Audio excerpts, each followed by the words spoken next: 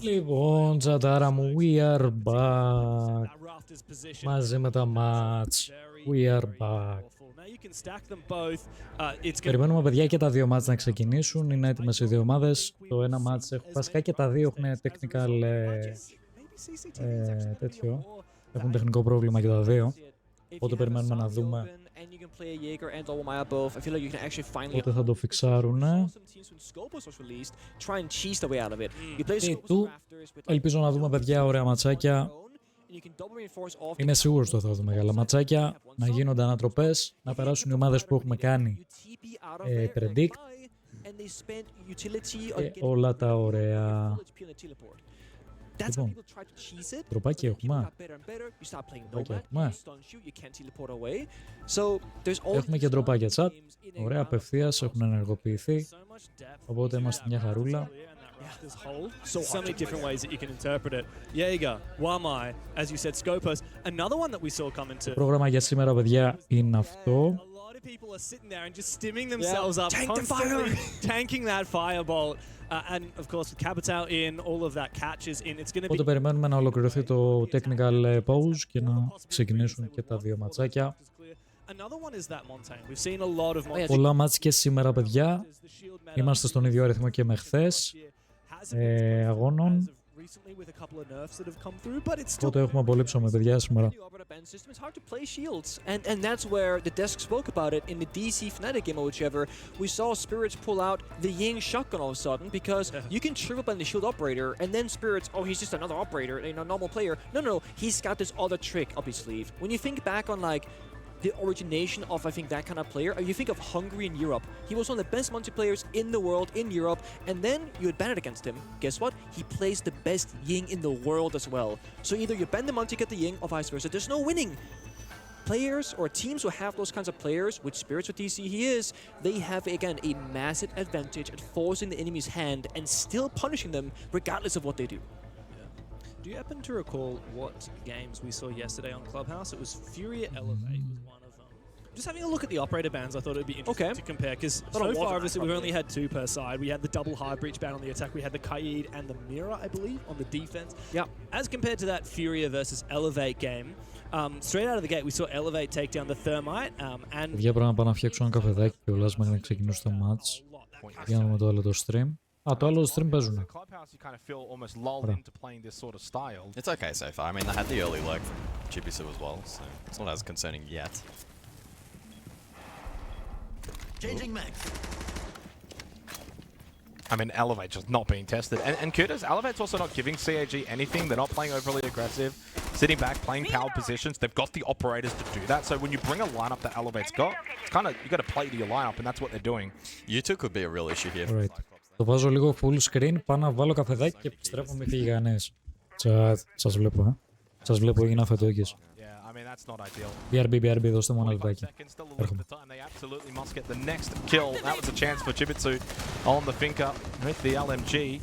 Let's pop the adrenal surge, yellow ping information. Finally got that breach opened up as well for a bit of crossfire, but I mean, this is not looking too great, not too hot until that moment just then, but then it's just ascended through con because it's a one-dimensional push. And even though this is a 1 versus 2, there's only 20 seconds left. Blackray does not have the diffuser. And now he's going into an area that has not been cleared until Psycho had no idea that Blackray went for the drop down towards Garage and suddenly a 1 versus 1. This would be an absolute steal if Blackray can clutch this round for CAG. Picks the diffuser up, sits into the corner, red ping information. Well, I mean, it feels like Naka doesn't even really know what to do right now. Very slow, and he's up. That's gun up for Blackray. Hits the headshot. That's an absolute steal for Cyclops. They needed that one in the second round. An early attack for them in a round they really shouldn't have got it. Yeah, highway robbery there from CAG. The rotation from Blackray there, though, to drop instead of pushing Breach, because if he pushes Breach, you've got one player Rafters and one player on the cash side. You're just going to be walking into this pinch. I mean, he knew there was the cross established. They had to try and break it. I thought he played that really, really well. That was actually just a moment of individual brilliance from Blackray to clutch that round for Cyclops.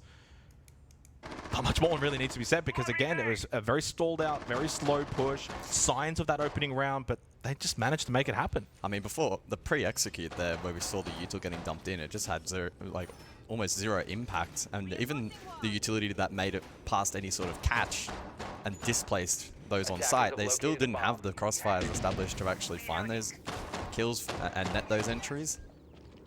A little bit fortunate though at the end that ultimately, again, great play from Black Grey and a good rotation, but arguably a pretty hard throw there from Elevate, who I'm sure will be frustrated because they did all the hard work up until that point. They pretty much won every mini game. The Rafters hold with a double catch hold up, and despite the breaches ultimately getting opened up, they didn't bleed picks from that either. So they'll put their head down now for the third round, and they rotate to the tertiary of Bedroom. The way I look at it, right, Elevate probably shouldn't be losing that round because not only is it a 1v2 and the one is outside and he doesn't have the diffuser. Yeah. So that's just a really, really big round from Black Ray. Now that's a good steal for CFG. So now, okay, you got one on the board. Everyone's a little bit hyped. You saw the before on the player cams. Okay, let's take that momentum now. Let's pick the pace up a little bit. And Sharif on the Deimos, I like that. He had a tough day yesterday. But you got to back yourself on day two. Really, you can't play worse than 111, right? He's already 1 and 2. That's already quite significantly better. His EPS has increased even though he's gone 1 and 2. But there has been good signs from Elevate. They're not doing anything too flashy. They're playing pretty much default defensive siege on Clubhouse. Yeah, I think they'll be disappointed they couldn't close that previous round out. Now it's all about their mental and how they're able to respond on Gym Bedroom.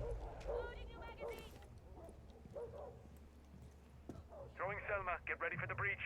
So the Deimos in play here for the third round. Targets. And yeah, exactly, 4 marks available. Saw this drone actually from the corner of the screen earlier. Good info in towards Jim here available as well for Cyclops. So information this time around. Όλο το game, παιδιά, ξεκίνησε ή ακόμα έχουμε πρόβλημα?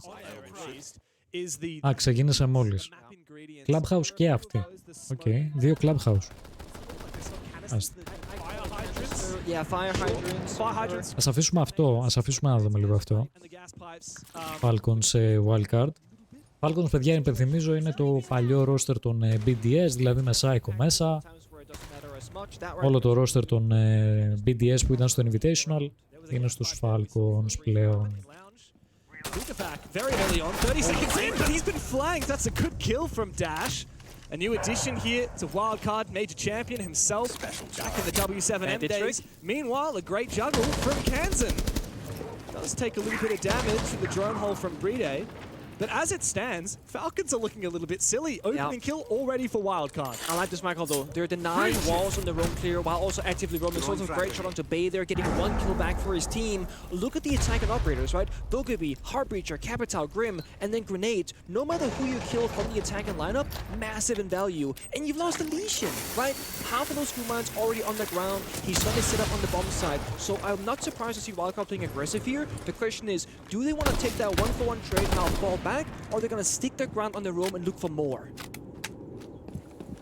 Users will have one of those Dogobi logic bombs very shortly as well. Good pre-fire there from Shaiko. He takes a bit of damage but does not confirm that kill onto that roamer. Logic bomb to detonate. Users looking to encircle these roamers. Spiker gets back to site safely, but the same cannot be said for Kansan as he is finished off by Bride. That said, wildcard may have done enough damage as the clock is dwindling here for Falcons. They got those great canisters. The roll now from wildcard, very spread across. One player Kansan solo on the CCTV side, Dash solo on the master bedroom side. Spiker downstairs, look at this! That's a 1v1 on your screen, but you had users on Dogobi behind him on the windows making pressure as well, and you had the Dogobi call comment earlier. So great adaptation of Falcons saying, okay, it's not going to be at the wall, you know, breaches, it's going to be about kills right now, get inside the building. Solotov found 2 in the round, Bride found the 3rd as well. So do debutants in Spiker and Baby Shark and have to try and hold the site against the might of Falcons. Bit of a toss to C4. Spiker feeling a little bit nervy. Still a lot of time here to waste. Falcons, they're not rushing this. They need to be careful. They need to formulate a plan. Leakafak from the grave calling out to his team. 25 seconds left to go. Shaiko to throw down another one of those smokes as Solotov looking for an entry. Bride has made this a 4 versus 1, and poor Spiker here on Arsenal looking for something. Does not see the players, and Solotov will close the round. Falcons may have been slow, but they will not be bloodied. A single player to die, and a great opening start. Πρώτο round για τους Falcons. Ωραίο round, καλό, δυνατό. Lose their first match, and what I just witnessed just speaks to the respect they have towards wildcard, because wildcard, they are a bit of an unknown team right now. It's their first time at this event. It's the first time that we've seen, or second day rather, it's the first time we've seen I guess the only alternative selection to me that has definitely been prevalent thus far would maybe be the 2-1 το άλλο το ματσάκι για τους Οσάκα. Έχουν πάρει προβάδισμα εναντίον στους Elevate. When we go up above, expect that map to return. Well, it's been a strange old start here for Clubhouse. 3 rounds in, somehow CSG 2-1 up. It feels like if you were to kind of have a lead tracker throughout the... Θέλω γενικά να φοκουσάρουμε παιδιά πιο πολύ στο άλλο το match, Falcons με Wildcard. Απλά τώρα επειδή είναι στο prep phase 15 second, βλέπουμε λίγο αυτό το ματσάκι. Θα κάνουμε αλλαγή σε λιγάκι. Do have the sends available. So One player basement. If they get the read here and they hit fast enough, it should work. Sebra, of course, could transfer himself back down into basement on the scope horse. There was this shoal down there. Maka can, of course, delay with the Vulcan canister. Capital employed. I think they're just, are they just rushing through the fire? How has Sharif just died? He surely didn't rush through that. Well, Simple would have been above, right? So Sharif is just soloing somewhere, maybe? Yeah, maybe like a solo entry, but you've got a dirt stack. And Elevator clued in now. Like, this push isn't not going to work. I mean, maybe this is a case of CSG just don't know how to take basement.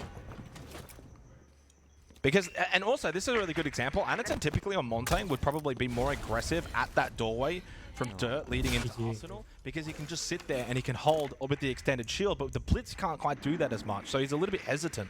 Yeah, Frostmat probably puts an end to this round for CSG. They got beaten up and wounded. Yeah, I like the castle pick here from Elevate. You combo that with the Goyo as we saw dirt, and that was a big piece of utility to really aid them in this round and slow down the push, and then the game sense the calling from the team to adjust accordingly. Iron with a nice pick over towards main to catch Chibisu. As Black Ray, as noted before, did hit that Frostmat. Πολύ βαρετό μάτς ρε μπρο αυτό. Πραγματικά πολύ βαρετό. Everybody from Cyclops. Άντα τελειώσει το round. Στους Falcons παιδιά είναι στο 1 λεπτό σχεδόν το game και δεν έχει πεθάνει κανείς. Είναι 5v5. Θα γίνει χαμό. Μόλις πέθανε ο Μόντι. No, that's okay. This is definitely unlosable now. As good as Black Ray has been. Πάμε στο άλλο, πάμε στο άλλο. Bay's found a second one as well. Hungry for more. He's peeking outside of that CCTV breach, and it leaves just Likafak and Shaiko left to pick up the pieces of what looked to be a solid round for Falcons and has now gone. Δείτε πώς είναι ρε φίλε το γκαράζ. Το reward. Πώς δεν τον πήρε εκεί. Κρύφτηκε, πρόλαβε και κρύφτηκε το πήρε. 3K for Bay on Riders. Okay. A very vicious reply from Wildcard. Okay. Looking 0-2 strong on that gym defense with a very effective roam, and the rafters hold at that. Oh no. Falcons are going to be kicking themselves. Breedegg cannot be affording to walk into frost maps on that Montaigne. Yeah, and I mean, I'm not going to say, the Siege X client, made it harder, but it is a bit darker now to see the things inside the game. Breedegg might not have checked it as thoroughly as he normally would, because if it's brighter in the old build, a little bit darker in the new build, you might just miss it. You gotta open your eyes, Breedegg. Gotta turn up the brightness, double check. The only way Monty dies there is through a frostbite. Yeah. That was a clutch pick from Jansen on that frost. Really solid. But they knew they had a frost, right? Because the Twitch drone was inside the bomb site, spotting the frost running away. So it's not even like they didn't know there was a frost. Maybe it was miscommunicated. Lack of composure from Falcons. Yeah. Even the fact that I believe it was Usus immediately died afterwards at the bottom of Garage, because he's like, oh crap, my Monty's just died, I need to push. Yeah. And then caught out by Spiker. It's really good to see, of course, Bay, Spiker, and Baby Shark. They're the 3 debutants on this wildcard roster. They have never played at an international event before. Dash and Kansan, of course, with a plethora of experience, especially Dash in recent history. Kansan, it's been a while since him on Sonics made an appearance at an international event. But this wildcard roster is full of young talent, and let's be honest, like, we were all pretty skeptical. We were like, oh, they're a partner team, so they get invited to Reload, but are they good enough? We talk about them in the similar vein of like Cloud9 and Fnatic. It's like, would this team qualify for events if it wasn't a direct invite? And look, if Wildcard can put up a solid show against Falcons, then they're certainly changing that conversation. Absolutely. Now again, hard breaching will be a very big focus point for this attack right now, because the operator bends. Now the Maverick being brought out, And I think the general vibe right now is like the attack is spending a lot of time and resources early in the round to get the first step done, right? Breach the wall, get your drone set up, that's step 1 done. Whereas in a normal game of Clubhouse or a different game of Clubhouse, you can just instantly pop open those walls with a Thatcher, breach, whatever, and it's done in 5 seconds. So this means Falcons, they will have a slow start to the round. It's about how quick can they now ramp up. For example, the first 60 seconds, we've done the same thing outside the building. What's going to happen in the following 60 seconds is very important because the lower that timer gets, the more troublesome it will become. We spoke of earlier, Capital infection with the Jaeger. You can now play Spiker on Catwalk Raptors, and if he does have any ADSs, he should be safe from Capital bullets. I don't actually believe that he does have I don't think he does either. Yeah. He is feeling that pressure. I mean, this is a CCTV cache defense, so he is instrumental. Meanwhile, Dash has found a kill, and I'm not entirely sure where that was. Seemingly a roam, perhaps peeking outside of that pool table window. I can only assume. Yeah, there's a gap. Yeah, and now as a result, Leakafak is going to move on in. He's the core player from down at the bottom of Rafters, uses to come and support. Is there adequate protection for this Rafters player? The Azami Keeper barriers being swapping mags. Ticked away by Leakafak's DMR, and we can see there is the ADS from Kansan. He pops up and he takes down Leakafak. Πολύ ωραίο κιλάκι εδώ. Το Jaeger. Retained control despite the flames, despite the fire. Eventually Solotov to claim that kill. And the second one, the over-aggression punished from Wildcard. But they keep their heads above the water. Kansan to find another one. But Brede will eventually fall as well. Wildcard hold firm onto the Rafters. It's a very simple defensive lineup and strat from Wildcard, but it is oh so effective, right? They're baiting the second player. He had the ADSs. They didn't draw out that corner. They couldn't. So both fires spent very early on. Then they realized, oh snap, there's Jaeger as well. Let's flashbang him. Gets caught by the ADS. He swings out, gets another kill. This right here, it's these small moments that have massive impact for Wildcard that will just literally make them win in an instant. If you don't take out Raptors on a CCTV attack where the focus is taking Garage, you're not going to win the round as an attacker. I believe that was a 3K from Kansan, Jaeger as well. Really doubling down with the Azami and the Jaeger on that position of Rafters. Proved to be a really good decision there from Wildcard. Now, of course, as we're 3 rounds deep, we have that third operator ban for each team. Falcons deciding to get rid of that bandit, and Wildcard deciding to get rid of that Twitch. 2 sides of the same coin. Yeah, they're thinking the same thing right now. We saw the Twitch, and I think it's a genius approach from Falcons to clear out ADSs, the bandit batteries, Goyo canisters, all bits of utility. Them targeted saying that we're doubling down on util again. Now they can play one mine very comfortably because how are you going to clear this out with guns, right? Same with the Jaeger, the Goyo, the mute jammers. It's very much a game of intel. But at the very least, Falcons don't have to worry about countering that bandit anymore. That's true. That was one of the things, one of the many jobs that Twitch had. Yeah, now I will say this though, for the roam queue at least, this is now where Thermite can finally shine. You cannot mute jam a Thermite charge on a repellable wall. So this CC wall, there's a jammer on it. Thermite can go on the repel on the top part and just pop the wall open up. So what this means now is that the roam should be quicker in the early stages of the round for Falcons, giving them more time and more resources to focus on the actual roam clear after the wall is opened up. And what's more, we've got Brede on his infamous Deimos. We've got Usus as well on the Dokkaebi. We're going to see exactly what you were saying. That new jammer completely ineffectual. Boop. Yeah, very well done from Falcons. This is not their first rodeo whatsoever.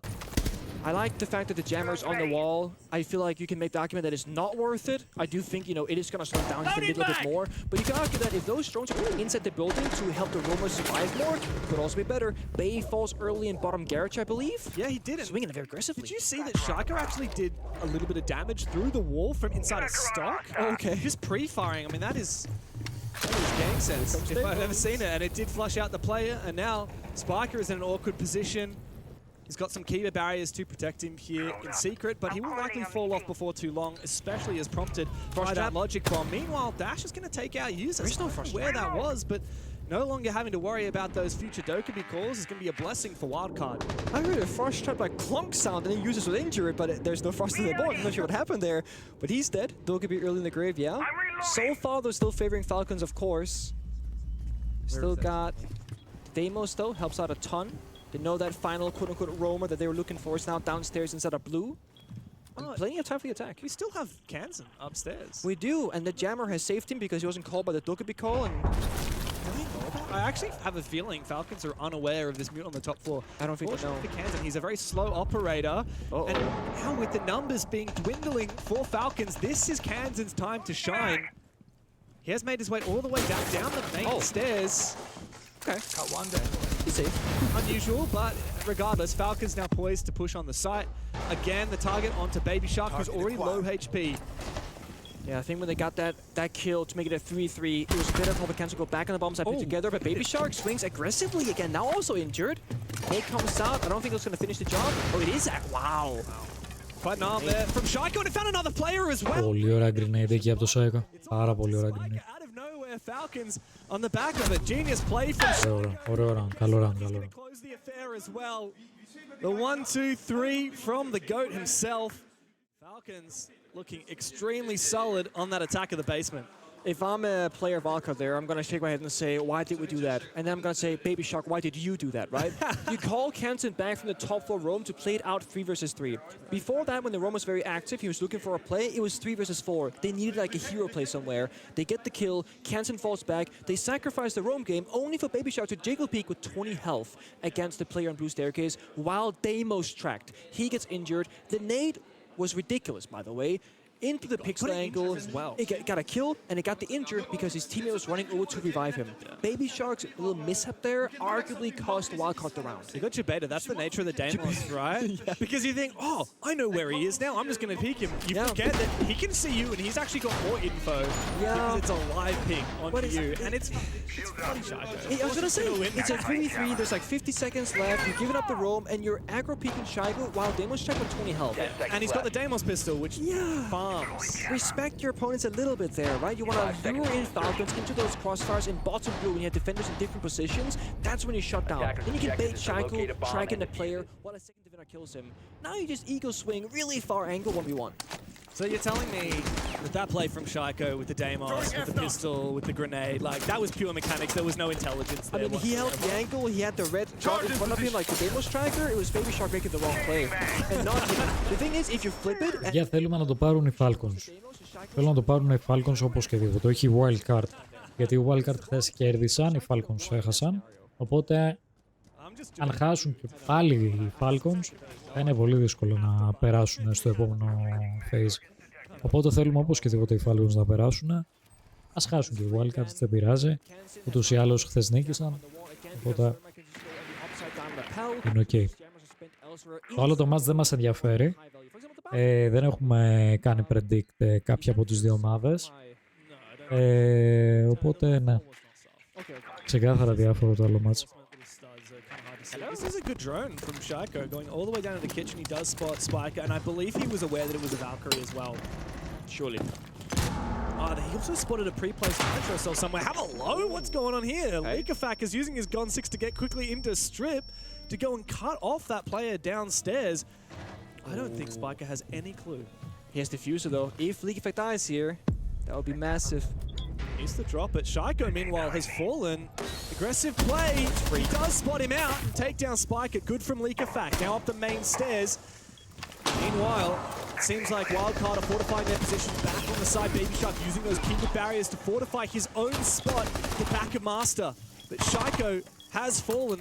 And Solotov on this Monty is trying to be that extra prong on the attack for Falcons, who have now looked to leverage their position at the top of main stairs. Solotov goes in with the Monty. He spots out Dash, but he falls in the crossfire. Wildcard are maintaining their control. Both teams bloodied. A 3v2 Dash on a sliver of HP eventually will fall to Leakafak. A triple kill for the Capital as he looks to plant this diffuser, and he uses, having to cover now with the Grim.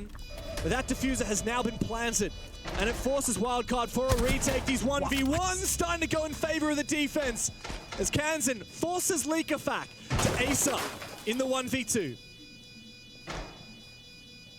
CV has what it takes, holds the first angle, sees the wiggle, goes passive instead, baits him in.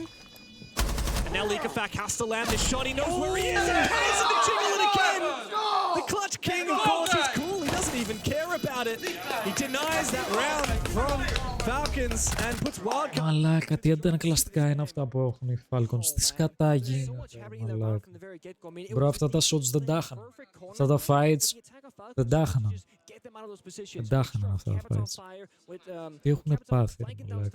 Using his fire upstairs, Mungie pushing to the bomb side, but Wildcard, they had a trade or an answer at every single turn of that round. Then they get the plant down. Leaguevac gets 3 kills in that round. It's a 2v2.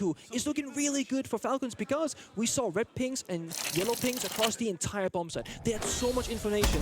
Then classic Kansen, he just wide swings off this, shots down their first attacker, and puts it back into a 2v1 favoring Wildcard. But this right here, Baby Shark and Dash playing together, shutting down the Munty, that is a turning point for Wildcard because that Munty would have been a huge problem if he would have stayed alive.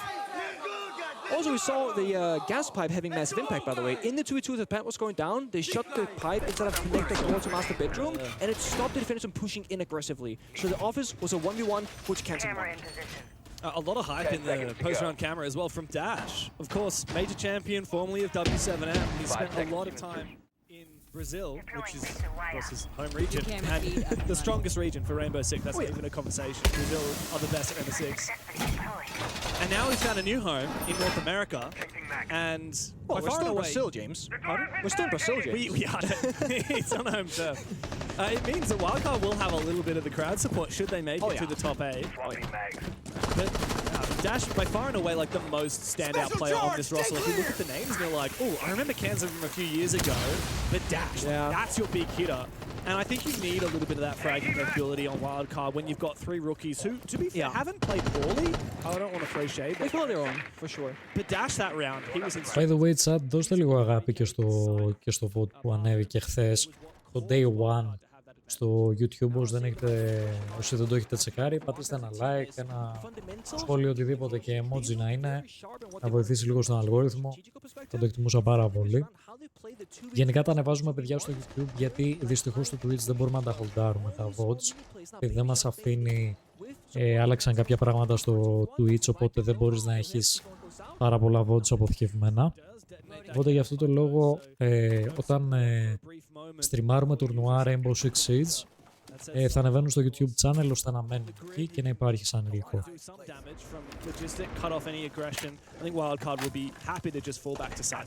Yeah, but are you? I mean, you've lost all the wall deny. Sure, you got the Jaeger, but that's for CCTV catwalk rafters. This is what I think the team should be doing. Go for master bedroom, connect the wall. This should be an absolute free breach. You got the Blackbeard for site information, for potential plant later on. You got 4 flashbangs, you got grenades. This is a perfect attack from Falcon strategically, but will it fall apart to a flanker? 2 guys on drones. No.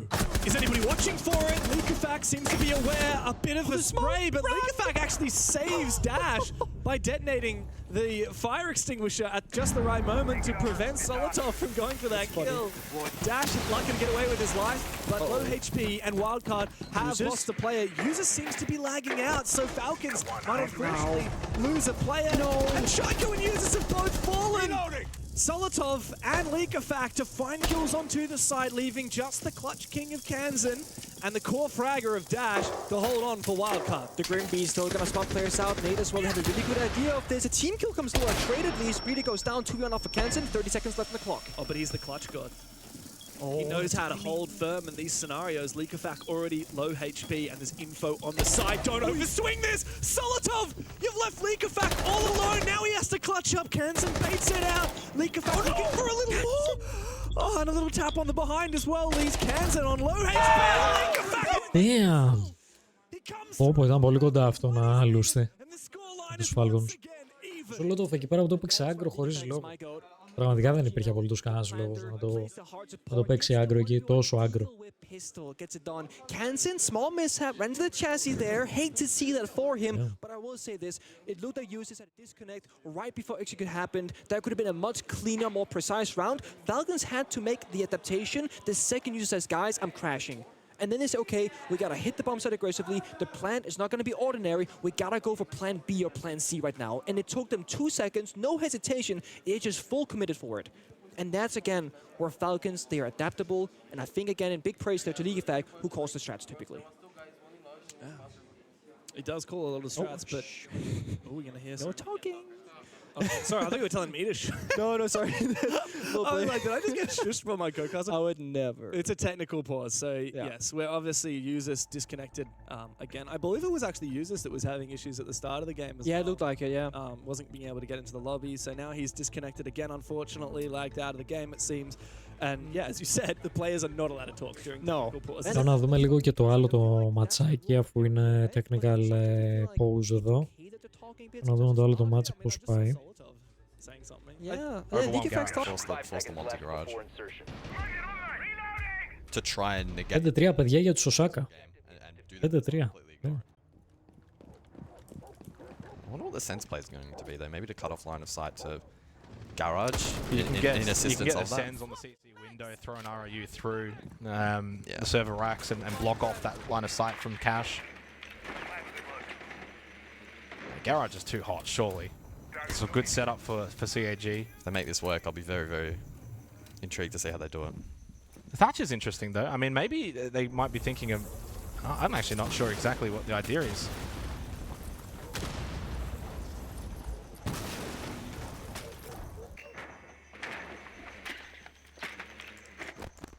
And the beauty of the new ban system though, we see some different adaptations.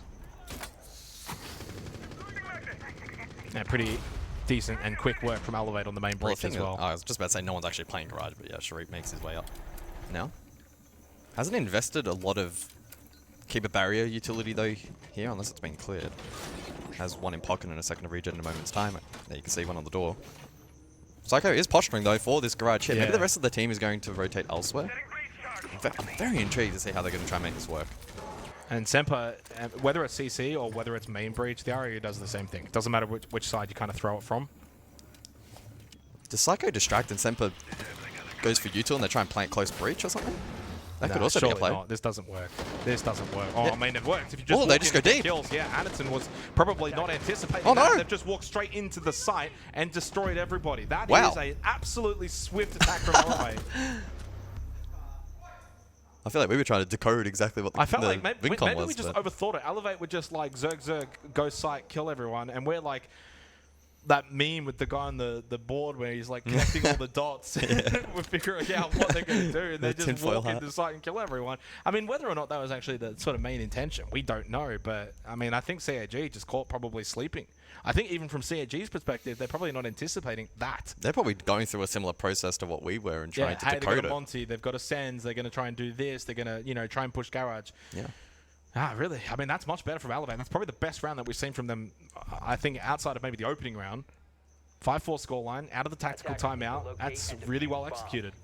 Unfortunately, though, we go back down to basement. And I say unfortunately for Elevate's perspective, because so far this site has not been won by an attacking team. And they need to attack it with Habana off the board. So trip hard breach, opening hatches now is going to be a real pain. I think it very much leans itself into being a dirt blue kind of hit. You got to bring secondary openers now, don't you? I would imagine so. Which, to be fair, considering there's no Kaid on the board, it actually should be relatively easy to just get the secondary hard breaches to open up some of those hatches. Yeah, it's really just a matter of the util management. And that's actually a really good kind of counter strat here from Elevate. Like, if they're going to ban our hard breaches, we're going to just ban their wall denial. Yeah. That being said, it does look like Cyclops will employ a roam. So they've got the 2 on the Capital, and they've got the ace. And that should be enough, considering there's no Kaid, there's probably not a whole heap of pressure. Depends on how extensive any potential roam does come from. Oh, they rotate below anyway. From CAG, and I was going to say, I don't think this is a roam-looking lineup. I wonder how much fire damage. Does that do the same amount as the Vulcan canister fire? Like in terms of tick damage? I don't know the exact value. It is a bit of a punch. And there's different damage values for when you stand in the initial flame and when the flames drop the floor. Yeah. And you can also change the duration of the flame itself depending on how many times you shoot it. So there's a couple of different factors at play. Like, if you absolutely had to run through it, you could. It's not the end of the world, but assuming you're on 100 HP or more.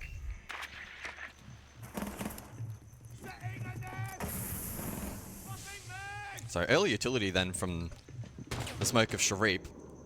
Elevate identifying that the roam is not in play and so taking ground very quickly through this first floor.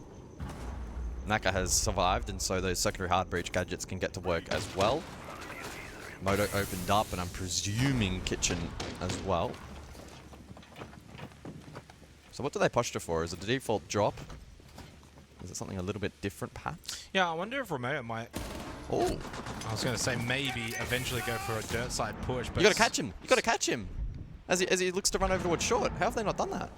I don't know if there's counter utility, but they have the line of sight to watch this. That's a big mistake from Elevate. Like whoever was supposed to watch that wasn't watching it. He's still there.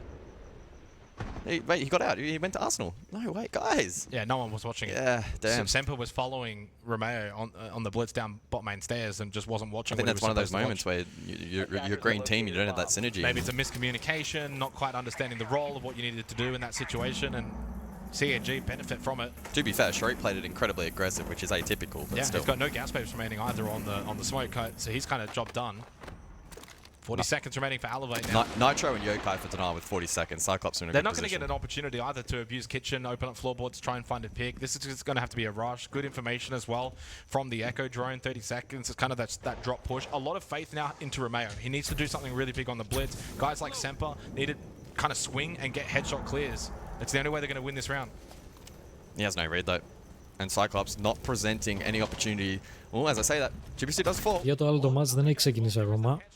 Ακόμα έχουν το τεχνικό πρόβλημα που είχαν την ώρα που αλλάξαμε match. Big kill onto Naka, and while this plant is going down, Semper the only one with a gun up, and he loses that battle to Anaton. And the Echo drone does spot exactly where that plant is. Red ping information, teams can just watch that drone, and it's as easy as you like in the post plant for CAG. Scrappy, yes. 6-4 για τους Osaka.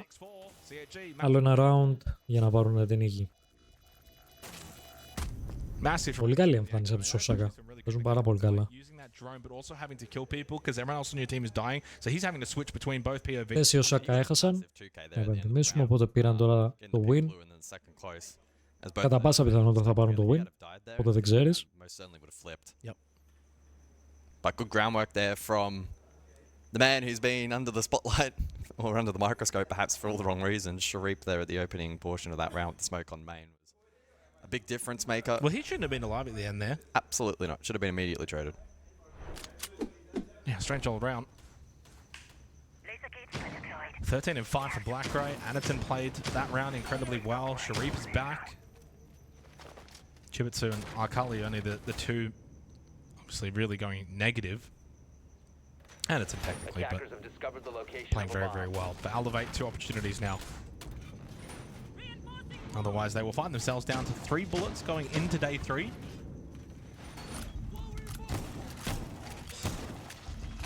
Do we take much out of this in terms of the APL story? Or? Yeah, I mean, that's the other consideration. We mentioned it in the very short pre-show that we had. It is a close BO1, so yeah, I'll answer the question myself. Not really. But yeah, not really.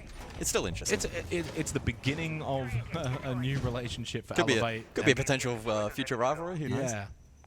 The real question is, would the old Elevate roster beaten CAG? I don't know if that's a can of worms we want to open, do we? I mean, this one's not over yet. And look, I will say, I think this has been pretty even for the most part. Like, you can have 7-4s that are pretty even. I think Elevate will, again, they'll just look back rounds 2 and 3 and think that's... Should be 6-6. Yeah. It should be an OT. That's the difference maker. Or it should be even... Yeah, it could be flipped. It should be 5-7. Yeah. 5-6. My math. Stop mathing. Just stop mathing, guys. Come on. It should be close. Let's just summarize it there. Gym bedroom. Elevate must win the next 2 rounds.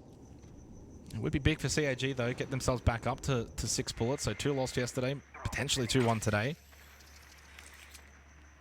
Again, the more bullets you have, you can then reload, which means then you can gain more. So the rich get richer. It does. It does go like that. Pace has slowed a little bit in this round. Again, you touched on it before with the Habana, ban affecting potentially that previous round. Well, it really is. Πίσω ελαστικό. Καλησπέρα, mate μου. Τι κάνουμε. Παιδιά, το άλλο μάτσα ακόμα δεν έχει ξεκινήσει. Only 4 drones as well, 90 seconds remaining. Καλησπέρα. Another pocket play. Again, it's like, it feels like when things aren't working, just pick the pace up and go fast. And sometimes that works for Elevate. In this case, though, Ion is honestly trying to do a little bit too much, way too much. Wow. That just seemed like a solo ranked player just going like, I need to try and do something. Πραγματικά αυτό που είπε ο Κάστερ ακριβώς. Ενέργησε λες και ήταν solo rank παίχτης. Ο παίχτης στον Elevate. Πραγματικά. It worked on that cache and CCTV site, if you recall. That was impressive. I don't think the calls are terrible. It's just Cyclops are so tuned in and able to deny him. Well, this is going to be it. Naka's going to fall in 1v4, and with that, CAG should take this 7-4, and it'll put them back to 6 bullets. For Elevate, they will go down to 3. CAG win the battle of the... Ζεις, πολύ καλό μάτς για τους Οσάκα. Πρώτο τους win στο τουρνουά. Πολύ καλή εμφάνιση. Είναι ακόμα μέσα στο game.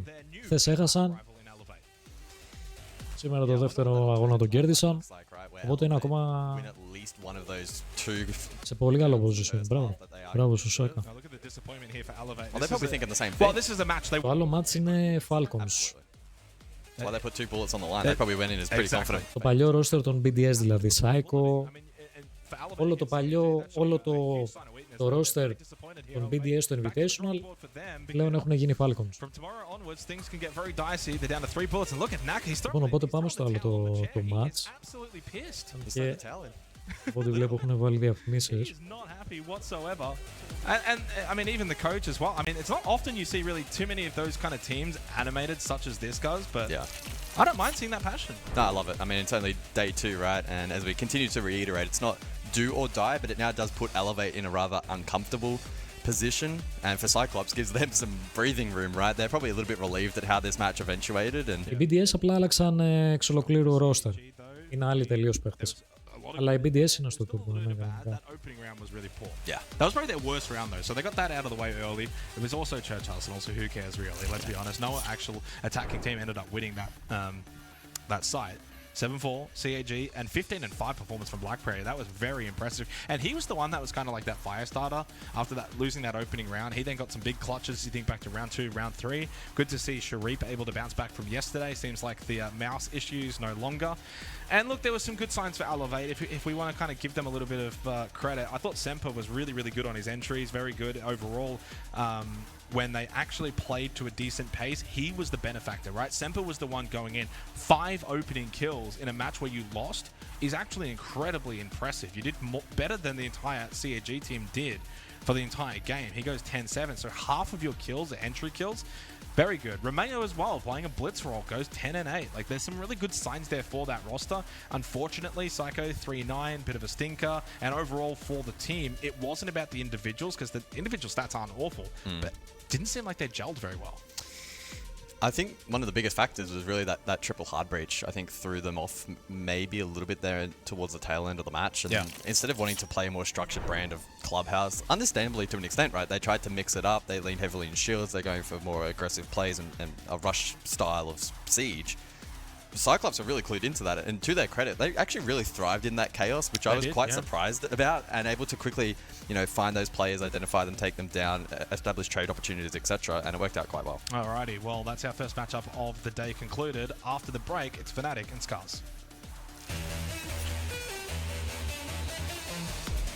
Οπότε και τα δύο streams τώρα έχουν break. Το ένα επειδή υπάρχει τεχνικό πρόβλημα εδώ και αρκετή ώρα στο match των παλιών BDS. Οπότε πάμε στο άλλο stream.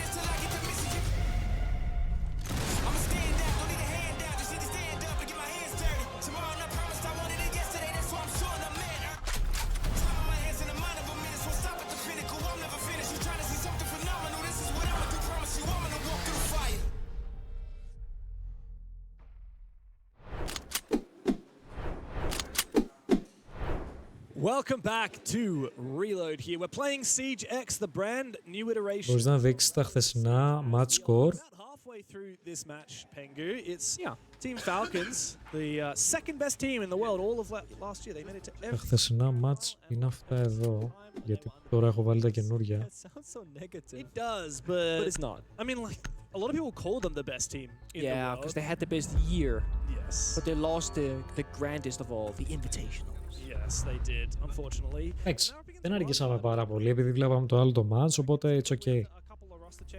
Είχαμε δράσει, δεν είναι το ότι...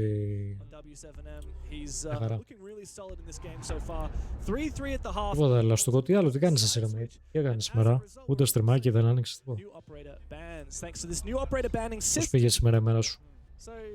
Falcons move on to their defense. They ban 2 attackers. They're going to get rid of the Maverick and the Ace. So that means we've had a hell of a lot of hard breach bans so far. It was it Maverick? It was Ace Hibana first? It was Ace Hibana in the first one. And then what was the third one they ended up in? The third one ended up being Twitch on the attacking side, and then Bandit on the defense. Yeah, and it's funny because seeing Wildcard now switching on the attack, they don't want to deal with any kind of electricity at all. They've taken out both the Creed and the Bandit. So yeah, it's so fascinating to see. Kind of interested in Falcons because the thing is, I feel like Maverick Thermite on Clubhouse probably has the highest value factor because again, Thermite will just like go through the meat jammers and use not uses for Eye. I don't know. I feel like if you have Ace or Hibana open, like Hatch is gonna suck, but you can't really get past the mute jammers whatsoever without playing EMPs or Thatcher. So, regardless, yeah, very wall-oriented map so far. And I feel like there's 2 ways Clubhouse will normally play. Either you play around Eye and harvesting operators, or it's gonna be about defender utility and then shields on the attacking side. That's like the 2 curves you can go into pretty much. We don't have the Jaeger here for the defensive side, but I guess that's mainly as a result of this being the basement box side. Of course, we're probably going to see the Jaeger more in those Hell in a Cell facets of the map, like on that top floor. Yeah. Speaking of, a bit of a roam clear happening on the top floor. Spiker breaching open this Jacuzzi wall. An extension from Falcons on this top floor. A nice little pop of that fire extinguisher, one of those map ingredients. It really does not last long, does it? No, it doesn't. No, just the fire, Glue Mine goes out, they know Dash inside, but not exactly where he is. A lot of teams though. Information as well for Leak, in fact, but he's feeling a bit of pressure. Baby Shark from outside on the balcony will finish him off. A very solid opening kill there for Wildcard as Falcons start to retreat their own game back to site. Yeah, and this is the thing, if one player falls early by, being in the wrong position or dying a little bit too ambitiously, you kind of screw over the rest of the team because you can't really stick around all much longer now. Uses? Did he crash again? He didn't even react. He's out of the game. Oh, he's actually okay. After we just spent about 15 minutes getting the poor lad back into the game, Usus is he's not having a good one. I will say, I think it's a better case scenario that he crashed there because otherwise, what was that? Τι έχουμε εδώ, 3 ακόμα. I like how you just like froze for a few seconds. It was like pengu.exe has stopped working. Καταδάφιζα ένα τείχο και τώρα ράζω και με πονάνε τα χέρια μου. Καλά λογικό είναι ρε, αν ζώσουν και βαριοπούλα τόσες ώρες, λογικό είναι. Πούσε ρε κογκάζ, καλησπέρα ρε. This really should be a wild card round. There's no two ways about it. Falcons, they have a lot riding on this game, having bet 2 bullets, or rather reloaded 2 bullets coming into this matchup. So wildcard, I mean, there's far less on this round and this game for them, but they're in the driver's seat. Mind you, we saw the very first round, Falcons 4v2 on the attack, and they took all the time they need to get that perfect bombs that execute when they're going for kills. Wildcard, yes, it should be their round, but if they go too fast or too isolated... Δεν έχει άλλα πακετάκια. Τι λες ρε bro. Καινούριο phase είναι. Phase 2 μπήκαν τα drops. Κανονικά έχουμε καινούρια drops. Έκανα reset. Αλλά 3 eSports pack δίνουμε. Ρε, μην κάνετε παραπληροφόρηση ρε. Τα sledgehammer πραγματικά. Main sledge είχε γίνει σήμερα. Πάμε ρε Psycho.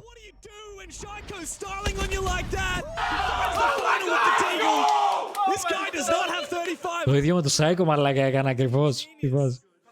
Damn. Έχει κανονικά. Ναι, εννοείται. Έκανα reset.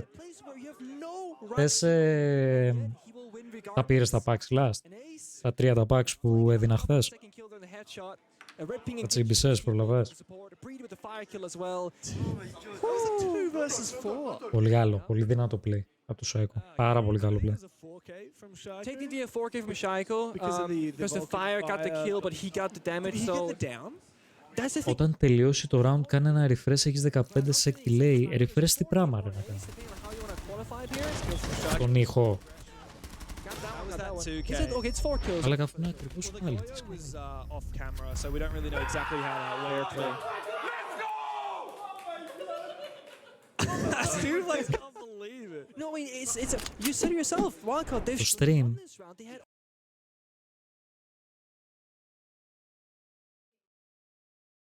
dies/disconnects. Το έκανα τώρα. No way that Shaiko should be winning that, but he did what he does best. And this is the thing where Bride comes into play as well. What gives Shaiko the space to walk around the main hallway and pick his gunfights as he pleases is two things. One, Shaiko killed the one attacker that walked down the main staircase. You only send one guy there usually. So when he dies, he has free reign on the bottom main long hallway to just do whatever he does. Then Bride, he's just staying alive inside third tunnel while getting grim spotted, red pinged, just kind of baiting the Πού πας μαζί τώρα, οκ. Είχε μπαφάρια. his direction. That's when Shaiko walks down the long hallway and gets the flick kill and the second follow-up. And then the cherry on top, one of the players watched the Valkyrie camera inside a kitchen, and they are red pinging, calling out the guy dropping kitchen hatch. So it's a mixture of allowing Shaiko to have space. Τώρα είναι οκ, είμαστε επιπυλά. Ναι, βλέπω τώρα όντως πάμε μαζί και εγώ αυτό κοιτάω τώρα επειδή το έχω δίπλα το άλλο το stream. Για να παίρνω και εγώ drops γιατί δεν παίρνω αλλιώς. Τώρα είμαστε ακριβώς. Ακριβώς. Little rat and be like untouchable. Well, he's not a rat. Okay, rat maybe sounds a bit too bad. Being a turtle. Okay, I like just like turtle slinking back into your shell and like dancing around that bomb site, just being Ρηχός έτσι. You're not necessarily getting any frags. You're not necessarily fighting. You're getting value. But you're getting huge value. And Θες πάνω συμφωνείς. Η Φιουρία παίζει να φάνε λίγο λιλάκι μετά. Τι εννοείς μετά ρε. If that was a 1v4, Shaiko unlikely to win it. Στα knockout εννοείς. Τι εννοείς. Το μετά είναι πολύ... Παίζουν με BDS. Giving a little bit too much grief to his camera. Here's the goat himself. Oh, let's see what he can do. So this skill right there opens things up. And dropping down the hatch. Κοίταξε να δεις. Όχι, πιστεύω θα δούμε καλό μάτς. Όντως παίζουν μετά, είναι το επόμενο μάτς. Πιστεύω θα δούμε καλό μάτς, να ξέρεις. Δεν νομίζω να... Θα δούμε καλό μάτς. Όντως θα είναι καλό μάτς. Επειδή τους είδα χθες τους BDS, έχουν καλό ρόστερ. And I've been living by this my entire career in Siege because simply the act of staying alive provides you with so much as a team in some rounds. I don't know about you. I mean, well, you're an actual good player. I'm not. Used to be. Okay, sure. Let's say that. When I play ranked, which I haven't played as much of recently, but I used to be a bit of a ranked degen. Okay. Playing hundreds and hundreds of games a season. And so what I find is like from doing our job, like watching the pros play all the time, you just gain so much like knowledge of how to play at the top level. Oh yeah. And then you get into ranked, and that's not how the game plays. No. And you try and apply it, and like so, for example, like if I'm like attacking, I'm like thinking about all the different places I could die from, all the different ways a round could go, and it actually makes me overthink too much to the point where you're like you're too shy or you're like checking too carefully. Or as a defender, right? Like instead of taking a chance and making a play, you're kind of sitting back and waiting. Or instead of we'll talk about this yesterday. I can't remember who we were chatting with, but sometimes the best thing is to do nothing because you have to wait for your opponent to make a mistake, and that becomes much more applicable in ranked compared to in pro play. Like in pro play, we see the best players take a lot of risks because they know. If wildcards sit back and relax against Falcons, Falcons are going to convert any advantage. Yeah, right? Because they're such a good team. Giving them the advantage basically. And when you play in your ranked games, like a lot of the time that's not going to happen. Like especially like if you're not in like a full champion stack, let's say you're just chilling in gold with some mates. Τώρα μας έχει πεθάνει αυτό το match στα technical pause, ρε φίλε, έλεος. Πόσα τέτοια έχουμε κάνει. Sometimes sitting back and relaxing, doing nothing, as you said, making that decision to do nothing can actually be the better option because if you just wait, you're going to wait for one of your opponents to feed you a 1v1 or to make some kind of mistake. Yeah, what's that saying? Don't interrupt your opponent when he's about to make a mistake. Yeah, something like that. Exactly. Yeah, it's like we can just sit back and wait, and when the opportunity arises, we will then lash out and make a play. Whereas if you're in a 3v5 and one of your players is like, oh, I'm desperate for a kill, I'm going to swing, and then you die, now it's a 5v2 or 2v5. The odds of them winning is now even lower than before. Kind of saw that in the start of this game when Shaiko was playing in blue with the Deimos and he was peeking against Baby Shark in church. Well, Baby Shark peeked him, but Well, yeah. Well, he was just holding the angle. Yeah. Exactly. Like, Shaiko didn't need to make a big play because Baby Shark was... made it for him. Yeah, almost. Essentially. Like, he exposed himself. He made that mistake. Yeah. He allowed Falcons to just sit back and relax and convert an advantage. And that's the beauty of mind games, right? Because obviously with a Deimos tracker, like, you know where each other you're playing from, but in any scenario, you're holding an angle thinking, if this guy swings the door, I'm gonna get the kill because I'm ready for it. However, if you stand holding a dead angle and nobody swings, you're being wasted on the map because you could be doing other things that might be more productive or higher value. Exactly. So tons of mind games back and forth. You gotta make the right call and in a fraction of a second. Yeah. I mean, you saw Shaiko in that clutch. He hadn't like no hesitation. Yeah. It was 1, 2, 3 ABCs, bang. Yeah. Speaking of mind games, I mean, there's so many different ways to be smart in Siege. Yes. And one of the most genius plays that I have ever seen in Siege happened at Boston. I'm trying to remember which player it was. What's the play? It was the guy, it was on Church. It is the guy, yeah. It was on Church and he was playing Blitz. Yeah, he and held the angle. Instead Was of it Handy? planting... Who? Handy? Yeah, I think it might have been Handy. It was definitely a Brazilian player. It was the face. Was it Face Furia or? I think it was earlier in the tournament than that. Okay, might have been. I have a feeling it was against an NA or an EU team. Okay, fair. But yeah, it was a Brazilian player who made the play, I believe. Exactly. And it was a 1 versus 1. It was Blitz versus the defender and there was no time. Πούλα τηλεοπτικό τώρα αυτό ρε φίλε, έλα τι κάνατε τώρα. It was in blue by the road. Έλεος. And like he could have... Και πριν παιδιά 10 λεπτά ρε φίλε, έκαναν technical pause 10 με 15 λεπτά, είναι δυνατόν. Yeah. And instead of planting... Έλα ρε μάγκες, έλεος. 5 seconds holding the angle against Moto, and with like 1 second left on the clock, the player, I think it was it against the now Falcons? It was BDS FaZe roster? versus BDS. Yeah, It was exactly. Usus maybe. I think Usus or Bride made them move, Yeah. but like you can't even blame them because that was just such a smart. It's the mind game thing because the defender's thinking it's almost 0 seconds left. He has to be planting, and I want to get there as fast as possible. Because in a post plan against the Blitz, you're not going to. Yeah, you're not gonna win it. So they sprint towards, with 1 second left, and the Blitz like, I can't plant. There's no chance I can win this round. I have to just gamble. He runs into my crosshair, and that's again the mind games of the game. It's beautiful to watch when it happens. Yeah, it was. I'm trying to look for the round on my phone right now. It was indeed FaZe BDS. Yeah. I'm just trying to figure out the exact players. We can go and have a look at that off stream. At the moment, we're going to go and have a look at the IGL Και πώς θα καταφέρουν να έχουν πάντα θέματα, είναι τα μόνα e-sports που συνέχεια έχουν κάτι. Εντάξει, όχι ρε φίλε, όλα τα τουρνουά έχουν προβλήματα γιατί είναι LAN, είναι live. Δεν είναι... Εντάξει, τώρα μην είμαστε και απόλυτοι.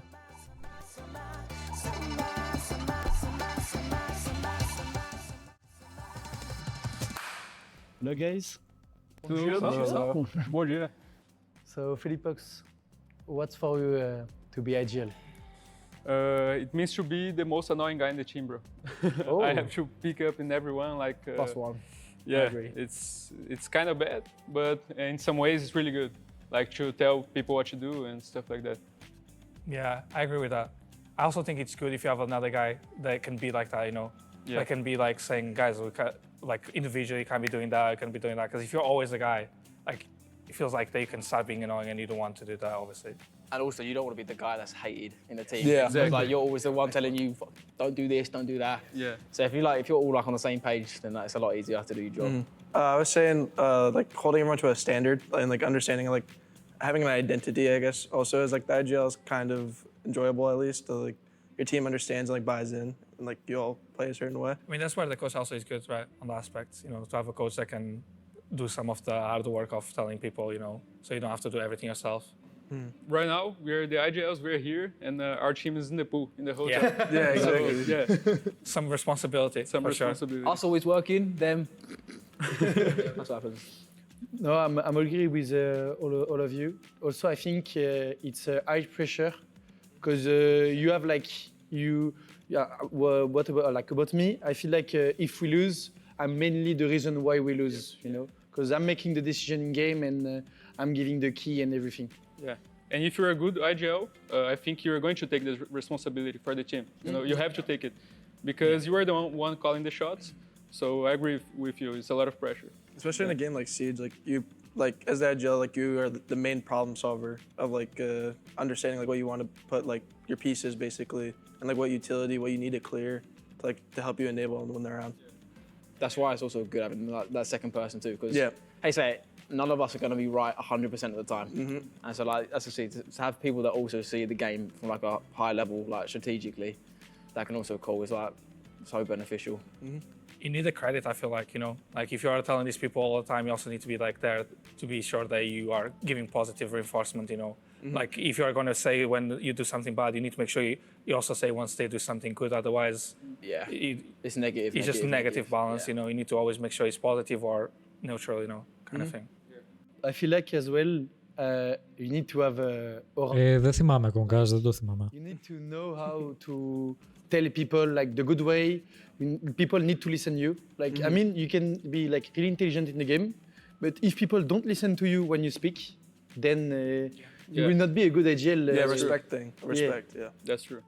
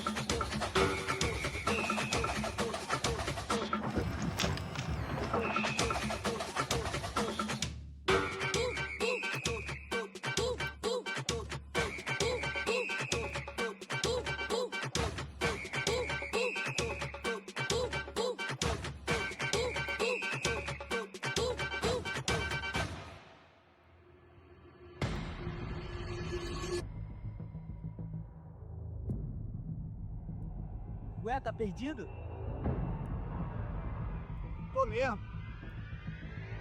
Λες να παίζουν έτσι όντως. They cement themselves as one of the greatest of all time.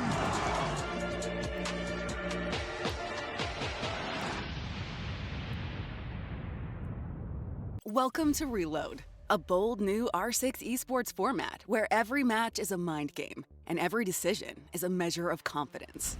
20 teams, one mission. Reload, survive, and conquer the finals. Teams choose who to challenge. Teams choose how many bullets to play for. And every choice has consequences. Phase 1 is called Reload to Survive.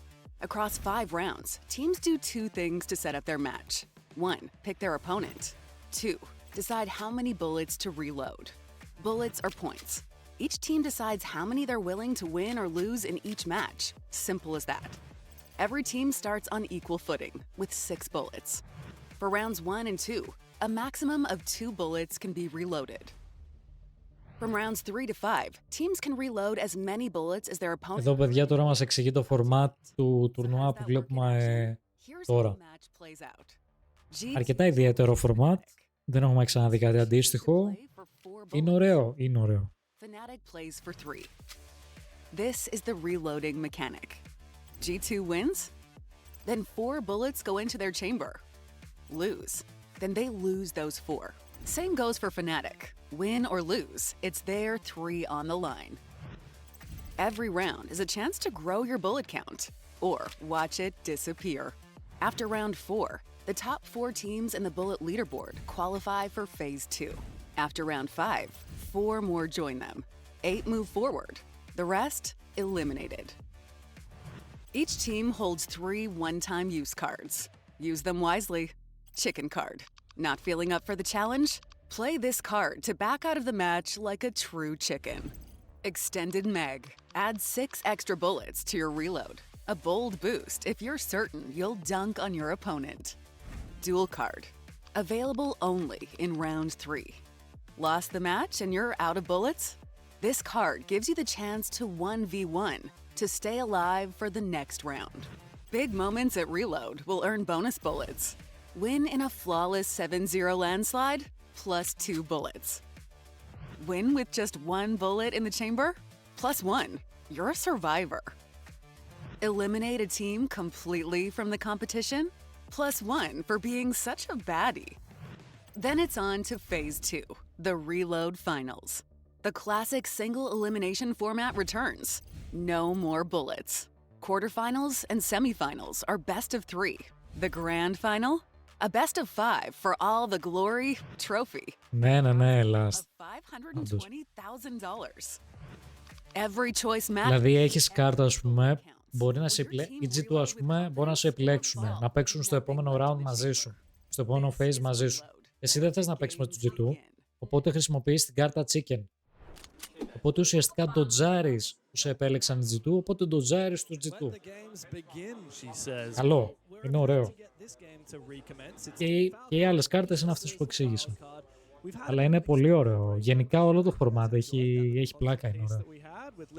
Είναι ιδιαίτερο, αλλά αν το καταλάβεις, είναι αρκετά ωραίο και ιδιαίτερο. It's been a real tough game so far. I mean, 7 rounds deep, and it's still not clear which team is gonna inch out ahead. No, I mean, Falcons have for the first time in this match so far taken the lead, getting into a 4-3 scoreline, but it came up a 2v4 clutch, which is like, did they deserve it? Technically no, but they absolutely did because that's how clutch works, right? You shouldn't have won the round, but because you did, you have now earned it. And if anything, Wildcard just again gotta tighten up in that 5 versus 2 or 4 versus 2, 5 versus 3 situation, and not go too quick, not fall apart as isolated members, or work together as a cohesive team. Yeah. The comparison was that Wildcard had like 4 people hit 4 different areas, and then 1 guy doubled up, right? So you have solo guy, solo guy, solo guy, 2 guys together. When Falcons attacked in that 4 versus 2 in round number 1, they had 3 guys swing the same defender and get that kill confirmed. So it's one team playing very much together in one point of the map, and then the other team playing... Έχουμε δει Clubhouse, έχουμε δει Saleh, δεν έχουμε δει Border, δεν έχουμε δει Bank. Τα δύο αυτά maps που έχουν γίνει rework. Οπότε αυτά που θα γίνουν, που θα φτιαχτούν είναι Bank, Border που δεν έχουμε δει. Clubhouse και Saleh έχουμε δει πάρα πολύ. Πάρα πολύ.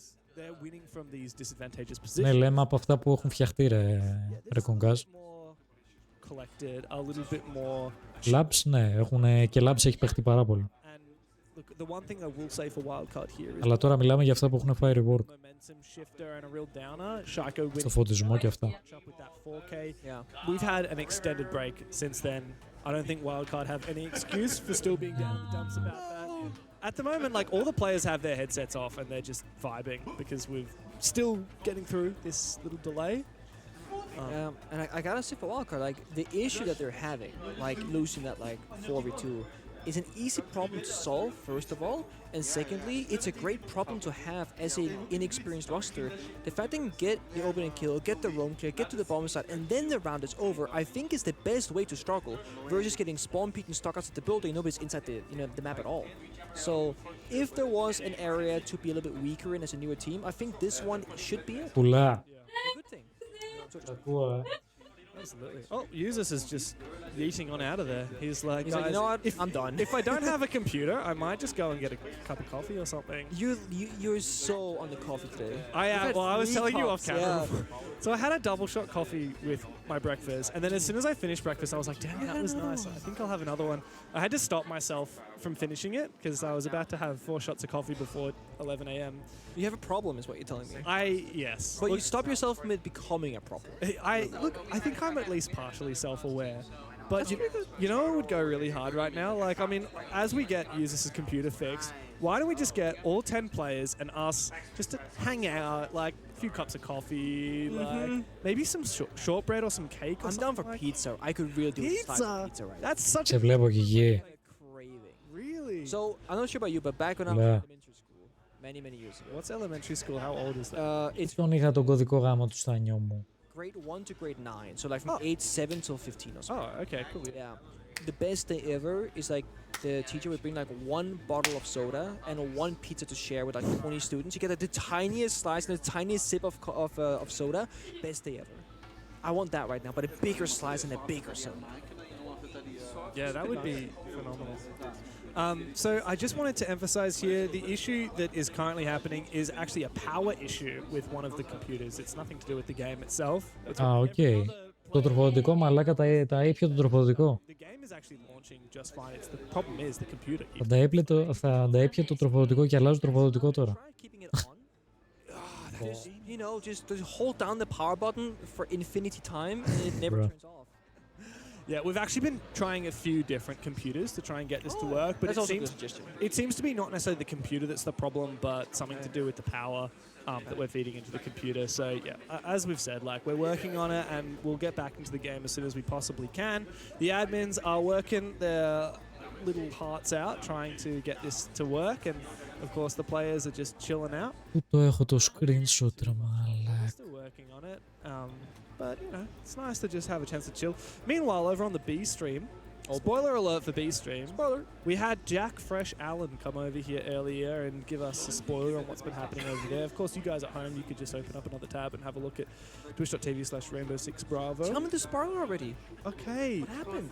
CAG beat Elevate. So kind of APAC versus APAC in that Elevate plays in the APAC region, but they're all Brazilian. Yeah. So it feels better, right? As a totally unbiased person who happens to come from APAC, pure coincidence, I'm all like, yeah, let's go, CAG. Like, look, I love Brazil. I'm here in Brazil, but like, if you're going to compete in APAC with no players from APAC, I'm going to root against you. I think that's fair. That's totally fair. Your energy. Like, imagine you know, we've had a lot of imports into North America from Europe. Το άλλο σε 6 λεπτά break κάνει το άλλο. Οπότε πάμε να βάλουμε και εμείς κανένα βιντεάκι έτσι λίγο να παίξει κάτι, ξέρω εγώ. Και επιστρέφουμε και εμείς σε λίγο. Μόλις δω το ότι ξεκινάνε παιδιά θα γυρίσουμε πάλι στο match. Πάμε να δούμε κανένα βιντεάκι εμείς. There are many ways to describe the emotion behind the game. It's strategic, nail-biting, electric.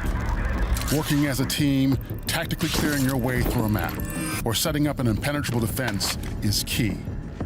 As a player, you experience those hair-raising moments every game. But the esport, well, that takes it to a new level. You must remain within the designated mission area. Let us take you on a journey. Even if you've just started your Siege esports adventure, you can get behind your local team, right? Across the world, there are hundreds duking it out for a slice of glory in the regional leagues from North America to Asia. A season is broken down into stages where teams fight every year for regional supremacy. Seemingly around the clock, there's action going on, and you can follow their climb all the way to the top. You can enjoy a game from Brazil here, South Korea there. This is where the true legends are born, at the bottom of the mountain. And you can say, I was there. This is where the cream of the crop ply their trade. The next level are the majors. Only a select few teams have the honor of testing their mettle here. If they can prove they are the best in the regional league, they make it to one of the majors across the year. Op 4 eliminated. Touring the world, one major after another, these events bring Siege esports directly to fans. And let me tell you, the energy is so electric, you'll feel it. The majors bring everyone together. In person or at home watching along, you ride the exhilarating highs and lows and storylines collide. It's a test of nerve, both for those playing on stage and the fans. The team who manages to reach the summit, though, they are truly on top of the world. They are the best, for now. Because nothing crowns a true world champion like the 6th Invitational. Oh, the 6th Invitational.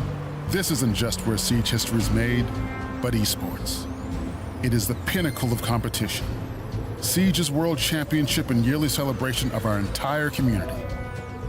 Heroes and villains are made here, logic defied and spectacle created.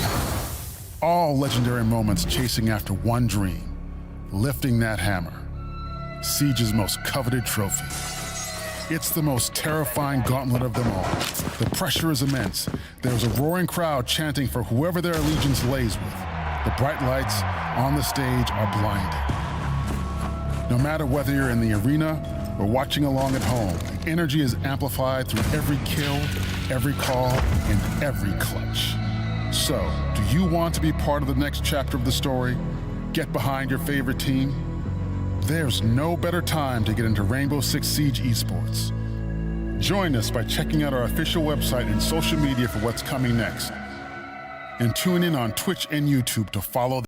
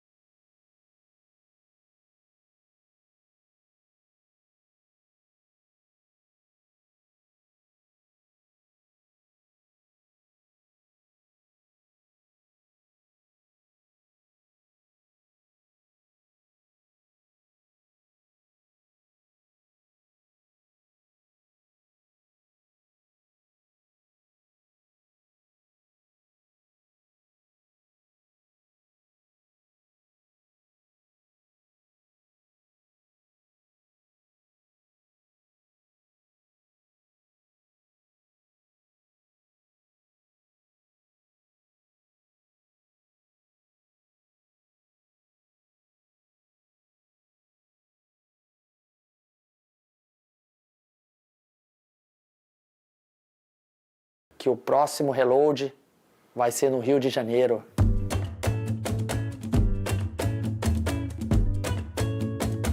A tartaruga leu o jornal.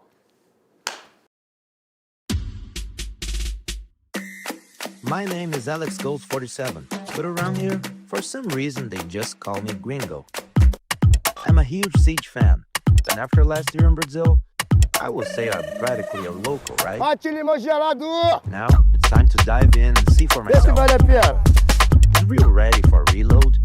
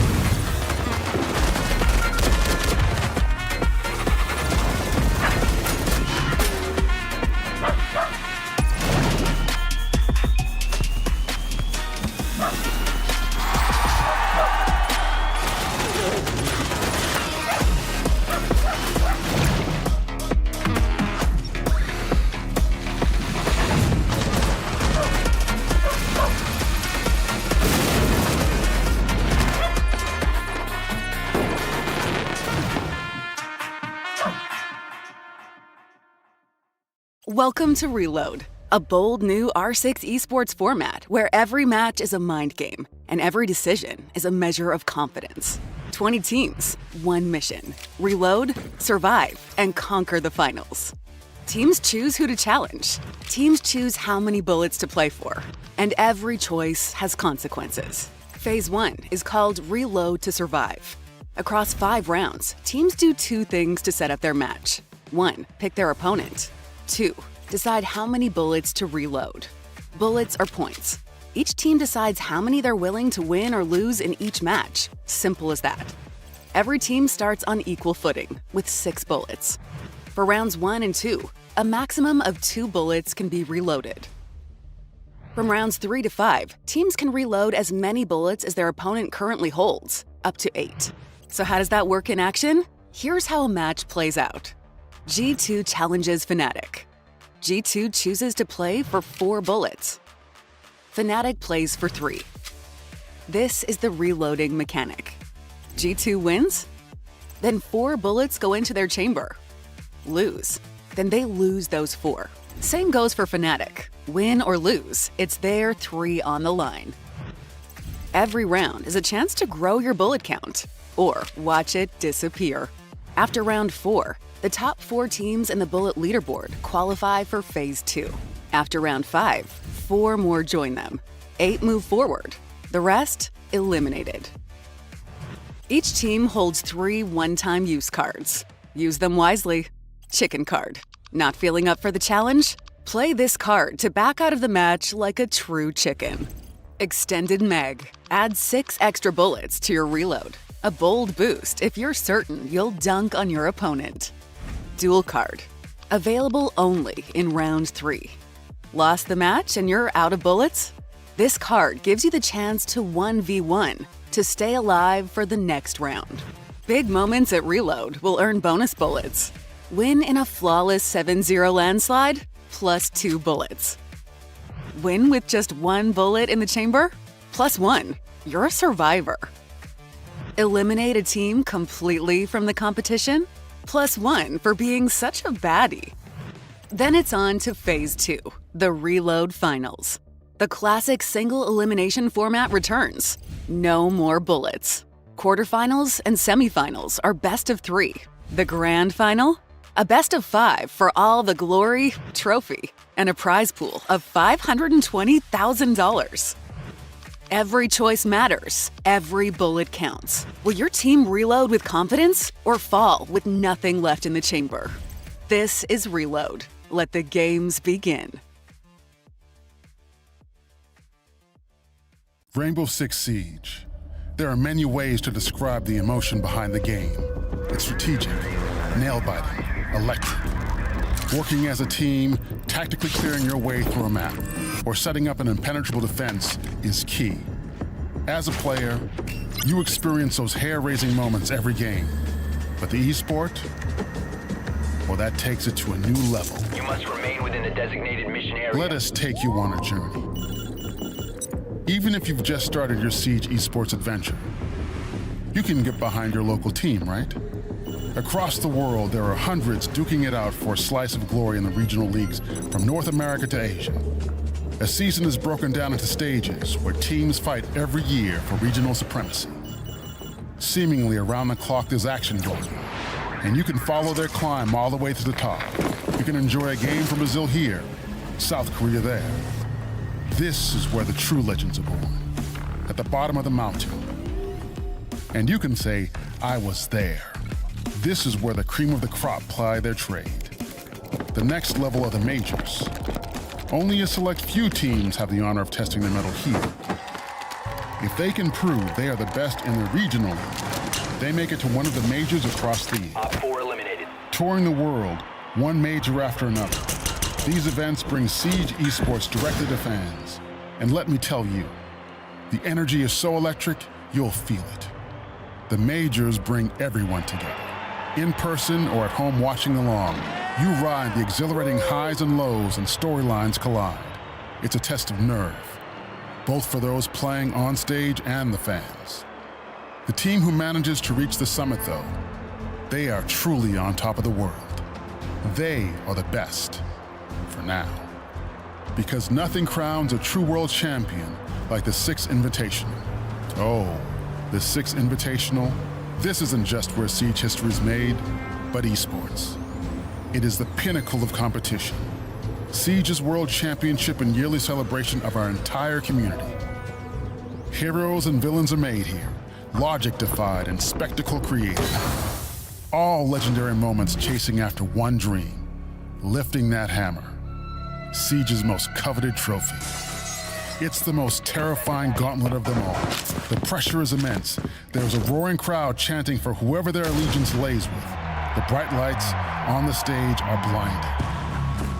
No matter whether you're in the arena or watching along at home, the energy is amplified through every kill, every call, and every clutch.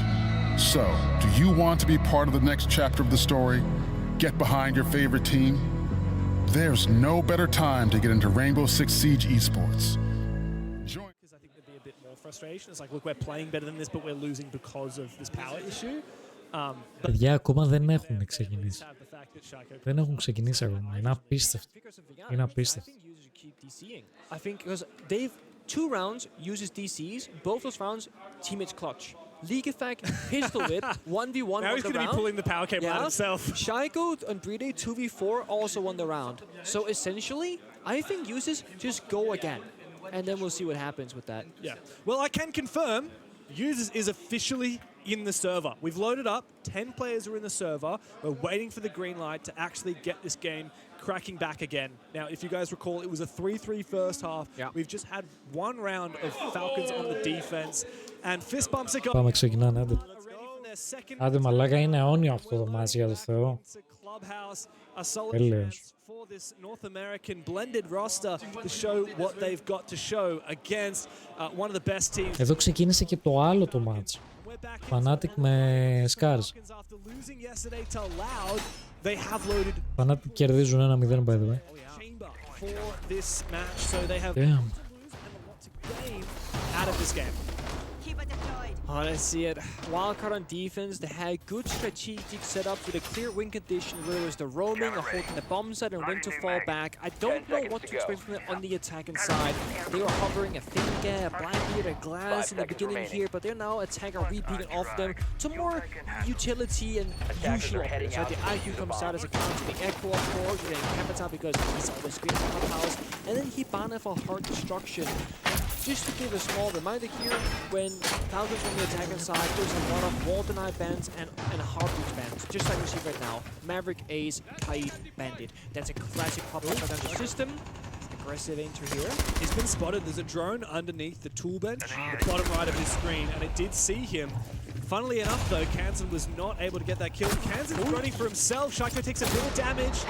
He's the lone player here on Rafters. He's trying to escape. Leakafak is looking to peek aggressively. Shaiko wins his fight. Ωραίος, ωραίο το pixel εκεί. Taken out of the game so early on in the round. Sometimes you might find yourself in a bad position, but with good enough aim mechanical skill, you can frag your way out of that one. I mean, that was a terrible position, but he made it work because he's Shaiko.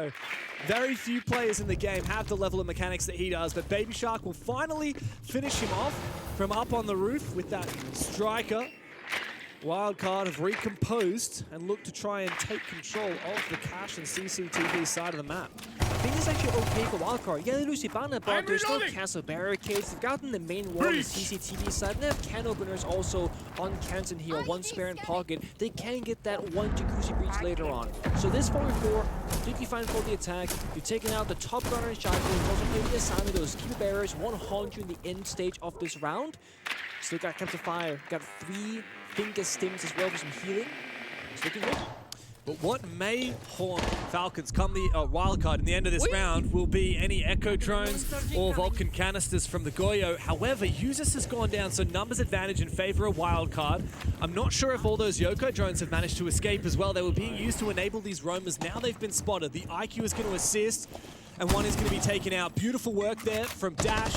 Falcons, their defense is being stripped away here by wildcard. Yeah, one Echo drone left right now inside the office, just looking for information right now, but it's 60 seconds to go. There's enough time for Wildcard to wait out the Goyo fire and then hit the bomb site itself with man advantage. 3, 2, 1, work together. Oh, but they beautiful usage of the gas pipe. Leak effect detonates and it takes Bay's life. Falcons have now evened up the numbers again. Wildcards still have a little bit of time to work with. Bride has to make sure not to overpeak as the fire comes in through. So does Dash deep into the side with that finger. He's looking for a plant and he has not yet been disrupted. Baby Shark able to cover here from the gym window. Dash, he doesn't manage to plant. Solotov in the nick of time. He denies the diffuser. And with that, Kansan is the last one to go. He falls to Vulcan fire. And Falcons hold firm here on Jim. Oh boy, so 2 steps there from Wildcard. One, they didn't shoot the gas pipe inside a connected door to master bedroom, and it looked like they kind of forgot about it existing. Yes, it's a new build, it's Siege X, etc., but you gotta know where those very basic ones they lie at. And with that also, Solotov snuck into the bomb site, no plant cover, and shut down the plant attempt. Yeah, I don't know how he managed to sneak on through there. So there are 2 players outside, one on gym window fighting 2 players from Falcons, and he got 1 injured, and then was fighting the second guy. While that was happening, the 3rd attacker from Wildcard was on master bedroom window, but made the rotation to connect the window instead as the final guy alive. So Kansan was like, this is fine, I fired it off, they can't push it I guess, I'm gonna rotate to a better post-plant position. Bad timing. Plant doesn't go down. It was a good play from Wildcard, though. I was a bit surprised that Dash managed to go in there. One thing I would like to see, though, is maybe a little bit earlier in the round, you have to shoot that gas pipe in. Yeah. I think maybe he feared that the fire would like stall him out. It only lasts for about 4 seconds. Exactly, so you have time. It does a lot of AoE damage. The explosion next to it, yeah, die instantly. Exactly. So he really can't afford to let that happen again. That's, I think, the first time I've ever seen one of those map ingredients actually be round determining. So credit to, I believe it was Leakofact for detonating that. Yeah. And again, Wildcard in those like last final moments of the round, you have time to wait, don't gotta push that go button. That's why Falcons, as a more experienced team, they were heavily playing a slow attack with 15 seconds left. Wildcard are kind of rushing with 30 seconds left. You don't need to go that fast, son. You can slow things down. You got time to work with. Skyrus going out, using an awkward mirror window there. Shaco again, middle of the bomb side, swinging very aggressively. Takes a bit of damage from Baby Shark playing Buck DMR on the exterior of the map. And with that, Skyrus, oh, there it is.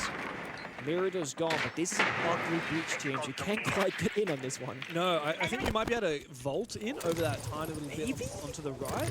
Oh, no. There's a gap in the middle. Oh, that's a yikes. Spike is having a bit of a rough slog so far. I mean, the poor guy is on the breadstick at the moment. 1 kill to 7 deaths. And he's just died again.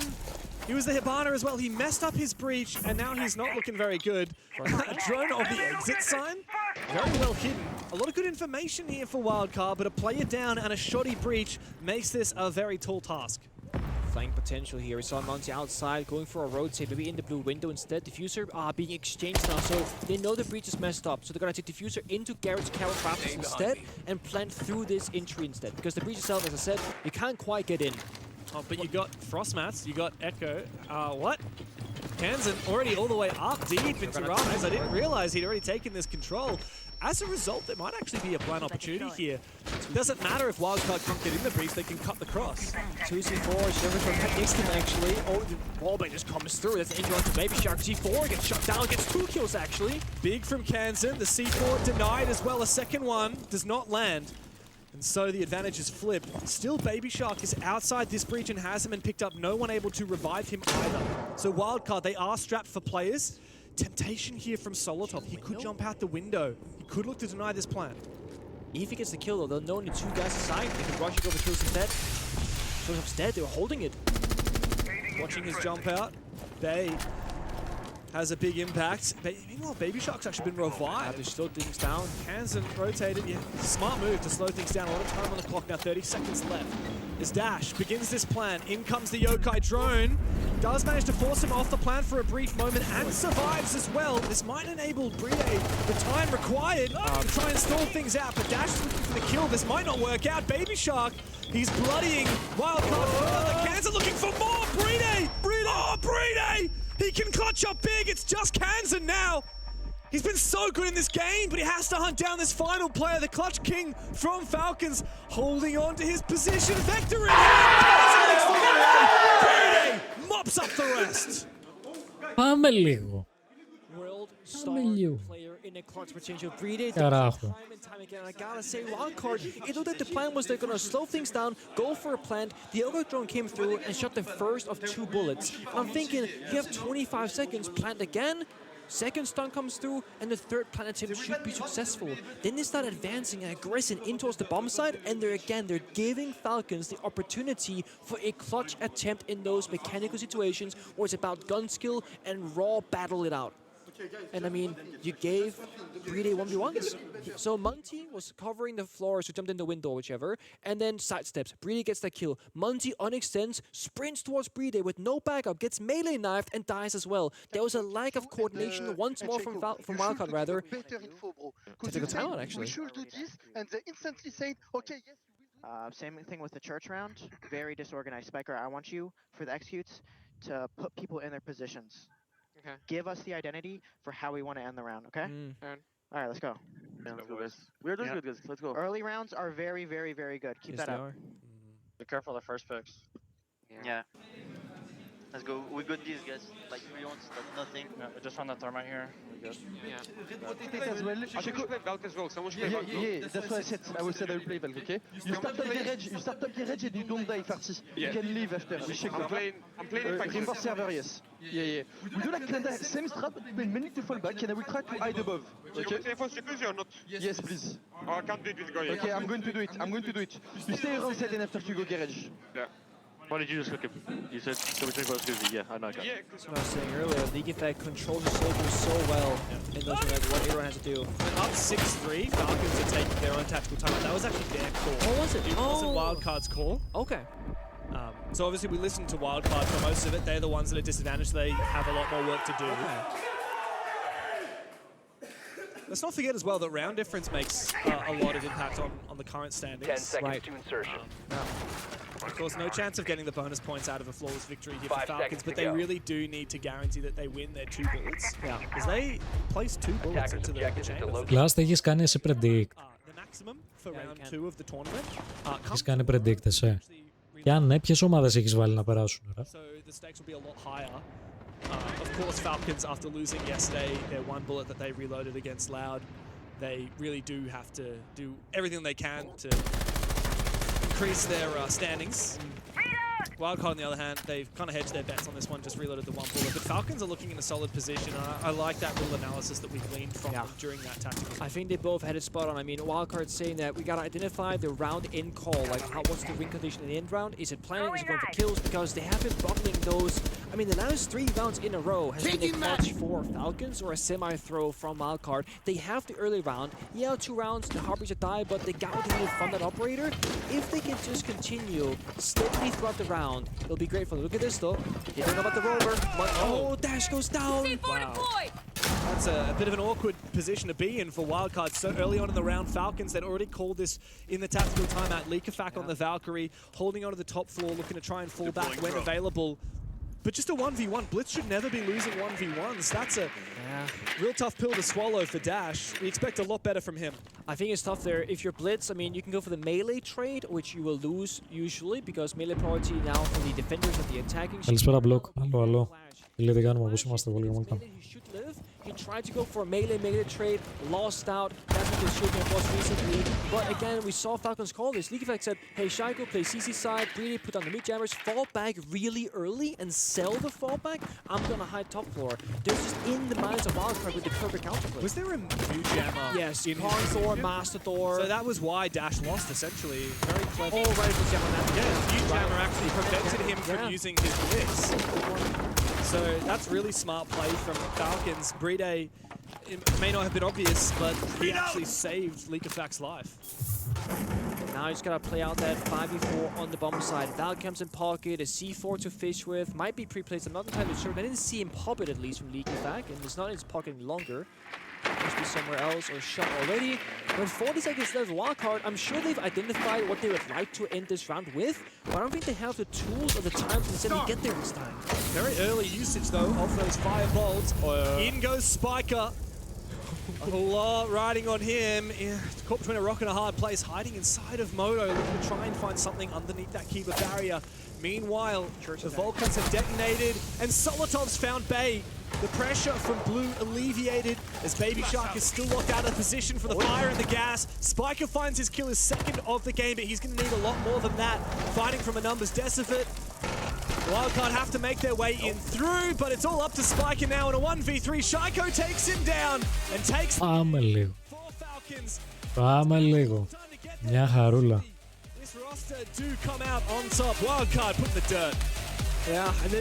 Στο άλλο μάτς, παιδιά, οι Fnatic κερδίζουν 4-0. Πολύ easy. Πάμε στο άλλο το ματσάκι, αφού τελείωσε αυτό. Μετά από πάρα πολύ καθυστέρηση. Είχαμε 3 τεχνικά προβλήματα στο map αυτό που βλέπαμε εδώ. 3 τεχνικά προβλήματα, οπότε γενικά είχαμε huge καθυστέρηση. Είχαμε τρομερό delay μέχρι να τελειώσει αυτό το map. Παρ' όλα αυτά τελείωσε, κέρδισε η ομάδα του Psycho.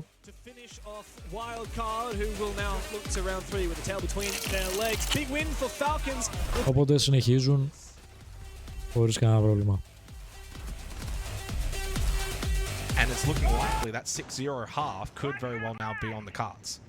But at the end of the day, you just got to play what's in front of you, and it's the way they're playing. These are not scrappy rounds. These are not close. It is dominant. There's been one close round so far, which was the 2-3 second round. Yeah, and then even then, they still in a pretty commanding position. All things said. As I said, Scars just need. Τα παιχνιδάκια, εντάξει, δεν έχουμε δει κάτι σπουδαίο σε θέαμα. Ήταν καλή η νίκη αυτή τώρα που είδαμε από την ομάδα του Psycho, γιατί χθες είχαν χάσει. Οπότε σήμερα ήθελαν νίκη όπως και δίποτε. Την πήραν την νίκη, οπότε πατάνε λίγο καλύτερα στο τουρνουά τώρα η ομάδα του Psycho. Τώρα γενικά όμως όσα games έχουμε δει, δηλαδή αυτό είναι το τρίτο game τώρα που βλέπουμε, τίποτα το ιδιαίτερο. Σαν θέαμα εννοώ. Χθες δηλαδή μόλις ξεκίνησε το tournament είχαμε πιο καλά μάτς. Σήμερα είναι λίγο show and show. On this occasion, we've only seen the Ying once. Λοιπόν, το Phase 1, τα χθεσινά drops στα 3 που δίναμε τελείωσαν, οπότε σήμερα ξεκίνησε το δεύτερο phase. Άλλα 3 esports pack. And the attack is pretty much over. You look down at your notes for about 10 seconds. I literally was 5-5, looked at my notes, looked at some of the stats and the numbers. I was getting ready for the next time I'd come in, and I look up and it's 5-2, and now the round is over. Wow, this is a beat down of some epic proportions here. And for what it's worth, the A-Stream just finished their first match. We are about 5 minutes behind them now from finishing, but our second match. Fnatic. Πρόλαβε στα 2, μια χαρά. Σήμερα οπότε έκανα reset, μπορείς να πάρεις το 2ωρο, 2ωρο, 4ωρο, 6ωρο. Τα 3 drops που δίνουμε σήμερα. Good signs going into tomorrow. Now, of course, the match is not over, but it's a 5-0 start. Scars are running out of options and ideas. I don't know if they're going to be able to even win this tertiary side of Barbecue Kitchen coming up here in the 6th round, but... And to add some kind of positivity, there is a world Scars could get some defensive rounds themselves and bring this back to like a 7-3. We've seen that so many times before. Yeah. But again, from what we've seen right now through the 5 rounds played, Fnatic are just destroying Scars. Scars haven't had a look into sight. They haven't even thought about a plan. This is just utter domination. I mean, Sarks is 8-0. Yeah, 2 flawless rounds. Rounds 1 and 4, as mentioned prior as well, rounds 2 and 3 with multi-kills, the Jaxu 3k, the Sarks 4k. They're just being dominated in all facets of the game at the moment. They're struggling to even get the absolute basics done in terms of like hard breach, right? We've seen some really good Nitro play, etc. And even then, when they've had any small semblance of map control, they've been running into crossfires, being contested, Fnatic not missing anything really. It's non-competitive at the moment from Scars. Yeah. This is bad. Έγινε block. Well, this is the final round. If you had said it's a 5-1 half coming into a match like this, I would have said, yeah, I can see that. Not ideal. I think Scars would have only wanted probably 2 attacking rounds. So to add further context to this, Scars probably only wanted maybe 2 attacking rounds. Now they can only get the one, but if they do get the one, at the very least, that's something, and then you go onto your own defense, and maybe you can snowball. There's a match that is not over. Absolutely not. But it's looking very good for Fnatic. Can they finish the job? And if they do win this round, you get one singular opportunity for the 7-0 and the extra bullet to come with it. No catch, and so Jaxu's position now exposed. The deployable shield taken down by the frag grenade from Fishlike on the Blackbeard, who can maybe look to spearhead things a little bit here with the shield. Should mention, by the way, Falcons did end up winning on the A stream. I believe 7-3. Oh, that's a lot of players. And somehow, Fishlike is dead to Jaxu. Oh, no. How does he hit that headshot? He's full white, and all he saw was a bunch of players, and he gets the Blackbeard as well. Yeah. Jeez. When it's not your day, it's not your day in Siege. Oh, it's not your tournament right now, and that's Kit as well towards Black Stairs. What are you doing? I think it's actually going to be flawless. Oh my god, what am I watching? I'm really glad Sathas mentioned that to me this morning. Why? Why are you pushing Black Stairs with the Kit by yourself? With no util. Yeah. Can we get like someone in the corner, like in a boxing ring, throw the white towel? We don't even need to see a 7th round. I think Jaxu gets another here. Oh. Oh. Ah, it was groovy. Oh. Rick. Dead. Does get Jaxu another one. There we go. That's what we were waiting Up to for. 10. There was never any chance Rek was going to be able to clutch that in a 1v3. 6-0. Γιατί βλέπουμε εδώ. But the job's not done, right? They are not going for a win. They're going for the flawless win, as we have reiterated so plenty do you of take times. the tack time out and reiterate, if you're Sathas, and say, boys, this is it. You get one chance on attack. What are we doing, and how are we doing it to get this flawless? I mean, I probably would, but I'm under the impression that coaches can talk during these ban phases now, so I guess they get that anyway, right? Yeah, okay. Assuming I am correct in my assumption. But again, you could extend that into an actual tactical timeout if you want. It is possible if here you feel for the Fnatic. if you feel the need, yeah. And also, do you ban for the 7-0? Like, are you just specifically thinking we know we're going top floor? It's very likely going to be Tier 1 karaoke. Our bans are going to make sure that they are weakest on that site. Which, I mean, the Azami is just naturally a very good ban. What else do you get rid of here if you're Fnatic? Fenrir. Yeah, Fen. Makes sense. So no Monty, no Grim available for Fnatic. Looking for what would be our first 7-0 at reload. Again, to reiterate, you get an extra bullet if you 7-0, an extra 2 bullets, sorry. And that would put them up into 8 bullets, and that would be a huge skyrocket for Fnatic. They'd go actually from a team later tonight that would be, you know, middle of the table to one of the higher end seeds.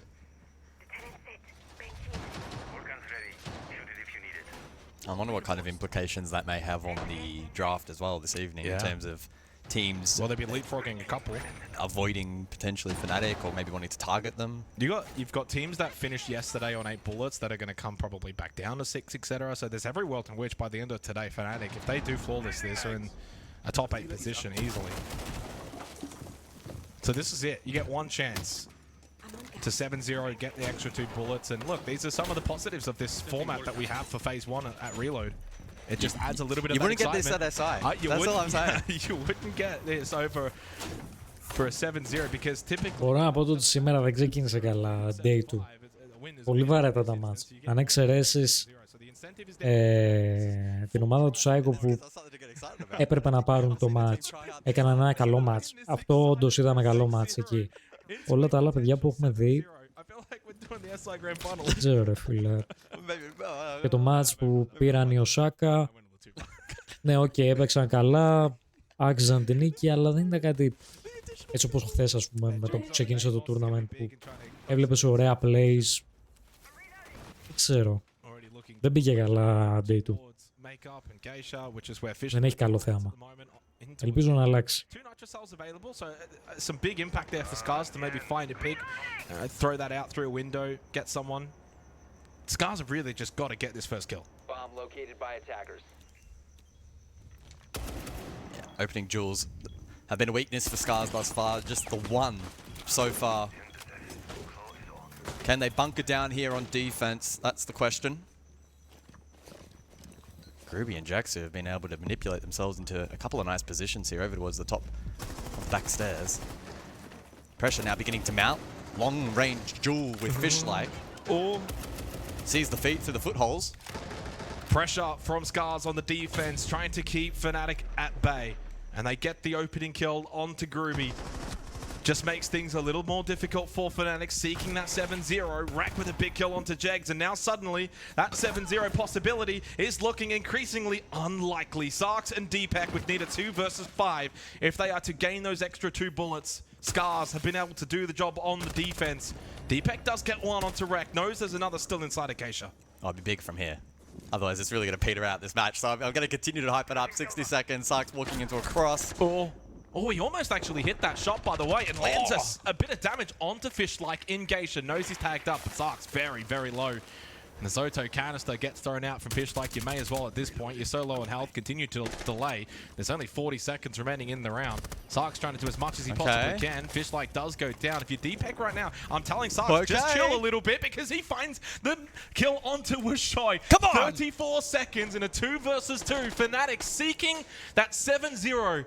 For the extra bullets, as Gator and Choppy buy themselves together inside a tea room. You've got the APAC casters cheering against APAC, and they might do it! They very well may indeed do it. Choppy, who's got 0 kills and may remain on 0 kills, matching the round score of Scars. And it will be a 7-0 flawless from Fnatic.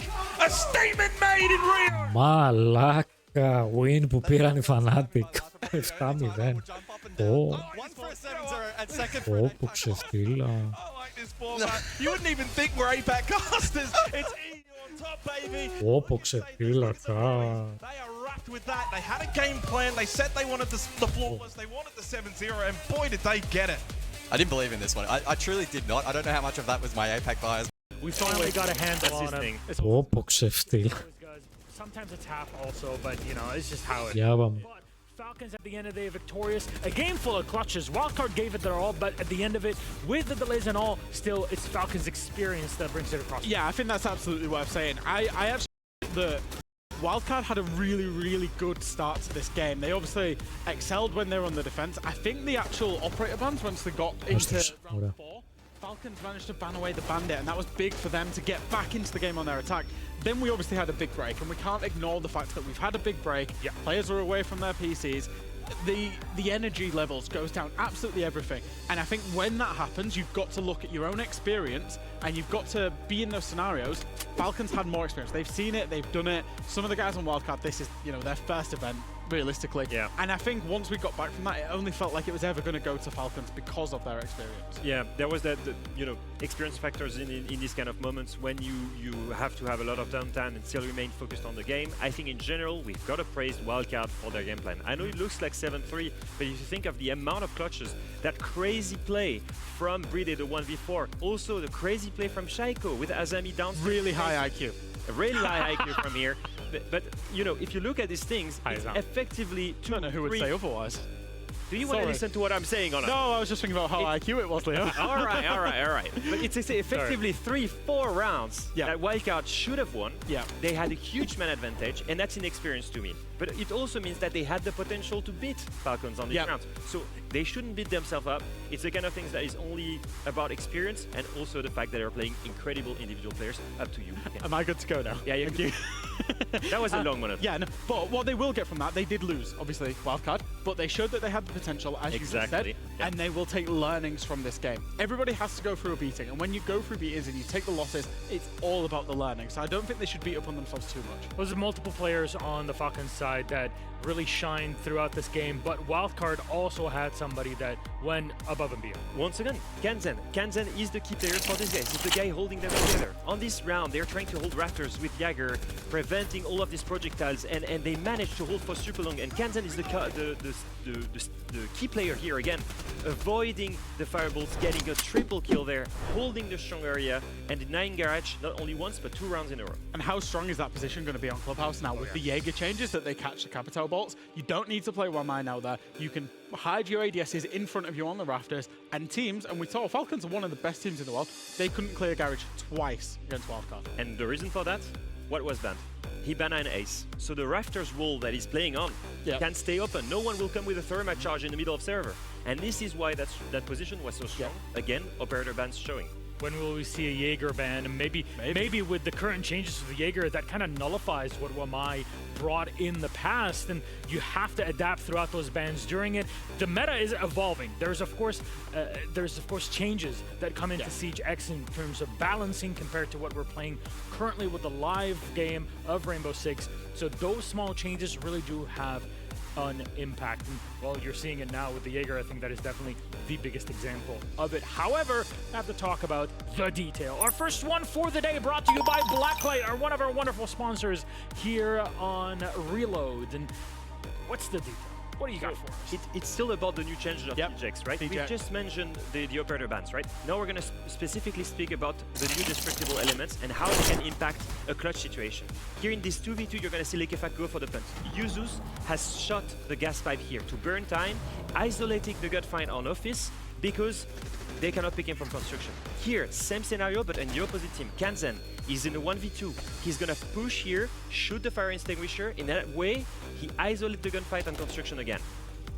We've heard from teams that very often they will shoot out some of these destructive elements to nullify them right at the very start of the rounds. A couple of times inside of this game, we didn't see either team do it, and then we saw it come back to the advantageous for the teams that needed it in the moment. It's a really nice, niche, unique scenario that happened twice inside of this one game. Always in clutch situations. Yeah, and it's beautiful to see. This is what I mentioned yesterday on the intro desk, and I'm going to toot my own horn for just a second there. Like, yes, of course, teams will usually shoot them out on defense, but it's like when you run an Oryx. It will almost never have an impact until the moment it does, and it really does swing the entire game around. It didn't end up winning the game for Wildcard in here anyways, but those sorts of moments, they win rounds for you, and that's where you have to predict and learn the game. This is the first time we get to see Siege X in competitive play, so there's a lot that's going to change and is going to be learned over the next year of competition and really the next 10 years of Rainbow Six. But I want to talk about Stream B for just a moment here because we had our first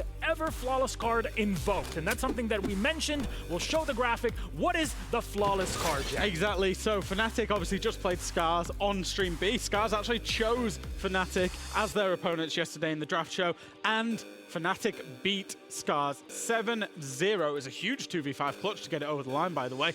And because of that, Fnatic had reloaded 2 bullets into that fixture, but because they also won 7-0, as you can see on your screen, they will gain an extra 2 bullets. So they pick up the bullets they lost yesterday already, so it's put them in a great place. So that's 4 bullets in a single matchup, which will be crazy for round 2. That's the maximum you could ever get.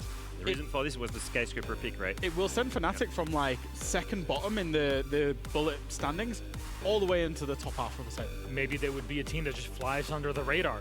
Really stays in the middle there, and then finally you see them on the main stage. Who knows? We'll talk about all that and more coming into Game 2 after the break.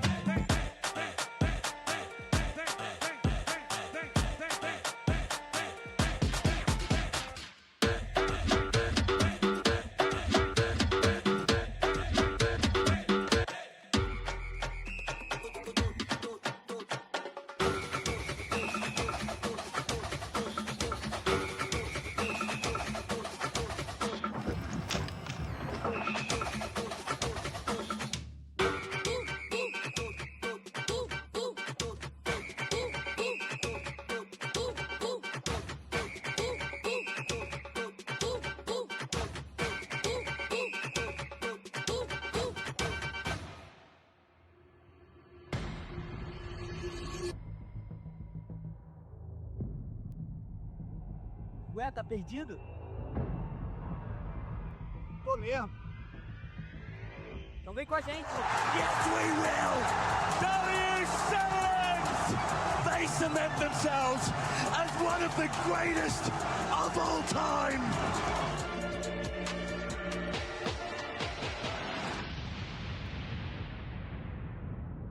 Welcome to Reload, a bold new R6 esports format where every match is a mind game and every decision is a measure of confidence. 20 teams, one mission. Reload, survive, and conquer the finals. Teams choose who to challenge. Teams choose how many bullets to play for. And every choice has consequences. Phase 1 is called Reload to Survive. Across 5 rounds, teams do 2 things to set up their match. 1, pick their opponent. 2, decide.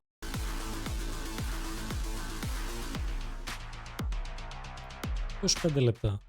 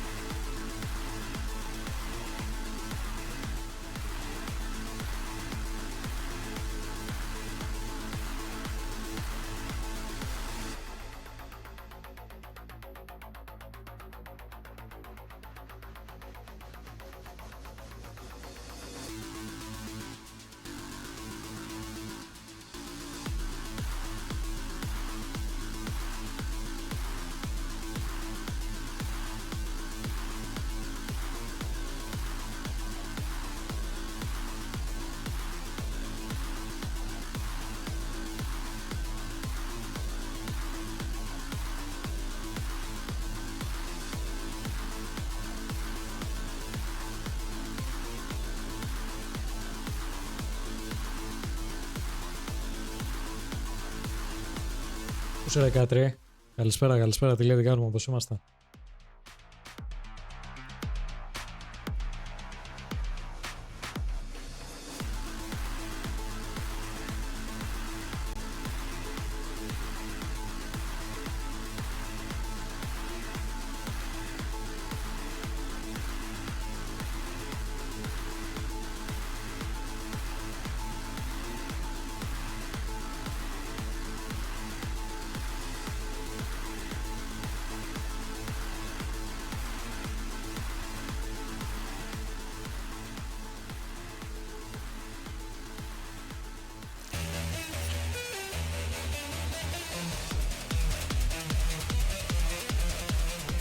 Αυτά τα μπιτάκια ρε φίλε σε κάθε τουρνουά είναι ότι καλύτερο.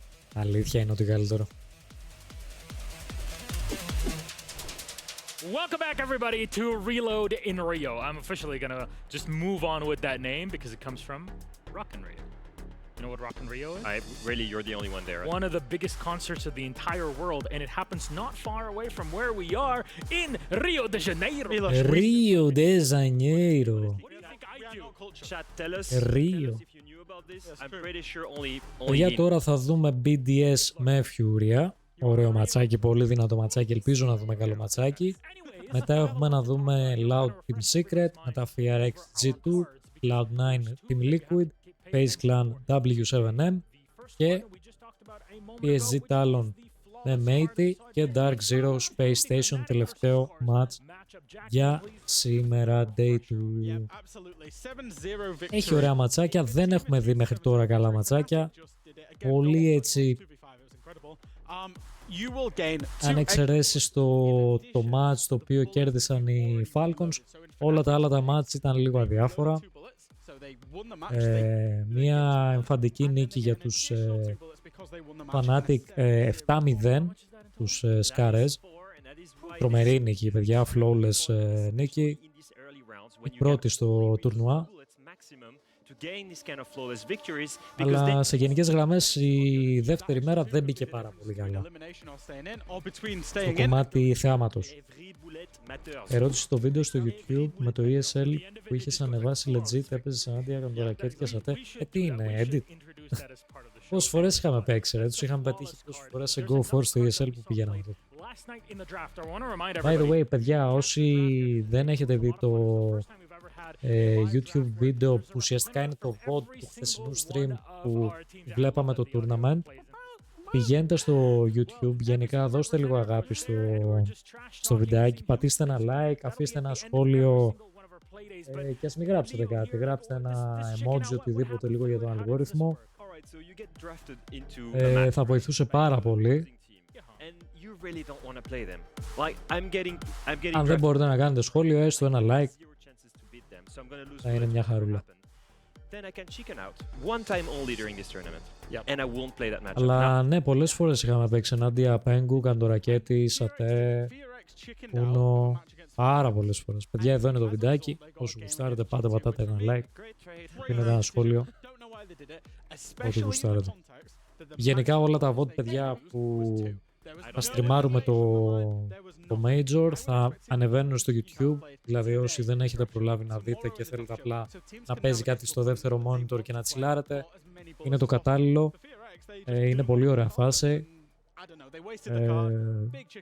They also got ruined on social media because of it, and rightly so, because I don't think it was a good decision. The moment that was called, literally every single coach in that room, they were just laughing. Like, there's no way that that's happened. Why would you do that on round 2 when you can only lose 2 bullets? Yeah, I really don't get it. Rounds 1 and 2 are very much about setting the stage for going through and going out. You guys are going to dig deeper into how that system works later on today as our draft begins. That is after Game 5, so there's a lot to talk about and a lot to hear trash talking wise from all of our teams. But we want to hear from one player especially. Maria, our best buddy here, went just behind Palu and talked to him about leaving his best friend Nesk. What happened there? Can you imagine spending 6 years of your life playing in the same team? You become like a family, right? But now Palu and Team Liquid's bond has come to an end as now you have joined W7M. How do you feel about that? It's been a couple of years really awesome for me. Let's say since I joined the competitive scene, I was like a kid, let's say, and I have learned so much between those years. Yeah, like every year I think I learned something, and all those years, let's say, playing all the tournaments, despite never won a world championship, I think I've learned so many. I have met so many people, and I'm so grateful for it. You know, it was an amazing time. That's really cool. And what are the biggest difference between Liquid and W7M for you as a player? I think the biggest difference is their play style. In Liquid, we used to be more, not static, but let's say more slow, playing on a different pace. And in W7M, like it's so like adaptive. Every time everyone can call something, and we are just like, let's do it. And yeah, that's it. We are in the flow, you know. Do you feel it suits your gameplay better, or? Yeah, I think it's. Of course, I am adapting a little bit after playing all those years with playstyle. Of course, it's not normal for me, but I think it's the best right now because you can give your opponent a comfort zone. You know, they are always trying to understand what's happening, and they are like looking for things to do against you, and it's always changing. That keeps the opponents like really struggling. You know. Also, you know, you had a strong relationship with Nesk, and now it feels like you just lost your duo. Have you found someone in W7M to fill that blank space yet? It's hard to say. Me and Nesk, like we even live nearby, so yeah, he has been like. Είναι πολύ ωραία που με πήρε ο ύπνος. But of course, all the guys really welcome me. Δεν έχει σχέση και τίποτα. Πολύ. Δεν ξέρω. Το day του ξεκίνησε πάρα πολύ αδιάφορα, αλήθεια. I think the Dots maybe he's like the super. I think Dots is the closest one because he's always playing maybe by my side inside the match. So yeah, I think he's the most who gets closest to it. That's cool. And Palu just won the first match of Reload, so I guess he's doing really great, and also W7M.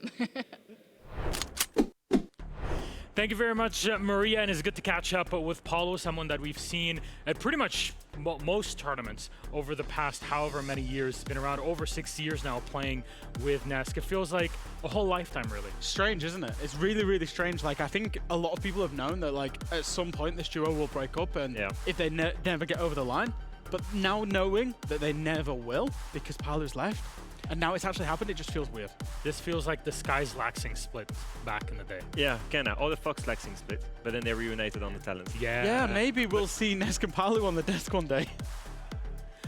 Nesk casted the grand final, actually, in Rio de Janeiro 2018, only like 200 meters away from where we are. Anyways, we have a game to get into, and W7M will be playing on B-Stream later on today, but BDS versus Furia. Yeah, you're thinking, wow, this is going to be really cool. It's not the same BDS. Yeah, πάμε. Ελπίζω να δούμε ένα καλό μάτς σήμερα. Άιντε. However, if you watched them yesterday, you would be pretty impressed by what this squad has to offer. It is random on paper, but my God, there's some surprises to show. Yeah, so big shoes to fill, right? You're coming in, you need to replace the infamous BDS roster that went in a grand finals. Αυτό είναι το καινούριο roster λάστον BDS. Ο Virtu είναι πολύ γνωστός. Ο P4 είναι πάρα πολύ γνωστός. Και οι άλλοι είναι so and so. Oh yeah, that's what he used to do in Wolves. Yeah, exactly. But what is your experience with P4 interviews in English? He did that one on EUL, and yeah, and I had to translate the interview. So how is he going now? Well, he could not speak English before. That's a real thing. Like when you guys were interviewing him, he could not speak English. Well, I will tell you this.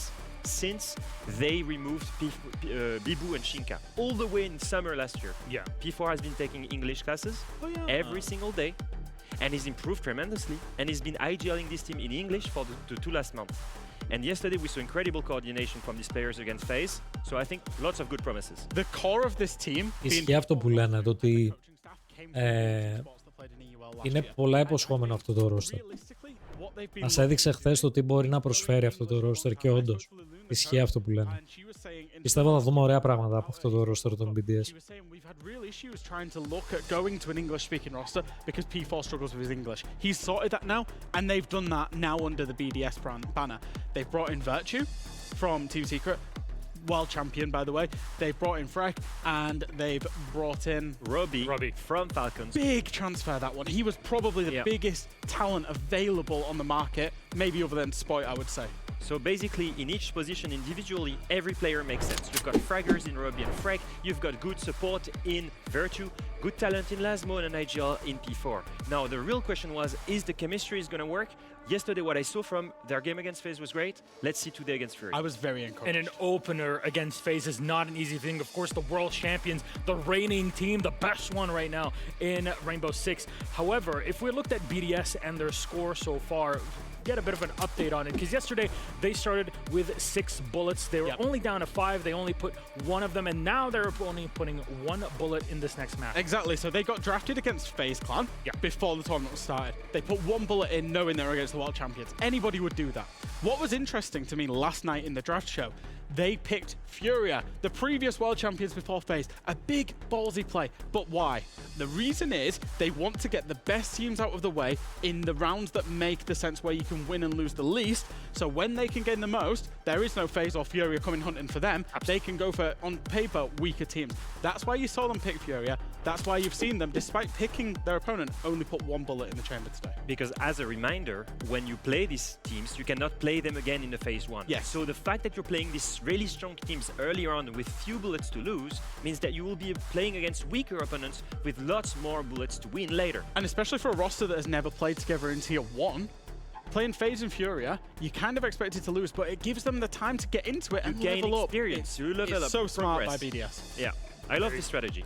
The loser strategy, but I love it. That's what Fabian called it, the loser strategy. But honestly, it is on another level. However, Furia on the other side, of course, are former world champions from back in 2024. They won it here, breaking history in Brazil, the first ever team in any esport in Brazil to win an international tournament in Brazil. And they're back for more. They're hungry for victory. Yeah, they came in super relaxed yesterday, full of confidence, beat Elevate comfortably, and actually fun story. We were with Jack yesterday, and yes, we were by the pool when we watched the draft show, but we were also with... Ελά, σήμερα δεν ξεκουράστηκες καθόλου, Και αύριο πάλι δουλειά. Πολύ κακό αυτό, ρε. Πολύ κακό. But basically, we watched the whole draft show together. Yeah. And when Lilun chose to pick Furia, they started laughing so hard. No. And JV went, oh, easy, easy, we're playing bots, easy. So I think he's coming in full of confidence, fresh of 14 kills yesterday. Yeah. Surely he's going to be, you know. JV92 really wanted to play against BDS for some reason. I don't know if there's something going on there or not. Does he know that it's a different BDS? I know. Yeah, he was loving it. He was spraying. He just kept going, bots. He was spraying not to get Falcons. He was like, Falcons, don't pick us. I didn't want Falcons, didn't want FaZe. I want bots, I want bots. He wanted BDS. Fair enough. And you know what? It's probably the perfect moment for any one of these two teams. However, how well did Furia do yesterday? Well, that is kind of the recap of what happened. They started with 6 bullets. They put down 2, and they got both of them back, so they're at 8 bullets. And now, because they sense an easy victory, they lock in 2 bullets, the maximum up to day 2. And I think in reality, for a team like Furia, one of the best teams in the world, previous world champions, you're going to put as many bullets in as you can humanly get, because nobody is going to want to pick you. They're going to be one of the very last pick teams. We saw it again today, yesterday in the draft show. So because of that, it's just about getting as many wins as possible, getting as many bullets on the board, and just keep winning. We spoke of loser strategy. This is the winner strategy. You know you're one of the big dog strategy. Exactly. Every team you play, boom, you reload as much as you can because you know you're going to win and get as many as you can, because in round 4 on Tuesday, if you're top 4, you qualify directly to phase 2. So that's what they're reaching for right now. As many bullets as possible. Well, you mentioned JV92. We have a player profile all about him. This man he's been going big chilling, 14 kills. I mean, we've seen him now. He's been performing at the tippity top for just over 3 years in competition. We look back to even prior Berlin and look at him. I mean, he's the definition of confidence. He's having fun when he plays. I think that's one of the biggest things. Like, he's so, he's playing relaxed. He's taking chances. He's winning them every time. When you have that kind of player that is in full force, it's just like, it's the brute force of Furia. Incredible gunplay. An easy way to say it, he's the big dog. He is the big dog. Big dog. He also gets forgotten about a little bit as well, because we often, very much as analysts, and we will sit and we'll talk about KZ, we'll sit and talk about Herds on that front line. If we then focus on the sports, we start focusing on Philippox, etc. JV just gets forgotten about as this kind of middle of the pack flex player, but he's so impactful to this team. Well, our map bans, we have him because we're going to be playing a best-of-1 series here in our second matchup. Let's go. We're going to go Café Dostoevsky. Gentlemen, why are you so excited? Because we've not seen it so far, because the lighting is amazing, because the new rappel system is going to be crazy on that map. Am I excited? Yes. Can you check? Oh, I am excited. You are very excited, Leo. What I will say, we've been waiting for it because of the way that the repels. You will be able to get all the way around the map on Cafe so fast. And Cafe was already a huge repel map for the attackers, so it's going to be so good to see. I believe, because I don't think we've seen it on B-Stream, I believe this will be the first time ever. Obviously, also another big factor for Cafe was jump outs for the defenders. Obviously, we now have this change where it un-ADSs the defenders when you're falling over a certain distance, so that will come into play. Cafe, traditionally, big defender-sided map. However, those 2 changes might rebalance that. Well, we saw on Clubhouse even the destruction being used with the extra gas canisters and extinguishers used up by the defenders. Maybe we'll get to see it again here on Café Dostoevsky. There's a few spots that also can surprise you. But gentlemen, thank you so much. I think it is time for us to get into one of the most anticipated games that we've had over the past 2 days. BDS versus Furia. Their casters are awaiting our big dogs of Dev Marta and Pengu. There we go. Shout out to Lynx. We love you very much, but it's the inside joke here in the talent group. Gentlemen, you're ready for a big one now? Yeah. Oh, yeah. Really keen for this game. Obviously, this was the talk of the town when it came to who's picking who. BDS picking one of the best teams in the tournament straight out of the gate. A little bit of drama, as we heard the Furia guys very happy to be picked by BDS. Butts. Sure, but look, there's a decent chance here. BDS actually looked really solid yesterday against FaZe. Yeah, they lost, but it was 5-7. And the ingredients behind this team, you got World Championship Virtue, you've got a lot of core from that old Wolves roster in P4 and Lasmo, plus all the support stuff. You got upcoming talent like Robbie, Freck looking really solid as well from his history on Wild. This is a solid roster in BDS going up against the 2024 World Champions.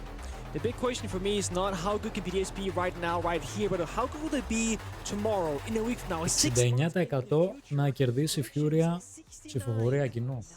in favor of Furia. Even the statistics isn't too overwhelming here, actually. Yeah. There's some faith in BDS. Yeah, there is a decent amount of faith here. But Furia, of course, are still going to be the favored team. They've locked in, reloaded 2 bullets. BDS, just the 1 bullet. Like we said, they're playing a conservative. Αλλά και βλέπουμε λίγο καφέ. Επιτέλους. Δεν έχουμε δει καθόλου καφέ. Έλα, Λάς, θα δούμε και την καφέ τώρα. They've played together for over 2 years without a single roster change. Quite the contrast to BDS, who it's a brand new roster with 3 new players from the old Wolves team. That was the foundation of this roster. Deep into the operator, Vito here to kick off the game. Castle taken out. An unusual on Twitch as well. We've seen a few bans of that recently. But aside from that, Τσεκάρε μετά το... Κάτσε να δω τώρα που έμανα. hard breaches still available. I love this. So when you play a map like Bank, Border, or Cafe, I think Asami Castle duo comes to mind for a potential duo ban. The reason is, when you think of Cafe, we're also thinking about piano hold, right? We're talking either you play like Iekamo Mine, Deployable Shield, or something like that, or you're bunkering down, or you're playing Asami and Castle Barricades, just rounding up inside piano, making it work for that utility early on in the round. You can't do that right now if you're Furia. You can't really play around piano as easily as before. Furia might have to get creative, go for more fights. Legit ό,τι καλύτερο. Ό,τι καλύτερο. Ό,τι καλύτερο. Kitchen is the primary start for most teams in the last meta that we saw of this map, but perhaps it could be with these operators in mind. Yeah, of course, things have changed when you can ban essentially twice as many operators, and then triple once you get to round 3. Really change the landscape of what's available here, and Furia starting on the ground floor. I actually saw something that we talked about a little bit off air, Pengu. What's that? These ingredients, these map ingredients like the fire extinguishers and the gas pipes. I saw one of those gas pipes popped in the prep phase already by the defensive side over near VIP to prevent BDS from taking advantage of it during the round. Yeah, it's I think a lot of people look at those discernible ingredients and go, hey, this is like another item on the checklist, like make a rotational here, reinforce the wall, shoot the glass off the window to hear sound outside, and then shoot the gas pipe as well. Yeah. But we did see this sometimes come to play. If an attacker forgets about it and a defender pops it, like League Effect did on Clubhouse just in that previous matchup, you can get a free kill all of a sudden. And because it's a very new feature, some players might not know all the locations of these new things, but very quiet around here so far. It's a full turtle downstairs. BDS going through the room here upstairs. 60 seconds into the round, and they've gotten top floor control, got that primary floor control, doing the locality. BDS are way ahead of the expected point in the round right now, given how quick that room clear was. That's right, we've got vertical domination, the Buck and the Ram in combination. Lasmo, a bit of information for him as he knows that there is a player inside of VIP that will need to be cleared later in the round. Herds as well. Smokes and Pillar, he's flanking. Oh, what? Aggressive here from KZ. He's going to use the smoke. Gas Babe aggressively, but Freck will take him on down. P4 taken very low. Thankfully for him, Ram is a 3-armor operator and will sustain enough damage to stay alive. Still going to be very vulnerable. You want to be taking those fights through the floor as the Ram. Yeah. He's going to be very vulnerable doing that from now on, so maybe he'll call one of his teammates over to do that for him. That's like the only real plan tonight. Sure, maybe some good canisters haven't been popped yet and whatnot, but Smoke is the only operator that can really stop BDS in this round if they were like drop down the hash and goes for a default plan that's it here. In case he just flanks Pillar completely alone, no refact, no trade. Furia almost sacrificing him in this round. Very the silly. is very good. risky. Oh, misses though. Info. Robbie now aware of an aggression here from Hertz, who's holding on to VIP. Fury can't really afford to get over-aggressive here. The flashbangs go out. Felipox is forced back, but gets re-aggressive. Robbie taken down on the white stairs. Allows a little bit more mobility for Hertz. Very bad. Now a flank of the brown stairs as well. What's happening, BDS? Yeah, this is just classic Fury, isn't it? They don't want to play that utility-centric game. They want to get up in your face. They will go for these re-aggressions time again. Hertz shut down. Lasmo dropped down into sight. Diffuser on P4, low HP. He's still upstairs. He's going to have to drop down this hatch, but he's going to need to find the kill onto Felipox first. Eventually takes him down. 10 seconds and down into red time. P4 gets onto the side. It's just him against JV and Nade. And the latter will finish him off. Easy round for Furia on the back of those aggressive flanks. BDS could not withstand it. Not the round I want to see there from BDS. They get open opening pick, onto the smoke player, KC, for free. And I'm thinking to myself, that's the round done and dusted, because all you gotta do now is clear out one Goyo canister, drop down the hatch, and go for a plant. And BDS, they made 2 massive errors. So Deimos dies with 1 grenade in pocket and never used it to clear out the Goyo canister default door. So what happened is that the defenders of Furia, they will pop the Goyo canister and buy themselves 20 seconds on the bomb site. When that happened, they had 4 separate defenders go up downstairs, fight right stairs, and get aggressive because they knew they couldn't execute because of Goyo fire.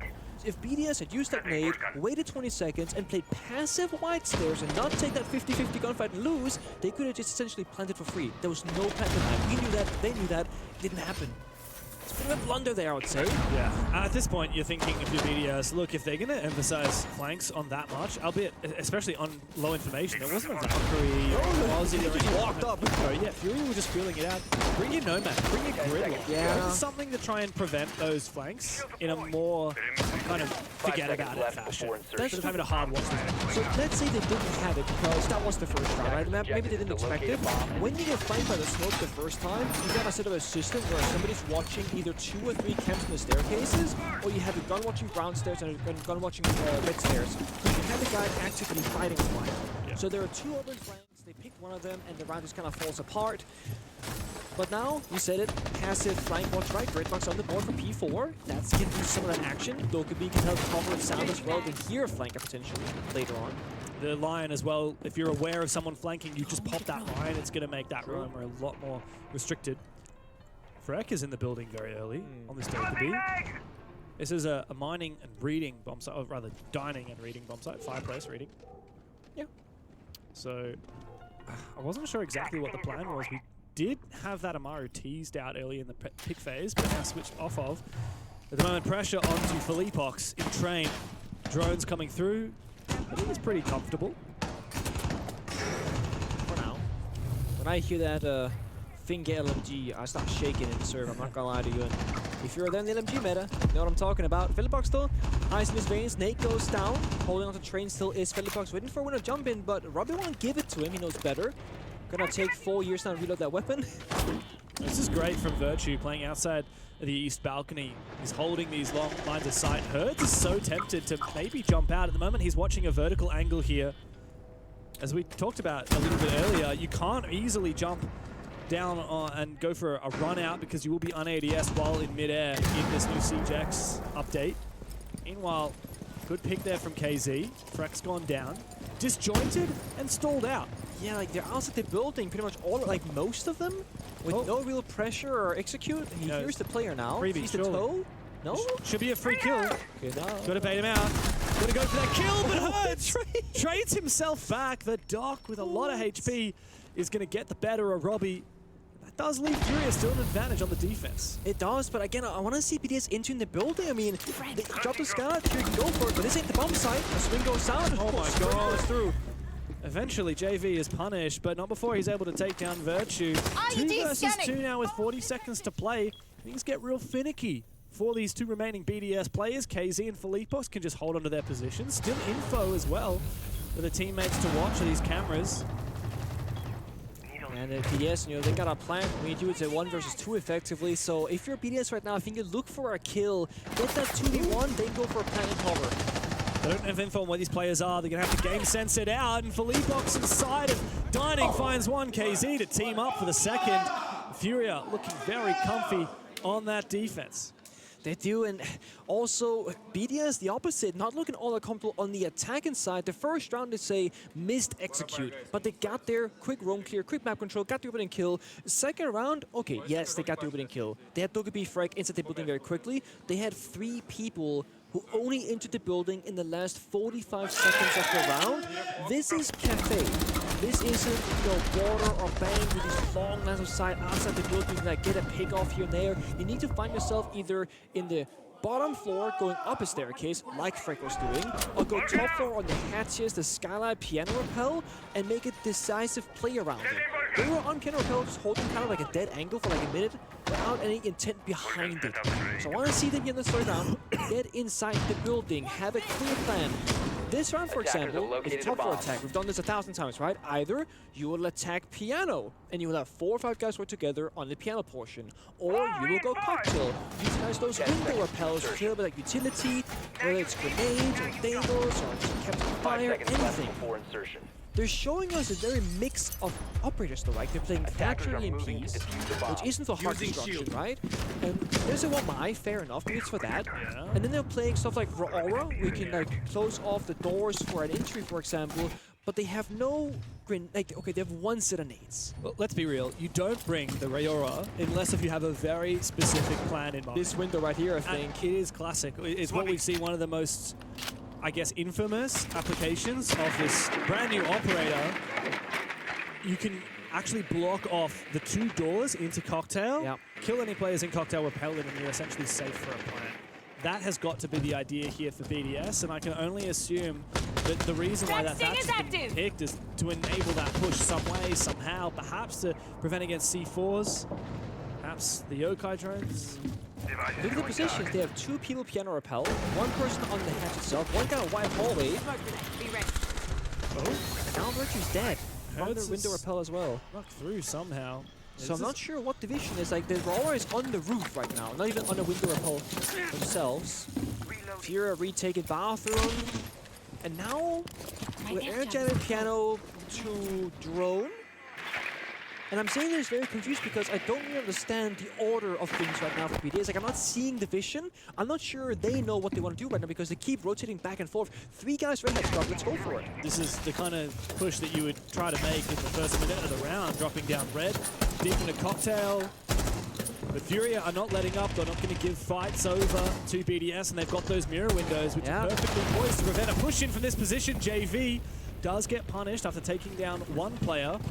But now these Vulcan canisters are going to prevent BDS from marching forward. What's more, the wall at the top of the red hatch is still not breached, so BDS don't have a solid way into piano. I'm changing maps! Yeah, and Rora's on the Scala right now. You cannot, close off his doors from the Scala. That angle doesn't work. You have 4 Aura doors in your pocket, on the Scala, LMG in hand, waiting for your teammates to get something happening in the server, in the round, and it's not happening. The mirror windows, there's no Ash in play. They can't kill this either. Goyo Fire gets popped. I mean, this is tough. Oh my god. Yeah, and Nade is just going to hold onto his position at the mirror window. There's no way you can march in from that. Felipox pops his head up from behind the bar. Σας είπα, παιδιά, θα δούμε καλό ματσάκι. Εδώ θα δούμε καλό ματσάκι. How does he get through this? He doesn't. That's the simple answer. Αλλά πρέπει λίγο να πάρουν και ένα round την BDS γι' αυτό. Cocktail behind that mirror window. Εξυπνήσουν λίγο. It's a nice idea for BDS, but there was nothing to show for it. I don't think the idea lived past the operator pick phase, and I hate to be that guy. I hate to be a hater, you know? Maybe I love it actually these days, but it's like normally when we see operators getting picked, we have to assume there is a very precise plan that they're gonna be setting into motion. And from the very moment that round started, I never saw the right operators in the right positions to do anything with what they had picked. And then, they air jab off, the pixel spot in piano so that the defenders can't retake it. Guess what? They had 3 impact grenades. They impacted the air jab, ran in piano, killed the guy in Cigar, and it's like JV's just laughing at them. It's that easy right now for Furia. Yeah. They got a trade, but it's a 1-for-1 in your mirror window, Goyo fight. You're not last spot, where are you going? Have a look at that fire on the ground. You can totally understand why BDS has gone and banned that Goyo now. As we've hit 3 rounds, we get an additional ban per team. It's the Goyo taken out for BDS and the Brava taken out by Furia.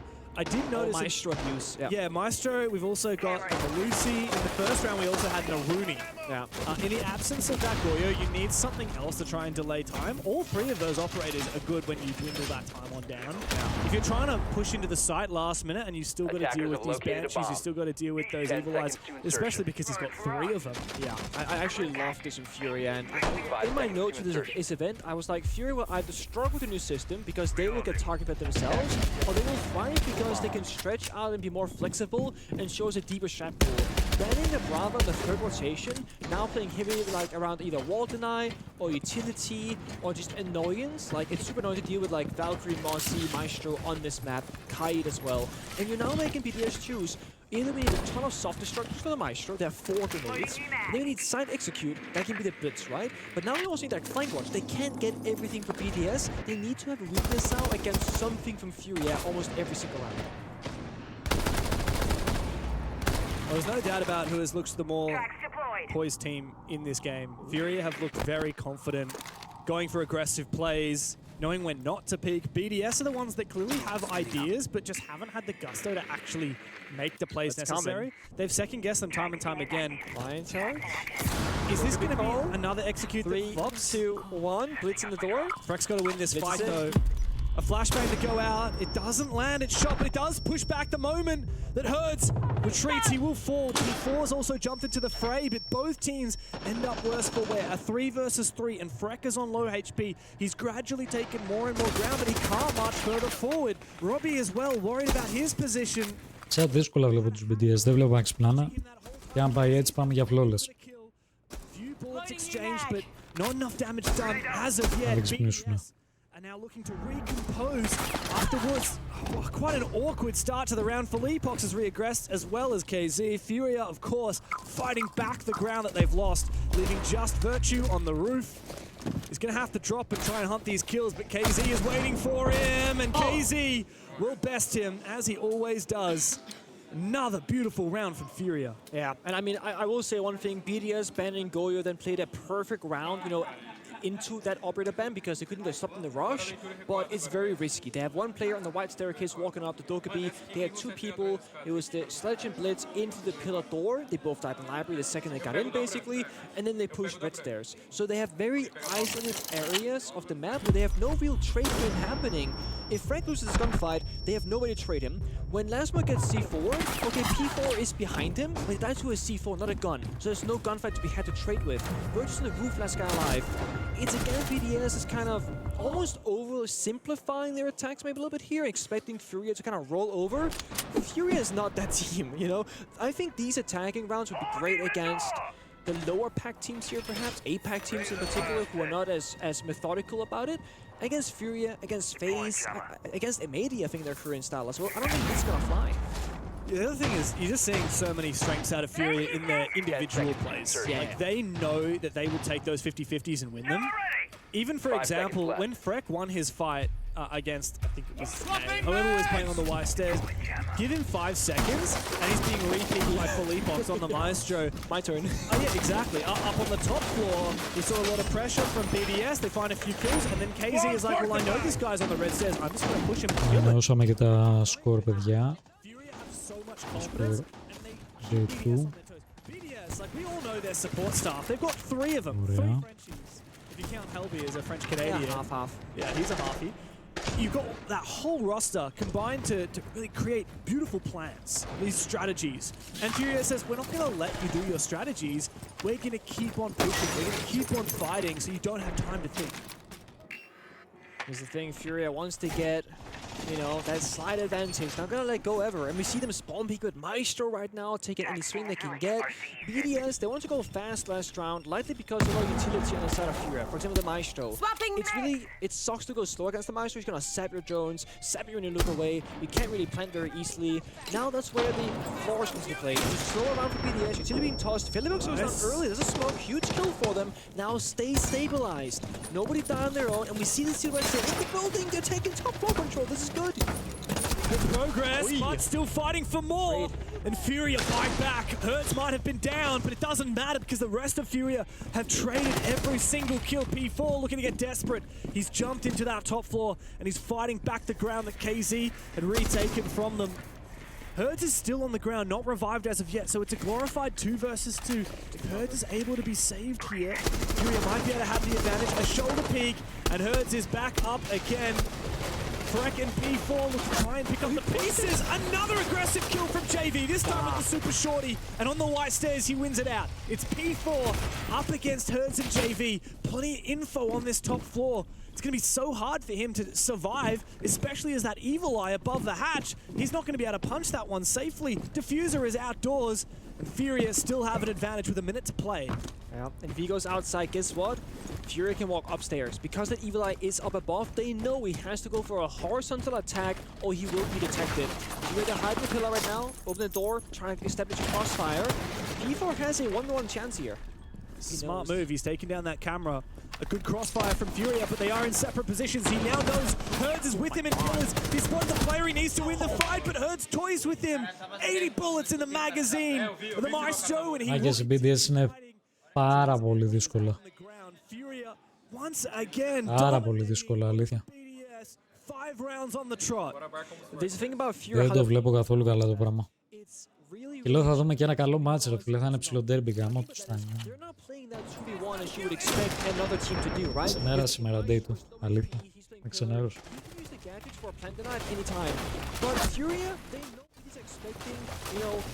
BDS to think they're gonna do the normal stuff, play safe in corners, have a good crossfire. They didn't have a crossfire. It was one guy pillar, one guy side that was baiting, and then Hertz goes for a swing. Essentially saying, whatever game you think BDS will happen right here, that's not gonna be your reality. That's why we saw JD push up the wide staircase through a gridlock stinger and shotgun tap the guy. They're just so cocky. They are, but it's warranted. And it's genius because BDS are clearly being caught off guard by this round after round after round. And the thing is, like, you look at BDS, you look at their lineup now, and they're bringing the RIO once again. They're trying to do something fancy, or they're changing things, it seems. But they're trying to, it seems for the most part, have like a big brain strategy. And I feel like you kind of do need to go back to basics against Furia. You need to meet them with a bit of your own aggression, but you also need to punish their aggressive plays because they continue to retake. Like, every single round that BDS has found a numbers advantage, Fury isn't immediately fighting back. Yeah, oh yeah, you see it. But there's a C4, 2 guys pushing a staircase, and just time and time again, Fury, they always have 2 people working for the same goal. When Hirsch got into the Maestro, there was one person who went basement to revive him, and the third final defender came all the way from the bomb site to the bottom right staircase to hold the cross. No risk right there. They're just locking it down, saying this is the objective, all 3 commit to the same thing, then we can do our own thing afterwards. It's beautiful. Very smart aggression from Furia. This is probably one of the most aggressive teams that I've seen so far at the event, at least in the matches we've casted. And all the ones I watched yesterday. Yeah, it's Fury. It's what they do best. And it's really putting BDS in the back seat. Aggressive peek again. Positioned up on the bar and cocktail. Nade finds Robbie, who's really struggled to get into this game. He's meant to be a core fragger for BDS. Thankfully, KZ has been taken out. But Freck, even so, has taken a lot of damage. Yeah, and the fire, oh my god, he's right there. The fire was spent, not much happened from it. Sure, Casey died elsewhere to a gunfight. We're seeing BDS again on the cocktail rappel. Game was downstairs, but it jumped out this time. No, Box goes for 2! Traded back eventually by BDS. Lasmo finally picks that one up, but it's been far too little and far too late for BDS. That aggression from Furia is incessant, and even with the new ADS change, Philippok still finds a 2K on his jump out. On a Maestro, no less. I mean, those evil eyes, yeah, those will spot you, but they can't sap you just yet anymore. Demonstrator goes up. We know where one player is of JV, but where is Hertz? White hallway currently. As if you're still peeking at JV! He's Deimos tracked! Deimos tracked! Hiding on side, doesn't matter. Hertz is gonna swing for the last kill as Τίποτα, well. flawless θα πάει, παιδιά. Flawless θα πάει, 1000%. Φαίνεται. And they are moments away from what could be their first flawless match in Reload, and that means extra bullets to take home. Well, want me to do any spoilers? Oh my days. So, best case for Fury right now, I mean, they can hide strats very effectively this game, right? Have they shown much of their defense cafe? Not really. They've got a lot of kills and they've made mini plays, but their overall strategy very much has been, we don't have to show a whole lot right now because BDS aren't forcing us to really give it our all. And they reloaded 2 bullets. Yeah, and they knew for it. They knew what this game was going to be about.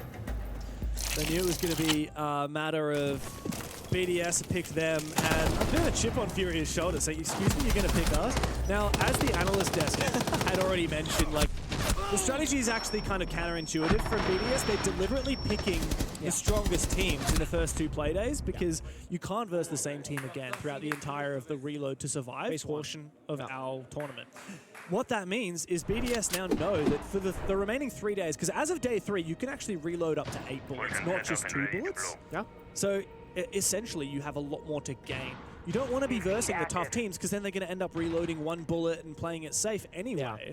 So now that FaZe and Furia are gone, they can go and pick, for example, 8-pack teams. or teams that are weaker. Your Fanatics, your Cloud9s, your Wildcards. Calling people out right now. Damn. I mean, like, let's just be honest. Those are the teams, like Fnatic, Wildcard, and Cloud9, and the APAC teams are the ones that everyone is looking at to get. At least for now. At least for now. Like, obviously, it's early days, especially for like Wildcard and Cloud9 and Fnatic. Like, they're all teams that haven't made majors before, which is why I'm singling them out. That's fair. And the thing is, BDS, let's say they're going to be saying, we don't really need to win, because they don't. Like, their strat is to have the you lose best one teams. bullet. Exactly. But I will say, having Furia 7-0 you gives Furia an extra bullet as well, and you don't want to do that. So while BDS might not be playing to win, as we say, with this strategy in mind, of course they're gonna try. They need to play to win this round. They need to not get 7-0. Exactly, and there's a lot of stakes now for Furia. If they win this round, extra bullets to take home, and that means potentially early qualification for the final stage. We know what Furia is capable of when you get them in front of a Brazilian crowd. See you on the other side. Right there. Come on, tap that head. One fire, one nade, make him jiggle. Get the kill. Roar, okay, they're gonna roar off the wedding door to the small bakery. Ace the wall. Trying to get an impact trick or something else. Shot, I'm not entirely sure. That's smart, I like that. So, Trick, smokes and Selma's used to try and prevent the shots. P4 is going to try. A C4 is expanded to prevent that Selma from going off. Wow. I mean, are they going to Hibana it or what? Or is that bakery wall? I guess they are. I mean, credit to BDS. They're really throwing everything they can at protecting this player inside a bakery. It means Freck really has to not die in this position. Yeah. He needs to survive as long as he possibly can, but he has a whole lot of Brazilian players hungry to hunt him down. Now they can pop this roar door next time. Reload. And they have a 5-second window where defenders, so they can't do much about it. Jump in the small bakery, push the double door, and they gotta get this open and kill. Saw his head for a brief moment. Freck takes a bit more damage. Herds, you have to land these shots. The fire goes out. He looks for more. He does take down KZ, but a reply immediately means that bakery is clear for Furia to march on inside. That's the first step done, and you see last one P4 both taking a fair bit of damage right now with Furia. Pretty much all on full health, and they still got a full minute to work with too. That wall, it's soft by defenders. They have a path in. They gotta now work prep door. They gotta work the breach. There's only really one person stopping them from planning right now, and we see that that's Lasmo. He's running away.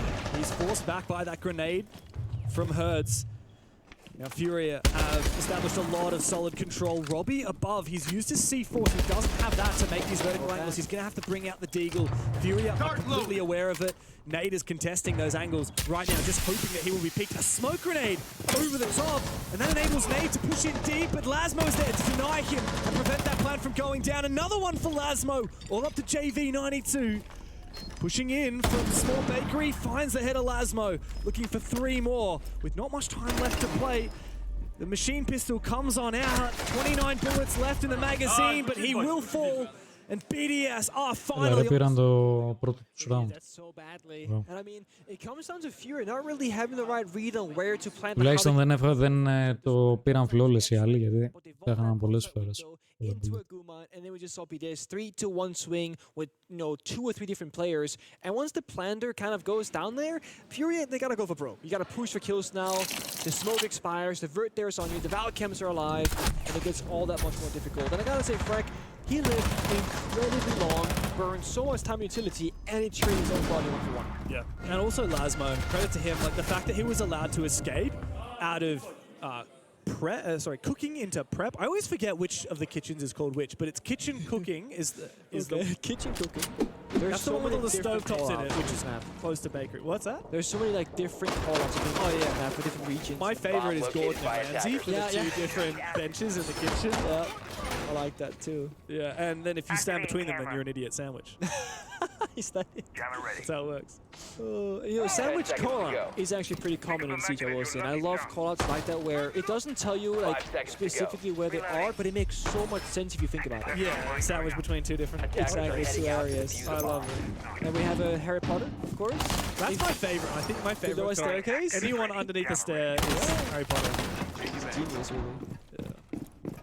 I think that was well played from Lasmo and Freck in particular. The rest of the team obviously played around it well. But you got to admit, bloody hell, Furia is terrifying.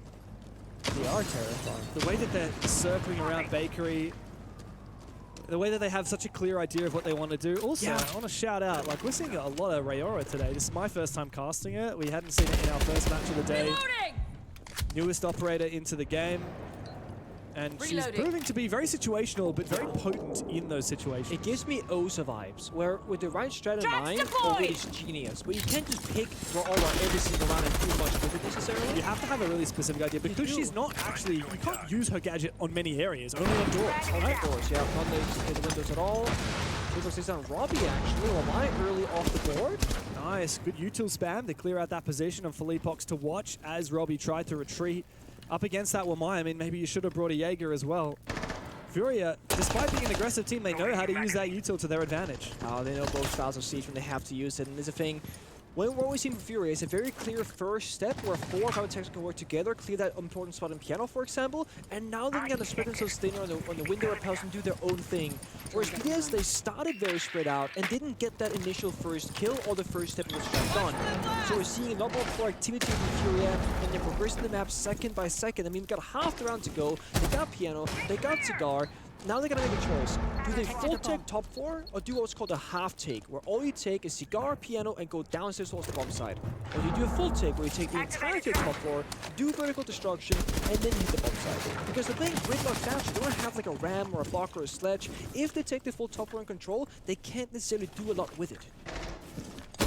They're being very thorough though, and I like the IQ pick. They're making sure to take down every single one of these Valkyrie cameras. I've seen at least 2 destroyed so far. Marching into the top floor, it is going to be a full clear, it seems. Information for the defenders on the back of that bulletproof camera. Herds is actually going to find his onto Freck. I'm not sure where that went down, but the numbers are slipping for BDS. Furia 5 versus 3, all of that top floor within their control, and still 30 seconds to convert. Yeah, again, no vert though, so the bomb site itself is very playable for BDS. They can stick around, but it comes down to individual gunfights now. You're playing 3v5, and you have to wonder, BDS, when and where will you strike, because you have to start getting desperate right now. Virtue is able to flank up from the stairs, but JV is watching his position. Furia have all of their I's dotted, all of their T's crossed, and now they look for a plan. Nade forcing it down. P4, is he able to deny? Finds the first player covering, but immediately jumping up, Philippox is there, and he closes the match for Furia.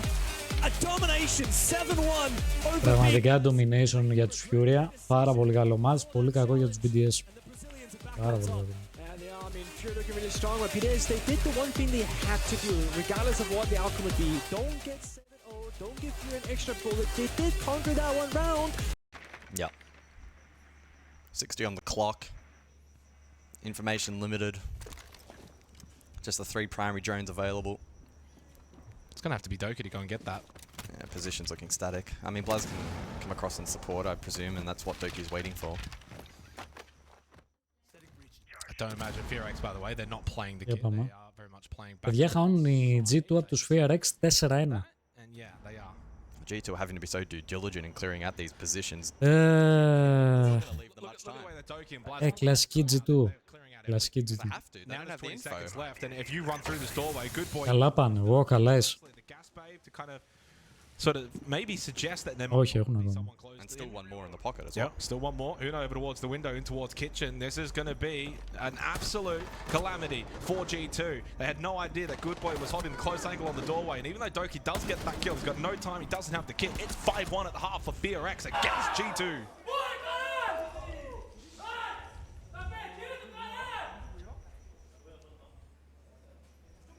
Well, Dark fired up. The vibes are good in the FearX camp. A 5-1 half. Πάρα πολύ καλά πάνε last. Ό,τι να είναι. Is it the second? Is it the third? I don't know how we want to frame it. Technically, it's the third. Technically, the third. Yeah, we have to come up with like distinctive names for these. The round 7 ban phase, I suppose. That one's objective. Kaid and Bandit off the board, so no like electricity in play. Double shield as well. And you know what's interesting about it? We saw it on Clubhouse opening map. There was the response. It was like, okay, Kaid and Bandit got banned, but then we'll ban the hard breaches as well. So it's kind of like 2-pronged. In this case, it's the shield play. What this basically means, though, is for FearX, they should have no problems whatsoever getting any hard breach opened up. They don't actually bring any hard breach right now, but that really should change because it's not Team Karaoke. So I imagine they'll switch things up. Well, you posed it before, right? What's the FearX approach? They now have a little bit of a parachute to play around. It's not massive on a map like Skyscraper, so they do need to be careful. But I think the 5-1 gives them the license to maybe go for that aggro opening round. And we're going to see that with the repicks onto the Blitz. I was going to say the Amaru, but that gets picked off of. You also have the Glaz to potentially play around as well, the Smokes to catch a pick or two. So I'm intrigued to see, is this going to be rather direct from the Koreans, or is it... are those toolings going to be used for a little bit more of a clear? Keep in mind there is that Warden in play, of course, and so Doki will be a key player in this round, especially again if it is to be direct. Although he's currently stationed up over towards Drum, so a little bit disconnected from sight at the moment. And his rotation will likely indicate as to what the read is from G2 in this round. At the moment though, FearX posturing directly towards that Samurai window, and so we may see an early execute here. Or maybe not. Yeah, I don't think they have the lineup to me outside of the Blitz. No, here we go. The rest of them are going to wait for the smokes. There's the Nitro Cell, well read from Alamau. Woogieman does go deep, but there's no one in towards Statue. No one in support. And yeah, now very deep. Oh, Doki's not watching though. Grim Bees go out, Flash is good, onto the Legion. Woogieman teaching them a lesson here on the Blitz and how to get entry in towards the site. Alamau trying to provide some cover from VIP. Blaz over in the same vicinity, so they're double stacked together, but they're in a 2v4 now. They have actually lost complete site control. FearX are in total control. This realistically should be 6-1 now from this position. You cannot be losing this round if you're FearX. The entries were beautiful, despite even the Nitro Cell from Alamau getting Mephi, which denied any play onto those smokes, but the Glaz Woogie gets the kick down, and FearX have got themselves 5 match points against G2. Well, I bet they wish they had to put 2 bullets in the chamber now. Wow, wow, wow. I don't think many would have anticipated this. Wow, απλά chat, wow. Αυτό που βλέπουμε. At the beginning of this round, you get that 5-1 lead, and you can go for those kind of plays. And it almost didn't work. I mean, we see... Well, the initial... I thought when they got the Nitro Cell onto Mephi and the smokes have gone up, you've lost a lot of your firepower, but Woogieman gets so deep, Doki has no idea, free kill, and it goes even deeper, and gets another free kill onto the Legion with a quick blind, because again, he had no idea he's that deep. Yeah, well, you play that incredibly well. The double smoke coverage, and to then, you know, do the Stewie 2K and push through it as opposed to sit and stall where he would have been crunched and forced into the crossfire. Yeah, the smoke criminals that runs through. Understand, I mean, I don't think Doki's really that much at fault, right? If you don't hear it, you don't get the call, it's not on him. He's already through multiple layers of defense by that point, right? 10 seconds to go. For G2, they will find themselves down to 3 bullets if they cannot bring back a 6-1 deficit to FearX, who, well, even if, right, this is the thing, I'm going to say this, even if, and I will hold this true, even if FearX somehow lose this game, they've still shown so much in such a short amount of time with their 2 new additions. Would be a disaster if they obviously lost it from here, but you can take so many positives from what you're seeing of this Korean team. Coded says, thank you very much. That's the easiest Nitro shot out ever. and that was the only Nitro cell. The question mark in chat from Coded to Alamau was not on my bingo card. I think that was a pretty deserved question mark.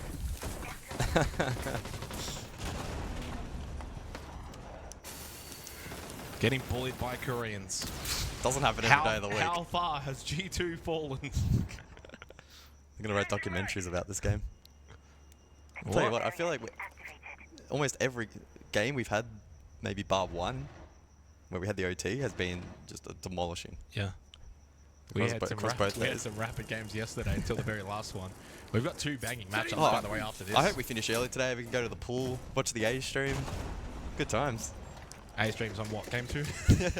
Have they started game 2? I don't even know. Doki posted up over towards Drum. No kills yet for Uno. Oh, that was close. Well, right now, FearX can do no wrong.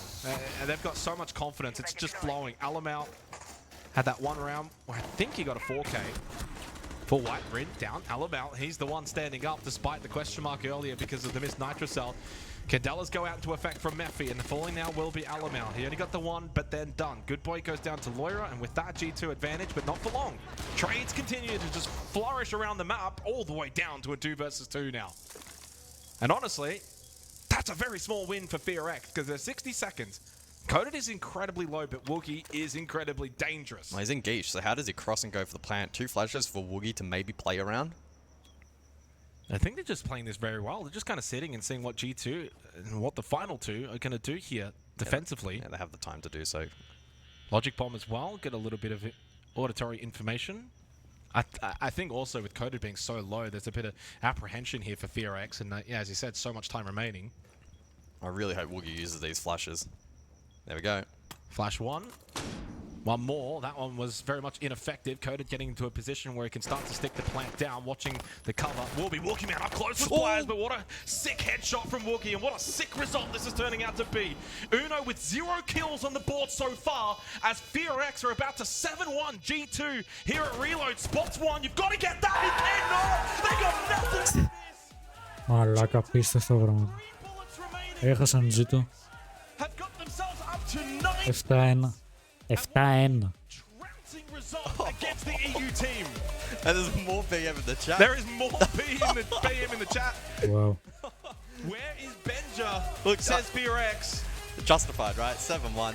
Complete dominance. Oh, and it was a team performance again. We said it at the start of this show for this match, guys, that yesterday for FearX, it wasn't this one-man show. No, obviously Matthew was tremendous, but he had so much help yesterday against CAG, who, by the way, had a better scoreline than G2. Παιδιά, σήμερα η μέρα νομίζω είναι ότι χειρότερο. From FearX, that's the most pleasing thing. If you're G2, though, one, not the start to this event that you wanted through the opening 2 days. Down to 3 bullets, and they wagered 2 in this. Yeah, I mean, there's every world in which they are like really fighting for their life tomorrow, which is a position which I did not expect G2 to find themselves in. They could be out tomorrow. Yeah, exactly, and secondly, not off the back of FearX dominating them, right? Like we know FearX are good. We had expectation on them to perform. Well, who does this say more about, FearX or G2? Elements of both for me. I mean, you can obviously make a case for either or. I think we definitely saw a better G2 yesterday, so it could just be the case of a BO1 off day. That can happen. But 7-1? Yeah, the reality is a 7-1 is quite devastating. I think that's the biggest... Λάστο ότι χειρότερο, bro, αλήθεια. Ό,τι χειρότερο. FearX started defense, Sky will give them that, but to then lose immediately 2 attacking rounds, or 2 defensive rounds to the attack, I mean, that's obviously even more damning as well. So for G2, I mean, where to from here? I mean, this is the thing. Do you just go for broke tomorrow? Do you just wager all 3 bullets and say, screw it, we may as well? They will have the seeding advantage, I suppose, depending on where they actually line up. So they can actually do a bit of theory prep in who they want to actually take on and what the reload situation is going to be for them. But nonetheless, it's still uncomfortable. Right now, though, whoever G2 pick might be pretty happy. We're going to a break. Πού είσαι ρε mate, καλησπέρα, καλησπέρα, άλλο. Τι κάνουμε, όπως είμαστε.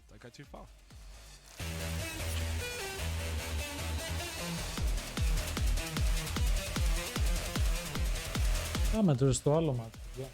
Πάμε στο άλλο μάτσα, αν και δεν έχει ξεκινήσει ακόμα το άλλο.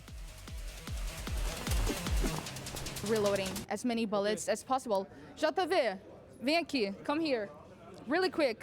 You told us before the match that you would reload as many bullets as you could. That's right? Yes. He doesn't even know what I'm saying in English, but that's all right. That's okay. That's okay. That's okay. Let's go. Let's go.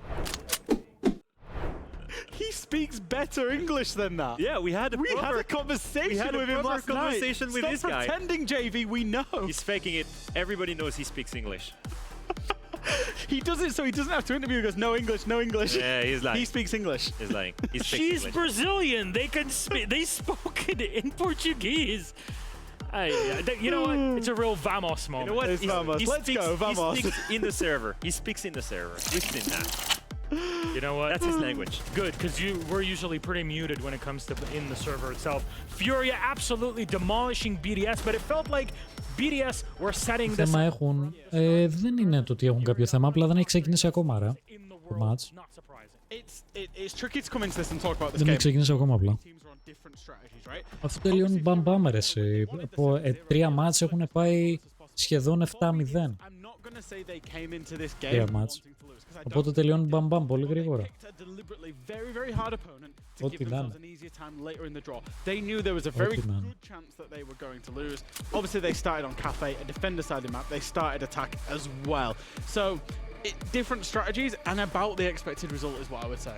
Like everything BDS does, it makes sense on paper, and then there's the reality. And this is exactly what happened. It made sense on paper, this strategy of picking strong opponents early on, and try to learn from this. I assume they will learn a lot because it was literally them getting demolished by gunfight. They need to not snowball now, though, because they've now taken 2 losses. It was against FaZe and Furia. I'm not going to say it was part of the plan, but they were prepared for this scenario. For their support staff now, it's about getting them back on track because they can now go and attack the draw later tonight, get a good team, and go for, you know, more bullets in rounds 3, 4, and 5. Yeah, we understood what the theory was behind BDS's choices. Of course, after having been forced into their first game versus FaZe and now choosing Furia, now it's time to kick it realistically into gear. At least we hope for them, because that's how the strategy is supposed to work. However, our blacklight detail, gentlemen, what do you have for me? This was actually a really, really minute detail, but it's the new bans that are happening within CGX. It was round 4. Furia, they were playing on the defense. They chose, as you can see here, to ban away the Brava. Note that they had already banned away the Twitch as well. What that means is they could play Melusi, 2 Melusi Banshees. They could play Maestro, 2 Maestro cameras. They could play Cade with no way that the attackers were going to get the Cade Claw down there from below. They could then play another Maestro camera inside of Dining. Now, the context of this game is that BDS were already being really slow, so they put all of their utility in and around slightly. That Cade Claw up there to protect the wall above it, and then more Melusi Banshees out there inside the hallway and on the reading door. It was really, really nice, and it was something that we have never seen in Rainbow Six before. That mid-game adaptation, take away the Brava, take away the Twitch, play the utility. Now, when CGX comes out and you have more bans at your advantage, do this. Ban Twitch, ban Brava, replicate that strategy. It doesn't take any skill. It's just utility usage, and play around that on mining room site on Cafe, and you'll see it's actually super efficient. BDS were finding it so hard to get inside of the building, so they were never going to clear any of that utility. We are so quickly discovering the impact and the effects of our new operator ban system that's having on all of our games, and it's only going to get better from here, and within the context of a best of 3, it'll be on another level. Gentlemen, that's kind of our own analysis. We'll take a quick break, but right after that break is episode 2 of the IGL Roundtable here at Reload in Rio. Let's see what they had to say.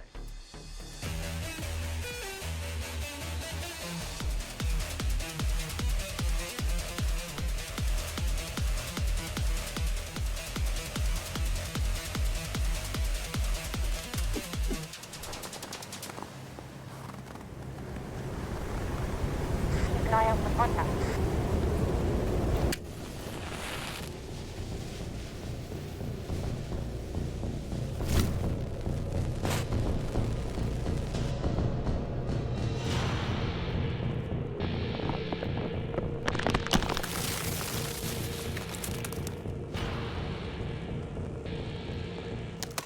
Available now.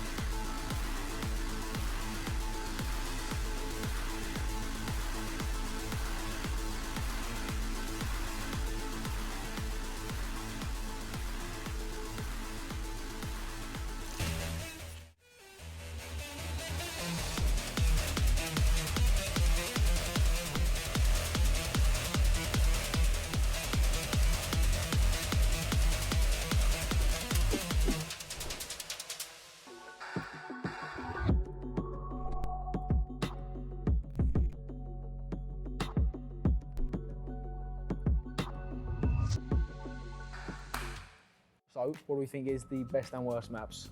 The best map is Border. Yeah, no, he says that because he's in East Airs one trick. he must have like 10 KD on East Airs and officials. Just with smoke. Yes, smoke every round.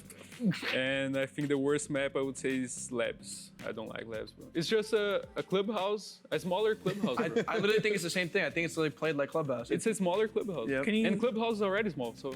Can you go more about Border? For example, like we like Border as well, but I would say as a map, I don't think it's that good because you're playing the exact same round every single round. It's a east or CC every round, you know. To be honest, I'm kind of biased. Like technically wise, it's not a really good map. I can agree with that.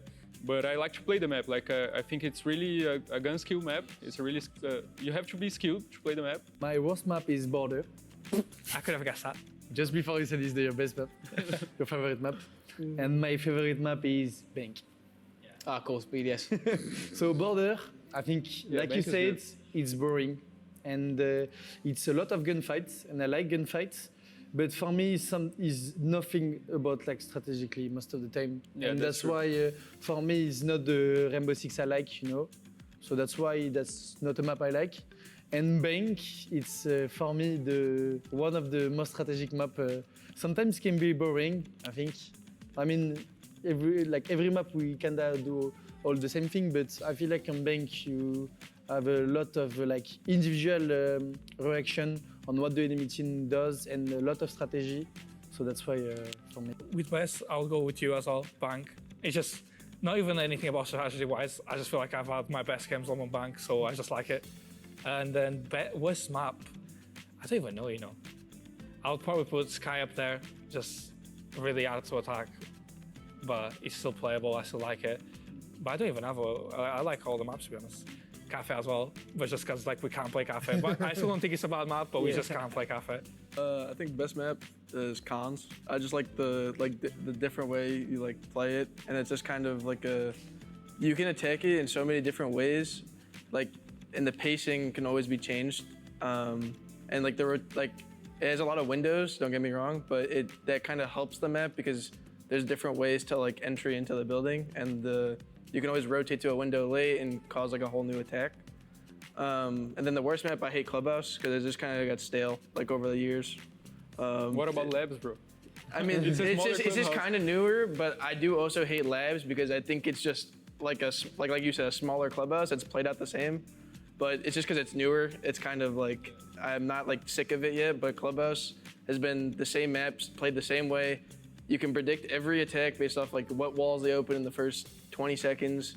Like, it's just the most boring map by far. Your point about Club, obviously, mine's always been Club favourite because I'm a firm believer the better team wins on Club. Maybe not now with the bans because it's like you can make it like it just really easy. But I just feel like club-wise, strategically, it's just like strategically it's the same map. Well, it's yeah, never changed. but it's like who's better at the basics. In my opinion, yeah, this is the basics. Yeah, that's the club. It's like who's better at the basics. Well, and it's like you're gonna punish teams that try to skip steps and all that kind of stuff. Yeah. That's why. What's your worst map? Chalet. Chalet. Only because it just feels like sometimes defending on that map feels like you're ISO'd. You're in a cell. Yeah. Like, have you seen WWE when they're all in the cage? That's what it feels, that's what it feels like on Chalet sometimes. That's true.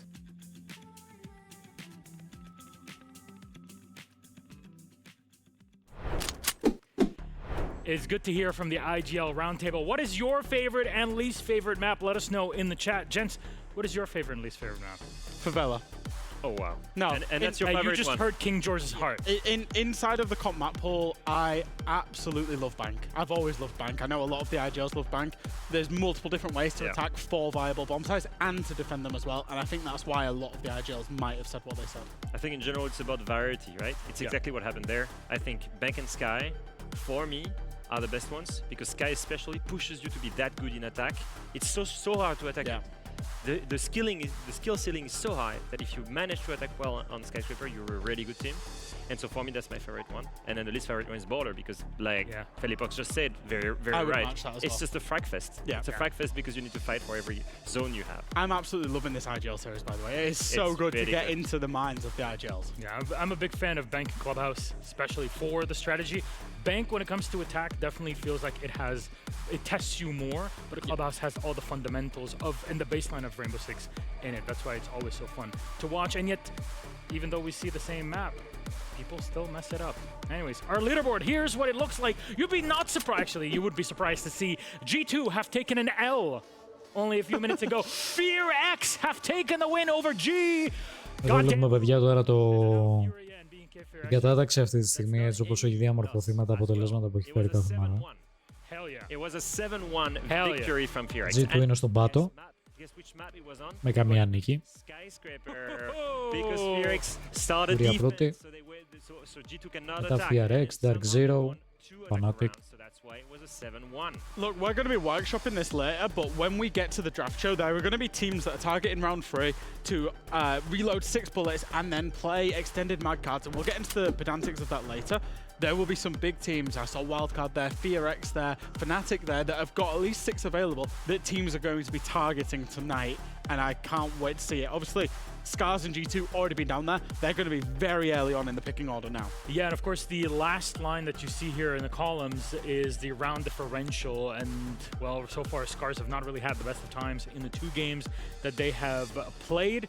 Round differential is not the most important part, because even if you lose in max OT, which is what we've had yesterday, you still lose all the bullets that were put down, and you don't gain a single point out of it anyway. Yeah.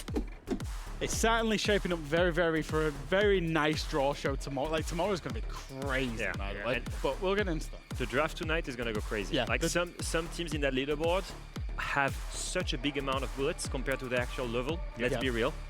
Fear X on paper right now is number 2 in this tournament. They've put a huge target on themselves. It's just even though they've played really well, by the way. And they're playing well, but it's just not the case. Like, teams are much better than them. Hey, the DK reform, it's what we've been waiting for since the end of 2021, so I'm very happy to see it. Actually, since SI back in Sweden, that's where Sonics really were able to knock around the APAC teams, especially this old DK, well, now Fear X roster. However, we have to talk about our next game. Loud take on Team Secret, and well, this is a matchup that, for those that are not really sure what to expect, we have to set it up, because Loud are coming in new as an organization. Yeah. What were they formed of after this SI run and now going into Reload? So previously it was the Raza company roster. You know, that roster that didn't have an organization when they came in, that, you know, Raza, you know, helped, you know, towards the 6 Invitational. Crazy run there, went all the way on the stage. You can see the same players before, Perez, Bacedo, STK, and Live, and then a new one, Dafo. Previously known as Daffodil, someone that we have been watching for a long time in Brazil. Lots of talent on that roster, most importantly, incredible cohesion, and yesterday they took down Falcons. I think it doesn't surprise me, but there is such a depth of talent within the Brazilian region that we've got another top Brazilian teams coming through the rank now in terms of what, you know, they were known at 6 Invitational as Raza Company Academy. They've now got themselves onto Loud as well. And they play slightly differently, I would say, from a lot of Brazilian teams. They generally play much more, I would say, traditional Siege, much less risk-based than what you might see out of, say, Furia or something like that. But it's great, it's effective, and obviously they were main stage at 6 Invitational as well. Yeah, they have a very strong core, and Flash3 was clearly the weak link and the shorthand of their SI Boston run. When they remove him for a very strong playing like Dafo, they don't change the core in what's working, and they bring a stronger firepower there. That works really well. They complement it, they upgrade it, and you know, we saw that yesterday when they caused a huge upset. And speaking of that upset, how many bullets are they still left with? What has been the play so far for Loud? Loud as an organization playing for the first time here in Siege. They started with 6 bullets. Yesterday they gained an extra 1, and today they will set down 1 more jack. I actually don't mind this, and the reason that I don't mind this is both Loud and we'll come on to Secret are in very similar scenarios with their 2 rosters. And actually, realistically, they don't want to risk a lot. They just want to get into the next stage and get there in a good position and then go from there. Because again, this is going to be a really tricky team for anybody to pick up. So the likelihood is they're going to get quite a good draw tomorrow if they get through this. And obviously, they're respecting Secret. That's why they're only putting 1 bullet in there. We've mentioned Furia going super aggressive. Πραγματικά είναι πάτος η G2, όντως. Πιο κάτω δεν πάνε. Πιο κάτω δεν πάνε αυτοί. They are balanced. They will try and win, so they will reload only 1 bullet, but they will also pick opponents that they think they can beat. So they're conserving a good amount of bullets, trying to play kind of safe until the end, the lower end of the rounds. Well, maybe their mindset is more kind of locked in and conservative in that way, but when it comes to celebrating a victory, they do celebrate the Brazilian way, a team that is quite happy with landing a first W here. Yeah, I think it was pretty much the biggest, it was the first upset that happened yesterday. And they went up against Falcons. They started out there on the defense. They actually had a very terrible first half of this game. It looked like Falcons should have kicked on. And Loud produced some of the best attacking Skyscraper we've seen in a long time. Obviously, they absolutely loved it as well. That's my biggest point. Skyscraper is in no way a bad map for Falcons. And the fact that they came back winning on attack on this map. Bravo, desgraçado. E Brasil. Attacker level on this map gives you a good temperature check on the actual team play, and that was amazing from them. Well, you know, Daffo or Daffodil, however it wants to be, maybe it is a delicate flower, but he is no delicate flower when it comes to actually competing. The new pickup is, in my opinion, the biggest reason of their victory against BDS. Double digits, 2 KD, double entry, great game. Κώστα, όλα καλά ρε mate, εσύ τι λέει, πώς είσαι, how are you? How are you? And enable zone control for your team. And that's perfect. If you're looking at a team, you're making a roster change, you're bringing a new player into your system, you're going up very first game, you're going up against a huge team that have competed in every final, great quality, have a good game, get yourself, you know, off the mat with a good game. Daffo did that perfectly yesterday, and he will just be raring to go for it. Well, gentlemen, now from Daffo and Loud, our Brazilian squad, somehow Brazil still has more super teams and super nice. where they bring these guys up, but this is what happens. They feed them something else here. We go on to Team Secret that has gone through a lot after SI. Coached by the Brazilian, by the way, Mr. Twister as well, and also by a Portuguese IGL, Savage. Amazing roster, again, I think a strong challenger for all of the other teams here. Loud is the kind of same. They're not heavy favorites, but they're in amazing shape right now. Yeah, absolutely. I think, you know, one of the things we said about Loud and is that their 6 Invitational run, we didn't know how they'd follow it up. It's the same thing for Team Secret. They had a great 2024. 6 Invitational went terrible, let's be honest. Yeah. They got grouped. Now they're back here. They've made 2 changes. We didn't know how they were going to follow it up, and they produced a great result yesterday. And you see at the bottom of the screen there, that is the R6 Share Team Secret skin that is coming very, very soon, as all of our teams here, the 20 of them that are part of Reload, will have their own in-game skins, so you can buy them and support these players and their team to really keep this scene going. It's just a bit of a teaser of what their weapon could be, but the team is still having fun, right? Yeah. Exactly, look at them pictures. And again, we can see from Team Secret here, they reloaded 1 bullet yesterday against Team Liquid. I think that was very, very a good choice. It was a good decision, very sensible, because they didn't know what they were going to expect out of their team with 2 new changes. They're going to do the same against Loud. Loud are a great opposition, main stage at SI. Secret just want to get through unscathed, basically, and even if they lose, they will only lose 1 bullet. So I understand their decision to do that. Well, let's take a look at Secret's win yesterday, because that was pretty impressive, and there you'll see 6-5 against Liquid to carry it over on Club. We've seen Loud beating Falcons, and now we see Secret beating Liquid, one also of the biggest favorite for the tournament, despite their roster changes. That's just to tell you what we meant before. They're strong contenders for the titles. Yes, they're not favorites, Loud and Secret, but they're really good underdogs, people that are strong dark horses to upset big teams. And I think that win, particularly for Secret, was massive. Go back to 6 Invitational. Don't want to look too much in the past because we're at the start of New Year, but when they started 6 Invitational, they started with a loss. They were on the back foot, constantly having to chase it. They got the win yesterday. Now they're on the front foot, and that's where they feel comfortable. If we were to elevate 2 players on the screen here and talk about them, who would you pick? Exact same scenario as Loud. The new pickups are the one making the changes. For me, Mugli, Noah were the main difference makers in the victory versus Liquid. If you look at this, the entry from Mugli was amazing, especially. And for Noah, it's the KD, again, both on double digits. Overall, really good space makers. It's kind of beautiful. Both of these 2 teams, very similar trajectories. You know, we didn't understand necessarily how they would fare at this tournament after 6 Invitational. New players, and the same thing with their new players coming in as it was for Daffo playing on Loud. With Mowgli, with Noah, both had solid performances yesterday, so they'll have been thrilled with that. And we know Savage is very much an underrated IGL, at least by people who are only used to seeing the big org names out there. And Joom, we remember kind of the moments that we've had with Joom. And we are missing Joom. Joom had a tricky day yesterday. Had a really bad day yesterday. But the new players picked it up, and that's exactly what Secret want. We need him back, though. And that's something that had been missed in the past, where there's nobody to fill whenever there's somebody slacking or not having a great day on the team. However, our map, what will it be, is again a best of one that we carry through until the end of these 5 days of competition on Wednesday. What's our map? Come on, let's see. We got a game on our hands. Loud and Secret are set in.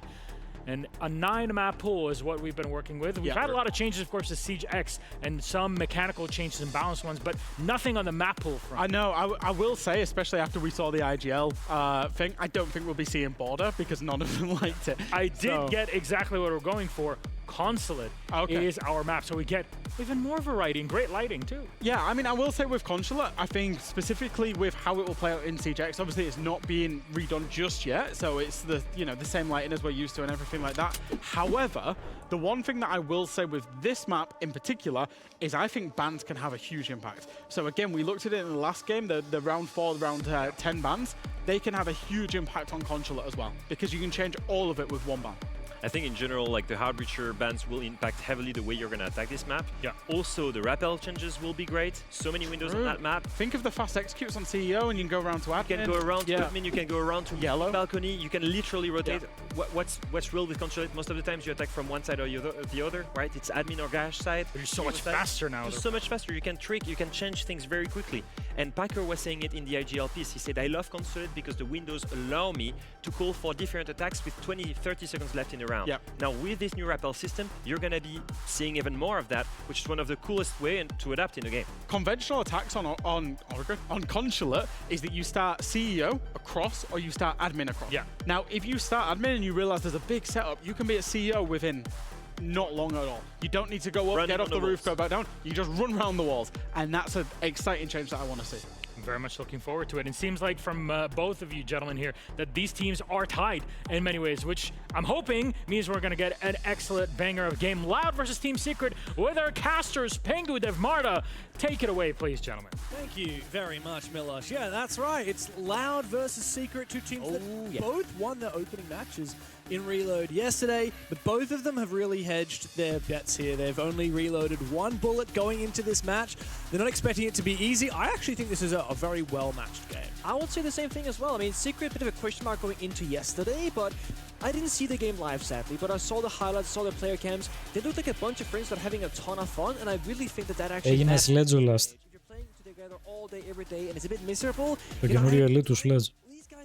Totally, which is great to see because, if you looked at the roster changes that happened between their devastating Six Invitational experience where they were first rounded to here, obviously Secret lost two very solid players in Virtue and Grubby. They gained Mowgli, who's a very infamous strong fragger, formerly of Wolves, and Noah, who's a bit of a question mark and been around in the Tier 1 scene in Europe for a while with ITB and other teams, but not like a big name. Not a set player, no. No, in contrast, Loud were kind of nobodies for a while back when they were Rise Company, and then at Six Invitational, out of nowhere, bang, top 5, top 6 team. Really phenomenal performance from them. And since then, they've made a roster change. Obviously, they've gone over to a huge organization in Loud. They've brought in Daffodil as well, who's making... Who's Daffo now, by the way? Okay, sorry. Yeah, sorry. Sorry for full government. Close like that. He's come in and he's a debutant. He's never played with a big tournament. Had a great first day, and absolutely great first day. So on paper, maybe we want to edge it out to Loud a little bit, just on league. I think a little bit. Win over Falcons yesterday. It does remain to be seen. We'll see. Of course, Secret have their work cut out for them after a big win over Liquid yesterday. It is Loud, actually not Secret, who have the social prediction advantage. Here on home turf, we'll see what the Brazilians are able to achieve. I personally am very excited to see Consulate here in Siege X. As the guys on the desk said, it's a rappel-heavy map, and the rappel changes are going to make this a dream to attack. Didn't see a lot of that happening on Cafe because it was a very one-sided match between the last two teams we saw, but hopefully we can see some of that new action here. Operator bands. Let's see what is going to be happening. So they both have 7 bullets, and they're both, as you said, reloading 1 here. Playing it safe. Smoke actually being target banned. This is pretty OG punch, like before the rework even, where if you don't play smoke yourself, but the enemy will, you can target band this operator and plants become a little bit easier, fast pushes a little bit easier. I was gonna say you can double down on Goyo as well. They're doing smoke into mute ban again. Both these operators heavily play around how you can attack and defend CEO top or bomb side by countering the Grim, for example, with those mute jammers or smoke denying the plant. You might need to play some Tashanka actually, so there's some bomb now. Yeah, I wouldn't have been surprised, as you said, to see a Goyo. Maybe come round 3, we'll see Secret I could see that. on ban the Goyo as well. We're actually not seeing Loud bring Goyo in the first round, but the thing that really comes to mind for me when you do a double SAS operators, the mute and the smoke, you no longer have that shotgun. Now, there's a lot of more operators that have shotguns in the roster these days, so you do have someone else that can do a lot of that, the murder holes and the rotates. But those are the two obvious go-tos. You only have Leash in this round, poor guy. Yeah, and it's a tiny little super shorty which only has 3 shots in the gun. So yeah, poor Basetto's got a lot of work to be done.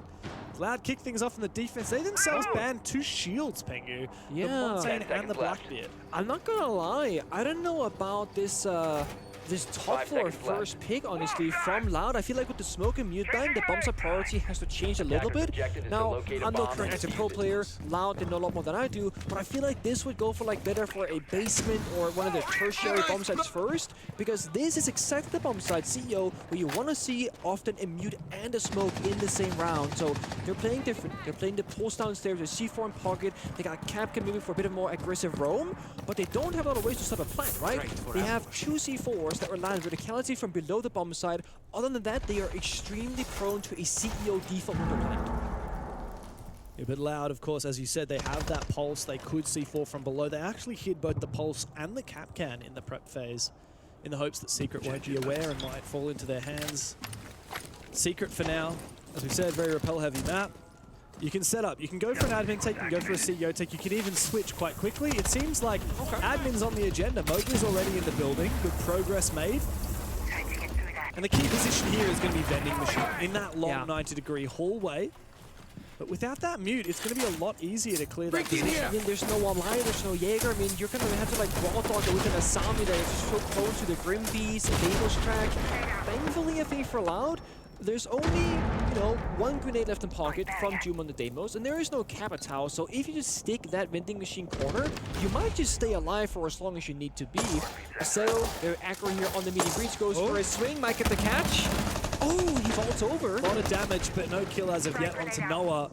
Good move there from Basetto. Seeing the Grim Beast being thrown on out means he knows that he's got the Grim Launcher and not the gun. And it does seem to be a rotator. No the CEO really. called it. There is presence below. And Live has taken the opening kill onto Mowgli. The player downstairs needs to hold on to that vertical dominance to prevent the denial onto Adrian. C4 goes down. It will do damage, but no kill. Basetto is covered. So is Perez. Adrian off the plant and holding down in the post. Is now desperate from Live as he gets aggressive. STK does find his kill on the Capcan as well. A 3 versus 3 in the post plant. Savage eagerly watching from above on this rappel. It's him, Joom, and Noah to try and hold it against this potential post plant from Loud. But how are they going to play it? They've got to deal with Joom downstairs below. They've got to deal with these players on rappel. And Live will attempt it for a brief moment. STK wants to go for a jump and he can't aim. And Savage will find the last 2. Team Secret on the back of a beautiful execute on the CEO find the opening round. It's gorgeous. And I mean, this exactly played into the smoke. Παιδιά, να ξέρετε, η Loud είναι πάρα πολύ καλό team. Θα δούμε καλό match. Team Secret Loud θα είναι καλό αυτό το match τώρα που παίζει. Hit the C4 itself, but it did create enough space for the Warden to whiff it, doesn't kill the planter, the cover was good, they were all spotted by Grimbees. And what I really like about this, that Secret didn't just start the round, go CEO, do the execute. They went admin, they breached, they baited it, and then as Fresh and Dale talked about, they used the repels, pouring the rotate around, and go for an insta plant. Okay, if that C4 hit, maybe this isn't as genius a round as it is, but there has to be room for some mistakes to happen for the enemy. Πραγματικά, Last. Όλα ήταν σάπια σήμερα. Να βρούμε και ένα καλό. Look, even if that CEO had hit, I'm pretty confident that Secret would have had enough man count to just send another player. They have a second row, for sure. They did, and one thing that really I noticed that round was Basetto, who was playing the Legion, he's throwing goo mines at him. So, like, that dude wishes he was smoke in that moment. It's pretty clear. Yeah, I mean, even an Ella, right, could have denied the plant for a little bit of time. An Echo could have denied the plant for a little bit of time. Goyo is the obvious pick that we didn't see at all. So yes, despite that being a good play from Secret, I really feel like Loud just hadn't allowed for that plan. They hadn't taken it into account in their operator lineup. No, I agree. I was going to say, I think Loud just had the wrong read on what bomb side priority they should go for first. I think based on where they are now is going to be like a safer bet with the operator bans given here. Also because the shield bans, I feel like are less impactful in a top floor attack. Because it's not typically where we see the shields have massive value. Yeah, you don't want to be repelling when you're a shield. Exactly, you gotta drop the yellow scout, which is kind of hard. One guy's in the grave now, live very quickly on, found out by Noah, who has the DMR in his hands of the Dokkaebi. This could be a freebie here. There's a player standing on the APC, sees his head for a brief moment, but STK doesn't land it. As he said, live going down early does make STK think twice about this. He really would like to even up the numbers, but if he dies, a 5v3 is a round lost already for Loud. Yeah, statistically it would be indeed. The thing is, he wants to hack the... Oh my god, Noah. Can hack a phone now as well, get full intel. Blitz finds a third player, falling back right from Dafo though. Κοίταρες λίγο από εδώ. Taken out, it's a Maverick, which is like in this situation with the best operator to lose on the attacking side. Oh, Blank though. Oh, this is big. STK is going to win his fight onto Mowgli. Very unusual to see Mowgli just caught out, completely unawares. He's meant to be a key fragger. It's Noah who's done a bulk of the work here as the Blitz did push that player into his position. Now Dafo and Last εδώ παίζει και ο Πάπρα. Στους Loud παίζει και ο Πάπ. Δες αυτόν με τα γυαλάκια. Στους Loud. Ο Παπίδιος. You don't gotta kill that person as well if you're June behind him. Just let him escape, right? You got 2 kills already. Regardless, Noah right now, full carry in this round with 3 picks. And now, this is where it can get a little bit awkward. They have one final token to call. They have to save it for the bomb side execute. Whether they go for kills or plant, we'll see. We gotta see Savage on the blitz lead the charge as the IGL here and get even his team inside the bomb side door to make that proactive play. We got the BPs above. We're trying to deal with that vertically. That might happen later, but right now it's a struggle. Zilla mine is there as well. Let's see it. Show me this last. Intel denied, but there is that, potential saving grace. Baseto, C4 in pocket, if it lands, can either kill the Blitz or the player covering behind him, and that can really open things up here for Loud. That's the thing. While it is a 3v2 in favor of Secret, one of those 3 is a shield operator, which is very different to having 3 rifles up. With really good work to clear out all these traps. The Fenrir, but Dafo is ready for it. He finds a second one as well. At the drop of a hat. Out of storm. Δες τον Πάπ εδώ πώς πανηγυρίζει. Δες τον, τον δείξεις, περίμενε. Dafo is having a laugh. 2 kills at the end of Αλλά that δεν τον round. έχει δείξει ακόμα. Δείξου τον, ρε. Loud, very happy to have pulled that rabbit out of a hat. Νάτος ο Πάπ. Yeah, I think with Secret right now, if you get those early leads, just kind of, again, slow things down and maintain the Oh advantage. my god. Keep building it bigger and bigger and bigger. When you're attacking a content, one of the big things I find that are very valuable is getting an opening pick on a map like Consulate incredible. Because there are only so many things you can cover with 3-4 defenders alive, right? On this basement defense, you got backside, you got like the long hallway and the door right behind bottom spiral. You have bottom spiral staircase, you have breach, you have hatch, you have yellow door. So if you only have 2 or 3 alive, there will be a gap somewhere. So keeping players alive on a map like Consulate is just so much more important than other maps because it's a very big and open one. Yeah, there's just so many ways in. When you lose the numbers, it's hard to account for everything. Yeah. So Loud, they've gone to, as a 3rd round, they've gone to a 3rd different bomb site instead of looking to retry the top floor. I do feel like there was a little bit of an opportunity missed by not bringing Goyo on that top floor, and I would have liked to see that again. Of course, we have a couple of rounds left in the tank, but Secret also has another ban coming up for this round. So we're going to go to Piano and Expo for Loud. And it's a very loose setup. You've got a lot of information gathering. You've got Solus, Pulse, and Valkyrie. Yeah, my assumption is that Loud, they don't want to put themselves to operators that are limiting how much they can move around. Because they can play very freely in this one.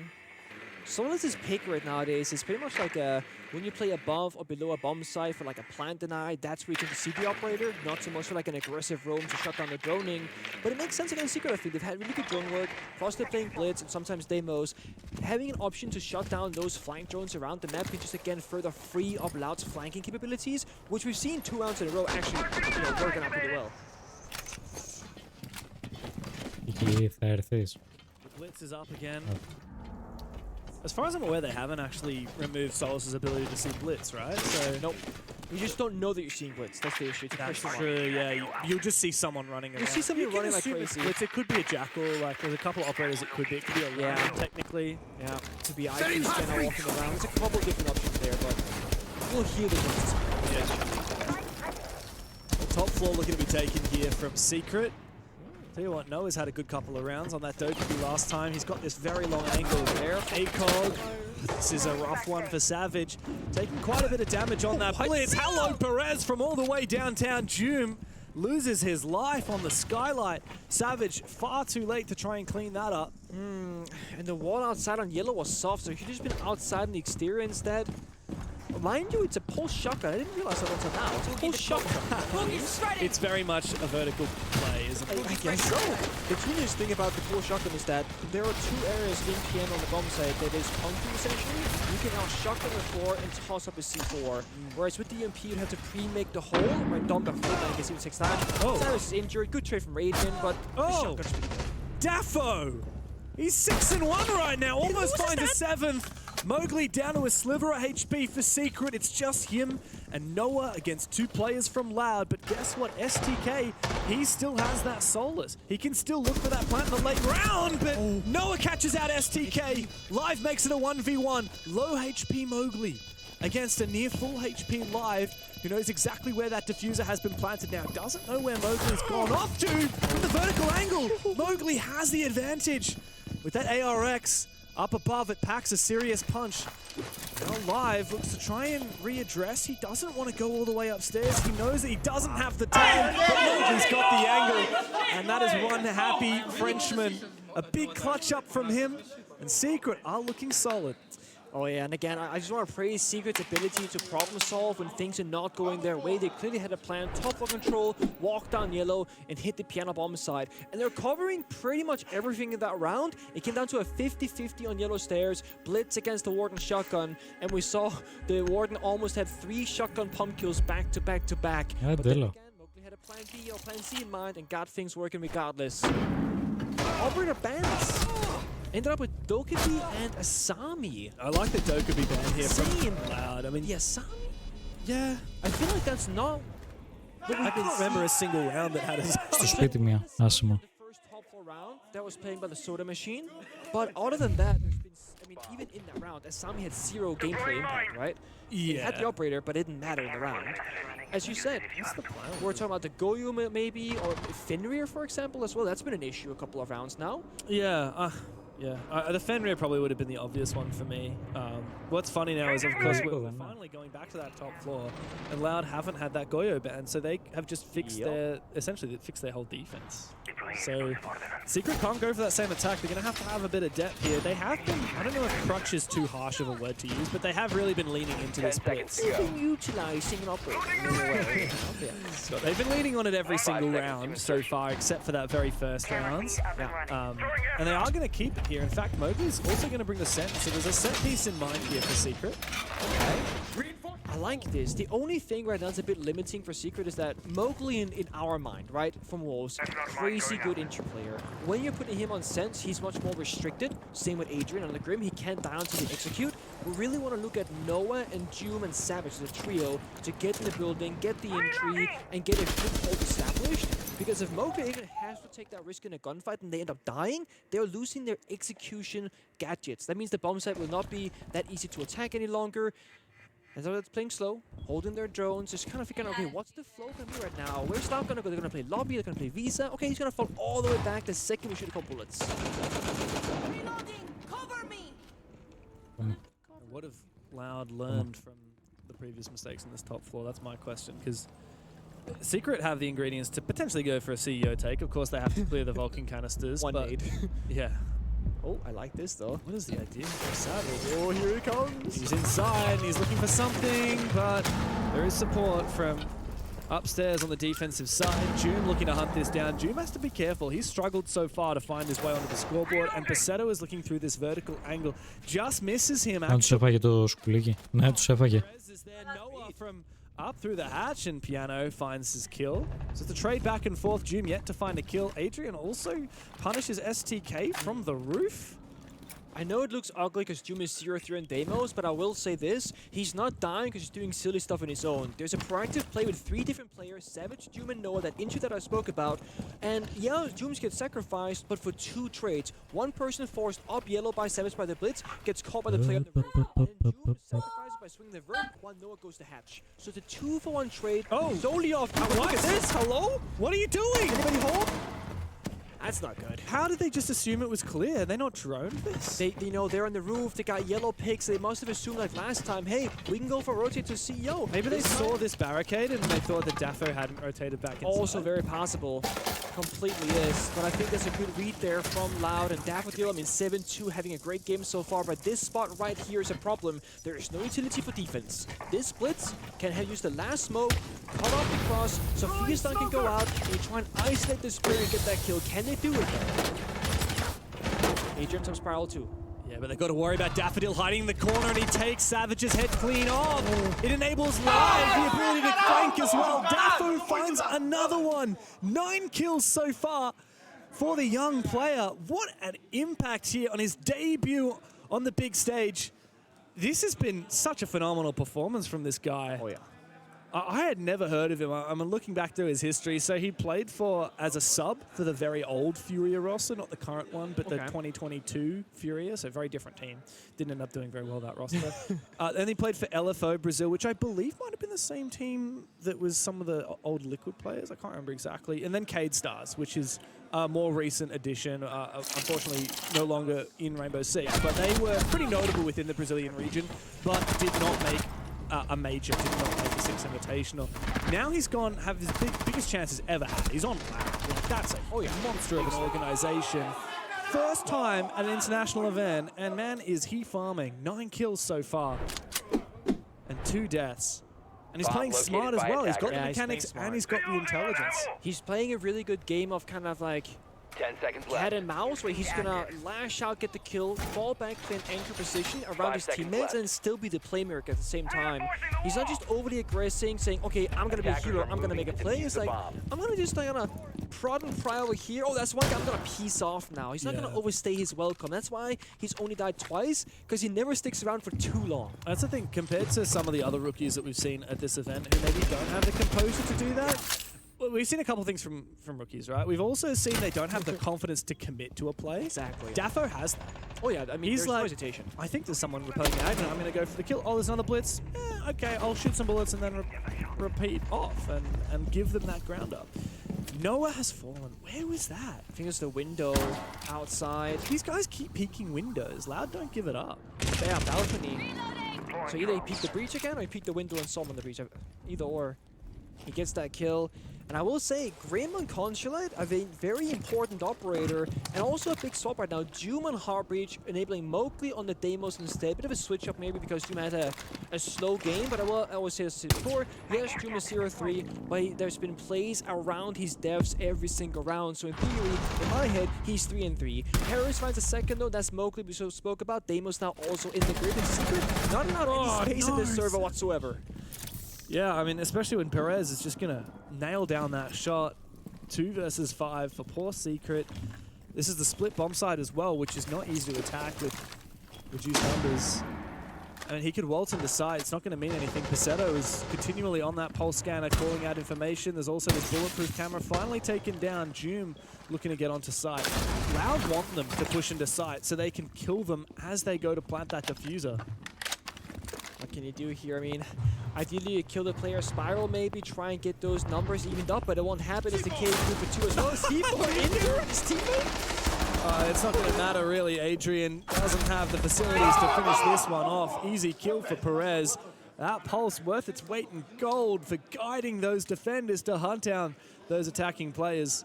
And, well, it's left Loud looking very solid in this defensive half.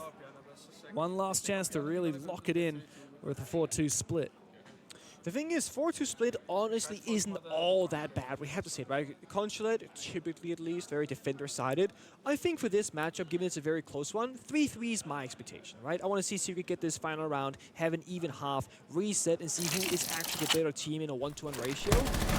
but it has been, when Loud can maintain map control and fight for the space like they did in this round, they're very lethal. And I feel like when the kids at split bombs set, there's two ways to play it. Either you go, our strat and our plant denial is so good, give them map space, let them plant will kill them, or you go, we're not sure about the plant deny. Let's just go for a really heavy roam and not be afraid to take confrontational gunfights. Yeah. They took the fights, they won them. Yeah, they've been doing that the whole game through, and it's also been in forms, these attacks. The defensive roams, the aggressive play on the defensive side. You've got that pulse, you've had a little bit of Valkyrie, just lots of information gathering. Even now, I mean, Mozzie and Solus, a bit unusual types of information gathering. Yeah, I would say so. A form of information gathering plus info denial, but I actually really like the way they played around it. Reloading! Also very well-rounded roster here for Loud, even though Daffo is the outlier in terms of his fragging capability. We see good moments from Live, good moments from STK. Also, I want to talk about the operator changes as they appear. Right now we're seeing Jackal for the first time. Oh, yes. Outcast. There has been a patch to Jackal. You notice he has 5 Jackal trackers right now, bottom right of your screen. That's a buff, right? He had 3 before, now he has 5. However, before he would scan a footstep, and based on how recent, how long ago that footstep was planted, he would track between 1, 2, or 3 times. He has 5 trackers, but they only spot a single time always now. So now you use it and you see, oh, he's on site. Exactly. Oh, he's still roaming. There's no update ping. You get a red ping, the second you scan it, that's it. Do you know whether the footprints disappear when he uses it still? That I actually don't know, but I had the same thought. If we're lucky, we might be able to get a chance to see that, because of course you could scan the footsteps, see him on the top floor, and then scan the footsteps again to see if he's moved. Completely possible, but it's a good question. I actually don't know that. So Jackal has gotten, I would say, probably nerfed overall, but you have more pings, but they give you less pings per activation. I like that change. I think it was pretty hard to pick, actually. It's going to give a lot more fluidity to defensive players. Hello, Perez. Oh, no, he's going to get spotted. They know that he's on the top floor now. Mowgli has also snuck his way all the way up. He is going to get it. Turn on Perez. Beautiful. Oh, we see it here. Let's see. They disappear. So that's one track. That's it. No second follow-up. So they don't know if STK went down the stairs or into meeting. But they are watching for the retreat. STK will fall. Well played here from Noah. Still Live is holding on to his position. Daffo's fallen, so this should be a good execute here from Secret. They should be able to storm down into sight. But Basetto is getting cheeky. He's hiding. Still waiting? He's surely going to fall. It's all up to Live. He was all the way on the top floor, and now in a 1 versus 5, he has to go back to side. He's likely to kill Mowgli here, who does hear him and pre-fire him. Flawless round. Smiles on their dials, and into the second half at an even Steven. Oh boy, I mean, I love the rats play there from Live, but when you're last alive and, you know, they're planning, it's like, you should have probably flanked earlier, you know? You want to go for broke, or you are indeed broken. Now, flip side of things here, it's hard to expect what the opponent is going to do for the Operator ban phase, just because what are they expecting? What do they think are problems? Fenrir and Deimos in the first rotation, followed by another smoke and Gridlock? No, that's just the like. Oh my god, I got trolled because they flipped the screen It is from right to left confusing. monitor. Yeah, okay. It is. Okay, I was like, that makes a lot more sense. You thought it was going to be a Gridlock. I was like, that'd be an interesting ban. That doesn't make any sense. I like the Fenrir ban. I totally understand. Yeah, we spoke about it earlier. Of course, this is now, we've swapped sides, so it's not the same team. They're not countering what's already played. They're just going into it. Of course, Loud are now on the attacking side. They themselves have banned out the Deimos and the Montaigne. And Secret have banned out the... Wait, no, I'm confused. So Secret have banned Deimos. Oh my god, my brain is so backwards. Loud attacking, which means they banned the 2 defenders. Yes, that's the one. Brr. Imagine you ban your own side. I know, I was like, why guys? And then I was looking at it, I'm like, it's the other way around. Yeah, so Loud got rid of the Deimos, which sorry, not Deimos. Oh my god. Fenrir. There it is. There we go. It's okay. Fenrir. Loud got rid of the Fenrir, which is something that they use so well. Daffo was unstoppable on the operator. Yeah. 10 seconds left before insertion. Bomb I was located by really attackers. looking forward to the smoke ban. I was very excited when I saw it, and I got baited, right? And they've got the smoke and that's they got it. And they have the smoke and they got the go. And this is Secret Attackers saying, you ejected. understand the Defuse the weakness of bomb. this top floor defense. It's that CEO default plan, especially with Grim open, for example. Loud aren't really playing into that thing. They're playing Gridlock, Ying, Blackbeard, Blitz. This much more to me feels like a yellow skylight, bathroom window. It's shields galore is what it is. It's shields galore. You're not playing for plant necessarily. You're playing for map control and kills. And when you're in a massive advantage, that's when you get a safe plant down. Savage is literally vibing downstairs. I mean, he's just vibing in the server room. Don't blame him. There's the skylight. We see, yeah, I'm saying 2 guys bathroom window, 2 guys yellow skylight, 5th guy CO repel. This makes one sense. He's dropping. Yeah, straight into the bathroom window. No live, the team kill, but it might not matter, as he did manage to trade back his own team kill. The smoke, a little bit too late, and it doesn't catch his position. Blackbeard looking to get aggressive. Mowgli almost loses his life, following it up with a nade. Mowgli has to be very careful. He's now gone prone, looking to finish off this kill. Loud have taken some serious ground in the first minute of the round, looking for more. Mowgli taken out. And now Loud are poised for and hungry for more. Mowgli sees 2 players, Basetto just watching as these 2 defenders look to try and retake the position. Nades to come through from Perez, but there's nothing for it here for Secret. Desperately looking for something. Daffo to force his plant down. A Gas Babe to try and stop it, but Daffo is going to stick that plant. He will fall, and out of nowhere, Secret turn the round and take. Beautiful. The Toxic Babe toss on the final tick. If that was a half a second later thrown, the bomb goes down. Sure, the planet dies, but it gives Loud the possibility to play safer, fall back, go on the repel, and the round goes on. So perfectly timed counter answer there on the defensive half. And also, I see so many teams, you know, the second there's battle happening, toss the smokes and default plant, pop it, and take the gunfights. But Secret, they had the Goyo. They popped the Goyo canister, it buys them 20 seconds of time. If they wanted to execute it, why didn't they plant earlier, people? Well, the Goyo fire was already popped. You see when you're spectating Blackbeard here, they are waiting those really long 20 seconds, and then they entered the building. But in that time, the smoke rotated from Spiral into... Let's go.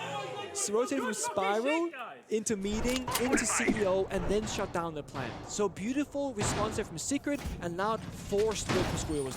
It's so interesting to see the way that these teams ban their operators, because they always ban what they're good at against the opponent. Like, assuming the Secret, for example, like they banned the smoke in the first half, and then we just saw smoke win the round. They understand the win con. It's like, oh, they can screw us here, let's ban it. Exactly. You know, Secret didn't ban the Fenrir once, and Loud were really good with it. Now Loud are banning the Fenrir because they're like, oh, Fenrir is really powerful, we're really good at it, so let's ban it against them. The thing that's missing is the teams realizing what the opponents are good at. And that's what comes next, okay? After 3 rounds, we'll see the counter response. For sure. You have anticipation, prediction, and you have reaction. Absolutely, and especially the current meta is Siege, you know, with operator repick on the attacking side, with now these mid-half operator vetoes, it's really all about how the best teams are the ones that can adapt. I like it though. I love when I see a round and it's so logical what they're gonna do before they do it. Like the bathroom, yellow sky, just from seeing the operator band in place. And it's like, okay, they didn't win the round, but they could have, and maybe they should have in some ways. It was a good counter. It was a good try. But I love logical rounds like that. I also love some chaos once in a while. Hello, APAC. There was some chaos earlier. Hey, Brazil's been giving us chaos. Did you watch that Fury again? Okay, fair. Even Loud, the way that they play, it's very Who were they up against again? Who was their opponent? Nobody, right? Nobody was in the server? It was just them against themselves? Fury against BDS. Oh, BDS was there. Okay. I don't remember those guys playing. Yeah, it was a little bit like a dry run the way that they were playing it. I thought they were swimming. Playing for strats, not playing to win. This strat right here, though, lobby breach here very quick on this piano bomb side. We saw the 2-row canister earlier to kind of stall it out, just for about 20 seconds or so. There's 1 canister spent. Very top focus here for Secret, and now trying to pick it apart from the exterior windows. Adrian finds live, and there we go. It's the building we go. Wow, this is very aggressive. A lot of gunfights happening on the top floor as Loud look to try and assume control. Secret holding on to this roam with their lives, and it turns out Daffo's the one to fall. Good coverage from Adrian as his teammate was trying to reload, trying to switch over to the secondary. Loud looking very rough around the edges on this top floor execute. They have not been able to trade out these kills, and Perez has fallen as well. All up to poor Basetto now, desperately looking for something in a 1v4, and he does find Noah, so a good start. A C4 to miss. There's a lot of work to be done here, and poor Basetto is not likely to get it done. It's a tough one being a hard support, right? You breach the wall, you go upstairs, your teammates are dead, like, guys, wait for me, right? Like, I just started playing the round, please. And now, 1v3, no help, gets shot on the side, swings back around, nope, doesn't want any of that smoke, goes elsewhere, back upstairs. Good read. Has a yellow ping, whiffs again. Unlucky. The fadeaway though, Secret, they're playing time, they're playing numbers. Savage could fight this though, he's got that DMR, and Basetto doesn't have the read on the position. He's so nose. All right, he's got an inkling. 50-50. Needs to round this fight. AK-12, fantastic gun. But guess what? There's a player down below watching through the vertical. Savage will find the final shot. And Secret, well, they have truly fired up in the second half. They're looking extremely comfortable on the defense. 2 rounds on the trot. Only 2 more required to put this game to bed. I wouldn't mind the technical timeout. Just oh, there it is. Okay, Loud has called a technical timeout. Let's hear what they have to say. O plano de terceiro ban, Lev, só vou falar rapidão aqui que eu acho que a gente baniu o multi, tá ligado? O Kaid eu acho que foda-se, não vai ser problema algum pra gente. Sobre esse round agora, se for o bomb do Vistos lá, a gente faz o nosso caçada padrão. O terceiro ban era Kaid. Sim, eu tô falando pra nós mudar, tá ligado? Acho que vai ser mais forte. E daí, se for o bomb do Vistos, a gente faz a nossa caçada padrão, que a gente vai conseguir os espaços que a gente precisa, tá ligado? Se for o bomb do piano 3-2, a gente faz o nosso start, que é o caçada que a gente chama agora, tá ligado? Que pode virar o play split pra amarelo, que a gente fez agora, tá ligado? Fechou?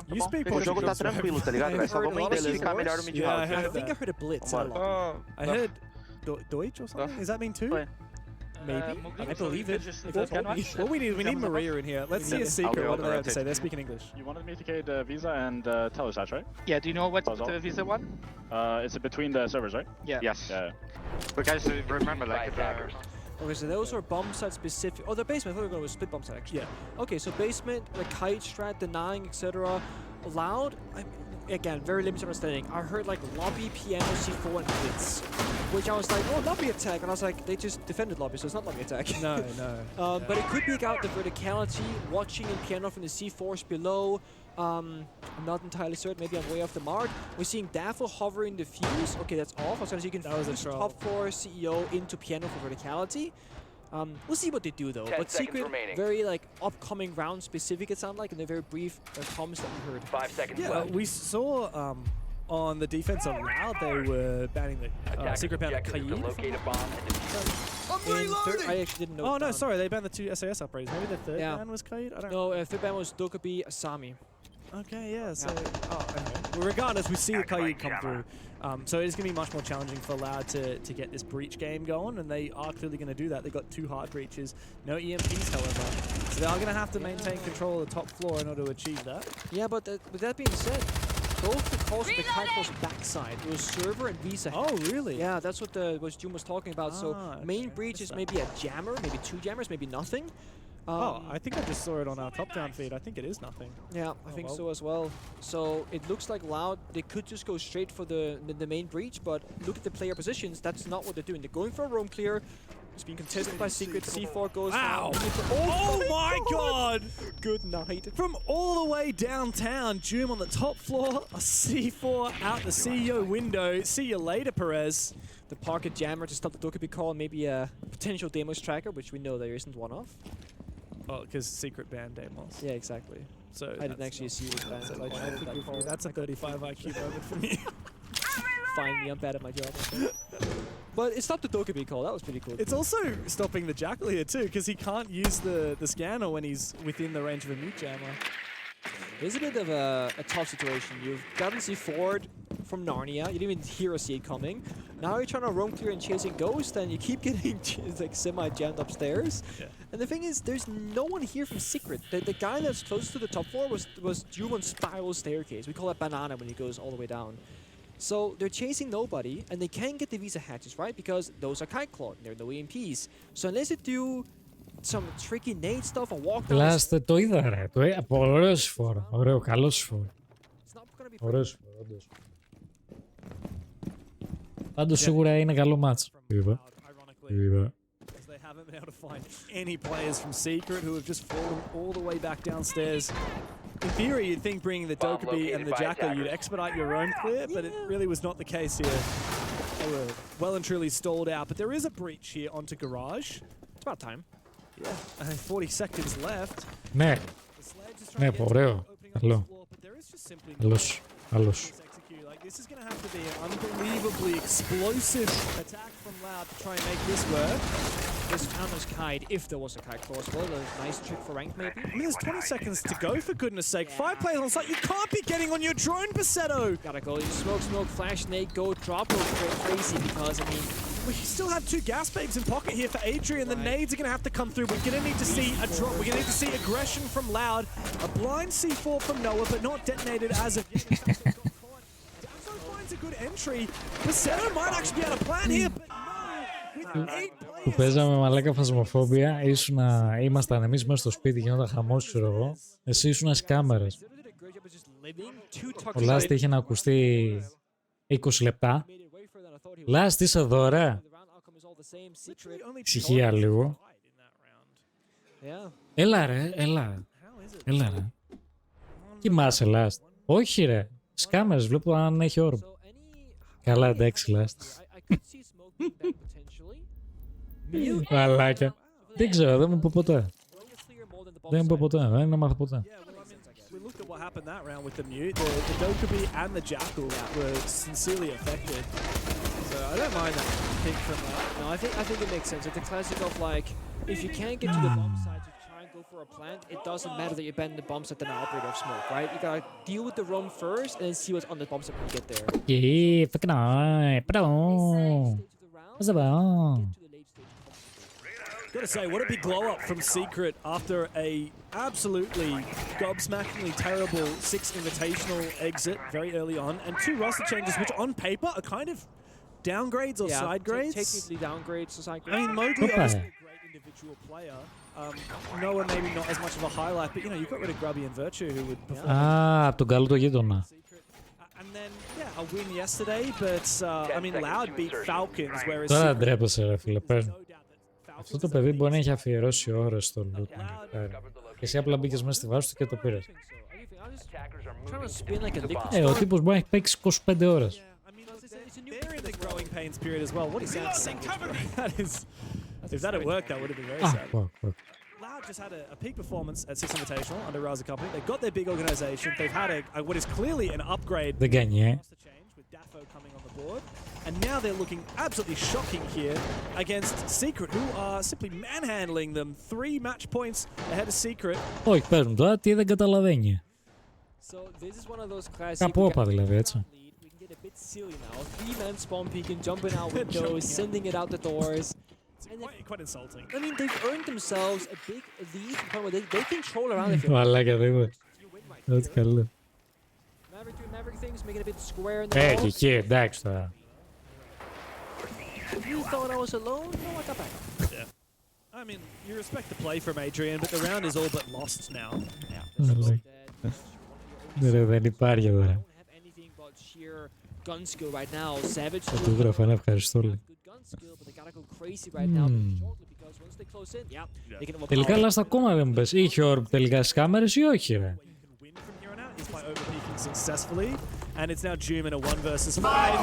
Α, ήταν σε άλλη διάσταση. Ο Last. Έβλεπε κύκλους. Yeah, okay, see, I heard that. They're very slow. There's no point going fast into their faces or whatever. Is that what, you speak Portuguese now? No, it was Secret Comms. Oh, really? But it was showing the player count loud, yeah. I just saw that it was loud and I wasn't Άρχισε το ρεπερτόριο τώρα. Time out for Secret this time. A gente vai ganhar, tá ligado? A única coisa que pode fazer a gente perder é o último round que eles fizeram na garagem. Que, tipo assim, eles vão tentar ganhar tempo de vocês. A gente demorou 2 minutos e meio pra ganhar o mapa, tá ligado? A gente precisa entender. A gente precisa dominar mais rápido. E eu acho que com esse Bamut isso vai facilitar pra gente. I think they're trying to hide one drone in the top yellow over there. Let's make sure that we check on that one. Like going straight to the small box, you know, in the small sofa there. Underneath the table and sofas, yeah. Let's go, guys. Mine. Yeah. Don't be shy. Don't be shy as well. But let's play smart, okay? I'm a very small again with the shield. Yeah, I think we do the same because I think they're going back to defaults like we said. Yeah. So they're going to try to play for sides and plants. Ô, Bas, vai se fuder com essa aliança aí, tá? Só relembrando. I could take a castle or like a Valk. Kind of like that. Don't be shy, but be smart. You know. I think Twister was saying, guys, just don't troll like you did last Yeah, that's what that is. He was saying that kindly.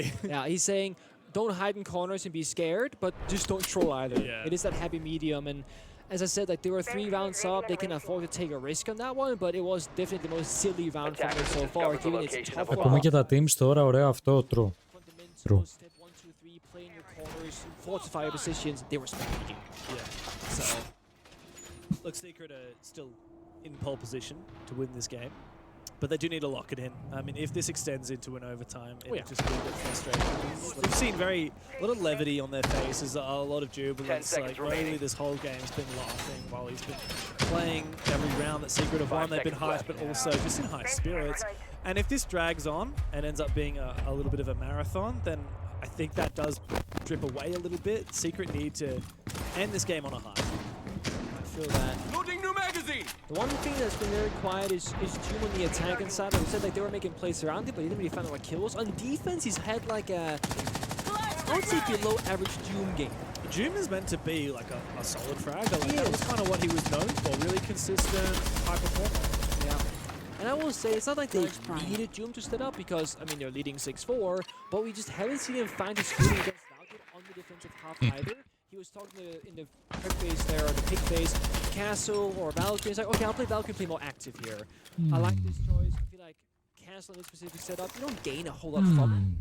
The intel, the C4 below, a fast-firing weapon. Loud response back with a Nomad holding the flank. And μας και κάπου άνθρωπο, έτσι. Just kind of stabilize it. They know Doom is down there somewhere. Can't afford to drone him though, it's going to take so much time, so you're better off air tipping the flanks, put a flank drone, and just try and catch Doom later in the round rather than right now. It's going to cost too much time. There's quite a lot of change from Loud's side. No longer bringing the Dokkan and the Jackal, and you can see as a result it means that they're so tempted to hunt these roamers without it, but like you said, there's just no time. So instead, lock down those flanks and then look forward to try and pressure onto the site. Yeah. This is try and breach the lobby. I think they have. I'm not entirely sure actually. Δεν υπάρχει. Έχω σηκώσει τα χέρια ψηλά, ξέρεις. Η επιστήμη έχει σηκώσει τα χέρια ψηλά. So probably shot vertically. Oh, they're used here, maybe. Specific to the wall. But yeah, regardless, this is one of those rounds. Εντάξει. Σε πιάνει μια ιδέα τώρα με τα αίματα εκεί να πούμε. Εντάξει. Savage on right now. So they can maybe try and bait the plant, then backstab top floor for spiral of Visa stairs, or into the fire. That's pretty smart, actually. Wow, so denying the vertical angles here, Basetto in a 5 versus 5 is able to confirm this plan. Savage feeling that pressure as he wants to try and contest, but the Vulcan fire, the Kapazau's fire prevents him from denying it. Now he's seen that diffuser, and Lauda laughing, holding in the post plan now with just about every single wall open. They will hold firm. Another player to drop down into Visa, but Perez will shut him down. Looking for a flank. He's found one, but immediately a reply from Dafo. And Secret, well, there's no way back into this. Adrian can try his best to hit this diffuser with Noah looking to cover. Πάλι καλά δεν ακούτε. A double kill. Ναι, αλήθεια λέω να ξέρεις. Overtime for Loud. Such a beautiful round. It is such a simple way to win a round in the easiest way possible. They know that as long as Sebs can play on that specific verticality, they can't go for a plant. I was saying how you can like backstep, go for a flank, and distract Savage, but the fire from the window outside the building is even safer. Ακούμε, ναι, γιατί έχεις την κοιλιά ανοιχτή και τρως spoilers, λοιπόν. They had top floor, they had first floor, nobody was basement. Doom was there early with a C4, not Αλλά μόνο εσένα δυστυχώς, but had he been in garage with a C4, that could deny the plant. Yeah. They didn't expect the caps on fire like that. There was a big surprising factor to them, and they got punished massively because of it. So really creative problem solving from Loud, and it buys them around completely for free. I really love it. I've never seen something like that before. A 5v5 plan in what is appearing to be a very exposed position. Without taking top floor. Without taking the top floor. Simple Capital fire to cover off that vertical angle. I mean, they had so much confidence. Εκεί φτάνει, ρε παιδάκι μου.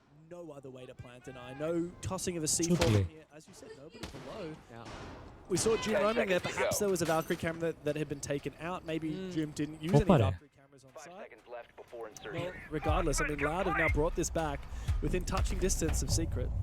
There is a world where if Savage had a bit more health because he wasn't full when the fire came out, you can tank the fire for a few seconds and kill the guy planting, and it's fine. But Savage was burning too quickly and couldn't quite hit the shot, or didn't have the intel, at least as you said. And now Secret, you know, risk assessment might change for them. They were happily running around, taking gunfights, playing very risky in their own game. Now it's 6-5. You lose this, you go into overtime. That's not where you want to be. We might see them right now have a little bit of hesitation or falling back earlier than they normally would, not take the gunfights they normally would, and that could be a hindrance. The pulse scanner, a little bit of information. Savage should be pretty safe in this spot inside of the closet of Piano. But Loud applying pressure inside already with those features. It's weird to pick Pulse. Yeah, that doesn't work. Basement. Ooh, this Kaiko is genius. Yeah, that is not going to destroy that electric claw. Saves TK.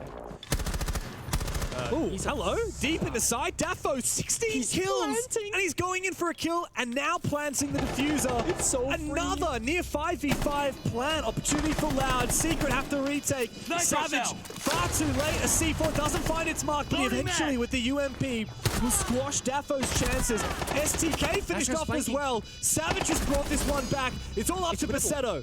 3 kills on the round, 2 more. Go begging! Noah's found it! Team Secret finally put the nail in the coffin of Loud. Those last 2 rounds though, teams, they sneaked the front the first time. I mean, it technically worked a second, but the retake was so aggressive and so confident from Secret. I was worried about their aggression, but they showed me they can still play balls to the wall when it matters the most. That's right, Savage thanking his lucky stars that he managed that big 3K to retake that bomb site. But I tell you what, an insane game from Daffo. Despite losing, this player from Loud with 16 kills has certainly made a name for himself. The far and away best player in the server, but Team Secret were the better team nonetheless. A great showing from the Europeans. They succeeded in the upset, and we'll break that down in just a moment. Nitro cell! Loading!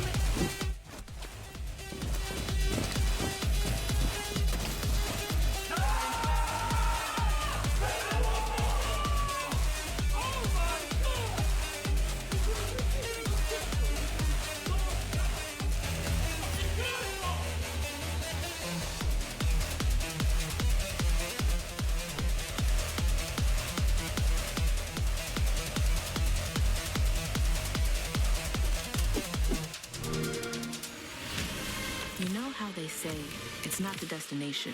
It's not about obviously whether or not you're guessing. It's more so whether or not you think they should. Clearly, you think they. No, yeah, exactly. Yeah. I think just due to the nature of the basement dynamic, it plays out quite differently to the other side. So you can brush it off, and presuming that massive, γιατί δεν έχω τέτοιο power. I wouldn't be too concerned. So after 3 rounds, 1 consecutively for W7M, now 2 by FaZe, and we're all tied up once again at 5-5 as we were at the half at 3-3. 4-5 μηχανές εννοείς. It's kind of got that 7-5 written all over it. Very well could go to overtime, of course, the way things are going. But a momentum streak built up by FaZe. Again, a reminder for those just tuning in, 1 bullet has only been waged from both teams, so the risk and reward as marginal as it can be. One of these 2 will be on 9 bullets going into tomorrow, the other will be on 7, so both teams, respectively, will be still in a good position going into day 3. Yeah, it'll be a marginal difference as well in terms of seeding. I don't know if teams finishing today on 7 will be able to pick. I feel like that would still rank them too highly, right? Or is it like, would it be right on the edge? I'm not too sure. If you're at 7, I don't think you're picking unless it's like right. Like, might get very last pick depending on round difference, maybe.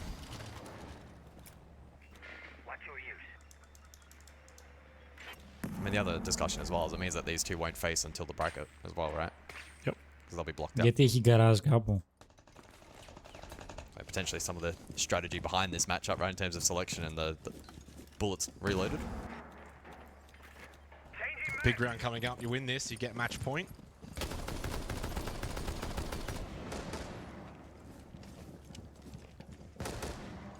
So Echo in play for Loban, which you always got to kind of be mindful when you're playing that. Μα νομίζω δεν υπάρχει λόγος. Well, does the shock drone find it? I feel like the Twitch has just been so impactful. Yeah, the Twitch has been like the MVP again from both teams. In the first half, it was so big for W7M. FaZe now also utilizing it. F not ready to go. Early logic bomb from Vidiking. I don't know if both drones are still standing for Loban. He has at least 1 in CEO. And okay, one was taken out. I got word. Oh, I don't know who that was in my ear. I think it may have been Medics. The GOAT.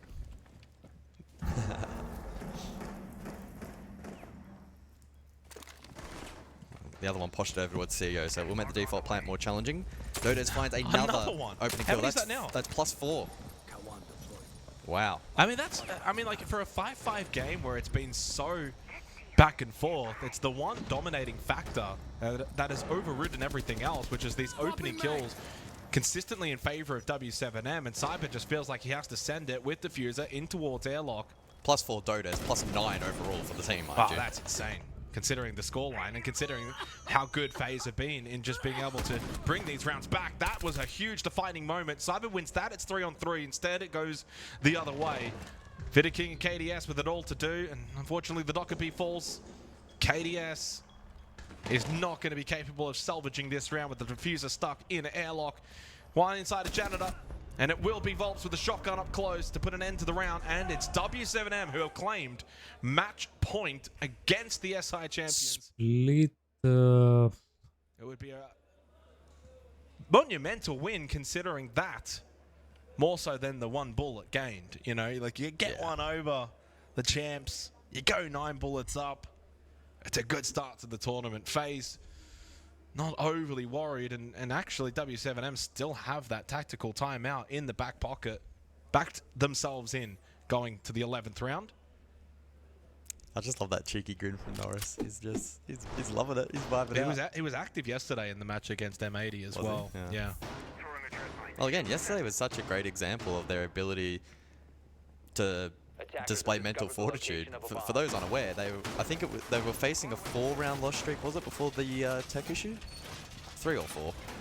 And then we had 4 rehosts back-to-back that extended for maybe about 15 minutes. And I think some teams would have sat there and drowned in the negativity. But as the tech timeout actually progressed, we saw their body language actually become more positive. And then they came back into the server, able to close out round 12, push OT, get the job done.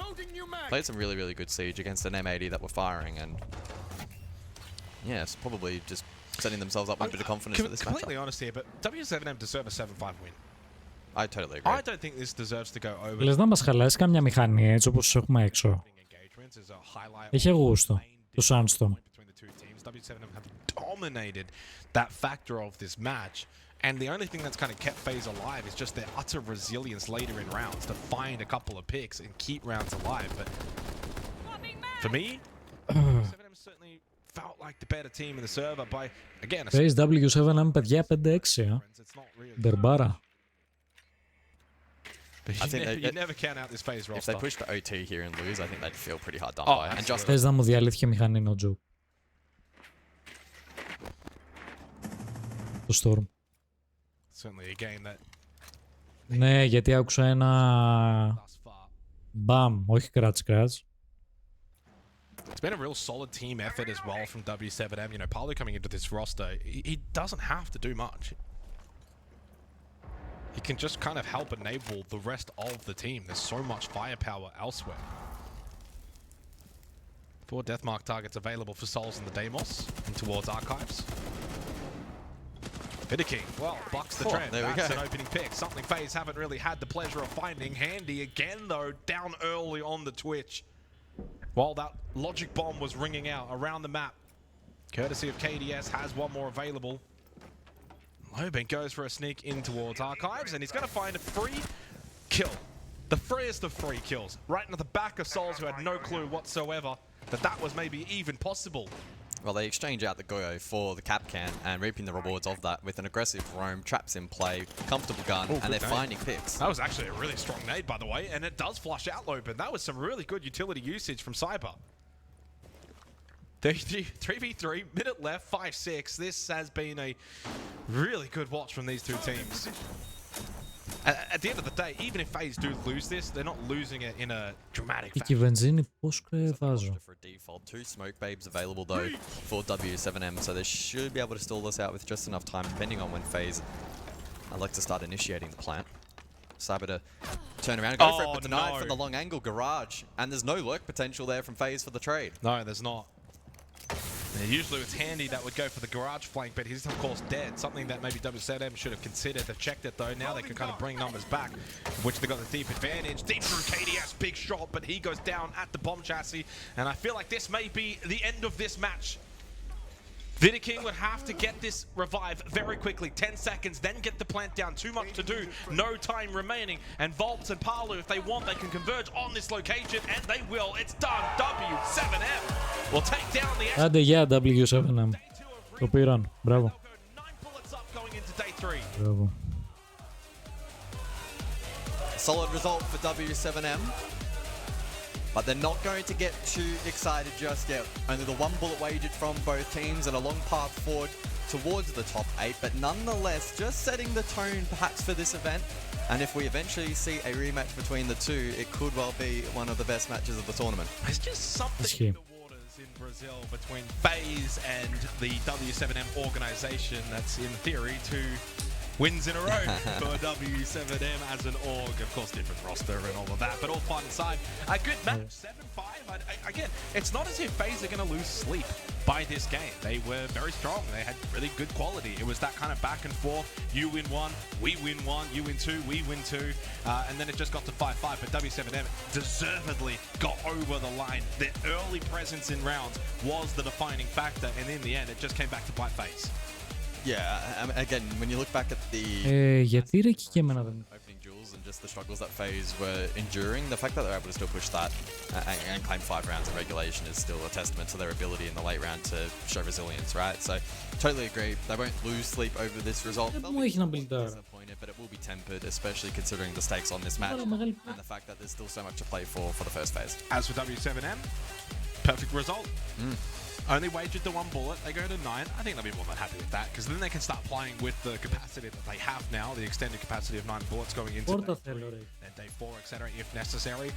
You take a really, really good match against a really strong opponent. They didn't even have a choice, of course, at the end of the draft yesterday, and I don't think they're going to have a choice again going into tonight. That's exactly what I was thinking, right? Like, is any team looking at these two now and saying we want to play them tomorrow? I don't think so. Yeah, I mean, even FaZe, like, you can't go and say we want to pick FaZe. You might not have a choice, I don't know. Yeah. But I mean, ultimately, I think both are still looking really, really strong through the 2 days of reload that we've seen. Both teams won yesterday, a close one here, 7-5. And I don't want to go as far. Usually we might say, oh, it could have gone either way, 7-5. I don't know if I could say that, because I think W7M was the slightly better team today. So it's kind of like, FaZe maybe 10% off, W7M maybe a little bit 10% better, and that's the difference.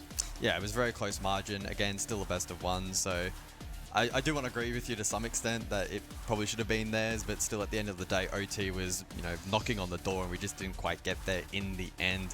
Ultimately though, W7M just setting themselves up nicely, I think, for this event, that we shouldn't count them out, because I feel like they probably were off the radar of many, considering some of their more recent international results, but you don't have to go too far back to remember just how good they really are. The all-Brazilian bonanza is done. W7M take down FaZe, but guess what? One more match remaining today for the B stream, and it's the North American Rumble between some absolute titans. SSG, Dark Zero, after this.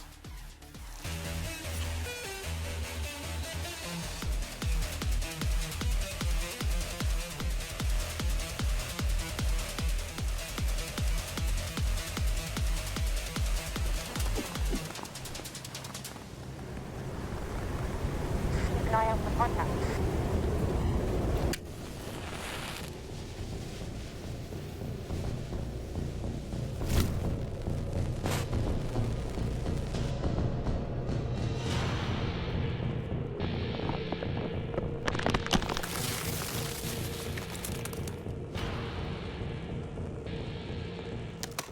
Available now.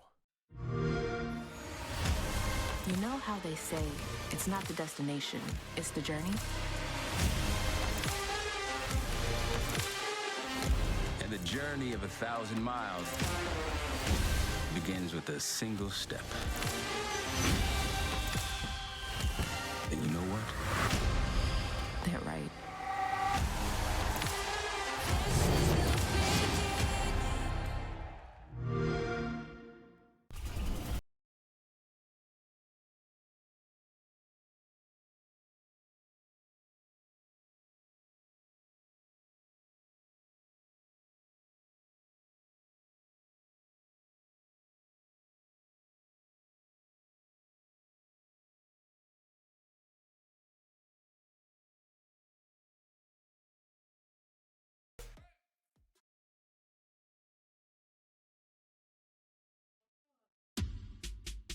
Our final section here, it's the black light detail. What's the detail on this matchup here, Jack? Well, Secret, they actually started out by banning the smoke, which is not something you see in its entirety. They banned the smoke to do a CEO-based attack, which is very common inside of Consulate. However, when the ban swapped at the half, the smoke was open, and that's going to be crucial, isn't it, Leo? It's absolutely going to be crucial. Now, I've moved to the Telestrator, my favorite place in the world, where I'm going to break down what happened with Secret exactly. So we're on round 7. They're defending top floor bomb site. And take a look at this rush. See this rush, 1 minute 48 seconds, and they're already ready with Dafo to plant on CEO window. You have 2 players from Loud in Cubby covering, and at the same time live in bathroom. Now, if we look at the angles they're holding, the Cubby players, they're preventing anyone to rush in from CEO, and live from bathroom has a double line of sight, preventing anyone to rush in from Baguette, and at the same time anyone coming in CEO as well. Double line of sight to prevent the defenders from preventing the plant. Now, our black light detail is Adrian playing smoke. I want you to pay attention to his utility. He's gonna throw a gas grenade into bathroom, and what that enables is that with that gas grenade, live has to reposition in that corner in bathroom. He's stuck in the corner, so Joom can go in and pre-fire him through the wall, get rid of him. Now, Joom gets traded, so we can take a look at the rest. It's still a 2v3, and what do they need to problem solve? Dafo is in, he's planting. That's the first problem they have. Second problem, you still have 2 players in Cubby holding any rotate from the defenders. Once again, Adrian, with the smoke, sends it to deny the plant here on the window, and at the same time, he's gonna enable Savage to come from behind. So after sending the smoke, he's rushing to place a 1v1 with Bassetto and Savage at the same time backstab. Perfect pinch, and as you can see, Dafo dies, Pears dies, everybody dies. Incredible utility usage from Adrian, and that's our blacklight detail. Now, Cloud9 and Team Liquid is coming after a short break. Stay with us. You're such a fucking pro, holy.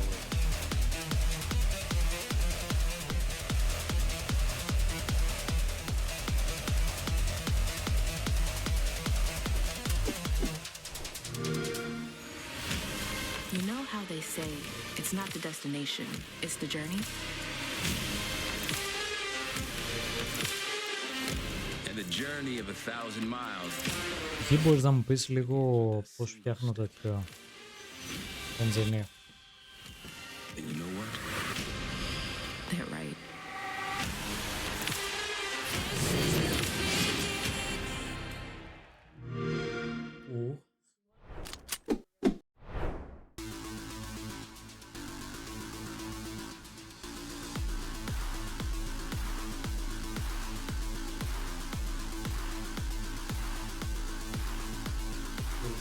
Fuel cell.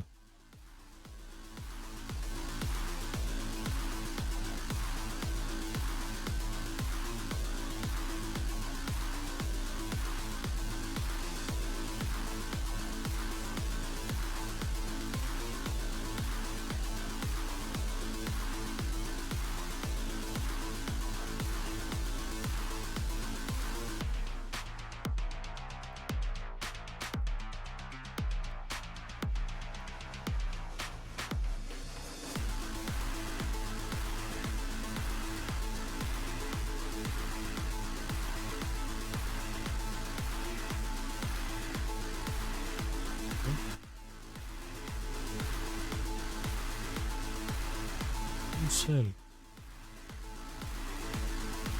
Εγώ τι έχω?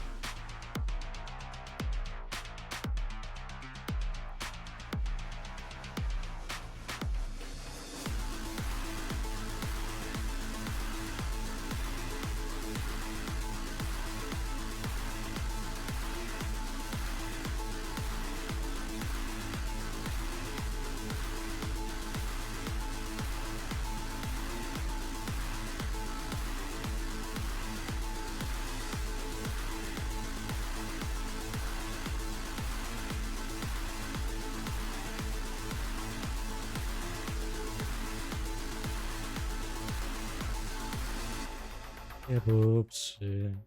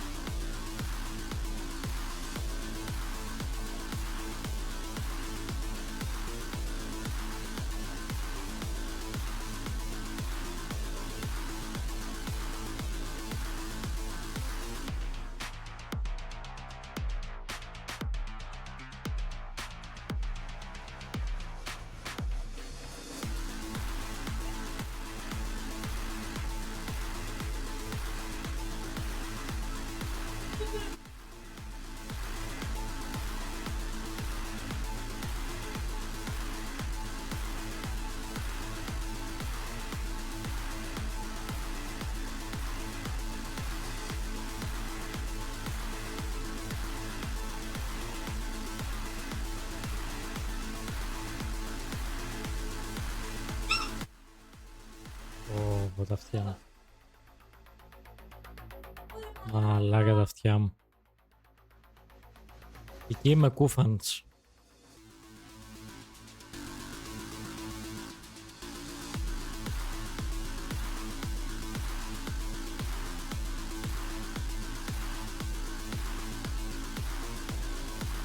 Δεν εννοώ πόσα σπίτια έχεις ληστέψει.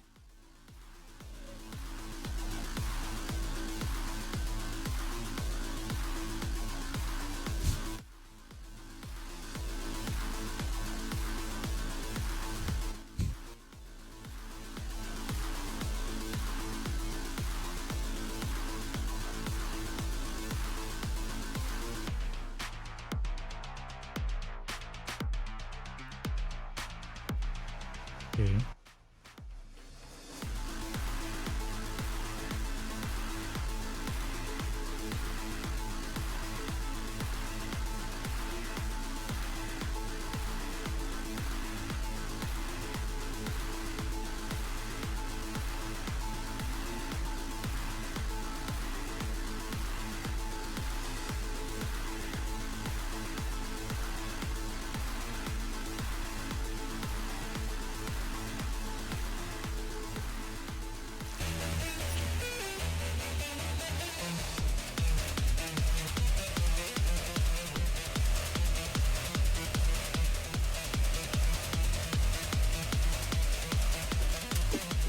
Here with Mowgli to do 2 truths and a lie, and let's see if you know very well your team. Do you think that you do? No, I am terrible.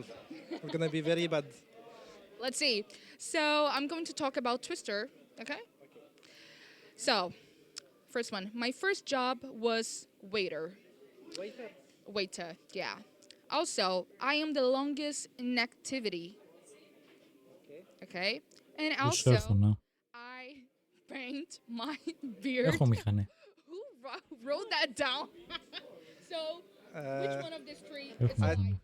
For me, it's the second one. Because the third one, you know, he's like, okay, I'm going to put something very big. So I will think it's false, but it's true. Second is lie. Second is lie? Yes. So he really paints his beard? Yes. I hope. Why? Because he's very good. No, it's a lie that he paints his beard. Bro, he's so bad. It's so obvious. Why he put this? He's so bad. Twister is so bad. He doesn't know how to play the game. Twister, you are so bad, bro. Call him. Twister. Twister, come. Twister, come here. Bro, why did you put such an obvious lie, bro? What is the lie? The beard. But it's so obvious, bro. A lot of people ask me if I actually paint my beard. That's why I put it there. A lot of people. But you don't paint? No. Okay. It doesn't look like. A lot of people ask me, so I thought, okay, maybe it's a good lie. Your hair is the same color?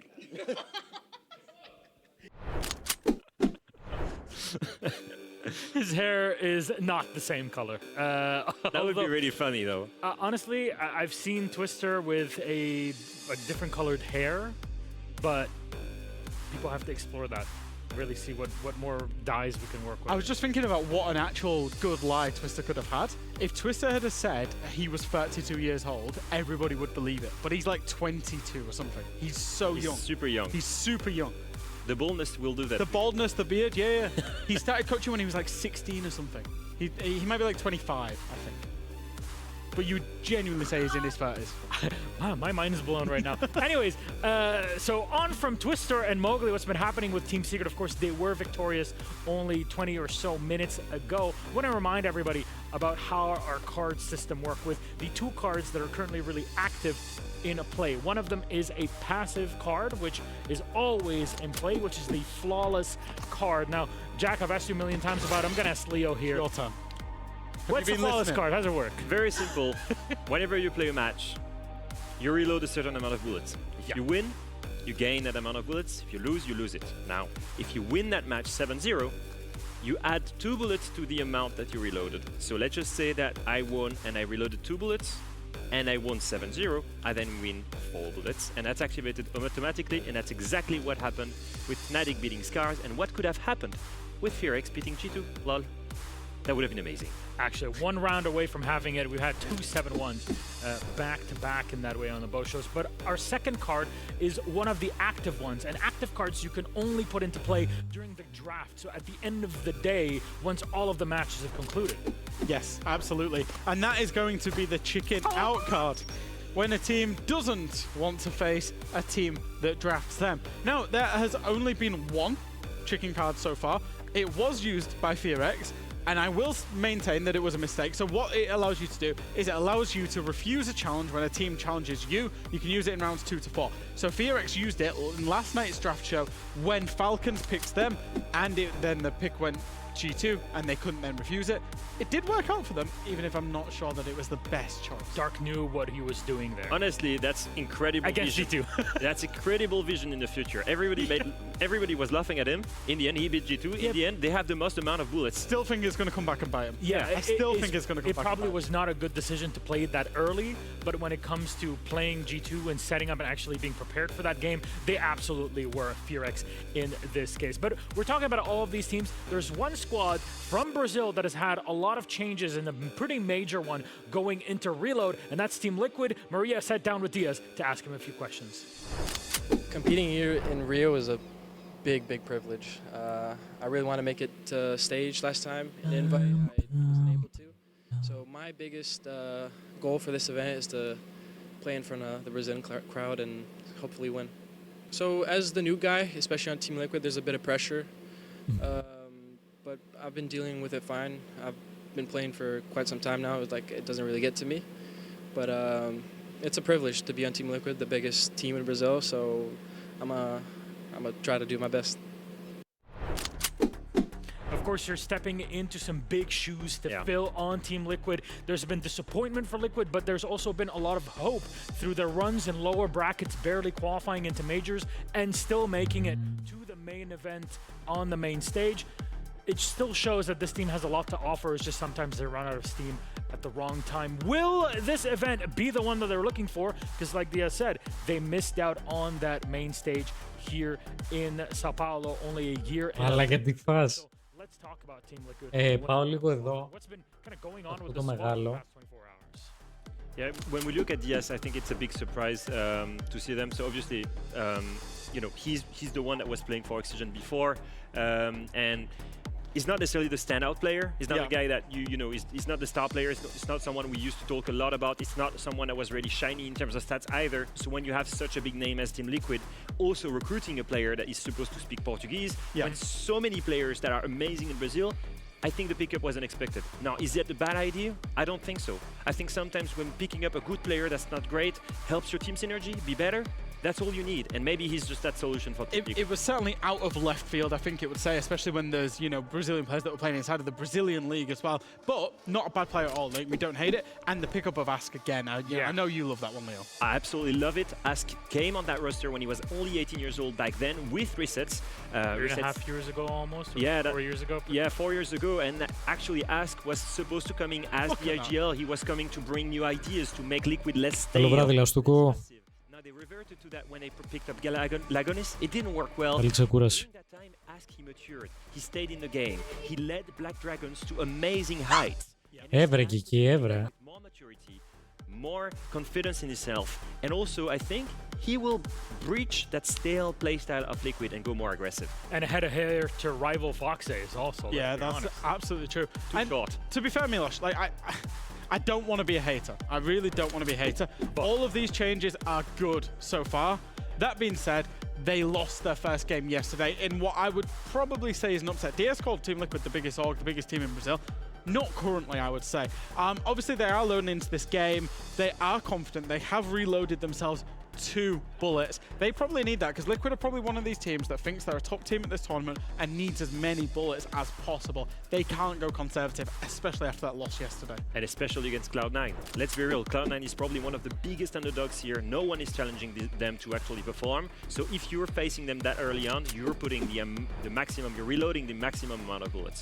And we talked about, Packer on the squad here leading it as the IGL, one of the ones selected, but Dream's been there. We've seen him in Boston. Everybody loves a bit of Dream. Yeah, I think, our view on this maybe is a little bit distorted here, Leo, but our view on this is very similar. And this seems like a collection of players who all have talent, all have floated in and out of Tier 1 at times, and all clearly could apply themselves in Tier 1, that have kind of all accumulated together in this Cloud9 team.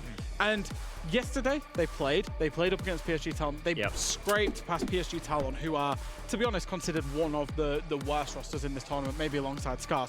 So for Cloud9, we still don't really know what to expect, but there are individuals that we like on this roster a lot. Absolutely. If you think of Dream is the one that, Dream is sexy. Yeah. Hey, let's go. Dream is the one that actually was loved by everyone at the SI in Boston, and all of his teammates eventually ended up on really good teams. M80, Dark Zero, all constituting of really strong teams. And he's the one that got the shared hand of the stick once again. He's put up with players that went to Tier 1 before and completely failed. Let's be real. Packer on M80, that didn't work. Mr. Kobilax on Dark Zero, he didn't work either. You know? And if you look at Gitty has worked for so long in Tier 2. He was such a promising player, never given Tier 1 opportunity. Yesterday he came in and he carried them. All of these players have something to prove though, that's what I will say. It's a redemption story. And they definitely showed it yesterday. They came in with 6 bullets, they added 2 to it, and making it 8 after the reload. They're reloading 2 more today. For me, that's incredible. Like, these guys, they're underdogs. Nobody is expecting them to beat Team Liquid. They come in, they reload 2 bullets. That's a show of confidence, and I'm here for it. It's ambitious from Cloud9, and I think it's also a bit of a testament to really where Liquid have fallen to on that level. That you've got a team of, I'm not going to say rookies, maybe a team of misfits without being too disrespectful, really going for it against Team Liquid. This is a big challenge. A big challenge for both squads, for C9 to prove themselves on the international stage on a new game in Siege X with all the changes that it brings, but also for Team Liquid to say, hey, look, we've had major changes, but we're still Team Liquid. You cannot underestimate us, and we are eyeing that main stage a few days from now. Though, with the series set up, we have to talk about our map here. What will we be playing on? Again, it's a best-of-1 series all the way through up until Wednesday, day 5. We're gonna go to Lair. Okay. All right. Okay. That's very different. That's interesting. What I was thinking just right now is that if you think of Liquid initially, it's probably one of the most passive and strategic teams in Brazil, right? Alongside W7M or Loud, maybe, to a certain degree. If you look at Cloud9, it's exactly the same for NA. Actually, they're constituted mostly of players that would have been labeled as support, or at least that's a little bit more passive. And they were also, I guess, labeled as a team that were lacking firepower, which was also the case for Liquid in Brazil to a certain degree. Both of these teams now are going on a map that requires a lot of step-by-step tactical play, but also gives a lot of space to players that want to frag out as roamers. This will be interesting to see. How much aggressiveness can they go into this matchup? Jack, I want to ask you something when it comes to the map bans here, because, in a 9-map pool, when you go down to a best-of-1, there's low chances that you're going to end up on a map that you're really terrible at, or that it's a map that you do not want to play. Now, usually North American teams are really good at a map like Claire because they can segment it and play it that way. But how does that fit Team Liquid in a circumstance like this? I think Liquid have a lot to prove because they will be starting themselves out on their attacks. And I think, Liquid are a team that are supposed to be better. They're the team that are supposed to have the better IGLs, the better structure, the better team overall. And therefore, there is a little bit of pressure, especially because they're starting on the attack.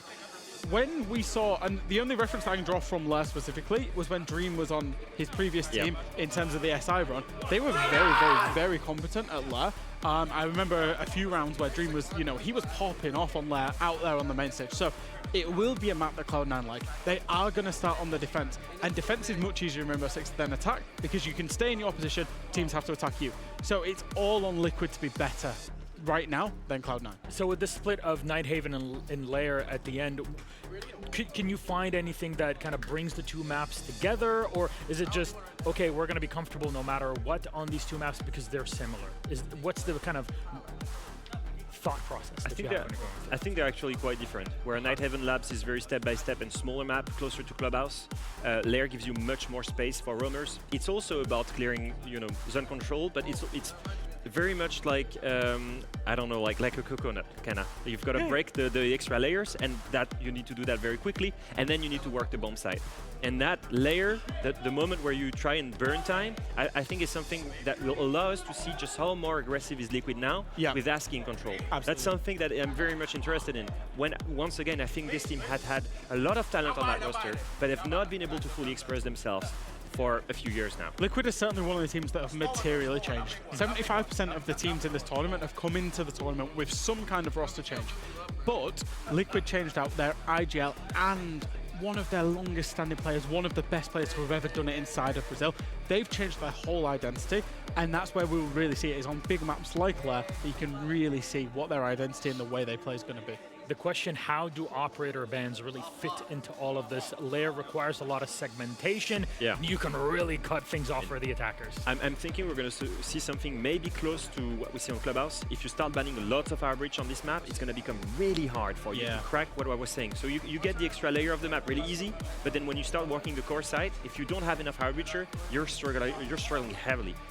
Multiple pressure points. It feels like teams will compound whichever way they go, whether that be hard breach or execute base bans. Either one of them, it feels like they will compound and complement those bans when they get to round 4 as well.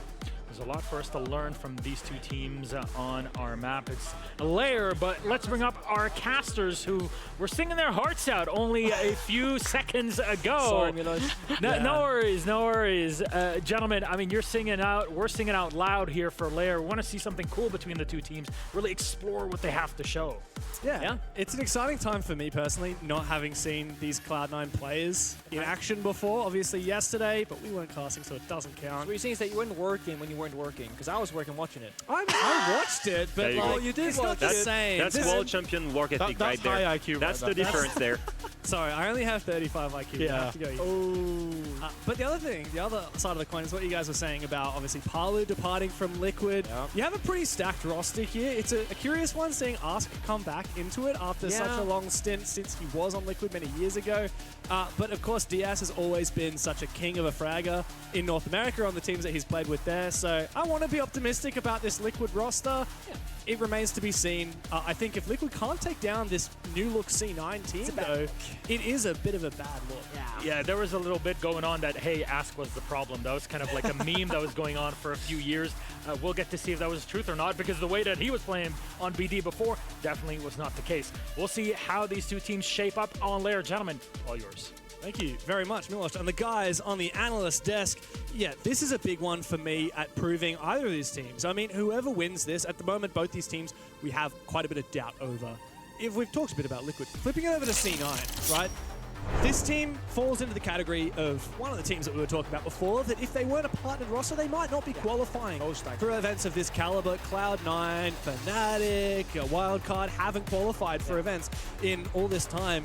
Now is their chance to say, no, we do deserve to be at events like this. We can take down Liquid from Brazil. Yeah. The reason why we're still talking about this is because C9's only game so far was against PSG from Korea. It was a 7-5. You know, they just barely won in regulation. That's not the most kind of confidence, speaking story for this start, but it's the first day. This is day number 2, harder opponent. They're progressing day by day, getting better and stronger. The CC9, 8 bullets in the chamber with 2 in this matchup. Yeah, that's huge. Both teams having high expectations for themselves, betting, or rather reloading the maximum number of bullets that they possibly can into this game with 2 bullets. C9, obviously, after yesterday, just getting a bare win over PSG. They have a lot of expectation on their shoulders. If they are able to take down Liquid here, that would be a huge boon to their kickoff here at Reload. Oh, it absolutely would be. Now there we see Dream, the GOAT. I mean, this guy became a star after Boston. He had that unwanted run, and people like, Dream, Dream, Dream. And he got what every player wants at one point in their career. When you're on that stage, and the entire crowd is chanting your name. For whatever reason, whether it's because you won, or you lost, or you got the accommodation, every player wants that experience just one time. Yeah, and if you look at the parts of this roster, I mean, Cloud9 is made up of 5 players from 5 different origins. Dream from Unwanted, Packer had a bit of a history on M80, Kobe from DZ, Silent and Giddy never playing at the tier 1 level, not quite this caliber, not an international event, they're making their debut here today. Is the talent on Dream, Packer, and Kobe enough to make them a world-class team? It's a question that you can't emphatically say yes to. No, you cannot. And I mean, we're always going to talk about Kobe back on the DC roster having a bit of a hard time with a slower pace. I'm curious if C9 on a long-term future, though, are they going to be a passive team or an aggressive team? What's the kind of place that they will opt for? Because I do think they have the players to choose either or. I know Packers and IGL likes to put his shields on the attacking side, be in the front lines, and call the shots from there.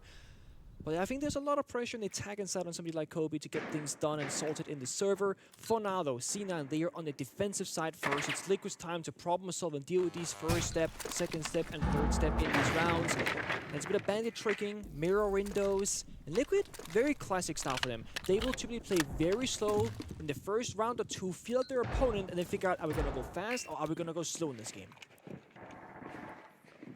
Maya scouting up ahead from Opsroom. He's looking for any mirror windows. He knows that it has been picked here, and of course playing the Ash, he's the primary. Meanwhile, DS, if you look on the roster, he's come over, he's brought those Ace Selmas. It's a bit surprising to see on the top floor of Lair, not a hard defensive pressure around that Opsroom. Yeah, they've surrendered it completely, double reinforcing it. It almost feels like they're playing around the fact that they thought maybe Liquid only had one heart-breaching operator, but we know they have 2. They have the Thermite and they have the Ace. They can breach both the ops wall and, of course, the side walls itself. But downstairs, bit of action, waiting for us. Resets with a very good idea of a flank is about to occur. And Packer, very similar so, just waiting for the right time to strike. How can they bait him here? He's going to retreat. Unfortunate. Resets was really banking on more than just forcing the player back. He wanted to actually claim that kill, hoping to bait Packer into some movement there. Meanwhile, there's a bit of pressure on the side here. Meyer is getting pretty close. He's all the way up on this mezzanine. He almost managed to spot out Giddy on that retreat. Still a player deep inside Dream, holding on to his position without much pressure. No breach from the balcony as of yet. From Liquid, C9 pretty comfortably on site despite giving up a lot of ground to Liquid. That said, Maya finally does find that entry, and Dream on that A bomb site has been dismantled. Yeah, now get the bandit charges, maybe get a breach outside. They also have one Ash charge and Pog for that final mirror window that we saw in Museum. But they might just brute force his door, walk it in, Toxic Baby's gonna stall them up. Get out of there, boys. Taking a bit of damage. Awkward spot for Liquid to be in. They can't get inside the bomb site besides the door. They're gonna have to brute force this one way or another. Very claustrophobic here for poor Liquid. Not able to breach into the site. They have to funnel through the doorway. Maya finds his entry. Resets, joins the fray as well. Kobe's found one before falling, but it does leave just 2 players from C9 as the plan is being confirmed. Ask will solidify the diffuser as Silent and Packer caught with C4s in pocket, not able to deny. And now this retake is a tall task. Silent's going to get down. Packer will trade, but it's pretty easy there for the defense to lock it in. And Liquid off to a very solid start. The thing about Lair that I feel like that interests me a lot is that it's a map that's, well, still pretty new to the Pro League scene, and I definitely will say it has not been fully figured out. And the biggest way I feel like that gets, kind of seen at this level of play, the lack of verticality. They had those bandit batteries pre-placed, all 4 of them, and Liquid are looking at the reinforced wall going, we can't breach. Yeah. Meanwhile, they had Grim downstairs the entire round, secondary shotgun. They can just go boop, boop, and destroy the bandit battery, stop the bandit from tricking, and then progress the round. If we had played a round of bang, house, or going down the map pool. And with all the maps, every player's first instinct is to go vert or have some sort of problem-solving strategy. There will have a few more gaps where pro players will not have the perfect solution because it's still being figured out. But at least in Liquid's defense, they were very stacked up together. They made sure that they were peeking these doorways one by one. Firstly, you've got Maya, who is just such a sharp shooter, so you're going to put a lot of faith behind him to land those kills. Sure. But you had Liquid moving together. There was a bit of cohesion to it, even if they didn't have the best plan. They executed maybe a poor plan well, rather than having all the great ideas and doing it in a disjointed fashion. At least they were well coordinated, even if the plan was a little bit uninspired. I like that. A well-executed, poor plan. It's better. I'd rather have 5 people doing a bad plan than 5 different people doing 5 different good plans. You know who's like the founder of that saying in my life? Fabian. Yeah. Yeah, he would always say that. Guys, if I make a bad call, just follow me anyway. Yeah, exactly. And it's like, if it doesn't work, just blame the guy who caught the strat, you know? And he's like, yeah, I know it was a bad strat, but we needed something to happen. That's how the cookie crumbles sometimes. And Liquid in that very first round, very slow, methodical, and again, that's very classic old school Liquid as well. This second round, I will say, already a bit quicker. Get up to the wall, get the heart destruction, get things going, apply a bit of pressure. Now the drones are coming out, they got the secondary piece in case of wall deny. There's the new jammers, that's really it. And just with this heart destruction, we're applying pressure towards the bomb site itself, where one defender will be. But the real question is, how will it deal with the upstairs hold? There are 4 defenders upstairs holding the bomb site from verticality. If you don't clear top floor, you gotta cheese a plant with like a Munty or a Glass or an Oster or some sort of thing like that. They don't have that.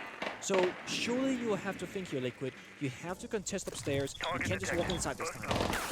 I don't know, Diaz seems pretty interested in doing that, and he does find his pick. Meanwhile, Maya has done the same. Great shot from Diaz again. Idiot hat Bangu, they can just walk into side. When you got fragging capability like Diaz and Maya, there's nothing to be shy. Gideon Silent, the 2 debut players, looking for something, and Silent will find one, but it doesn't matter. As the diffuser has been planted down on the bomb site, these 2 defenders caught upstairs with no ability to deny and no ability to retake.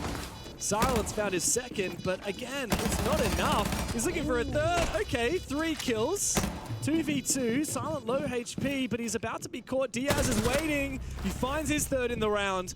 And now it is all up to Giddy, who has to hunt for a refrag here. Spots the player, but Diaz, a 4K, back in Brazil where he belongs, looking phenomenal. And Liquid have had 2 beautiful attacks. I'm not gonna lie, when I saw an Ash sprint again, I was like, oh, Maya's popping off. And I see Diaz 1K, Diaz 2K. I'm like, okay, it's my boy Diaz doing it this time. Hell yeah, it is. Cloud9, early tactical timeout. É só continuar nessa porra, mano. É só continuar a vibe, mano. É só continuar isso daí.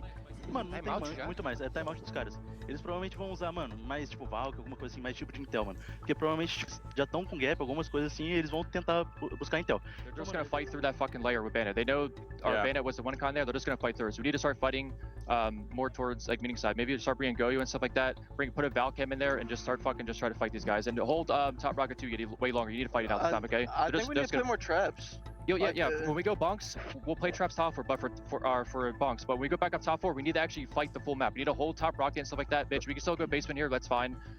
If you want to run the Cade as well, if you want the hatches, you can though. Okay. All right, let's go, guys. Just be ready for the gaps. Be ready for the gaps, okay? Wait, lab, right? We're going basement. Yeah, we're going lab. Come on.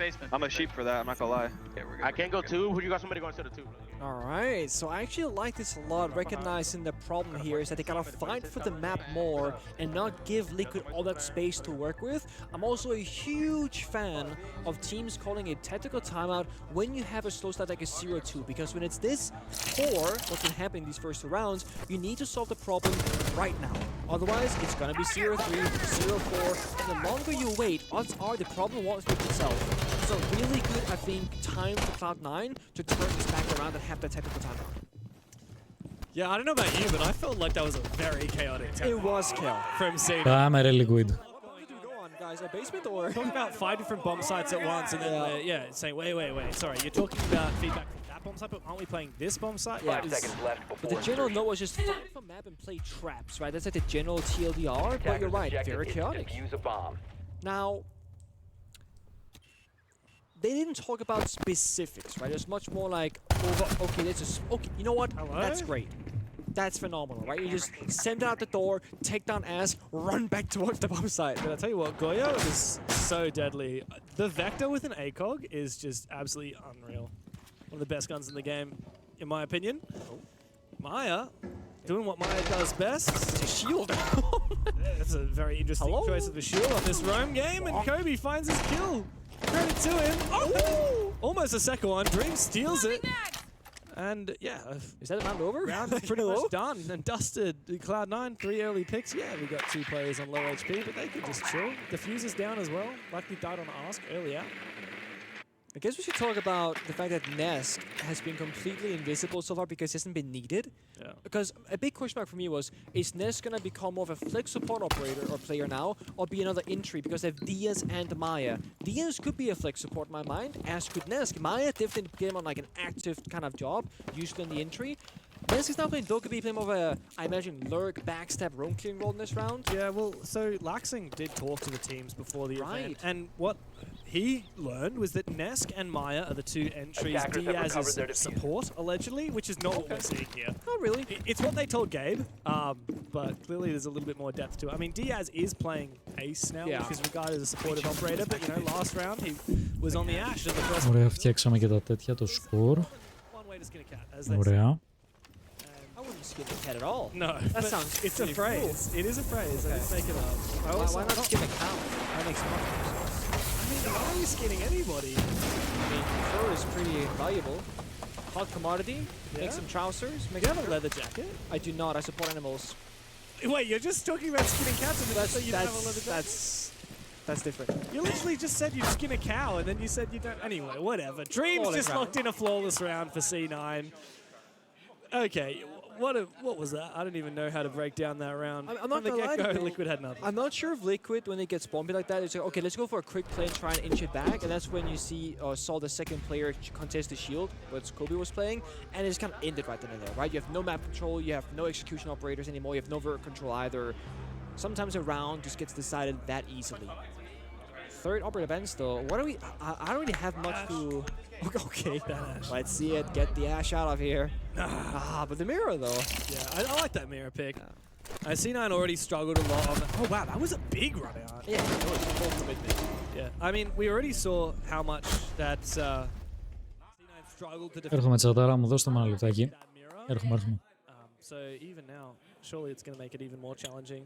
But maybe it will just lend into the strategy of playing a bit more aggressively. We'll hold on to a little bit more map control. We heard they called out the Valkyrie as an operator they wanted to bring a little bit more of. New feed active. How do you feel about Tashanka as a concept, as an operator? I would like Tashanka to not take a million years to reload or be really difficult to handle. It's very negative. What about the positives here? What do you like about it? I love his gun.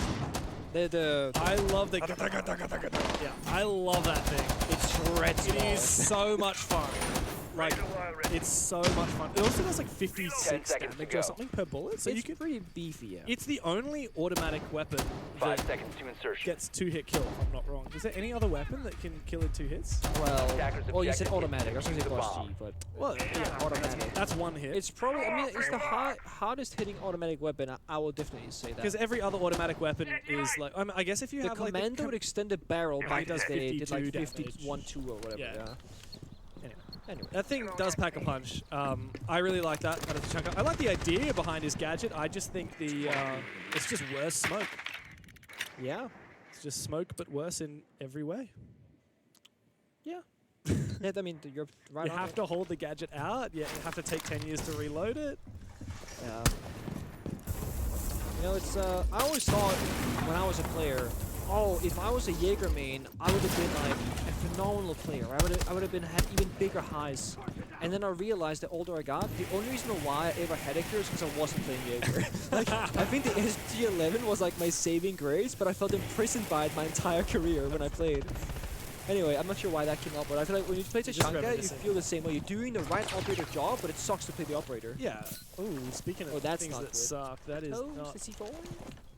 Really missed left side. There you go. Finally got it. Lucky to have survived there. So one change as well recently with Siege X, electricity no longer does damage to enemies, but it does destroy gadgets now. So you can't throw a C4 onto an electrified wall. It's a neutral environmental thing now. Yeah. That is true. It's the small things that flies under the radar, right? Because I forgot about that. You do have to know those intricacies. Yeah. As soon as, like, because the game like has so many patches so quickly, like I'm really a lot of them. And then I jump back into the game and I forget the tiny little update, the tiny little interaction change. Like an operator got a nade for somebody that had no idea that nade. Oh yeah, absolutely. And it changes a lot. Alright, you know, Candela's out to cause a bit of distraction, but Maya with that runs into the corridor once more, finds the gap. Really nice. Oscar has fallen. Good control here from Liquid on the back of Nesk's Ying. They've found their way very deep, and Nesk has found the kill on a Kobe. That should be the opener here for Liquid. A nade as well over the top. That is surely going to secure the kill on the Dream. Beautiful work from Resets. And now Liquid encircling the bomb site. Now they have lost Nesk as well, but they've got a good read here. Downstairs, Silent is silenced. 3 versus 2 on the bomb side now. Giddy, aggressive with that shotgun, finishes off Maya. Packer and him left to hold on with 20 seconds to go as the Tachanka's Flames will try to deny this plan. He looks to try and peek, but a very slow fire rate on this weapon means he has to land some quick shots, and now he's all alone. Resets has had a big round so far, and another one! 4 kills for Resets!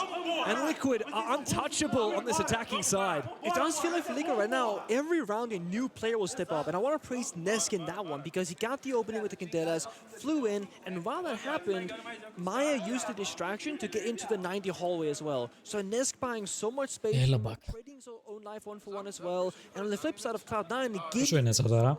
Πόσο είναι το σκορ? Για πέταξα λίγο τα σκουπίδια. It really is a back and forth in that moment, but again, Liquid, they have everything under lock. We saw them try to go for a flank, Yellow Ping comes out, Reese's get the flank right here, Yellow Ping. They know what the flank is happening, they know what the side looks like, they know what the gap can be abused. They are everywhere. Ooh, that's gnarly, yeah. I've made a mess. That's what that face is saying. I don't blame him. 4K. Also, he's playing... Ένα 3, κερδίζουν Liquid, οκ. Ωραίο ματσάκι. Ωραίο μάτσο. Tactical timeout about how they wanted to use that Valkyrie. We saw that information really amplified by that IQ. Resets also had info himself on that front. 5 seconds left before allowed him to confirm that kill at the end of it. Really beautiful stuff from Liquid. Looking a lot better than they did yesterday against Team Secret. Yeah, one of my big questions was like, how is the supportive work gonna, you know, work now for Liquid? Like, they're losing Lagonis with the IGLs, but also the heavy support player, heavy drone player. So who is doing the calling? Reloading! That's what I'm kind of curious about. I can't help but feel that maybe Diaz is very involved because he's a vocal voice on like MAD or XG, or if it's maybe Nest taking race a bit more on the entry side. Well, what Gabe said is that Ask is listed as IGL Flex. I saw that, yeah. Yeah, I don't know if that's... It very well could be. I could imagine it's a shared responsibility more than a sole person working.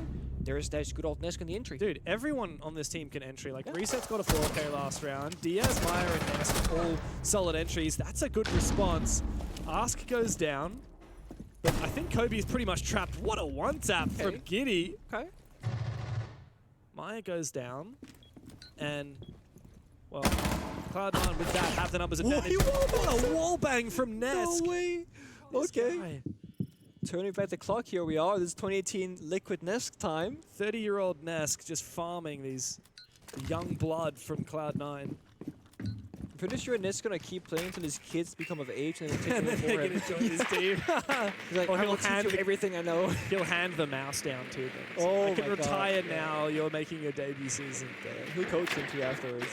Damien is sweet in the background. I'd love that. Oh. Now, Liquid, where do you go from here? It's a bit of an awkward situation. Yeah, you got above control. You got a bit of self-destruction with the BS, freaky charges, and the block, of course. On Buck. Yeah, actually, I kind of forgot about that, to be honest. So they can get the bird control. Cloud9 in response, they will play around the bomb site on the exterior rather than inside the bomb site. With those cameras being hacked though, flank possibilities are going down the drain. And if there are any good cams so they could utilize, well, they will. And I see them right now flicking the Val cams. Those are above. They will shut those down, of course, because defenders can also see the hack cameras. The question is, will they go for kills or will they go for a plant? The 3v3 is always very awkward as an attacker because once you start planting, of course, it's a 2 versus 3. And your coverage has to be perfect. The upside, there's no C4, there's no Toxic Babes, there is no Goyo. Those 40 seconds that are left are true 40 seconds. They are still looking for a pick before they go downstairs and execute. Of course, hatch is open. Diaz has made his way downstairs. There is a flank up above from Giddy. Not sure if Liquid are aware of it, but Nesk has held down the fort above. Nesk is, in fact, aware of Giddy's position. He ADS's at the worst possible time, but it doesn't matter because on the side, Diaz has cleaned house. It's all up to Giddy. Resets, finishes him off. These guys are absolutely indomitable. Team Liquid flooding the site and flooding this game. Lair is theirs.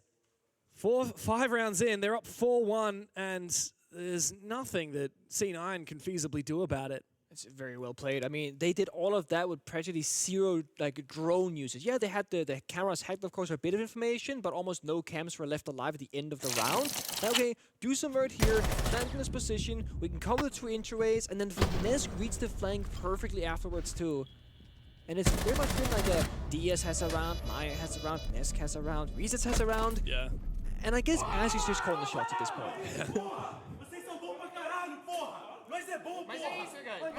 I love the energy. That's what we need. Crazy to think that for so many years, Liquid, which was an incredible contending team, and they won a Pro League Finals a very, very long time ago. It was 2018 when they beat you guys. Πόσα μάτς έχουμε ακόμα για να δω. And then since then, they've had some appearances in grand finals, as unfortunately the runners up. 6 Invitational 2021 rather against NIP. 5 seconds left. The Sweden Major. Ξεκίνησε και το Dark Zero Space Station. Οπα, παίρνουμε λίγο. A couple of Sweden majors. We've had 2 Sweden majors and a Sweden SI. Yeah, beautiful place. Dark Zero SSG, να. Οκ. Οπότε, παιδιά, λογικά θα ξεμπερδέψουμε και πιο νωρίς. Για πάσα πιθανότητα.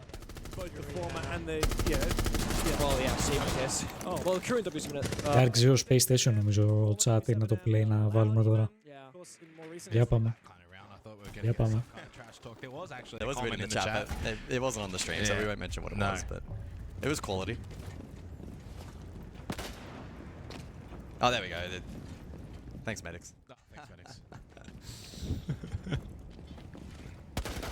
I mean, that's what you want, though, if you're SSG, because things were very sloppy to begin with. Airbnb αυτό εδώ, chat. The initial pressure from DZ. Airbnb.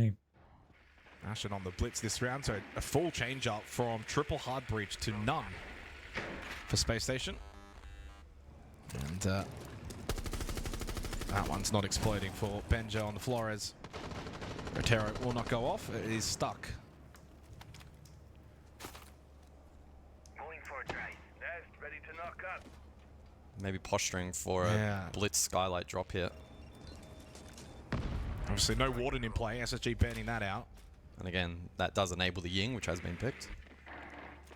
Playing into the bans very well at the moment, SSG. So Kendala's thrown out from Vault. He does keep one available. Naif actually sitting in the smoke that has been deployed towards Tom Yellow. Oh, they've walked straight past him though. It's an easy double for Naif. Ashen and Benja not even questioning that positional hold towards Yellow Stairs. A 5 versus 2 becomes though a 4v2. As J9O on the glass, able to get just something. The hope is still there for SSG after they won the 3v5 in the previous round. Could do something similar here, but you're going to have to recover that diffuser, and it's not going to be an easy round to do that. And that should be... Oh, Newers! Not again. I couldn't even get the words out of my mouth. I was about to say that should be an easy kill for Pambazoo, but no. And Newers and J9O have suddenly now made this somewhat winnable. Surely Citizen with the yellow ping information wins this battle. Yes, okay, that's job done. Crisis averted if you're Dark Zero. And only 60 seconds left. This superstar player in Newers on his new roster, MVP yesterday, surely can't pull off the 1v3. Surely. well, there's still that yellow ping info, so Nua's position very much known, and Dark Zero will consolidate. Clean round defensively, spearheaded off the back of the double over towards that yellow stairs position. SSG looking to lean into the ward and ban, but the Ying not quite as effective as they would have liked. That blind spot not covered. And then put the rest of the round really into disrepute. Nuas tries his hardest to break the cross. He played that really well. Probably deserved the kill onto Spirits, to be honest, and was ready for... Θα είναι καλό match, παιδιά, αυτό θα δείτε. Θα είναι δυνατό match. Το άλλο το game που βλέπαμε πριν Cloud9 με Liquid είναι 2-4, κερδίζουν Liquid και τώρα είναι το mid-game ban. I'd say Kangaroo Kenny's probably sensing that this should be 2-0 for DZ. It's not. They're starting the rounds well. That's the main positive if you're Dark Zero. Cloud9 τα ban που έκαναν ήταν Bandit. Yeah, I'm a bit perplexed as to how that set play was able to fall apart the way in which it did for SSG. You'd imagine they would have pre-droned or had information readily available for that yellow stairs push, unless the play is to try and overwhelm in time in the hope that you get that position and cut off the retake. That could also have been a potential option, so... Look, credit to play made down below there from Nath. Rightly rewarded. Basement for round 3, Mirror available, so in play as anticipated. As mentioned prior, SSG banning out the Kaid, and so that does expose this particular side a little bit to the hatch from above, and so the anticipation will be, especially with the castle in tow, that Dark Zero will extend up above. Well, 2 rounds, 2 opening kills for Nave, 5 and 2, good start for him.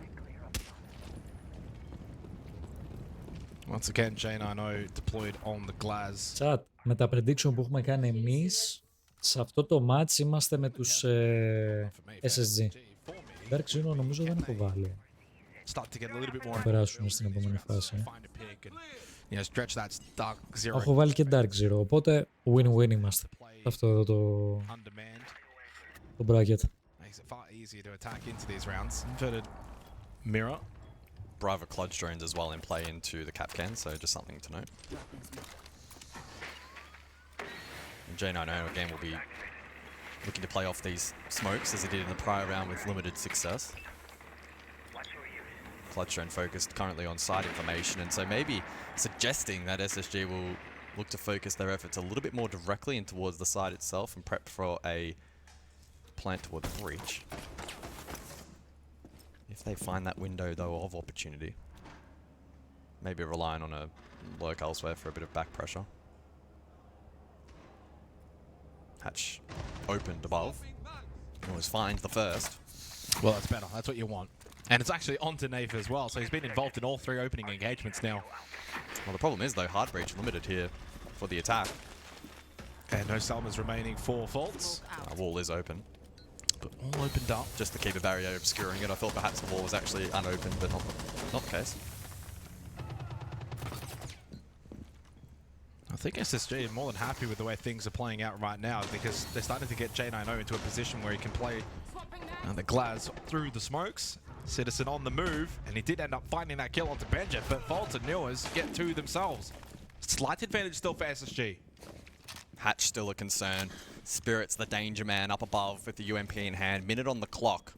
Faults, though, has been able to go deep. Over towards Cafeteria. Shorty in hand. Can Spirits find the Vert now left all alone? Well, the answer will be a resounding no. Spots one pillar, but gets turned on. J9O, clean shot. Yeah, clean shooting from J9O and a clean round from SSG. They got the opening kill, followed through in the remainder of the round. Pretty much a main breach hit where they really put to power that Glaz. 2-1, and yeah, back and forth to begin already for these 2 teams. Dark Zero Ying unable to capitalize in that opening round, really the main deciding factor, and it's the Glaz that has been Well, it's got to be the Glaz or the Ying. With the Warden banned out, you just don't have that tool available, the hard counter, and clearly, as we've seen, the Glaz has probably been the more effective. Just like, I'll go on the Kali. Yeah. Not quite the same, but a little bit funny. And the smoke also banned out by SSG. Defenders, protect your bombs from being defused by attackers. Oh, fun start to this one, though. Probably not the amount of trash talking as I was anticipating, but That's okay. Maybe we might get it towards the end of the we're just warming yeah, into we're things. just warming up. Early days. It's early days. Wouldn't surprise me if this ends up being somewhat similar to the FaZe W7M game, where we get some really high-quality siege and two teams that maybe don't want to show necessarily everything that they've got in the strat book. Do we envision either of these two teams making a deep run into the 8? I mean, there's every world in which either can make the 8, but... I mean, the thing is, right, like, we're kind of going off the back of just really day one. Both teams ended up obviously starting very, very well. There was MVP, and so far, in terms of the siege, we're already watching through 3 rounds here on day 2. Again, you can really see we're starting to see North America really kickstart, you know, this campaign in terms of the 25-26 season off on the best note. And the way things have started for these two teams, it really has to be make top 8, and then how far can you go from there? I don't know if we've seen enough to really answer that question. Yeah, I'm still not convinced they can take down Brazil, but I certainly think that they have Apex's number, but maybe even can take a leap above at least the majority of EU at this event. So far, though, intriguingly, SSG 3 rounds in, and no kills for Ashen, no kills for Benja, 1 kill for Fault. It's 4 for Newis, 6 for J90.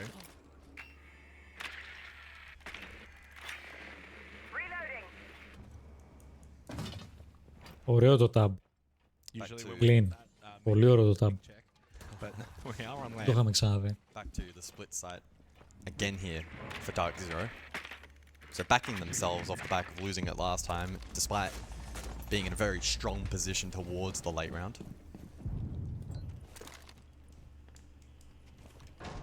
Slow to make contact at the moment in this 4th round. Yeah, just looking to gradually take this space, try and suffocate the defense a little bit more. Citizen does find the opener though. That's a big one onto Newers. Especially the Deimos. Oh, hello. Unchecked. Yeah, Nave just kind of sitting over towards... Το άλλο το match chat παράλληλα που παίζεται, Cloud9 με Liquid, είναι 2-5, κερδίζουν Liquid. Not again. Surely not again. 2v4, it will be a post plant. We've seen this story already play out so far for SSG on Consulate. This must be a round win for Dark Zero. They cannot allow SSG to get another 2v4 post plant. Ashen on the blitz. Can he be a nuisance? And Benja's got the license on the Ash. Well, never mind. That has been revoked as Citizen finds his 2nd kill of the round. And Ashen by himself. Does he feel like he's been sneaky enough? Plays off the sound cue. And may be able to at least deny 1. And he will. Oh. 12 seconds remaining. Really the only way he should be able to win this is if there's not enough time to then get the diffuser. And Nafe has eventually made his way up. And a couple of extra shots for good measure. A little nerve-wracking though if you're a Dark Zero fan, because you've probably seen this story before, not that long ago even in this game. I think a couple of those smirks are probably... Πιστεύω το Blitz μπορούσε να το σκοτώσει και τον δεύτερο που έκανε diffuse. Τέλος πάντων. Δεν τον βάρεσα. Λογικά τώρα θα γίνει, παιδιά, το 2-6 για τους Liquid, για να δούμε. Ναι, έγινε το 2-6 μόλις τώρα για τους Liquid. Άλλο ένα round μακριά για το win. Η Liquid. Και το άλλο. Και το άλλο το μάτσο που παίζεται παράλληλα, καλό μάτσο. Ξέρετε. Είναι δυνατό μάτσο. Καμία σχέση με το πώς είδαμε χθες τους Liquid. Καμία σχέση. SSG looking to recompose. Full suite of repicks here from the attack. It's very interesting operators that being brought into the fray. I thought perhaps we would actually see the Sense stuck, but instead Ashen reverts back to Blitz, but Benja given the Nook license for this 5th round. Just the 1 kill for him so far in this match, so a little bit quiet, especially by his standard. Maybe SSG just sensing that they want a little bit more lurk threat around the map. Try to find a little bit more pressure away from the objective to detract from the main push. Πόσο smooth είναι το rappel το καινούριο, ρε φίλε. Όσο το βλέπω εντυπωσιάζομαι, μπρο, το πόσο smooth είναι. Το πόσο smooth κινείσαι στο rappel. Ό,τι καλύτερα. Pemba had a rough day as well yesterday. Yeah.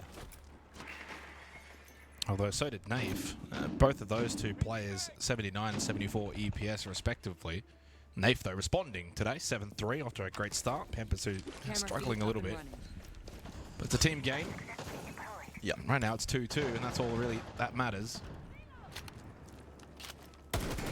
I mean, it's just, I mean, like, honestly, even the SSG side of things, Ashen, Benja, Volt, all just with the 1 kill so far. Does Benja find this pick lobby?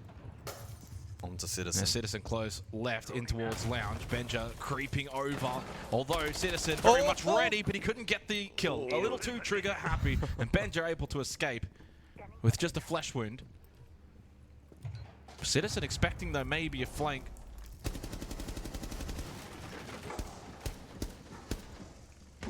Yeah, Benja will just continue to lurk and try to maintain that phantom pressure below. Meanwhile, the rest of the team can continue to chip away at the vert control themselves. Yeah, ramping up the pressure there, SSG, over the last 10-15 seconds. Just kind of dealt with a decent amount of utility, good control. Time they will become a bit of an issue pretty quickly here, and Dark Zero can peel yellow, I think. Oh, this is a good push though from Ashen, and will get the kill. Bit of help from Foltz playing behind the shield of the Blitz, and Citizen overwhelmed. That now prompts the re-aggress from NJR above, looking to try and find something back. They've only had an opening kill once so far in this first half, and they were able to convert that into a round win. And Ashen continues to just push forward, being super aggressive on this Blitz. He knows his role and what he needs to do. And that's NJR, gets a kill. I thought that was stuck in the corner, but he was able to turn around and make the most of a rather difficult situation and finding that elimination. 3v3, 30 seconds, as close as it can be, and certainly one of the more competitive rounds that we've had so far. Can the plant go down successfully? Well, I think it was Ashen that maybe was going to be the one to be able to get that kit onto the floor. He has been eliminated. The Blitz now dealt with. Kit needs to be acquired. At this point, there's only 13 seconds left, Newers. You can't be too worried about down below, and Spirits has been able to win out anyway from Closet. Well, the round has gotten away from SSG. This time, they got the opening kill, but they could not convert. Okay. It was a nice kill on the Blitz. Πάμε λίγο στο άλλο, μπαμ μπαμ. Ένα βένα, 2-6.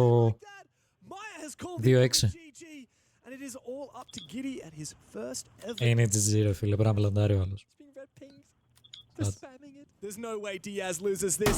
Πραγματικά ρε φίλε, τι να χάσει. Το game το πήρε Liquid, πάλι καλά το προλάβαμε στο chat και το δείξαμε.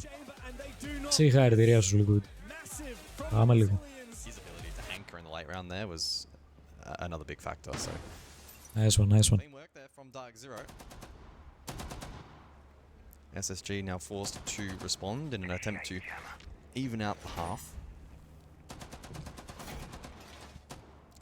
Looks like they'll continue to commit with, I was going to say continue to commit with Blitz, but that won't be the case. Blitz played in 3 of these rounds thus far. Okay, Ashen back on it. So looking to implement it into this game plan. And the execute here, likely a set play with the Rayora into the mix, alongside both the Ying, which should be very impactful with the Warden off the board. Smokes from Newers as well, and the cap should also be quite helpful.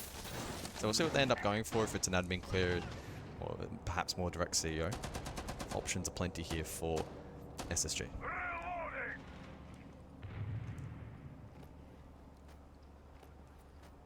Άγγες, ακόμα δεν μας έχουν στείλει τα εικαστικά ρε μπρο. Αν είναι δυνατόν. Θέλω να πιστεύω αύριο θα μας τα στείλουν Δευτέρα. Don't know if we've really seen it to Μακάρι. This very well could be a round in which we maybe see J9O really put it to good use. Benja holding over towards Breach. Cross was successful. Trying to go through. So far, a lot of these rounds have been largely, in the early portions, dictated by Dark Zero. In the previous one, of course, an opening kill for SSG, but with a minute left on the clock. DZ are the ones that want to be aggressive. So far, that's been successful, and that's been working for them. That's a massive drone, by the way, feeding a ton of info, meeting through to split. Will be really impactful in the late round in terms of what they want to go This for. vending position is going to be difficult to clear with the ADSs there. ADS charges now catching Capital bolts, so much harder to clear. Yeah, you can't lose Benja, and he has just been struggling in this game so far. Double run that is a super aggressive double run out, and Citizen's going to lose his life for it. You've pretty much just given them one back for free. Negating that opening kill for Dark Zero. The panels have gone out there from J90. What are they posturing for? I guess covering this against the swing allows for a bit more freedom with the vending cliff. You've still got to keep an eye on it because Dark Zero themselves can open that. Over Spirits and vending, this is going to be a key battle. Spirits looking to maybe give that one up. There's only a minute left anyway. Global Shield's still up, ADS's as well. Lewis has all his bolts, and that's a big swing from Spirits. He retakes. Maybe just trying to lull SSG into the sense that he was going to give that position up. Instead, comes back for more, and he will benefit. Really clean positioning and smart play there from Spirits. Nets Dark Zero the You've got to advantage. get this blitz into the building and get into action. There's 30 seconds left. Asher needs to lead forward and help Fultz and J90 then play behind him.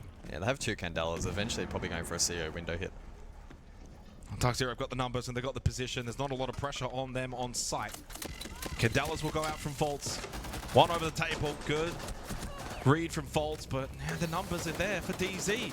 They can answer any push into sight, and there's only 7 seconds remaining in the round. J90 very low, so is Ashen. It really should be easy as pie for Dark Zero. Really solid way to close out the first half. They take a 4-2 lead, and arguably, you go back to that opening round, it really should have been 5-1. I think that's what Kangaroo was saying, wasn't it? I'm pretty sure he was literally just shouting out 5-1. I could have been mistaken, but yeah. He knows that that should have been the scoreline, but ultimately it's not, and so Dark Zero now still need to be quite cautious on this attacking half, but that last round from them, fairly clean. Really like that vending hole and the reposition from Spirits was really, really nice. Forced the rotation from SSG, then DZ still having the Tachanka available late, able to deny the CEO plant position, default near the window, forced to go deep, plays in the back line, positioned well. And overall, a pretty good half from them. So we transition over towards the second now. Kaid Warden off the board. Exact replicant of the first half, followed by the Blackbeard and the Ying. Last time out, it was the dog to be taken out in exchange. And so, in some respects, it's going to play out in a similar fashion. Εν τω μεταξύ, κάτσε λίγο να δω στο marketplace.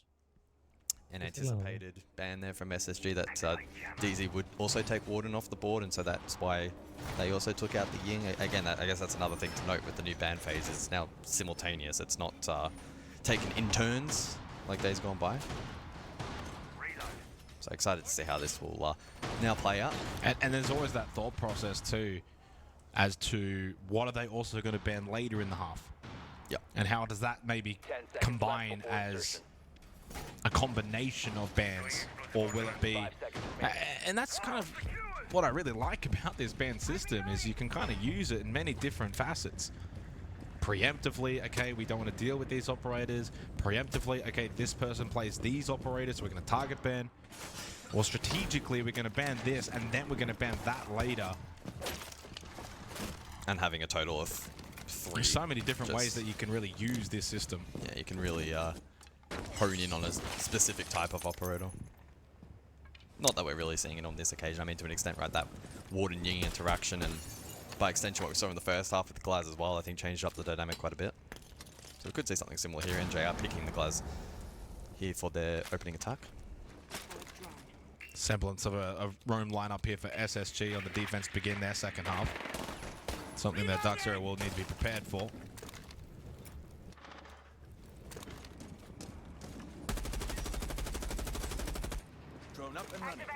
DZ just happy to kind of take their time right now outside of the map. Kind of see what SSG are doing, get the drones in. Yeah, they've lost a couple so far. Yeah, everybody's still outside the building looking to gather information, which has been impeded quite well here by SSG. You look at the lineup, right? You've got the Mute Mozzie combo plus Solace. Gaining that info will be quite challenging. Maybe Dark Zero will then elect to go a little bit more direct in the face of that, but easier said than done with the vert hold, the line of sights, etc. Very tough on this objective. This is where I really like Spirits on this Dark Zero roster, because he can play one round on the Montang, and then on another round he can play the Blitz and be even more aggressive and completely just change it up. And then another round you can put him on a gun and get him to entry in. He's a super versatile player that just adds a huge layer of complexity for this Dark Zero roster for other teams that they have to deal with now. And the Monty is great into this lineup because you can get nearly risk-free info. Speaking of the Montang, speaking he shall come, and Pamperzu catches J90, who was a little bit distracted by the Monty on the other side of the wall. Spirits then pulls out the pistol. It's an aggressive Monty. He goes to 9 kills, continuing his good work from yesterday. And Dark Zero making rather swift work of SSG's defense until Benja got involved looking for just his 2nd kill. He wasn't able to confirm it. Newers will do that for him. Makes it a 4 versus 2. The MVP yesterday in Newers is going to need to probably make an MVP performance if they're going to win this round, SSG. Spirits low, does have the diffuser in hand. Smoke goes out. Needs to keep that extended shield up. Newers was watching through the hatch. Can Fultz find anything from below? Yellow ping info, and because Spirits was so low, that shotgun was immediately able to get the initial down. Not finished off, never mind, went soon. Newers will claim it. 20 seconds, and indeed, very winnable for SSG. This is such an awkward round with one below, one above. Vert pressure here from SSG is immense. Nave caught on the run. He's able to acquire the diffuser. He can reposition inside a piano, find a different spot to get this down safely. There is cover, but is there cover from down below? Not necessarily. Oh, good cross from Citizen. Newers just sprinted. He hoped he could maybe at least just deny that plant from going down. Would have won the round. And Fultz now in a 1v3 post-plant. Dark Zero, I think it may very well be a case of crisis averted. SSG threw one last Hail Mary at the end of that round, but it did not land. Good fucking calls. Good fucking calls. Well played, Sam. Good shit. Let's go. And Kenny's exuberance always on full display when Dark Zero win their rounds. And, well, rightfully so. They lead 5-2 over SSG, and they're making this look rather easy. You go back again, that opening round should have been DZ. They have had total control as we have continued on in this match. Yeah, I love the game plan there from the attack, which was, let's initially go direct, play off the Monty, and that completely negates the Mute Mozzie plus Solace combination offsite. Then you run into the problem of the vert control, but we saw decent discipline in their ability to eventually get that plant down, and by being just patient enough to allow Citizen to go above and cut the cross for the top floor denial by planting on the marble and denying the player down below in basement, they were able to find that right balance. This is doing why so they 3-round advantage. This is why they reloaded 2 bullets for this match. Dark Zero were confident coming in. SSG maybe not as confident despite their victory yesterday, despite having an MVP player yesterday.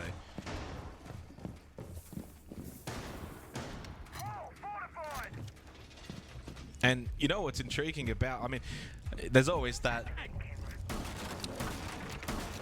fan view of Dark Zero that they give their fans heart attacks. I don't know if they're having too many. I mean, actually, in this match, they've still had heart attacks even though they're 5-2 up. So I think they're still holding on to that a little bit. There's a heart attack in the opening round. All the DZ fans have already dropped dead. But they've certainly refocused after that. Yeah, I mean, they've been really clinical since then. It's been, 3-4 solid rounds in a row. They've got a nice lead. The old DZ would somehow choke this from here and really put them in the coffin. You've got to find a way to get Ashen and Benja involved here on the defense for SSG. Whether or not they get aggressive or hold back, play sight. Nitro! Oh, shot out. Well, quick work from Pamperzu, but Benja, well, I mentioned Benja and Ashen, but they get involved. Ashen's Nitro does get shot, but Benja finds the kill onto NJR, and it's a big one onto the Grim. No quad hive launcher this round now for Dark Zero. Nate's just going to send it top yellow. And again, the versatility on display for Dark Zero. 1 round at Spirits. Now it's Nafe on the Montang. You get Spirits on the Glaz. Yeah, I mean, a lot of pieces of this lineup make sense. You have the Glaz in play with the Warden band out, the Monty on the table, because again, Mute Mozzie combination makes droning a challenge. Oh, good nade. Great nade. And Ashen can't do anything about that one. They gave him no time to be able to react, and that's a really good kill for Dark Zero. Nothing you can do there. Maybe try and take one with you, but even then. I think he kind of started to posture towards that window, thinking, I've got to swing this and see if I can get someone. But it was too late. Good response from Dark Zero. SSG still with double Nitro though, so Plant Denial is a strength for them. No Gas Babes remaining, however, and so SSG may find time management a little bit more challenging here. Oh, big that's big. Nitro. You mentioned they still had some Nitro cells in pocket. Newers is able to land his onto Nave. Of all people, the Montaigne falls. That's a big part of the puzzle for Dark Zero. Still time available to make something work. But unfortunately, Spirits had used his final smoke grenade. Who still had one? It was Nave. And he's no longer there. And Newers and Benja are able to get firing. That's Kit. That's now a 4 versus 1. And that's SSG just saying to DZ, we're not done yet. We're still going to fight this one out. A largely one-dimensional attack there from Dark Zero, which can be okay if the Monty is standing, but once the Nitro landed... Glaz push. Yeah. Once the Monty falls and the Glaz is not in a position to find a pick with those defenders playing quite safely around the likes of Split and CEO, it was always going to be a bit of a challenge. And then Pamba, to his credit, tried to go for the lurk, but bad timing there with the swing over towards Spiral. So just one of those rounds for Dark Zero.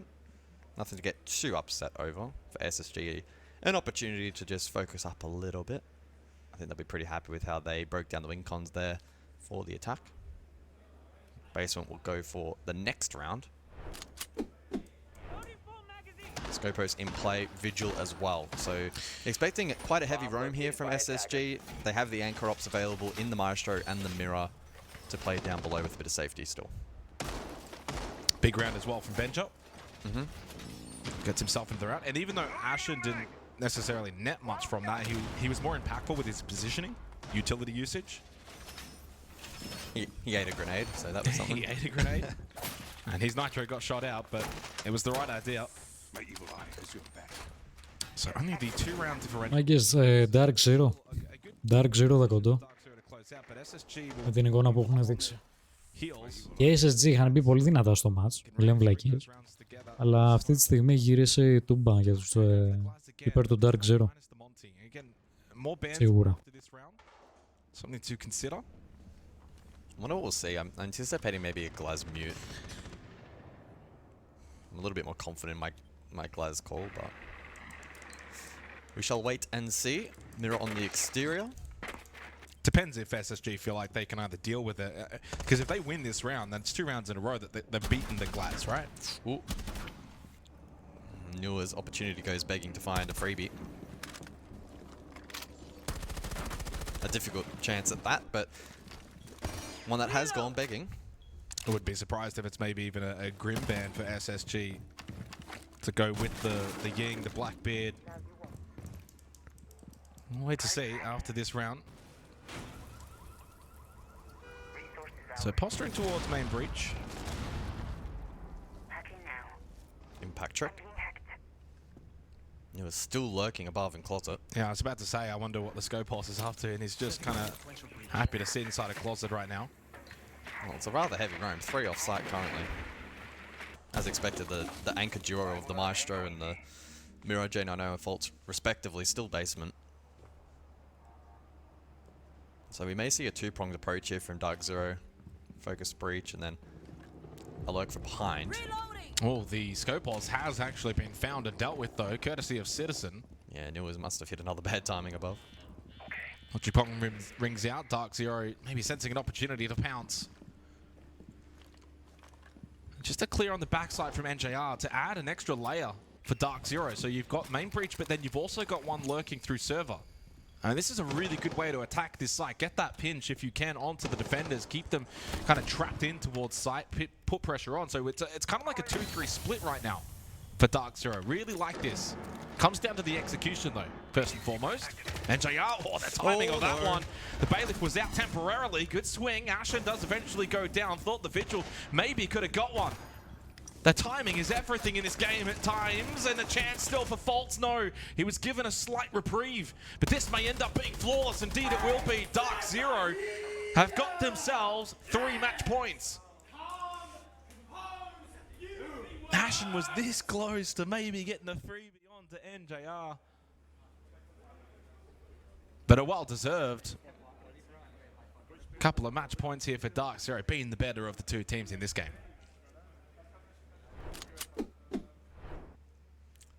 So 1 more additional ban per side as we prepare for Round number 10 and 3 match points for DZ. Vault Glaz. That was right on the Glaz. Who did I say for defense? I can't remember. Not too sure. I mean, we haven't really seen the Valkyrie, have we? I don't think so. But it is Consulate. No, I said Mute. To try and maybe break apart the Mute Mozzie combo a little bit. We saw Valk back in round number 8. Just that solo appearance here in the second half. And essentially, a double timeout. Coaches get to talk during the ban phase, and then straight after that into attack as well. So it's almost like a slightly extended tactical timeout here for SSG, and really the best time to call it as well, considering you're 6-3 down now. I mean, if Darkzero were able to close this out 7-3, it's a pretty resounding win against an SSG roster that looked really, really strong. And the good news, though, for SSG is they only wagered the 1 bullet, minimizing the damage of this potential loss. Yeah. And the good news, even more so for Darkzero, is they wagered the maximum amount of 2.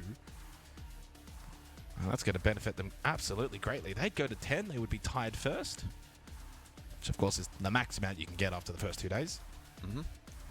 Well, not necessarily. If you had a flawless victory, you could have actually... Yeah, no, guys, that's why they pay you the big bucks.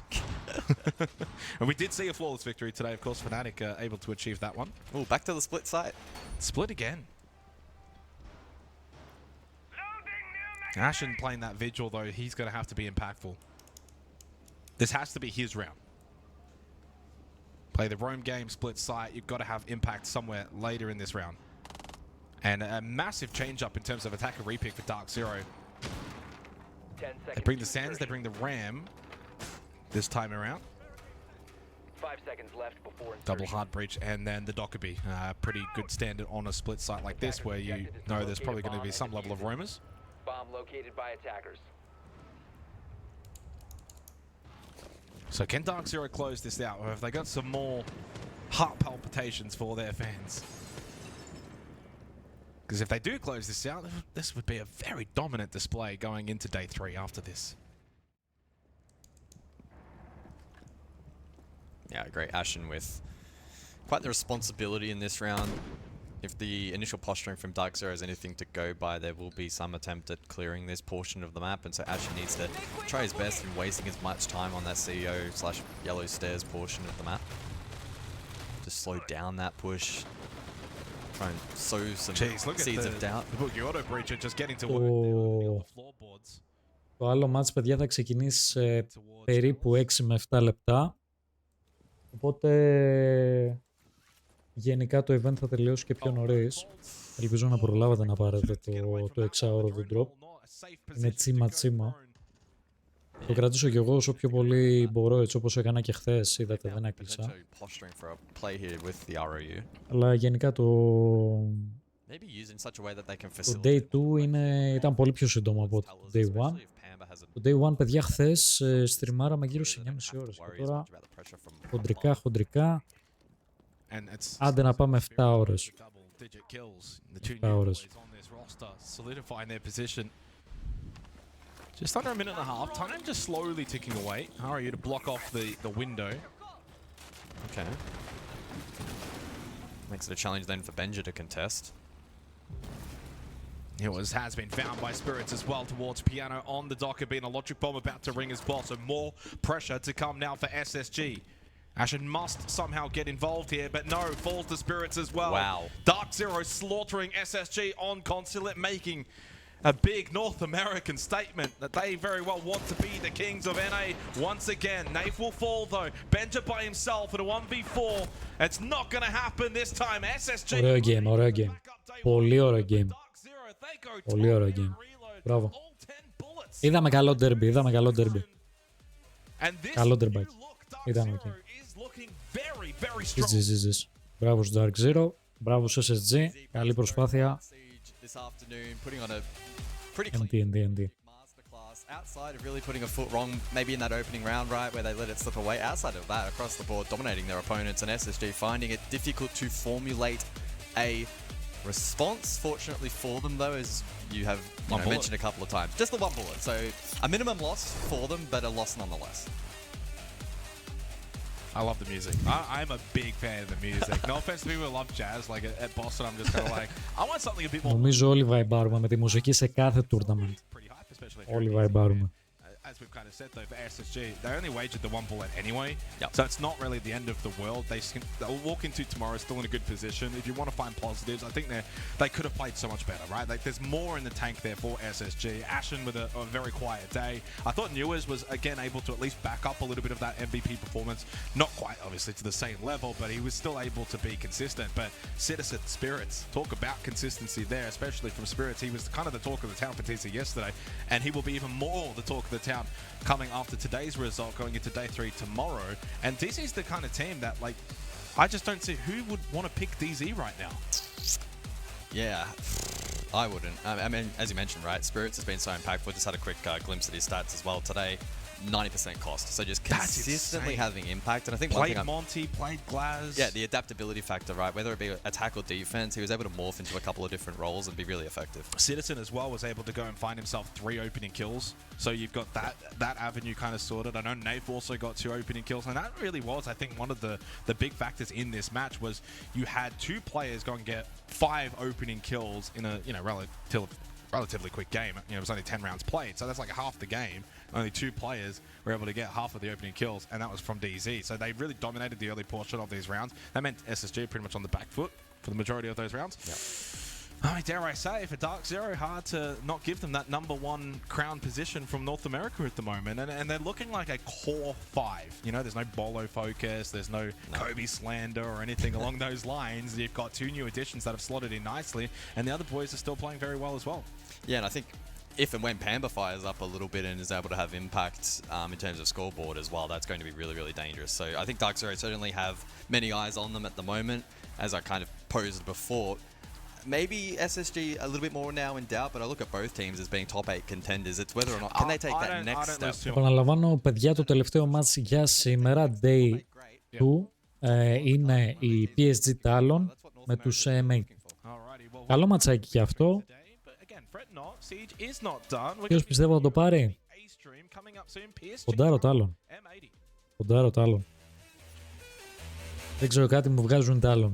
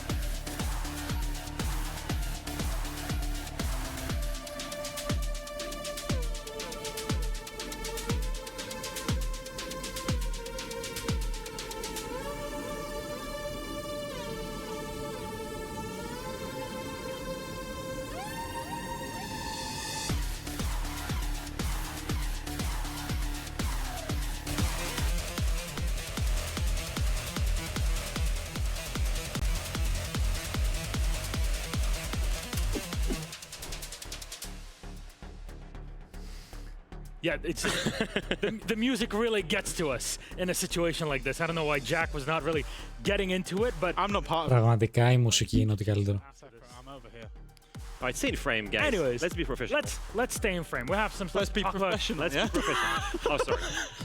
Let's talk about our scores so far, because we're 4 games down through the day. There's 1 more left on each one of our 2 streams, so of course 2 in total.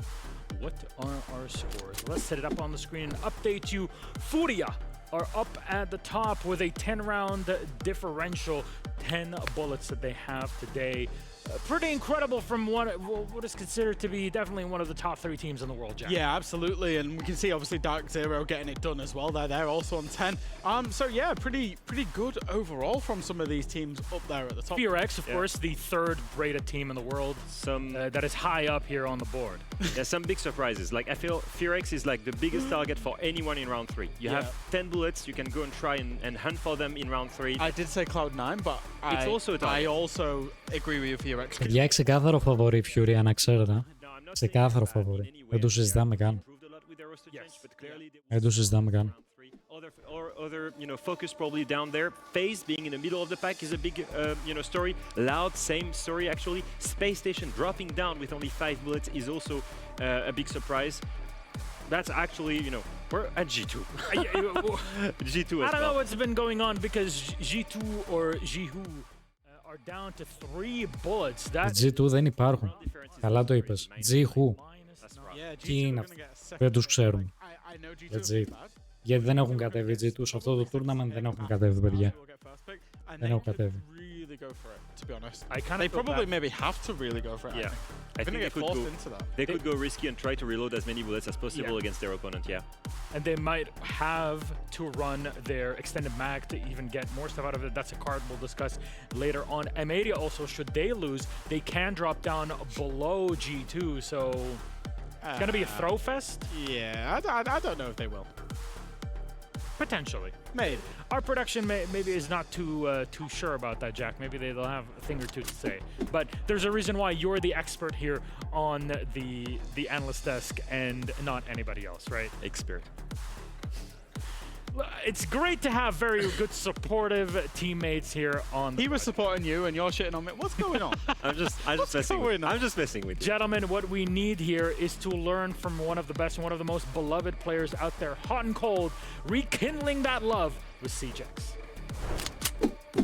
Hello, I'm Hot and Cold and I'm the IGL for M80. I thought about retiring before Manchester, honestly. I remember telling the old analysts from SSG, Luke, and then Forrest from old SSG, because they both live in Vegas. I told them, I was like, I don't know, like, I think this is going to be my last season. And then we started winning everything from there. I wasn't too surprised of the result in Manchester, but I was just more so a little bit surprised that would be the first team that I'd win something with. I mean, just because, I've been on a lot of good teams, a lot of quote-unquote super teams, and that team was just made up of a bunch of drop players, and, we just came together and made something special. Going from just a player on a team to, IGLing a team, I feel like really, sparked the fun and the energy back for me. The transition to IGL mainly happened just because, on Beast Coast, it was, 5 players that got dropped, basically, or 4 players and then a rookie. And I was the oldest, so I felt like I kind of needed to take responsibility for, for more of the team, and I kind of just transitioned into that. I would say it was more fun just because I was learning, something new.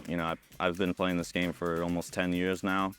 I feel like I know everything about it, but IGLing kind of adds, a third aspect to the game where, I have to learn not just how to play it myself, but how to control a whole team. It's the most fun and the most stressful, yeah. But I'd say it's the most fulfilling when it works. I'd say the biggest difference is just mentally. Before, I felt like I would have maybe some issues with nerves or just overthinking, putting too much pressure on myself. But nowadays, I feel like it's kind of my job to stay level-headed and keep everyone on the team in the right end goal. Give 80% to yourself while you're playing, and then, the 20% you're trying to see what everyone else is doing, get them to do the right thing. I thought I'd be more emotional lifting the trophy, to be honest. I kind of felt like I needed more. I needed to lift the hammer. I felt like that major win, I don't know, it didn't satisfy me.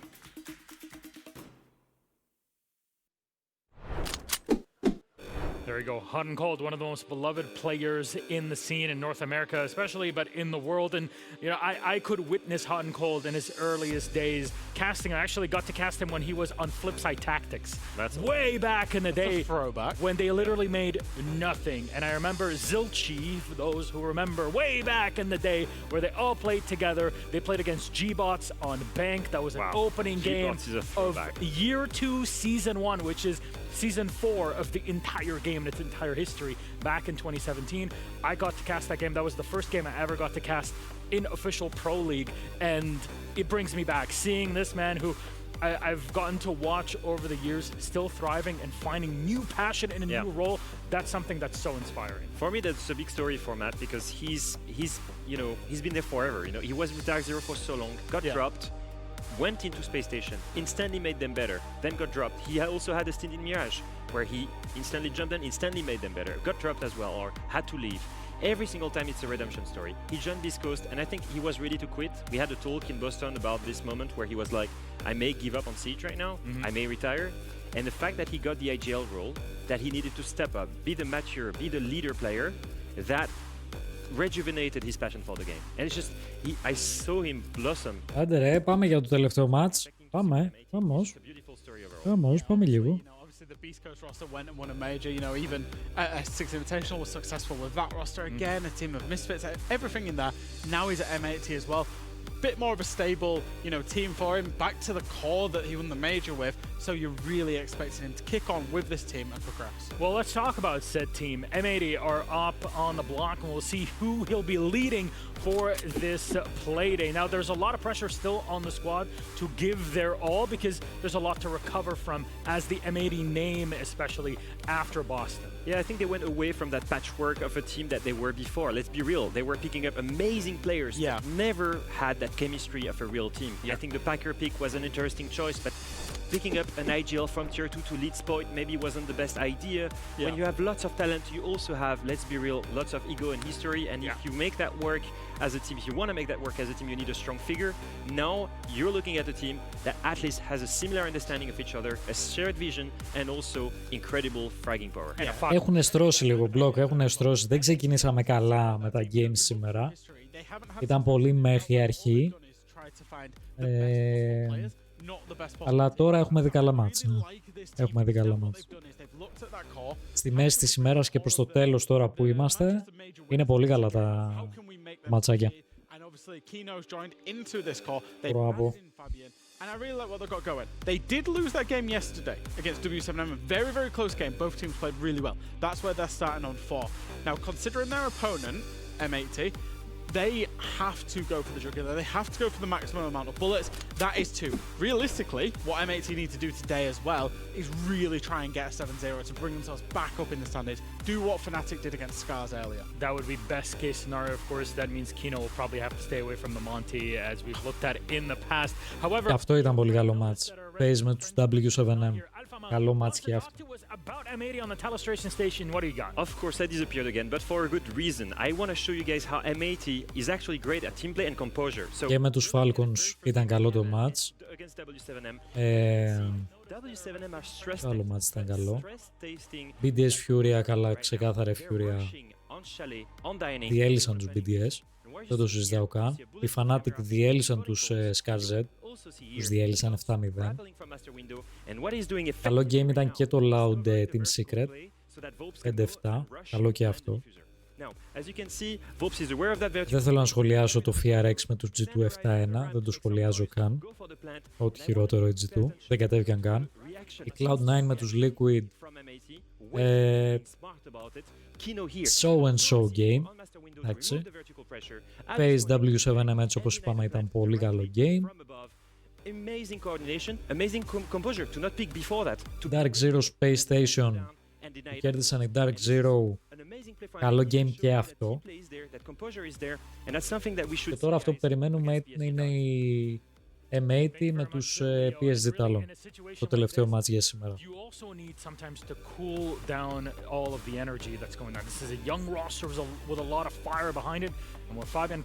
Τα packs από τα drops δεν είναι τίποτα καλό. Καλά, εντάξει, καλά πράγματα για δίνουν. Ναι.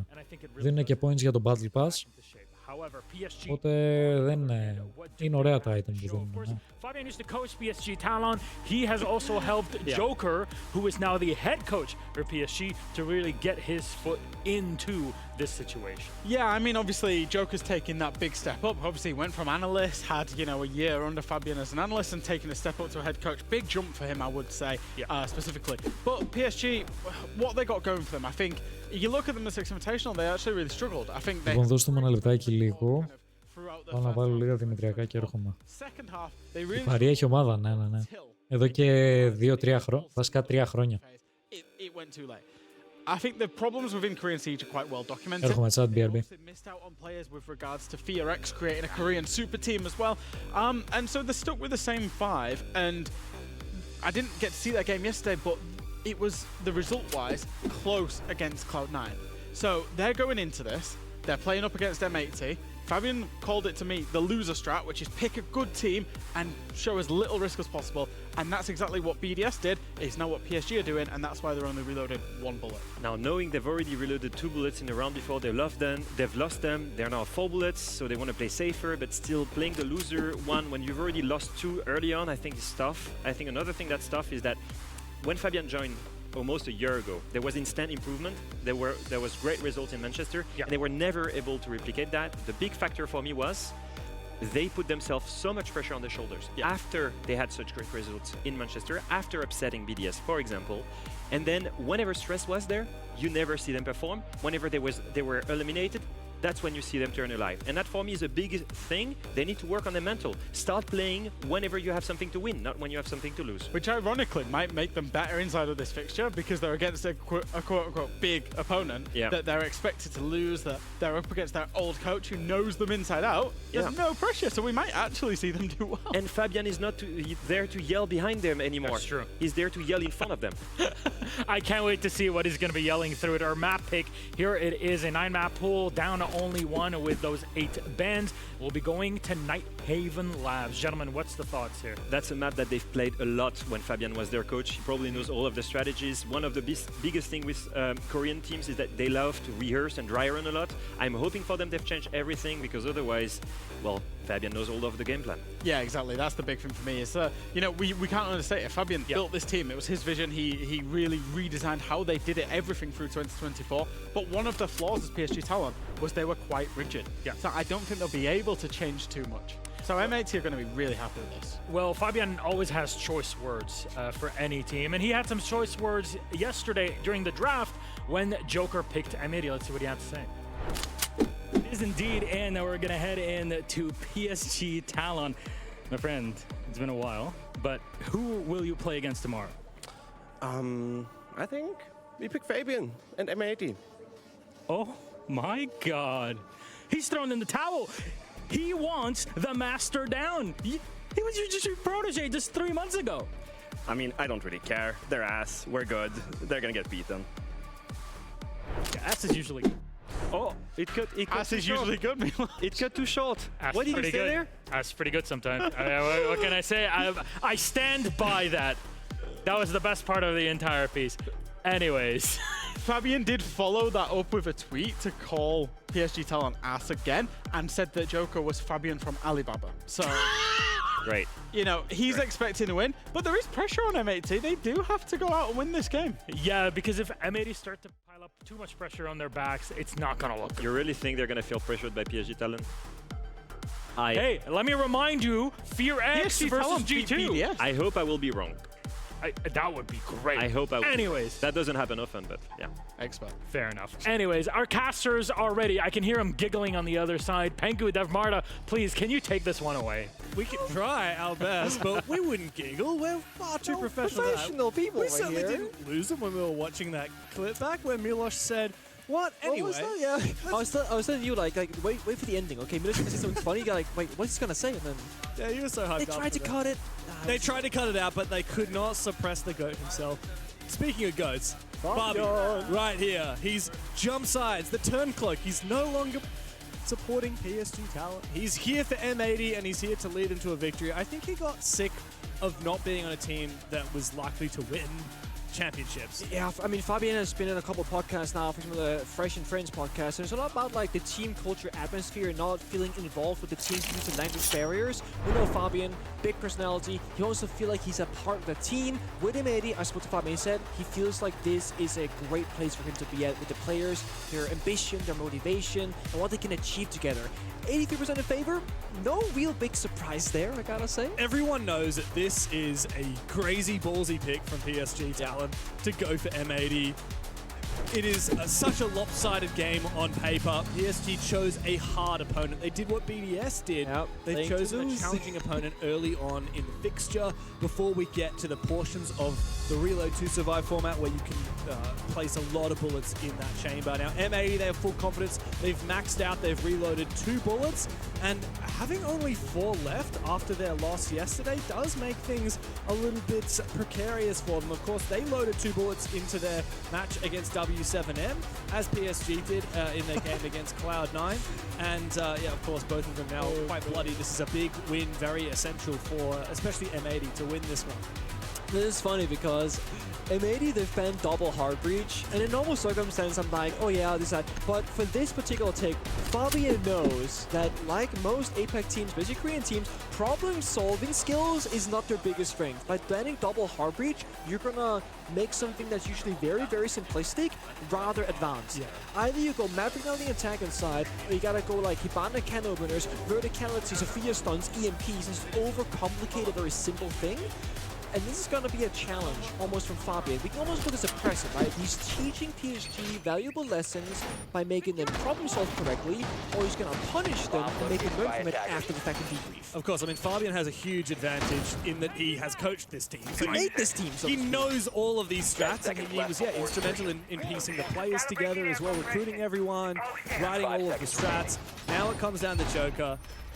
So yeah, it is a huge advantage here for M80. Of course, as well, this is a championship-worthy roster. You know, 4 of these players, everybody except Kino. Oh, sorry, Mady. Sorry, calm down. I just have to make sure. You're on the PSG money, so I know you can't say a bad thing about them being Mr. Content Creator. Oh, if they sucked, I'm gonna say they suck. Okay. I know you will. It's only fair. I trust you for that. But M80, as I was saying, championship contending roster, and we know that, and we know that 4 of these players won in Manchester. They took down BDS in the grand final on the Beast Coast banner. Quite a different beast now. Ryder is going for a little cheeky lurk here from the basement. It's Ride Reload. He's renamed. And Soldy Reload. Soldier.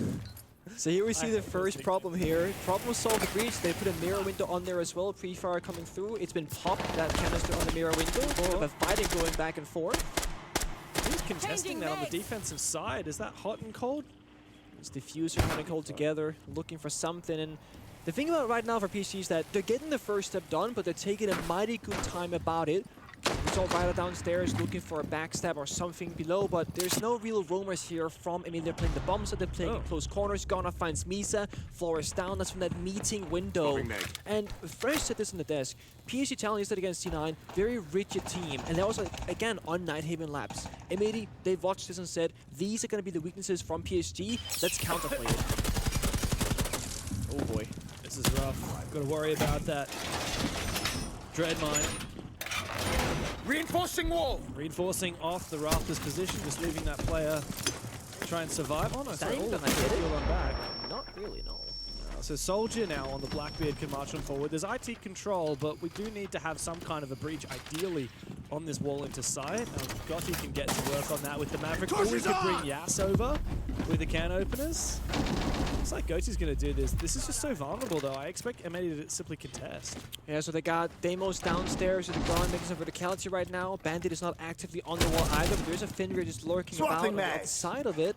But again, M80, all they're doing right now is just locking PSG out of the bomb site and again making them problem solve because Fabian knows it's their weakness, and that nade doesn't quite hit the mark. I think it might have gotten the bench here at least. Yeah, I believe it did. Meanwhile, Kino managed to catch Ryder on that rotate downstairs. This makes things very awkward now for Soldier. Flashbangs go out, but he does need to try and find this fight. Good bait. Eventually Gotti does find the kill, but he can't push for a second. Unfortunately, Soldier has gone down. Thankfully, there is a flicker of hope for Talon, with Yas making this somewhat possible. Never mind, Hot and Cold's taking down Gotti. It's all up to Yas now in a 1v3. Walking into a crossfire with no diffuser. It's only a matter of time before he falls. Easy for Gavin, easy for M80. Yeah, you see right there off the rip, the double hard breach been into playing an extremely passive defensive round, knowing that it's going to be a trouble to do the basic fundamentals. That's the top 4 bomb site though. Basement a little bit different, you can't brute force it as easily. Same with tertiary bomb site. So maybe they are going to show us depth in their strat pool. And this is what I really like about this iteration of the roster, especially with Fabian as a coach. they've only played one game so far yesterday. It was, I believe, max overtime against WCNM, but it was a really high-quality match where both teams are taking each other to their maximum limits. Adaptations, counterplay, reading their opponent, controlling the pace. And I do feel like a player like Hot and Cold, Matthew Stevens, as PowerPoint says, I love this guy. I've been watching him back when I was a player. I've been casting when I did NAL. I've always just enjoyed how he plays the game that he brings to a team. So getting like Fabian and him together is like exactly what I want to see. It's great. And Hot and Cold, as we saw in that interview in the little content piece that played before the match, he's gone through quite an evolution. He has, yeah. As a player. 10 seconds to He's go. had, obviously, a plethora of experience back on the old space station, on the old Dark Zero, 5 seconds side left before that. But as of recent history, he was dropped from all of his big teams. And then he had to go and build up a team from nothing. It was just him, the veteran, who was not usually a leadership figure. No. And then 4 youngsters. And he brought that team into a championship-winning roster in Manchester after just 1 season, and then of course over time there was a bit of a fallout with that as well. The team slowly slipped away. Had a really solid contest as Unwanted at 6 Invitational, top 6 I believe.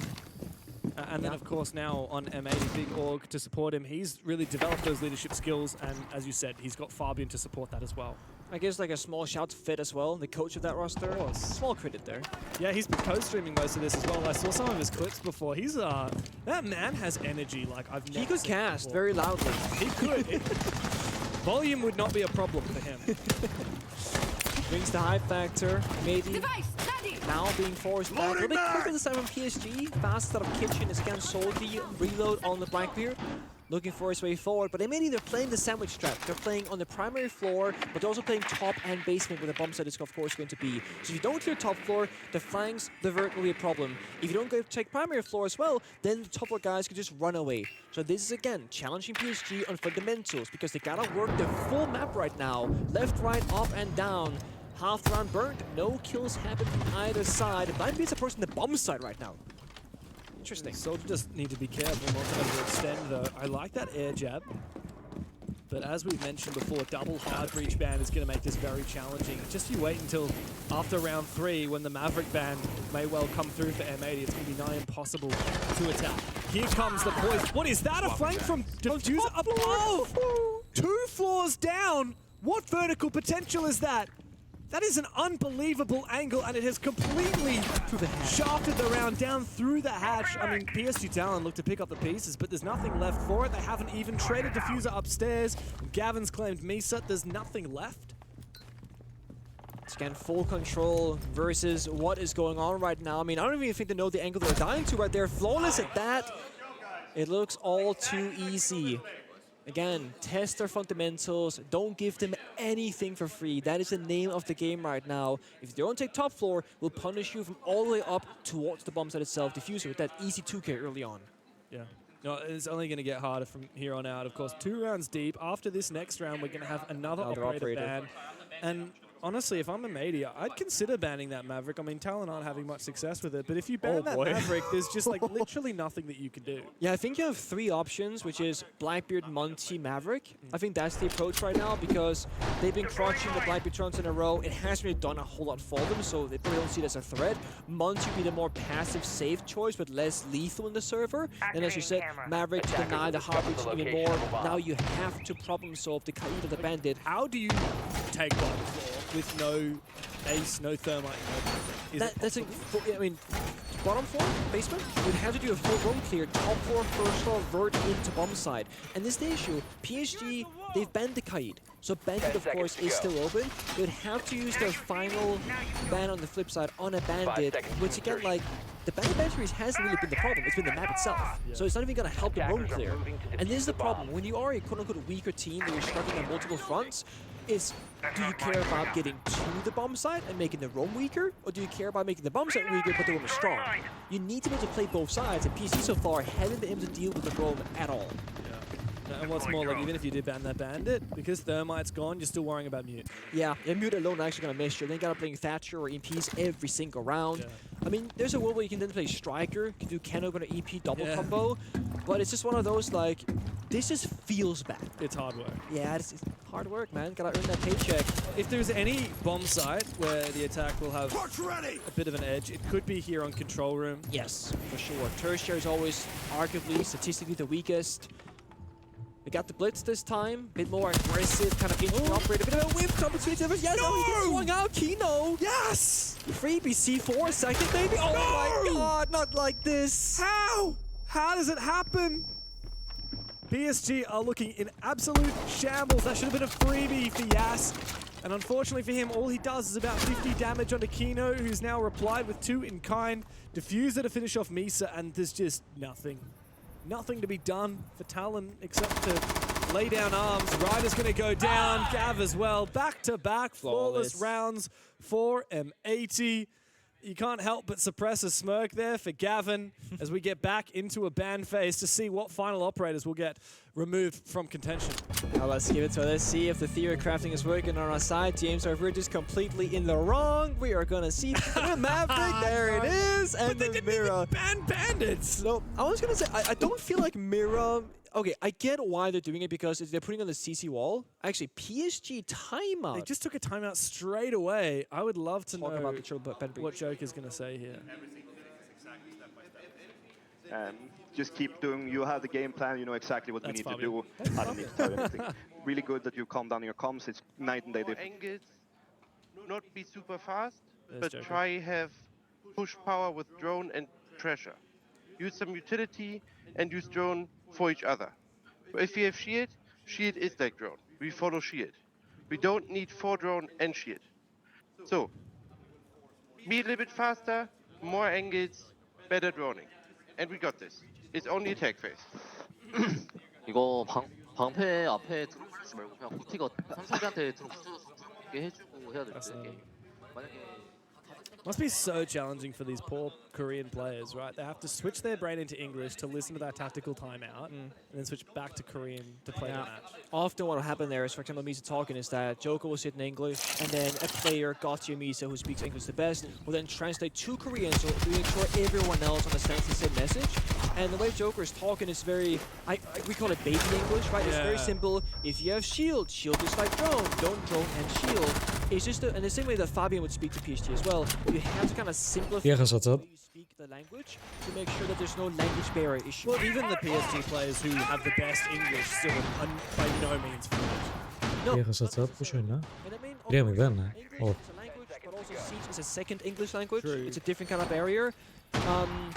And this is the difficulty that somebody like Fabian, who is very much his own person, is like, he wants to coach the way that he is, and that's what he does best, right? For Fabian to be the best coach possible, he needs to just go...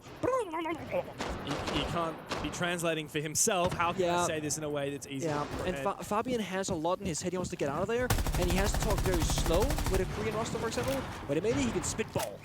For sure. Fabian was talking to players about, like, voice comms, don't be so panicky. That was his main point that we heard in the beginning. Yeah, absolutely.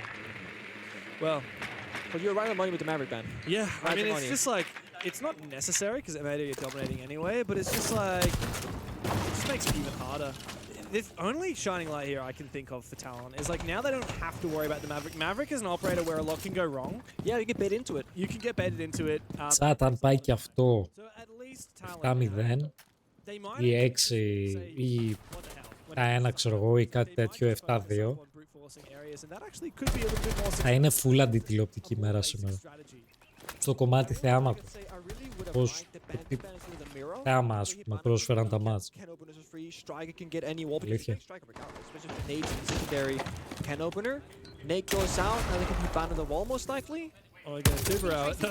Ενώ ξεκίνησε πάρα πολύ καλά χθες με τρομερά μάτς από όλες τις ομάδες. Σήμερα ρε φίλε πήγε πολύ μέχρι.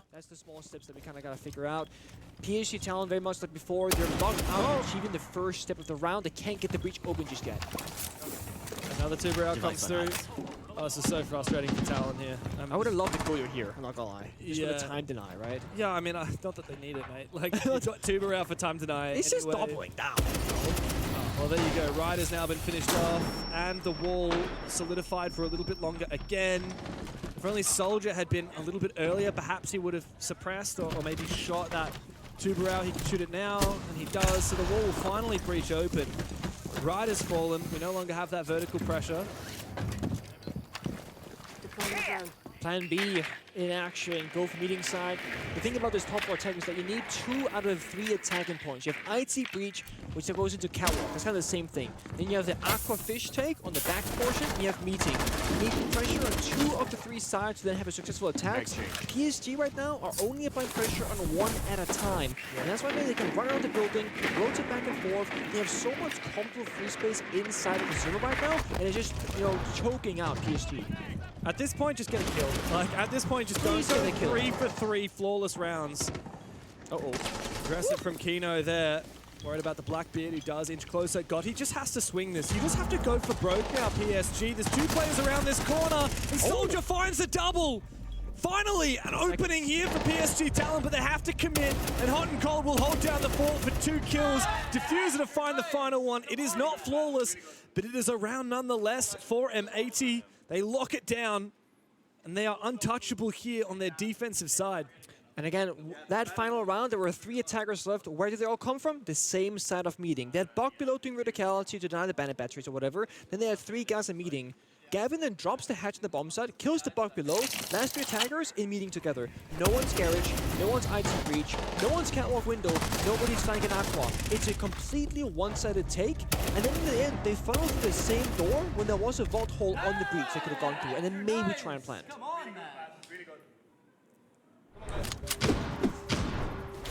I don't know where PSG Talon find headway here, because I think this basement bomb site is going to be probably the hardest bomb site to attack when you've got these hard breach bans. Yeah, I want to see a big run from an 80, and this lineup tells me that, right? You got the Mute, the Mossy, the Goy, the Lesion. You can solo play bandit tricking on the wall inside, and have 4 guys roaming above, and you have to full clear the map or rush the bomb side. But how do you rush without a Thermite, without proper hard breaching? You really don't. What I really ideally would have liked to see from Talon out of this round is go heavy into the roam clear and pick the operators to support that. Just fight them. Deimos, because, like, to be honest, like, Talon, they're pretty good shots. Like, not right now. No, okay, but typically, sure. yeah. But in theory, when they beat BDS, they were outgunning BDS 1-1. Sure. Ryder outfight Psycho. He's dead. Ryder outfight Psycho when they beat them, basically. Last time on lap. But it's because they're in their head thinking about, oh, how do we strategically win this game, win this round? Like, honestly, with this hard breach ban, what you need to do is just say, look, let's just bring, like, Ram for the vert so that we don't have to think about it, we don't have to go over complicated. Yeah. And then just bring, like, Dokkaebi, Deimos, Jackal, a shield, and then just something. Which they kind of have, but Deimos is now spawn peak. They got a shield in the Blackbeard. They got Dokkaebi. They're just missing the Jackal, which, you know, you don't have to, but you can bring. Yeah. But I think you're all right. I think that it may have forced them into a strategical game of C when they want to play more gun heavy. And they're also just losing all their gunfights at the same time. And that's how you find themselves 0-4. When you strategically lose, like when all the good operators are banned, how do you act? If your strengths are in gunning, just gun. Yeah. Like, brute force. We've seen metas where, oh, we got no breaches open, but it's okay because we have Ying and Monty. Yeah. You need to take that mentality into this game. Like, M80 are just going to style on you when it comes to strategy, so you just need to play the chaotic game. Okay, that's 1. Trade, though. If you just swung the window, they have an ego challenge, but he gets 1-for-1 trade. Now maybe he's filing a little bit back towards the bomb side, but they still got proactive roaming. We see Gavin, Gunnar still in the first floor, so it's 2 roamers, 2 side, with a man advantage. 1 that we call in pocket to clear out the rest of the map. Half the round to go, plenty of time, but look at this, they're doing vert right next to enemies. Yeah. Oh, he doesn't know that Gavin is right around that corner. He needs to detonate this Dokkaebi call as soon as possible. He's not going to. They're going to wait for the bomb site execute, surely, right? Because they think the room is clear. Calling now is a troll play. Gunnar is also still on this run, but they haven't droned this room clear. They're just assuming that the map is clear, but it's clearly not. It's not a bad assumption, but it is the wrong assumption. Because they physically saw one guy fall back. Wait, they're outside on the exterior. They got the vert gun. Oh, you got the hand. Oh, yeah, I'm riding. So he is dropped. So yeah, poising for a push, but I mean, Gunnar. Gavin is. Him. Okay, will they hear those roamers? Hot and Cold, meanwhile, has found his kill. The push on the bomb site has to happen now. Hot and Cold is on the floor. Yas looks to support. Gotti needs to find this plant. There is awareness of these players up on the top floor. If Gotti's able to flood the site and find this kill on the player, he might be able to force down a plant with the 2 remaining defenders on that top floor. But it all comes down to this gunfight for Gotti, and he loses it against Kino. That was the deciding moment of the rounds. And M80 lock it in. There's just no response whatsoever from PSG. M80 are running rings around him. They're in a spot now, the territory where the job for PSG is quote-unquote survive, and what that means, get 1 round. Just avoid that 7-0 for M80 to get that extra bullet in their magazine. 2 extra, I believe. 2 extra, sorry. Yeah. That's what you gotta avoid. I mean, that's definitely what M80 are going to be gunning for right now, especially considering they did reload 2 bullets yesterday in their match against W7M and lost it. So they're actually right near the bottom of the standings. Yeah, they were. 4 bullets. If they win this game 7-0, they get 4 bullets back and go up to 8. That is huge. That is massive. But again, I mean, we saw the same thing from BDS Fury match earlier, you know? That was a spoiler alert. The 7-1 victory for Furia. BDS got that 1 round that they needed. It was not pretty. This is a very similar story. It's not pretty, but PSG need to just deny them that 1 round for flawless. I also wonder, would this have been quite a different story if PSG started on the defensive side? I think so, yeah, because there's less operators you can ban to really like nullify the defense, right? And M80 are playing a scare game against PSG right now. Like, you ban all the comfort operators, all the hard breaches, you force PSG to play a game they're not familiar with, and they start on attack. Yeah. And then M80 are just bullying for this point. Yeah. But this is the thing, like the new operator ban system, it can bully you just on operator availability. And as I said, back in the day when you had only Thermite, he gets spawn beat, you need to have a really good plan B.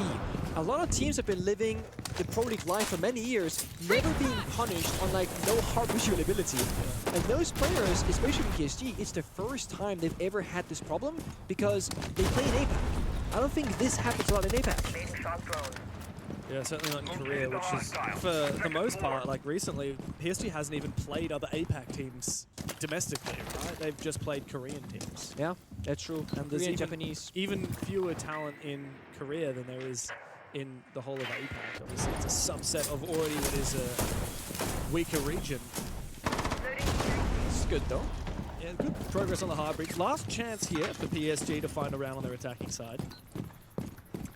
So they got more like, I would say like aggressive operators, right? You got the Ying to go crazy with, you got the Blind Pit to enable as well. This is again the tertiary bomb site where we expect the attack to have an easier time, but we need to see PSG get comfortably inside the building. Gunner jumps out instead. That's a freebie onto Misa on Twitch having a very bad time. The one benefit, I guess, to Misa being able to die, he's the IGL. He can now call from the grave like League Effect does. Obviously different caliber of IGL, but I do think right now PSG they need overview. Misa dying can get them a bit of that. They need to get their boots in the building. And they do, as Soldier spots the Fenrir of Gavin, supported by Kino upstairs on this roam. Still has not been flushed on out yet.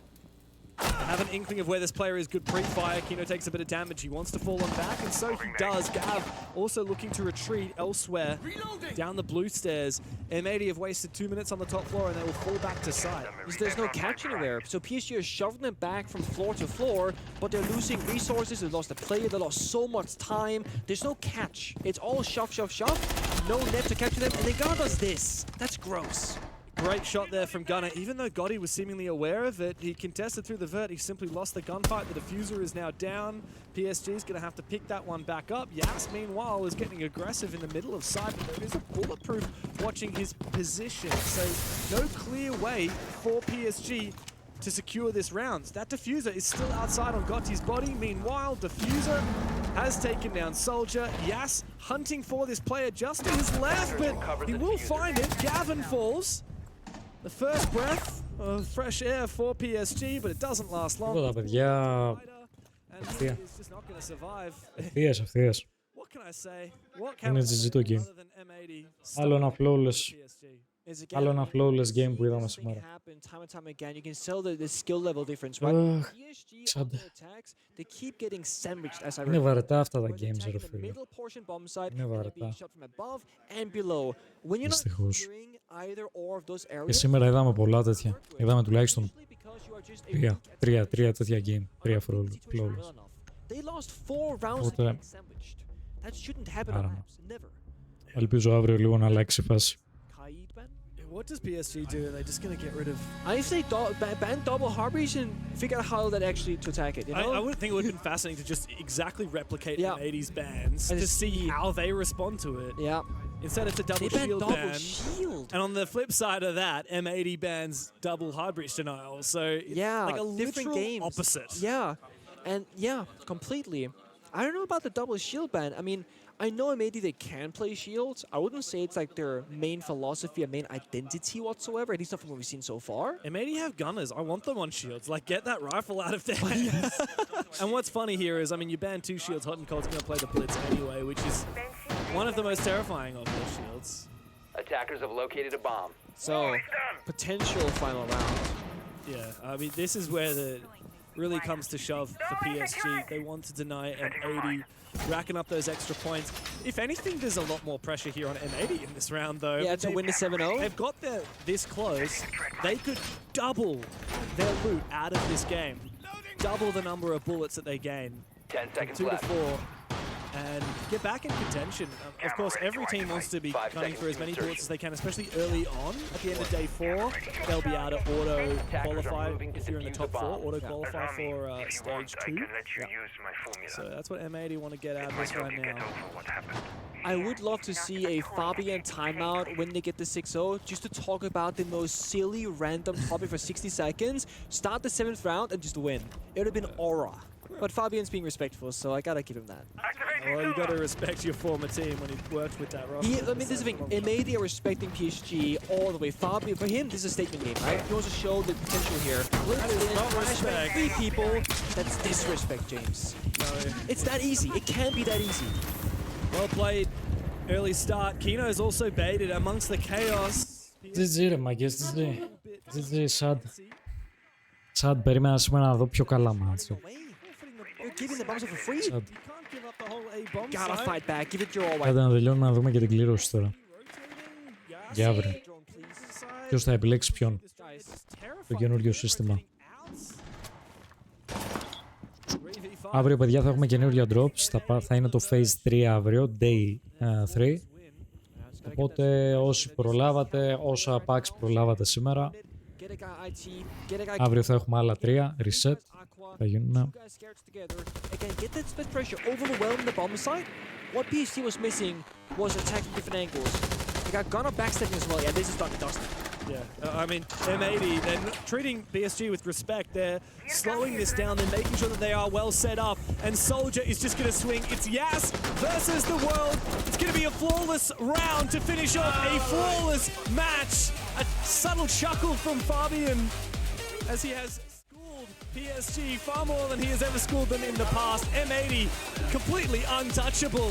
The North Americans with a flawless victory over PSG Talon. Yeah, there's a reason why Fabian was and still is the master. And as I said, this was a match for a statement for Fabian, but also M80 to show how good they can be against the quote-unquote weakest region of APAC at this level of play.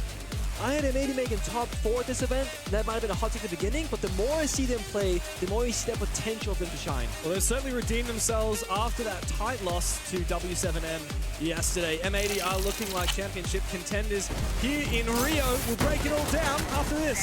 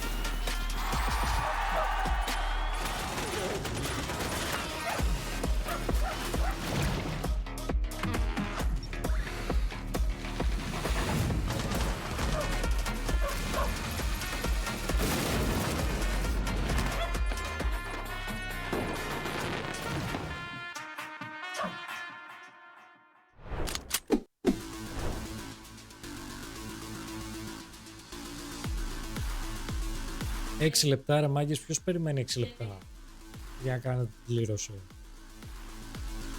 Bruh.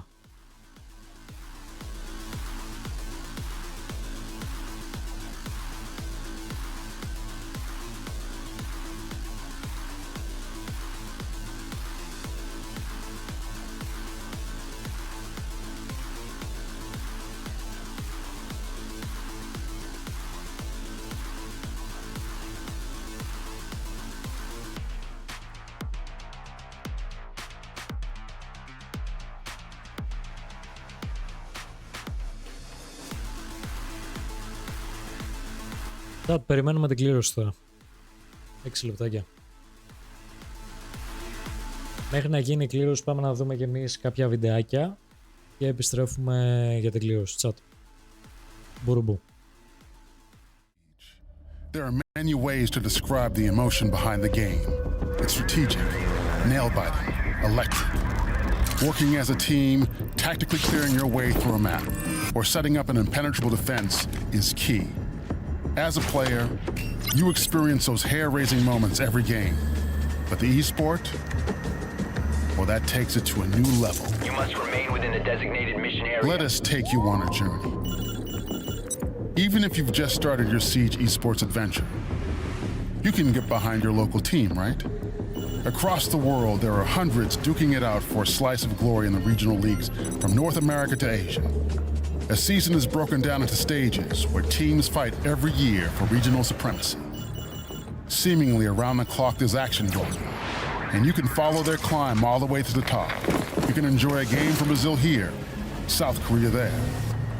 This is where the true legends are born, at the bottom of the mountain. And you can say, I was there. This is where the cream of the crop ply their trade. The next level are the majors.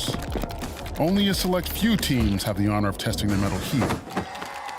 If they can prove they are the best in their regional league, they make it to one of the majors across the year. Op 4 eliminated. Touring the world, one major after another, these events bring Siege esports directly to fans. And let me tell you, the energy is so electric, you'll feel it. The majors bring everyone together. In person or at home watching along, you ride the exhilarating highs and lows and storylines collide. It's a test of nerve, both for those playing on stage and the fans. The team who manages to reach the summit, though, they are truly on top of the world.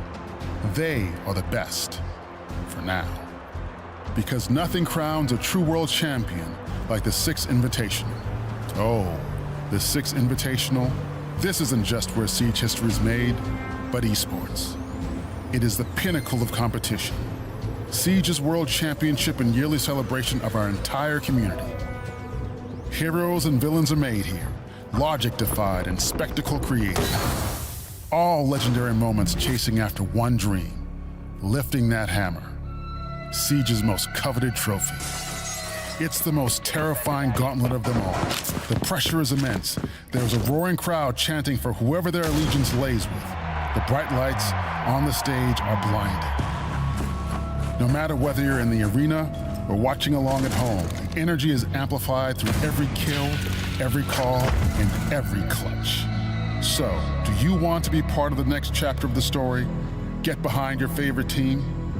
There's no better time to get into Rainbow Six Siege esports. Join us by checking out our official website and social media for what's coming next.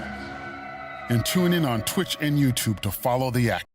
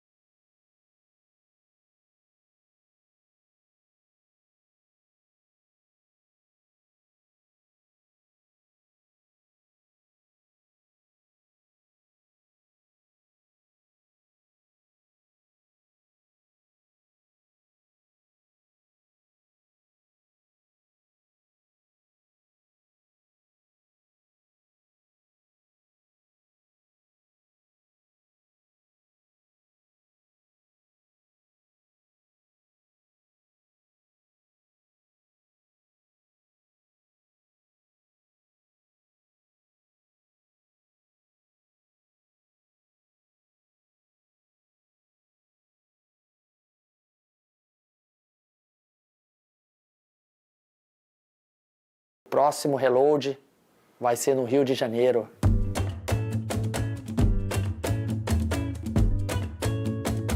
A tartaruga leu o jornal.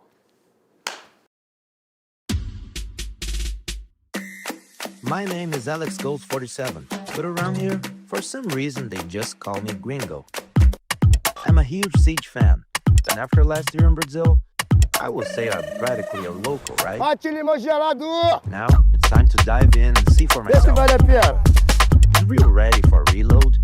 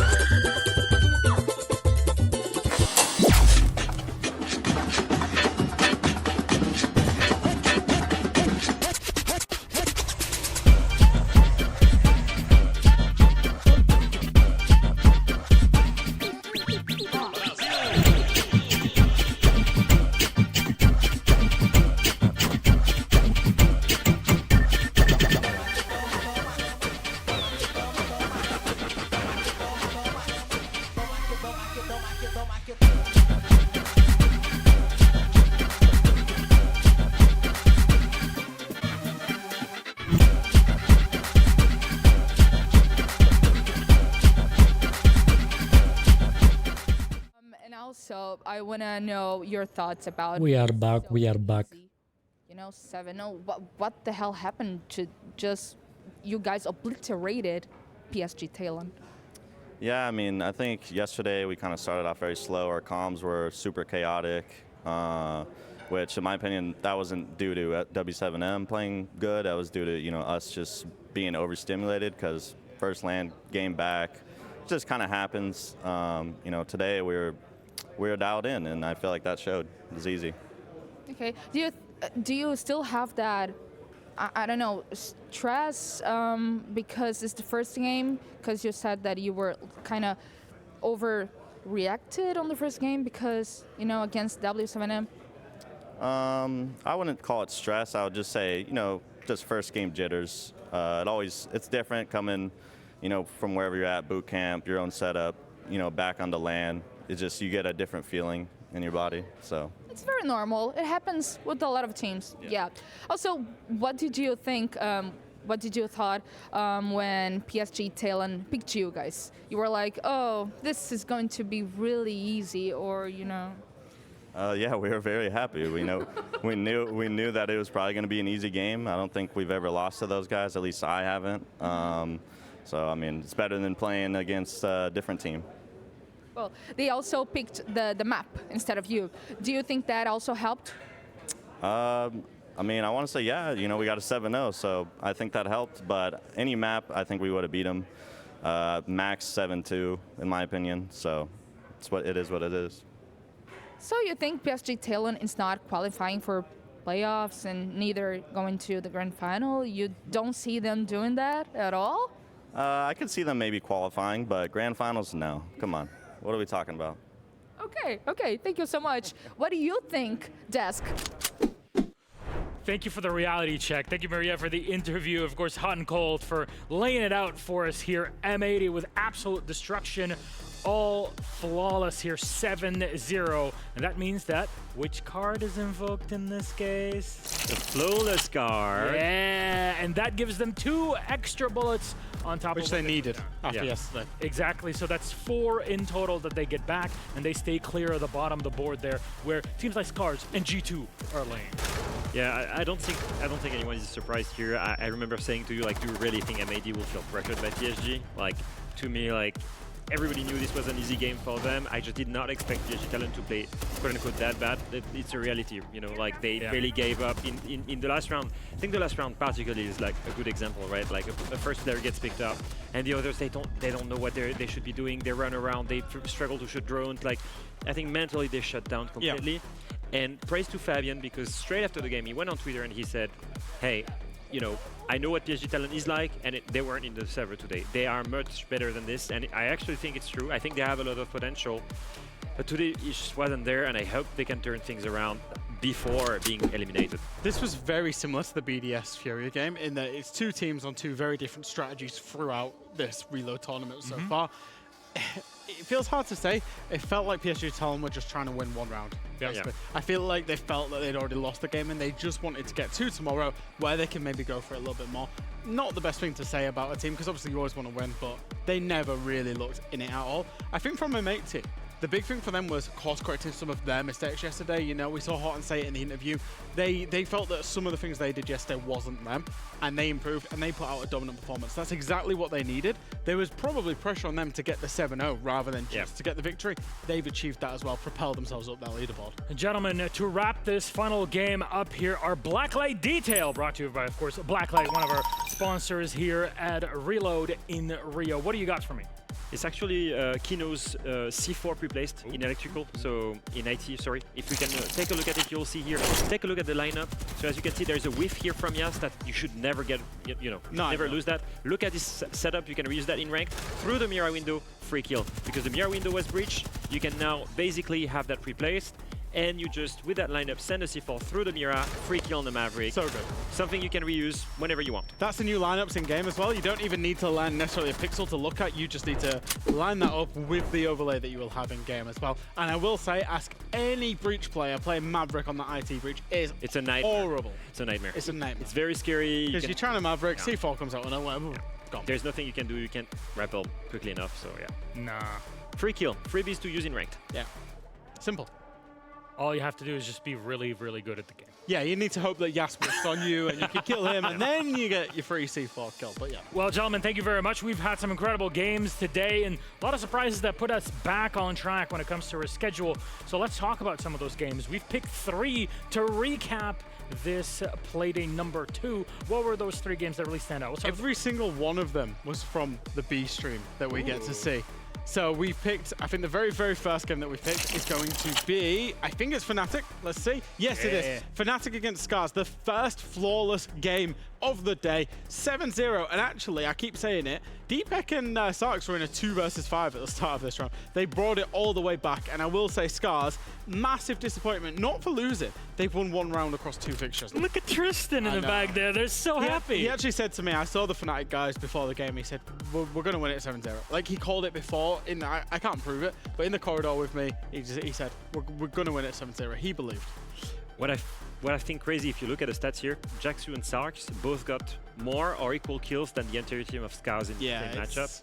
You know, it's not just losing, it's actual like utter domination. It's 1 round across 2 games, like you said. My biggest issue is that Scars actually had a decent shot at beating teams when Pion was there. You know, when with the previous iteration, they were actually they had some strategic level that was closer to Western teams. We're losing that right now. It seems like something's gone. Like, you know, the way that I saw Scars in all tournaments was if Rek and Nina weren't popping off, then you know, they were going to struggle. Now it's just if Rek's not popping off because Nina's left for Enterforce, like he's gone. So κάτσε λίγο να κάνω ένα restart λίγο το preview γιατί έχει μπαφάρει τόσους όρους που βλέπουμε. Ένα sec, παιδιά, ένα sec λίγο να κάνει reconnect. They actually almost got flawless today. BKFX taking down G2 701. I mean, I feel bad for Uno. Yeah, he actually went the opposite of. Do you really? I really feel bad. G2 for Uno, yes. All the support for Uno. They've got all the investment in the world, all the support, all the boot camps, everything they could ever want, everything they could ever ask for, with support staff, with everything, and they're putting in this performances. I feel bad for Uno. Do you Just really? Uno. No. Uno. Uno, yeah. No, but Uno's the IGL. He controls the direction of this team. It's not good enough. There is no direction in this team. They did not look like they knew what map they were on. They've got so much talent. It's not good enough, Milosh. It's just not. Yeah, to be fair to them, they were also attacking on Skyscraper on defense. Once again, I will reiterate this. I know we were focusing on G2 losing this. I know this is the big story, but another storyline. Let's not underline how Fearx has been playing. They've been amazing so far. They've rebuilt, like we've said, a Korean super team. Αν είναι δυνατόν 7-1 FPRX στους G2, φίλε. Αν είναι δυνατόν. Το να το πιστέψω. Πίστευτο. Δεν κατέβηκαν ποτέ οι G2 πραγματικά. Players, Mephi is the same story for me that used to play for T1. All of these guys, I actually played against them, scream against them when I was in Asia. They're full of talents. It's great to see them come together. And they will say, you know, we beat G2 7-1 on one game. Fearx is APAC's best hope at this event, by far. Like, they've put together a roster that makes so much sense, and they're backing it up in the sub. The more things change, the more they stay the same. Yes, it's not Damwon Kia that we knew back in the day, but it might as well. It's the same. You know, it very much is BNK Fearx. Those great times that we had, 3.5 years ago in Sweden throughout 2021. However, our third and final matchup to highlight. What do we got? It's FaZe versus W7M. Again, a B-stream. Πολύ ωραίο ματσάκι. Αυτό ήταν καλό μάτς. Ήταν πολύ καλό μάτς αυτό. Obviously, we've been working the A-stream games at the same time. What I will say, the reason this was a banger for me is this is two really high-quality teams. Obviously, FaZe are the current world champions. W7M are the current major champions. And I think W7M lost themselves a little bit at Six Invitational, it's fair to say. But they're back with a bang. Big win over M80 yesterday. Big win over FaZe today. Like, they're really feeling it right now. Yeah, and overall, we expected this matchup to be really tense. Two of the favorites for the event, let's be real. I think the addition of Palu to replace Dash is actually something that, you know, has triggered a new, you know, rejuvenation, I guess, in the team. Overall, like, one of the best bangers we've had so far, especially on Bank, to you know, a map that they absolutely love, where both of the teams are actually on an incredible level. And it's, you know, it's tough sometimes to see the difference between the quality of Siege in this matchup and the quality of Siege of certain teams today. It's the kind of things that, you know, should be the wake-up call when you get inspired from teams that play like this. I love how they have the center player just completely up for FaZe on the graphic. Fighter King is just that big. I don't know. He's that tall. He's that good, you know. With 11 kills, he's high up there. He's rising, you know, to his expectations. Yeah, we're used to seeing him really rise when they play SSG with Ashen on the other side. That's when tensions really go. No, they're a big. I hope those two teams pick each other, because that would be so good. It's quite literally FaZe up. Great. FaZe up, everybody. Now, that's what we got. However, we still have the draft show. For those who didn't catch it, we don't know what teams will play what teams tomorrow.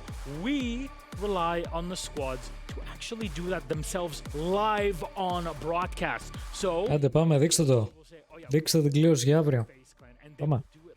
We'll see the reactions from all of them, and we'll get commentary from our wonderful analyst, plus Pengu, who'll be joining us here. So I really cannot wait for the draft show. That is in just a few minutes after the break. A reminder, it's Mother's Day. Give your moms a call. Say hi. At least in the Western world. In the East, it's more like built around spring, but it's something different. We'll see you in just a bit for our draft.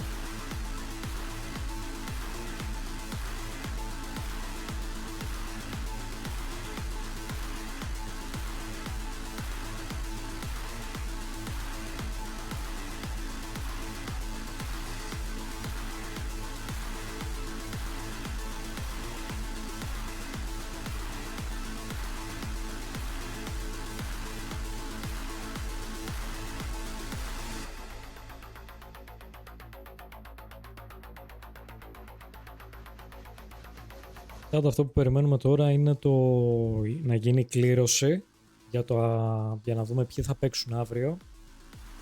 Οπότε περιμένουμε να γίνει κλήρωση για να κλείσουμε κιόλας.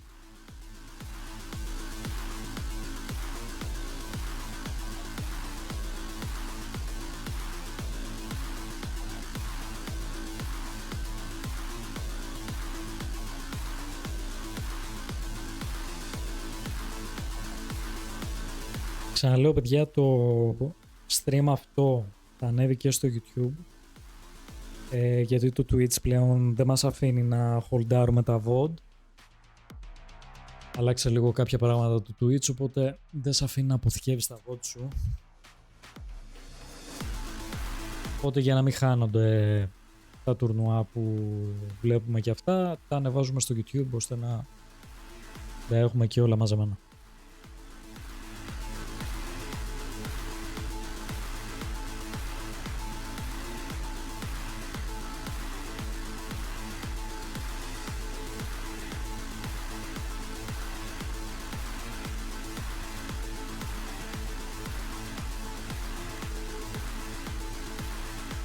Στη μηχανή δεν έχεις και εκεί. Και στη μηχανή δεν έχεις.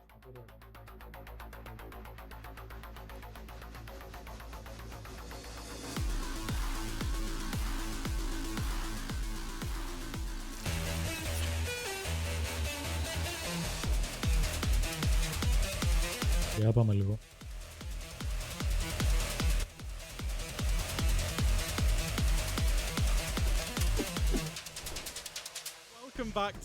Αλλά είμαστε όλοι έτσι συνέχεια. Όλοι βαϊμπάρουμε, φίλοι. Is the draft show that we're getting at the end of every single day. Now, we're doing the draft show at the end of day 2, which means that we will be selecting the games for day 3, Leo. Why is that so important? Well, this draft show will be one of the most important ones right now because we're switching from 2 bullets maximum that you could reload in the first 2 rounds to 8 bullets. Now, the ceiling is really high. The teams can get way more aggressive, have a riskier strategy. We're here for it, you know? More risk, more reward as well. Yeah, also different styles, right? Some teams might actually play for survival and take a safer approach, not, go all in. And some teams are like, you know what? We want the most amount of bullets possible. Let's go for all 8. Yeah, we've definitely seen teams on different strategies. Some teams opting to choose weak opponents, try and get those wins in the bank, get a high position secured in the draft. Some teams have gone a little bit, I would say, Fabian actually called it the loser strategy. Yeah, I like that. I think PSG Talon actually went for that. Pick a hard team, get whooped, but you will be earlier on in the draft pick. Now, that is key because in round 4, the 4 teams with the most amount of bullets will qualify directly to phase 2 with the best possible seeds. So playing aggressive right now, reloading as many bullets as possible like Furia has been doing the whole time, will guarantee you a soft spot for quarterfinals with a really good speed. I'm curious if Fury they know what they're doing and just saying, we're not sure what the system is. Let's just go 2 every single time. Because, JV's on that roster, and I feel like not much happens here, but he's a phenomenal player on the server. He always Does he have 35 IQ as well? Oh, not this again. No, it's like, in all the interviews, he says, oh, no English, no English. Yeah. The guy speaks English. The guy's playing all of us right now. He seems like he's a silly guy. He's super smart. He definitely knows. Well, Scars are going to be the first team that will make a pick. So if we can bring up a graphic, we can see which teams they are actually available to pick from. Because obviously, you cannot pick teams that you have played. Scars have played Wildcard and Fnatic, so they are not available, but they are going to get first choice out of everybody else. As you can see on the standings, they are at the bottom and it's Dark Zero at the top. Now, I will guarantee something. No one wants to be picked by Scars. No one wants that. The reason for this is you can only reload as many bullets as your opponents have. What does that mean is if Scars pick you, the maximum amount of bullets you can reload is 2, when all of the other teams will have a ceiling of 8. So that's going to be really, really tough for you. So Milosh is ready in the arena with the teams, ready to do the pick, so we'll throw it over to him. Thank you very much, gents. Yes, we are ready to have our first set of picks, and we're going to pull Scars up here to the stage and have a chat with them. Of course, we're joined by our wonderful translator, Victor. So we're going to have the question, first of all, how are you feeling after these first 2 days? It's been a bit tough. この最初の2つの日はちょっと大変だったけれども、感想を一言お願いします。どのような感じでしょうか。そうですね。デイ1は自分たち的には内容は悪くなかったんですけど、結果ボロ負けしたんですけど、それを反省を生かしてデイ2挑んだんですけど、ちょっとコミュニケーションエラーとかその他もろもろひどい感じで終わっちゃったって感じですね。feel like they won. We didn't have enough information, like the scouting wasn't there maybe, so we lost. We really wanted to use this experience from day one into day two, but it didn't transfer well. The communication wasn't exactly in place, and well, here we are. Yeah, here we are. We got to watch all of it, so there's no more words to add at the end of it. But I do want to ask you the question, who will you pick to play tomorrow? You're the first team that gets to pick, and really, you have the whole choice. You have 19 other teams to go through. スカーズは最初のチームなんですけれども、どのようなチームを敵にしますか？クラウド9で。 Wait for okay from the admins. It is okayed. Cloud9 will be playing on it. Where's Cena? Come on in. Come on. So much joy. All right, come on over. Come on over. Let's have a chat over here. Could you stand right here? Yeah, you come here. You come here. Come on, either side. I want you to stare at one another's eyes. First of all, do you accept the challenge? Of course, yes. Why, of course, yes? I did not see you so enthused. I mean, I think they're the worst team here, so. Oh. Free cash and the worst team here. What do you have to say to him now? C9 are really laying down the law. スカーズは最低のチームだと言ったけれども、これをコメント一言お願いします。最低なチームに負けたら恥っすね。It's gonna be very, very bad for you if you lose to the worst team in the tournament, mate. Fair words. All right, gentlemen, back to it. We'll send it to our casters and the studio.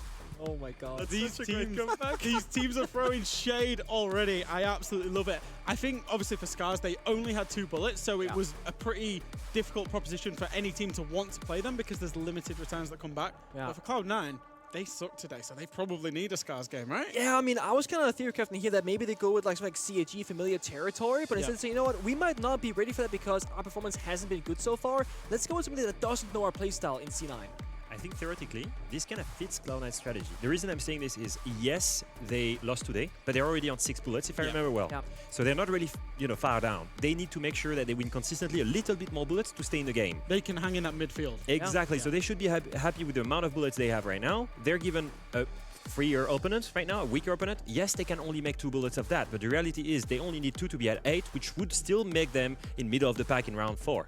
Okay, so with Scars and now Cloud9 off the table, PSG are going to be the next team to make the pick, so we can see the available opponents that they will have. Obviously, no M80.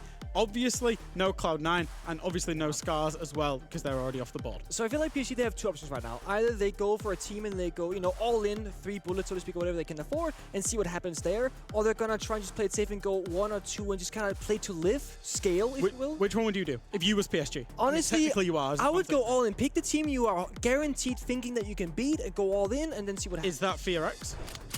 No. Honestly, that would be a testament, wouldn't that? Yeah. First in Korea, see what can happen. But Fear X, after today, with that T2 matchup, I'm not sure you're going to go there. If I have to theorycraft, if I'm in the shoes right now of Joker, I would go and probably go with Wildcat. The reason I'm saying this is they've got 7 bullets. Yeah. You can, reload as many quite a lot as possible. You could go reload 7 bullets and maybe, play the extended mag, try to add more 6 bullets. Go crazy on this one. Wildcat are playing well, but they're young people, they're rookies. Maybe you should be in full confidence going in that one. Try to target a weaker opponent at least that has a lot of bullets. Should we see who they're going to pick? Yeah. Yes, please. Stop yapping, Leo. Let's see. Let's see exactly who they're going to pick. All right, we're back here in the draft area, and PSG Talon, please come on over, Joker. To say that I'm disappointed would be an understatement. Yesterday, I put a lot of backing. Fabian said, they're ass. I thought I could maybe lift up your spirits, but that was not the case in the server. What happened today? I mean, you looked at SI, we lose the first 2 games, we lose here the first 2 games, but they are not important games. I mean, 2 bullets, who cares? Now an extended mag, more bullets in the chamber, it's like so much more fun, right? So we're in a good position now. We can pick first or second almost. You really learned the art of bullshit from Fabian, did you not? I mean, not winning, so I mean, at least something, right? At least something. Well, my question to you, who do you pick to play tomorrow? I mean, we pick the APEC team, Elevate. Elevate, come on up to the stage. We'll ask you the question. APAC team, right? That's an APAC flag here. No? Where are you going? This is an APAC. All right, so do you accept the challenge? Yeah, of course. It's the best chance to come back in the championship because the free bullets. Free bullets. Everybody's kind of eyeing up PSG. What do you have to say about today, actually, and that general performance of the team? It's sad because my guys is new guys in the championships tournaments, and that's it. Okay. Seems like he's looking for free bullets with you. Do you have anything to say? It's very good, by the way. Very good. I mean, they lost to an APAC team, and now, I mean, it's our turn. We can do it again. Okay, let's see if you lose twice to an APAC team. That'll be to see tomorrow. There it is, locked in PSG Talon versus Elevate. Back to the studio. Hooksaw does not look happy with that. Oh. He's ready to fight. All right. So some confusion amongst the analysts. You seem to disagree on whether this was a good choice or not. Yeah, you want them to go all in, right? Yeah. You want them to go big style. I think they're playing for survival right now, trying to go for as long in the tournament as possible instead of playing for maximum value. I understand that. I also feel like this round, the round 3, is probably the one where you can take the most risk, because there is one card we haven't spoken about yet called the duel card, and if you're facing elimination in round 3, you can play a 1v1 for survival. So you still have like this small parachute that you can hold on to. And the reason I'm saying this is realistically there is zero chance that PSG Talent is making it to quarterfinals. We all know that. We've seen their talent today. So if they want to make it further, if they want to give them a chance to play longer, they need to go all in. And the reason for this, for me, if you have to pick between Elevate and Wildcard, I feel like both are a pretty decent level, but also one that you can attack. Wildcard has 7 bullets. You could go all in. Elevate only has 3. Okay, so the next team up is going to be G2. Obviously terrible today. Which teams can they pick? Surprising that they're in this position. Right? I think they're in a good position to pick, not in a good position in general. But when you look at this, they have... Είμαι πολύ περίεργος να δω G2 ποιον θα διαλέξουν. Αλήθεια. They could go CAG as well, you know? Είμαι πολύ περίεργος. I like a Fnatic situation, I'm not gonna lie to you. Oh, yeah. Fnatic? Yeah, just because like, there's the Auric rivalry, there's the European rivalry, etc. Your G2, you pick Fnatic, how many bullets do you reload? I mean, if do you go all in? I go all in. That's the thing, is the timing of it. Just with that conversation about PSG as well. PSG are trying to delay it out to day 4. Do G2 go for it on day 3? I feel like the thing is PSG have nothing to prove, whereas G2, they need to prove something because like this is not the performance that we expect from them at all. They've been disappointing so far. Okay, let's see who they pick. Milos is ready. Yeah, so gentlemen, we've gone through 2 APAC teams here in Scars and PSG. Now we're going to talk to a bad team, G2. So please, coming up on the stage, Ramalho, let's ask you a question. What the hell happened today? Nothing too much to say. Like that is not the way we want to start, but like I think like now it's like we want to know is like is our like when we are doing good in our bracket. So like now it's the start of the tournament for us. Well, good. I'm glad you're awake. So who would you like to play against? Wild card. Okay. Come on up. Let's ask the question. Would you accept the challenge of G2?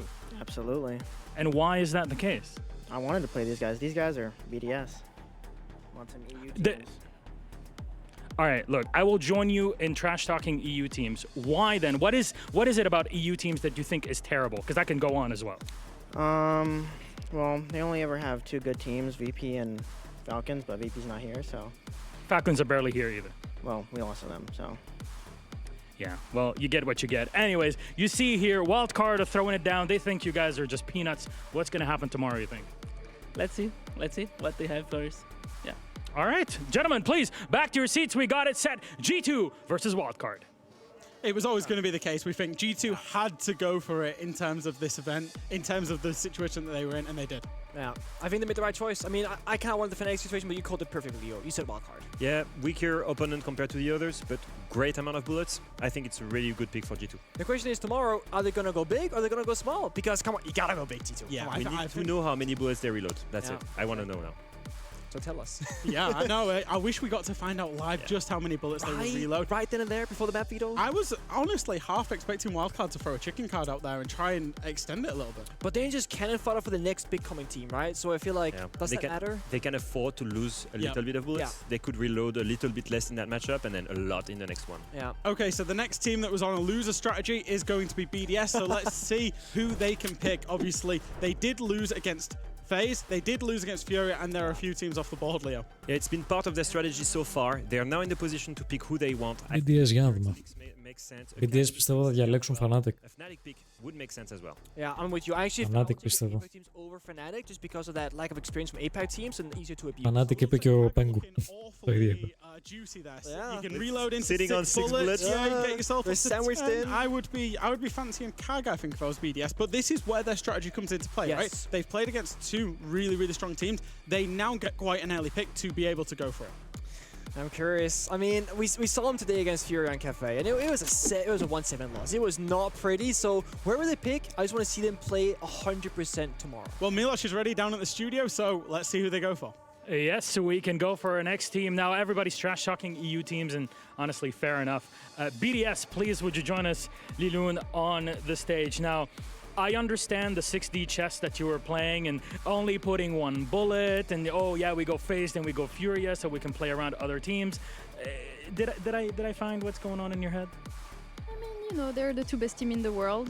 That was really good experience. That was really fun. Fury, I would prefer to beat them at SI. It's much more fun. I mean, you got to survive through this tournament. Yeah, that's true. That's true. We do. All right, well, speaking of which, who would you like to play? Cyclops, CAG. Cyclops, Aphid Gaming, Osaka. All right, join us. Cyclops. Please. Of course, we have Victor joining us to translate, and that is indeed Ο Osaka, πόσα bullets έχουν οι Osaka? the challenge. Do you? Accept. We accept the challenge. CAG versus BDS. It's a game of throws. What do you have to say to BDS on the other side? コメント一言お願いします。メッセージ。まあ俺たちをピックしたことを後悔させようと思います。You're gonna regret picking us. Why? What is the CAG secret sauce? どうして？なんていうのかな。What can I say? What can you actually? Well, you know what? What's the secret sauce for CAG? What do you think makes you better than everybody else? どうして他のチームより強いと思いますか？やっぱ爆発力が俺たちはあるんで、それが活かせると思います。We're a very explosive team, very unpredictable, and that's what we're gonna use against them. Unpredictable with the bans, yet seems like everybody's been predicting shields on the other side when it's available. What do you got to say back? We'll see if they're unpredictable. Honestly, like we'll just be waiting for them. It's fine. They can come with their shield. She's ready to go. All right, we've thrown it down. BDS versus CAG happening tomorrow. Locked in. Milosh is absolutely cooking teams out there today. I am all for it. Game of Thrones. Game of Thrones. It looks like she was going to swing for him. It was great. Well, it was expected, right? Yeah, it was called. Yeah. I think this makes perfect sense. It's a weaker opponent. I think APAC for this event is just very abusable in the operator band selection. Πόσους πόντους είχε η Osaka όμως? They had no solutions. 6 bullets to gain. 6 bullets. Εντάξει. Εντάξει, mid. Πήγανε σε mid δυσκολία ομάδα. Εντάξει. Δεν είναι κακό pick. Όντως δεν είναι κακό pick. It's okay. Περίμενα θα πήγαινα λίγο πιο ψηλά στα bullets. Αλλά... Okay, so the next team that are available to pick, somewhat surprisingly, is actually SSG. Oh! They lost today against Dark Zero, despite the fact that I think all of us think they're actually a really, really good team and maybe a contender. There's quite a few teams off the board here. We're starting to get into the realms that they've got to pick an established, really, really good team. Who do you think they might go for? I think now the strategy evolves. I don't think it's about gaining the most amount of bullets. These guys, they're sitting on 6, 7, 8 or 9. You know, they're not that far away from each other. It's more about gaining a... Μπορεί να πάνε με τους Liquid. Liquid ή Falcons. Βασικά, Out of them, you know, η Loud. as the weakest one. Αν και η Loud είναι δύσκολη, να ξέρετε. Είναι δύσκολη ομάδα, δεν είναι εύκολη. Καλό βράδυ, Block. Να είσαι καλά. Σε ευχαριστώ πάρα πολύ που άραξες, ρε. Thank you. Καλό βράδυ. Καλή ξεκούραση. Are they here today, yeah? They're here as well. That's great. Thank you, mate. Να είσαι καλά. Indeed ready. We're gonna bring out... Who was it? We're gonna go over SSG now, right? Yeah, we already went through. I'm like, I would love to have you again. I love your face. It's just always good to have you by the side. Now, I'm glad you're here. Yeah. Welcome to the studio. Thanks for the Discord call last night. What happened there? Where are you running away from us? I don't know. Gotta look caught up. Just forgot to show up, I guess. No worries. Well, you showed up when it matters, which is definitely not here. Anyways, who would you like to face off against tomorrow? Fear X.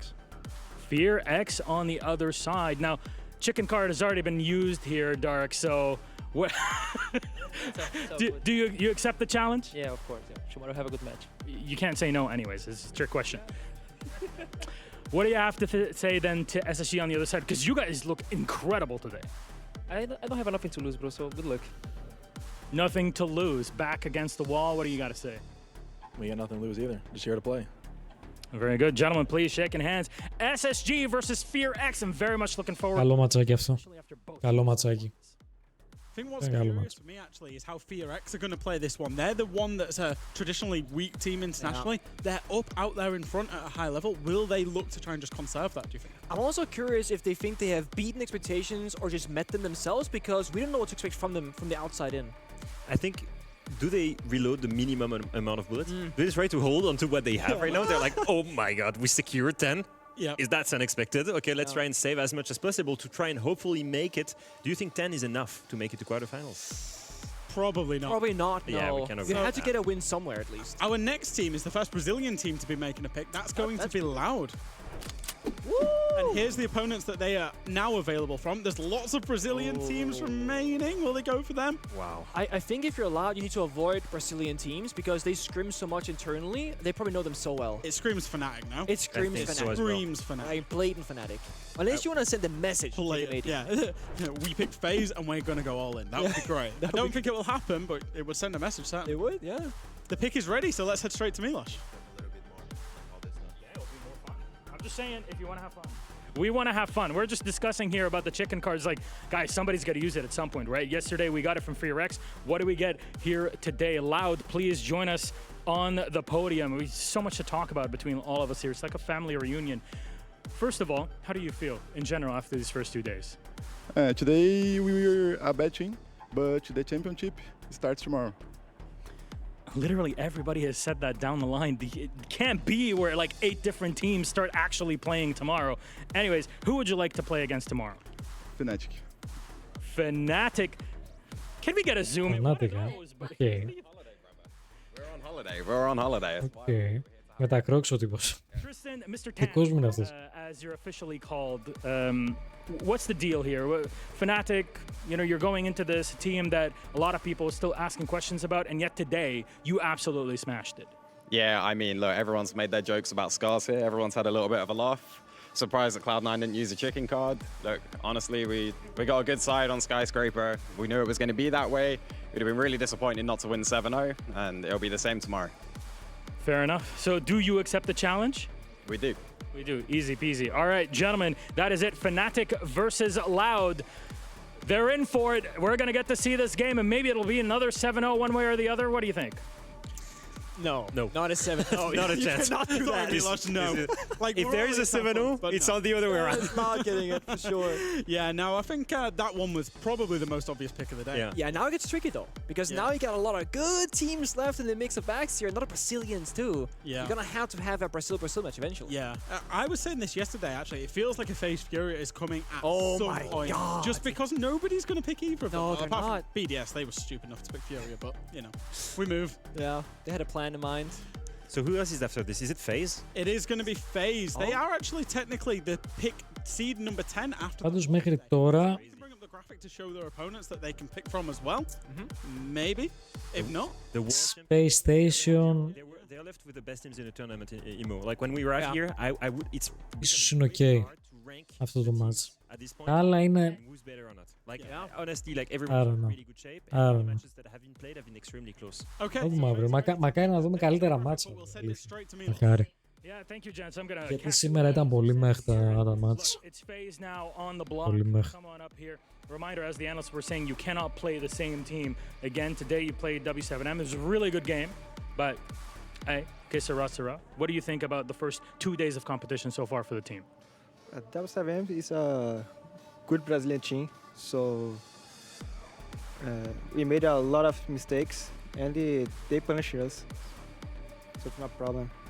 A very good punishment that we got to see today on the server. Now, who would you like to play against tomorrow? Team Liquid. Team Liquid. All right. Wait a moment. What? So you got to beat FaZe Clan today. What do you have to say about the game in general? But then why were you like so surprised that they picked Liquid? It's a classic Brazilian team. Is all the time I think is the most important match in the. Ευχαριστώ πάρα πολύ για το ρεϊντάκι, κούλα. Να είσαι καλά. Thank you. Welcome σε όλα τα παιδιά. Καλησπέρα. Σαλάμ αλέικουμ, σαλάμ. Λέει, τι κάνουμε. Τι κάνουμε. Ευχαριστώ. Thank you. Of course. And why? Because this is El Clásico for many people. FaZe Liquid goes back years. Έλα ρε Gold. We know how they play. We scrim them like every week. So it's gonna be a great game. Επέλεξαν FaZe με Liquid. Καλό ματσάκι αυτό. Πολύ καλό μάτς βασικά.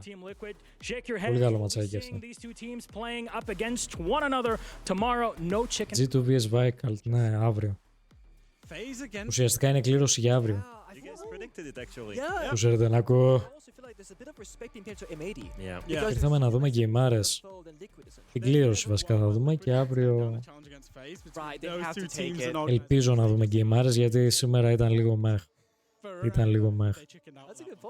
Πήγαν 3 game σχεδόν flawless, 7-0. Οπότε δεν είχαν suspense έτσι, καμία σχέση δηλαδή με την πρώτη μέρα. Έτσι και έτσι. It's gonna get exciting now. Okay, so we can bring up the graphic for the next team that's going to pick. That's actually going to be Falcons, second place at the Sixth Invitational, and all the majors, obviously as the BDS call the roster, and their choices. Falcons θα επιλέξουν τους Furia, να ξέρετε. Furia and Dark Zero. I feel like they're in such a bad spot because they end up with they lost quite a. Dark Zero, παιδιά, έχουν 10 bullets ακραίο. Πρώτη Dark Zero. Μαζί με τους Furia. I would love the DC with AMAD match. I would love to see the AMAD specifically. They have a bit of EU with Fabian over there, you know. But yeah, either or. Just don't take Fury, I think. That's I think once you get to this stage of και αυτή Fury, αλλά traditional, can't say that, dear. That's hard. All of the traditional weaker teams are now out. You're faced with it's like the best of a great bunch, or the worst of a great bunch. Wow, I can't say anything. Yeah. Looking at the first game of the day, MAT would probably be the best team. We're ready for the pick, so let's hand it to me because I need to learn how to speak. Gentlemen, yeah, now we get to see Team Falcons. Of course, we have to go down the roster of all of the European teams. Now, please, would you like to stand on my side? Now, the Green Falcons are here. You're looking to actually play and maybe hit second, hopefully win the tournament. What's been the situation of the past 2 days? I mean, it's a classic start for us. We always lost the first match and we just have to fix some stuff after. And πραγματικά σε κάθε τουρνουά έτσι ξεκινάτε. Πραγματικά. Πάλι καλά που το έχετε καταλάβει, αλλά δεν βελτιώνεστε ποτέ σε κανένα τουρνουά. Πάντα ξεκινάτε έτσι, δηλαδή το ξέρουμε, αλλά απλά δεν βελτιώνομαστε. Team Secret. Team Secret, okay. From Team Secret. The gauntlet has been put down. Today you guys looked incredible. How's been the vibe so far with the team? Όντως σήμερα έκανα πολύ καλό μάτσο. Feeling very comfortable with the tournament so far.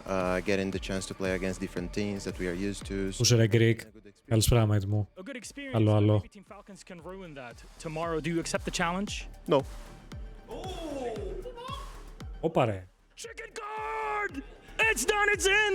They play the chicken card! Unexpected τέτοιο. Chicken card for our... Damn. You don't get it, that's mine. No. Damn. No. Be lucky that I don't have something to whistle into your ear right now for it. Yeah. A chicken card has been invoked. Twister, get the hell out of here. Go. Mentalist, ευχαριστώ πάρα πολύ για το follow. Thank you. Somebody else. Can we get some chicken noises in here? Can we do like a bacon? Thank you. Πήρα ένα προφιτερόλ. Απαλός. Για τη λιγούρα, έτσι για σβήσιμο. Πήρε στο προφιτερόλ. Ποια είναι favorite team εννοείς?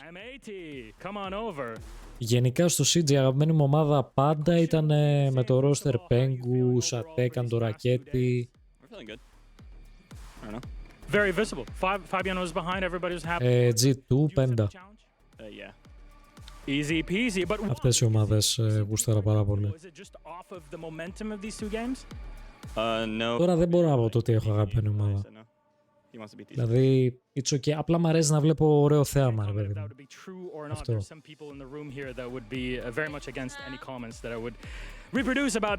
Εκλήρωση, ρε, πώς πάνε.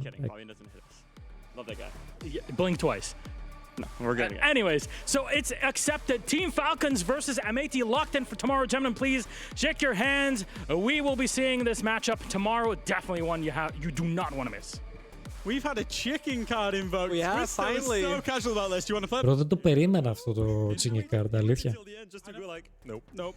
And I will say, the only time that this secret roster was able to beat the BDS core was when they did a triple shield crappy strat in EUL. Yeah. That's the only time they've ever been able to beat them. The chicken card, in a way, makes sense. Yeah, I also like this matchup more personally, the MAD Falcons rather, so yeah, I'll take this. And I was not surprised actually to see the secret pick initially, exactly for the reason you said. Falcons usually beat them, they have the upper hand mentally. Now it's all reversed and we only have a few teams left. So Secret have chickened out, they get the next pick. Let's bring up their available teams because chickening out of Falcons might not be the best thing when you could only pick W7M, Furia and Dark Zero. I mean, I'm surprised they chickened out of that. yeah, it doesn't get better, does it? Yeah, like who do you pick there, honestly? Like W7M, they just beat FaZe, the world champions. Dark Zero, they're on a non-stop. Όλοι είναι δύσκολοι τώρα. Όλοι είναι δύσκολοι να επιλέξουν. Και οι τρεις ομάδες που έχουν να επιλέξουν είναι πολύ δύσκολες. Because obviously, essentially, Secret are in a great position right now, but because they can choose their match, but also the two opponents' match because they get forced into it. Yeah, and I think Ακριβώς. they would want to go into that one, taking them down. Should they arrive to play Furia for some reason? It's all about gun skill. Οι Team Secret έχουν καθοριστική θέση αυτή τη στιγμή, γιατί είναι αυτό που είπαν, το ότι διαλέγουν και αυτοί το ζευγάρι τους και επιλέγουν και ποιο ζευγάρι θα παίξει εναντίον του ενός. Οπότε είναι... what we think of Secret so far, because we would not have ranked them the same way should we just arrive after Boston. That's true. Okay, they're ready to pick, so let's go and see. Yeah, well, they are indeed ready to pick. Hey, cool it. You have to do some work. Come on up. We'll get to talk later. All right, were you always that guy in the back of the class? Sorry? Our admin is confirming that is indeed the case. Well, you know what? Our jokester, we'll have to see. You'll be laughing after tomorrow, but we need to see what to pick here. First of all, Twister, I mean, you're here. We already chatted. You played the chicken card. Who do you get to pick now? We pick Furia. Furia. Okay. Come on up here. Let's have... Okay.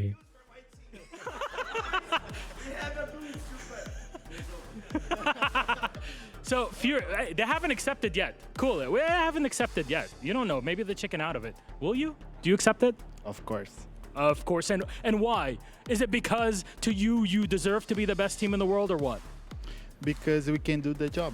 So why don't I accept that? God, he's so stoic. God damn. Got shivers. Well, gentlemen, please, it is a locked-in Team Secret versus Furia tomorrow. Okay. That's a big game. I think out of the three that was available, we was not expecting that from Secret. I think they want to bring the gunplay into this. I think they're feeling super confident. They have nothing to lose going against Furia. Furia has a lot of bullets, so there's a lot to win. And they can just go crazy, you know. They can go very aggressive. Both matchups will both gameplays actually match. Both playstyles matches. In the end, maybe it's just a BO1 and it works. Yeah, and now or later, you know what I mean? If you overcome this obstacle, it's a massive confidence boost for the rest of the tournament as well. So obviously our final match is now locked in, but we can just bring up the graphic just to prove that, is that W7M will be playing Dark Zero as the only two teams left available. And obviously, like I say, that was pretty much Secret's pick. So do you think maybe the chicken in and the to be able to choose that was part of it? Very possible. Completely possible. That's going to be a great game. Norris looked like he was giving it a little bit to Kangaroo Kenny. Και αυτό θα είναι gameάρα. Dark Zero, W7M και αυτό θα είναι πολύ δυνατό. Basically forcing like the best two teams right now in the best. Okay. They're taking, I think, the chances to the team that matches their playstyle the best.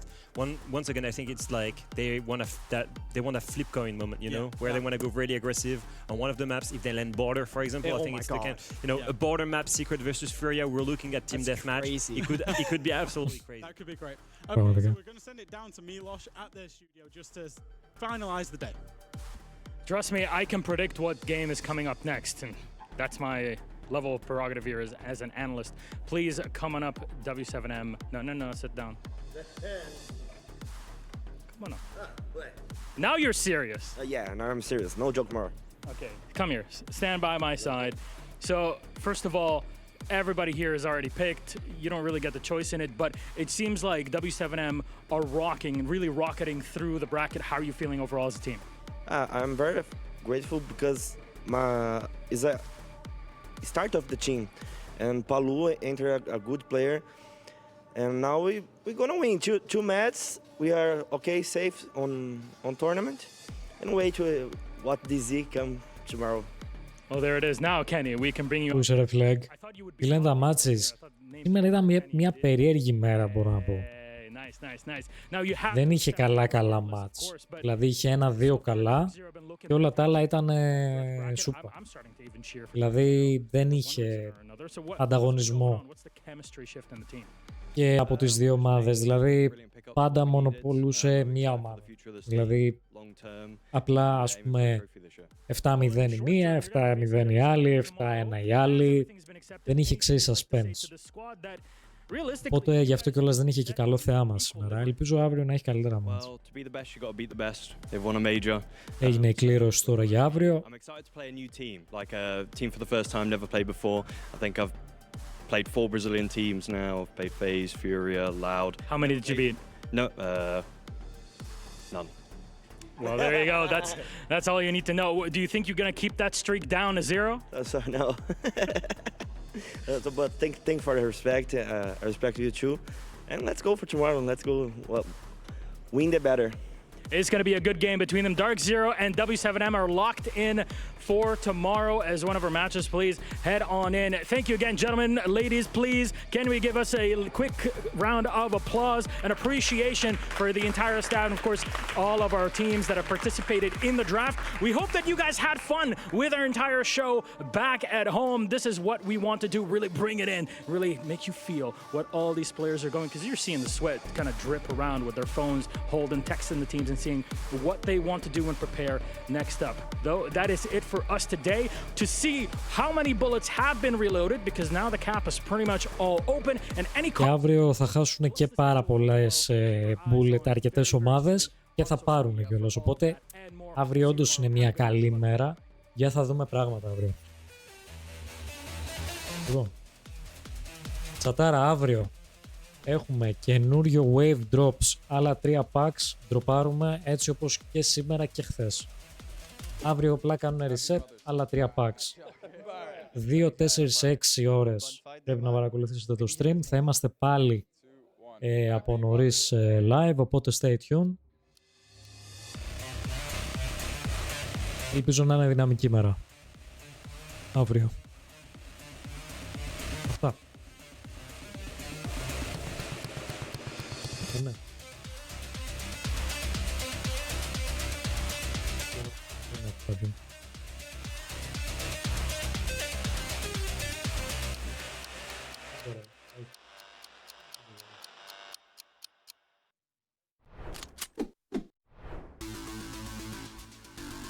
Αυτά.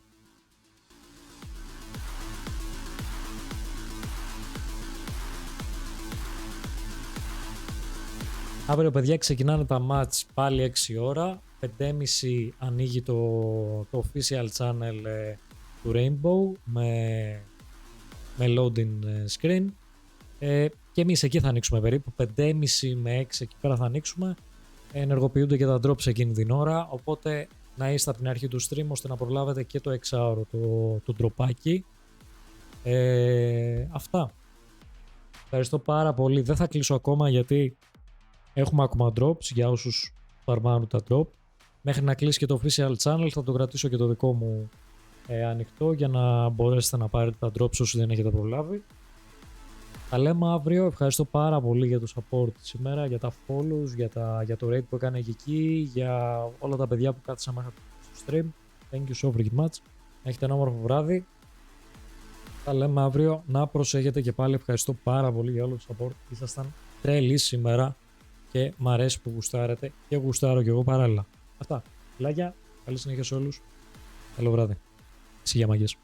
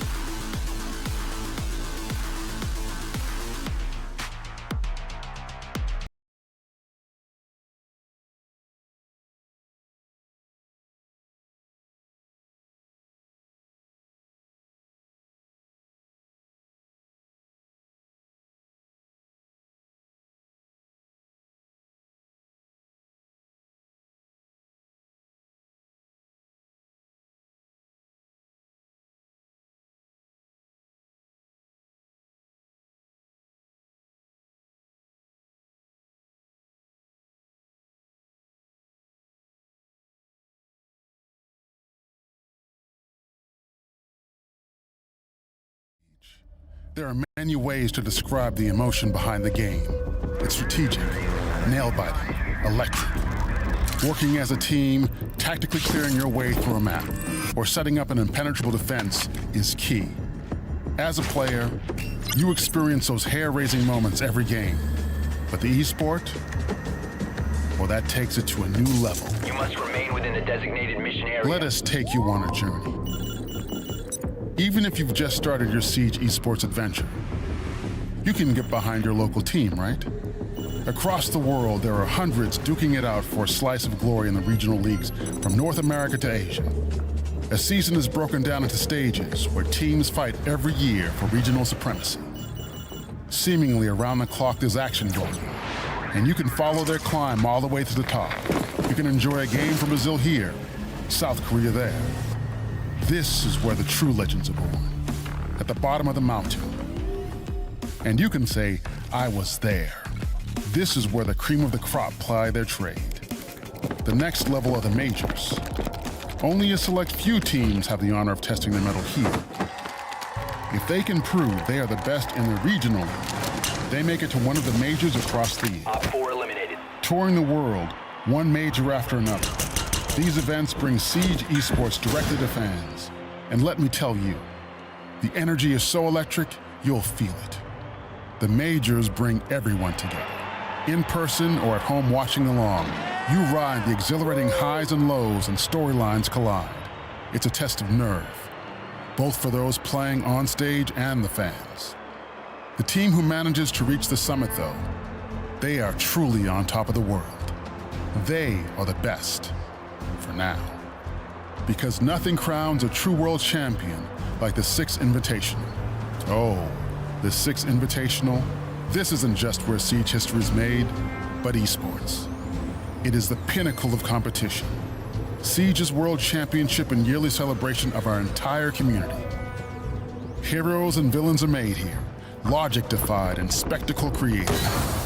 All legendary moments chasing after one dream, lifting that hammer. Siege's most coveted trophy. It's the most terrifying gauntlet of them all. The pressure is immense. There's a roaring crowd chanting for whoever their allegiance lays with. The bright lights on the stage are blinding. No matter whether you're in the arena or watching along at home, the energy is amplified through every kill, every call, and every clutch. So, do you want to be part of the next chapter of the story? Get behind your favorite team? There's no better time to get into Rainbow Six Siege esports. Join us by checking out our official website and social media for what's coming next. And tune in on Twitch and YouTube to follow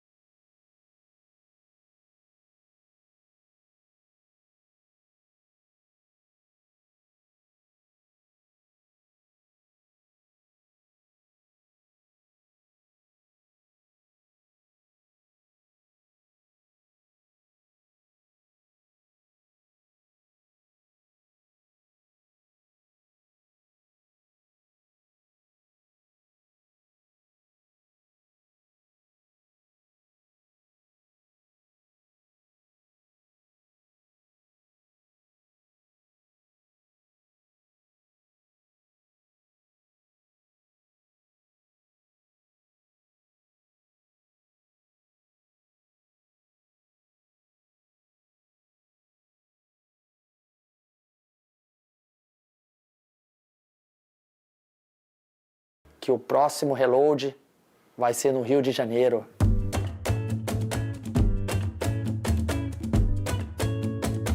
A tartaruga leu o jornal.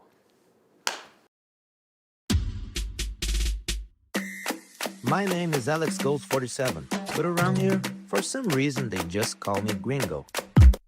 I'm a huge Siege fan, and after last year in Brazil, I would say I'm practically a local, right? Now, it's time to dive in and see for myself. Is Rio ready for reload?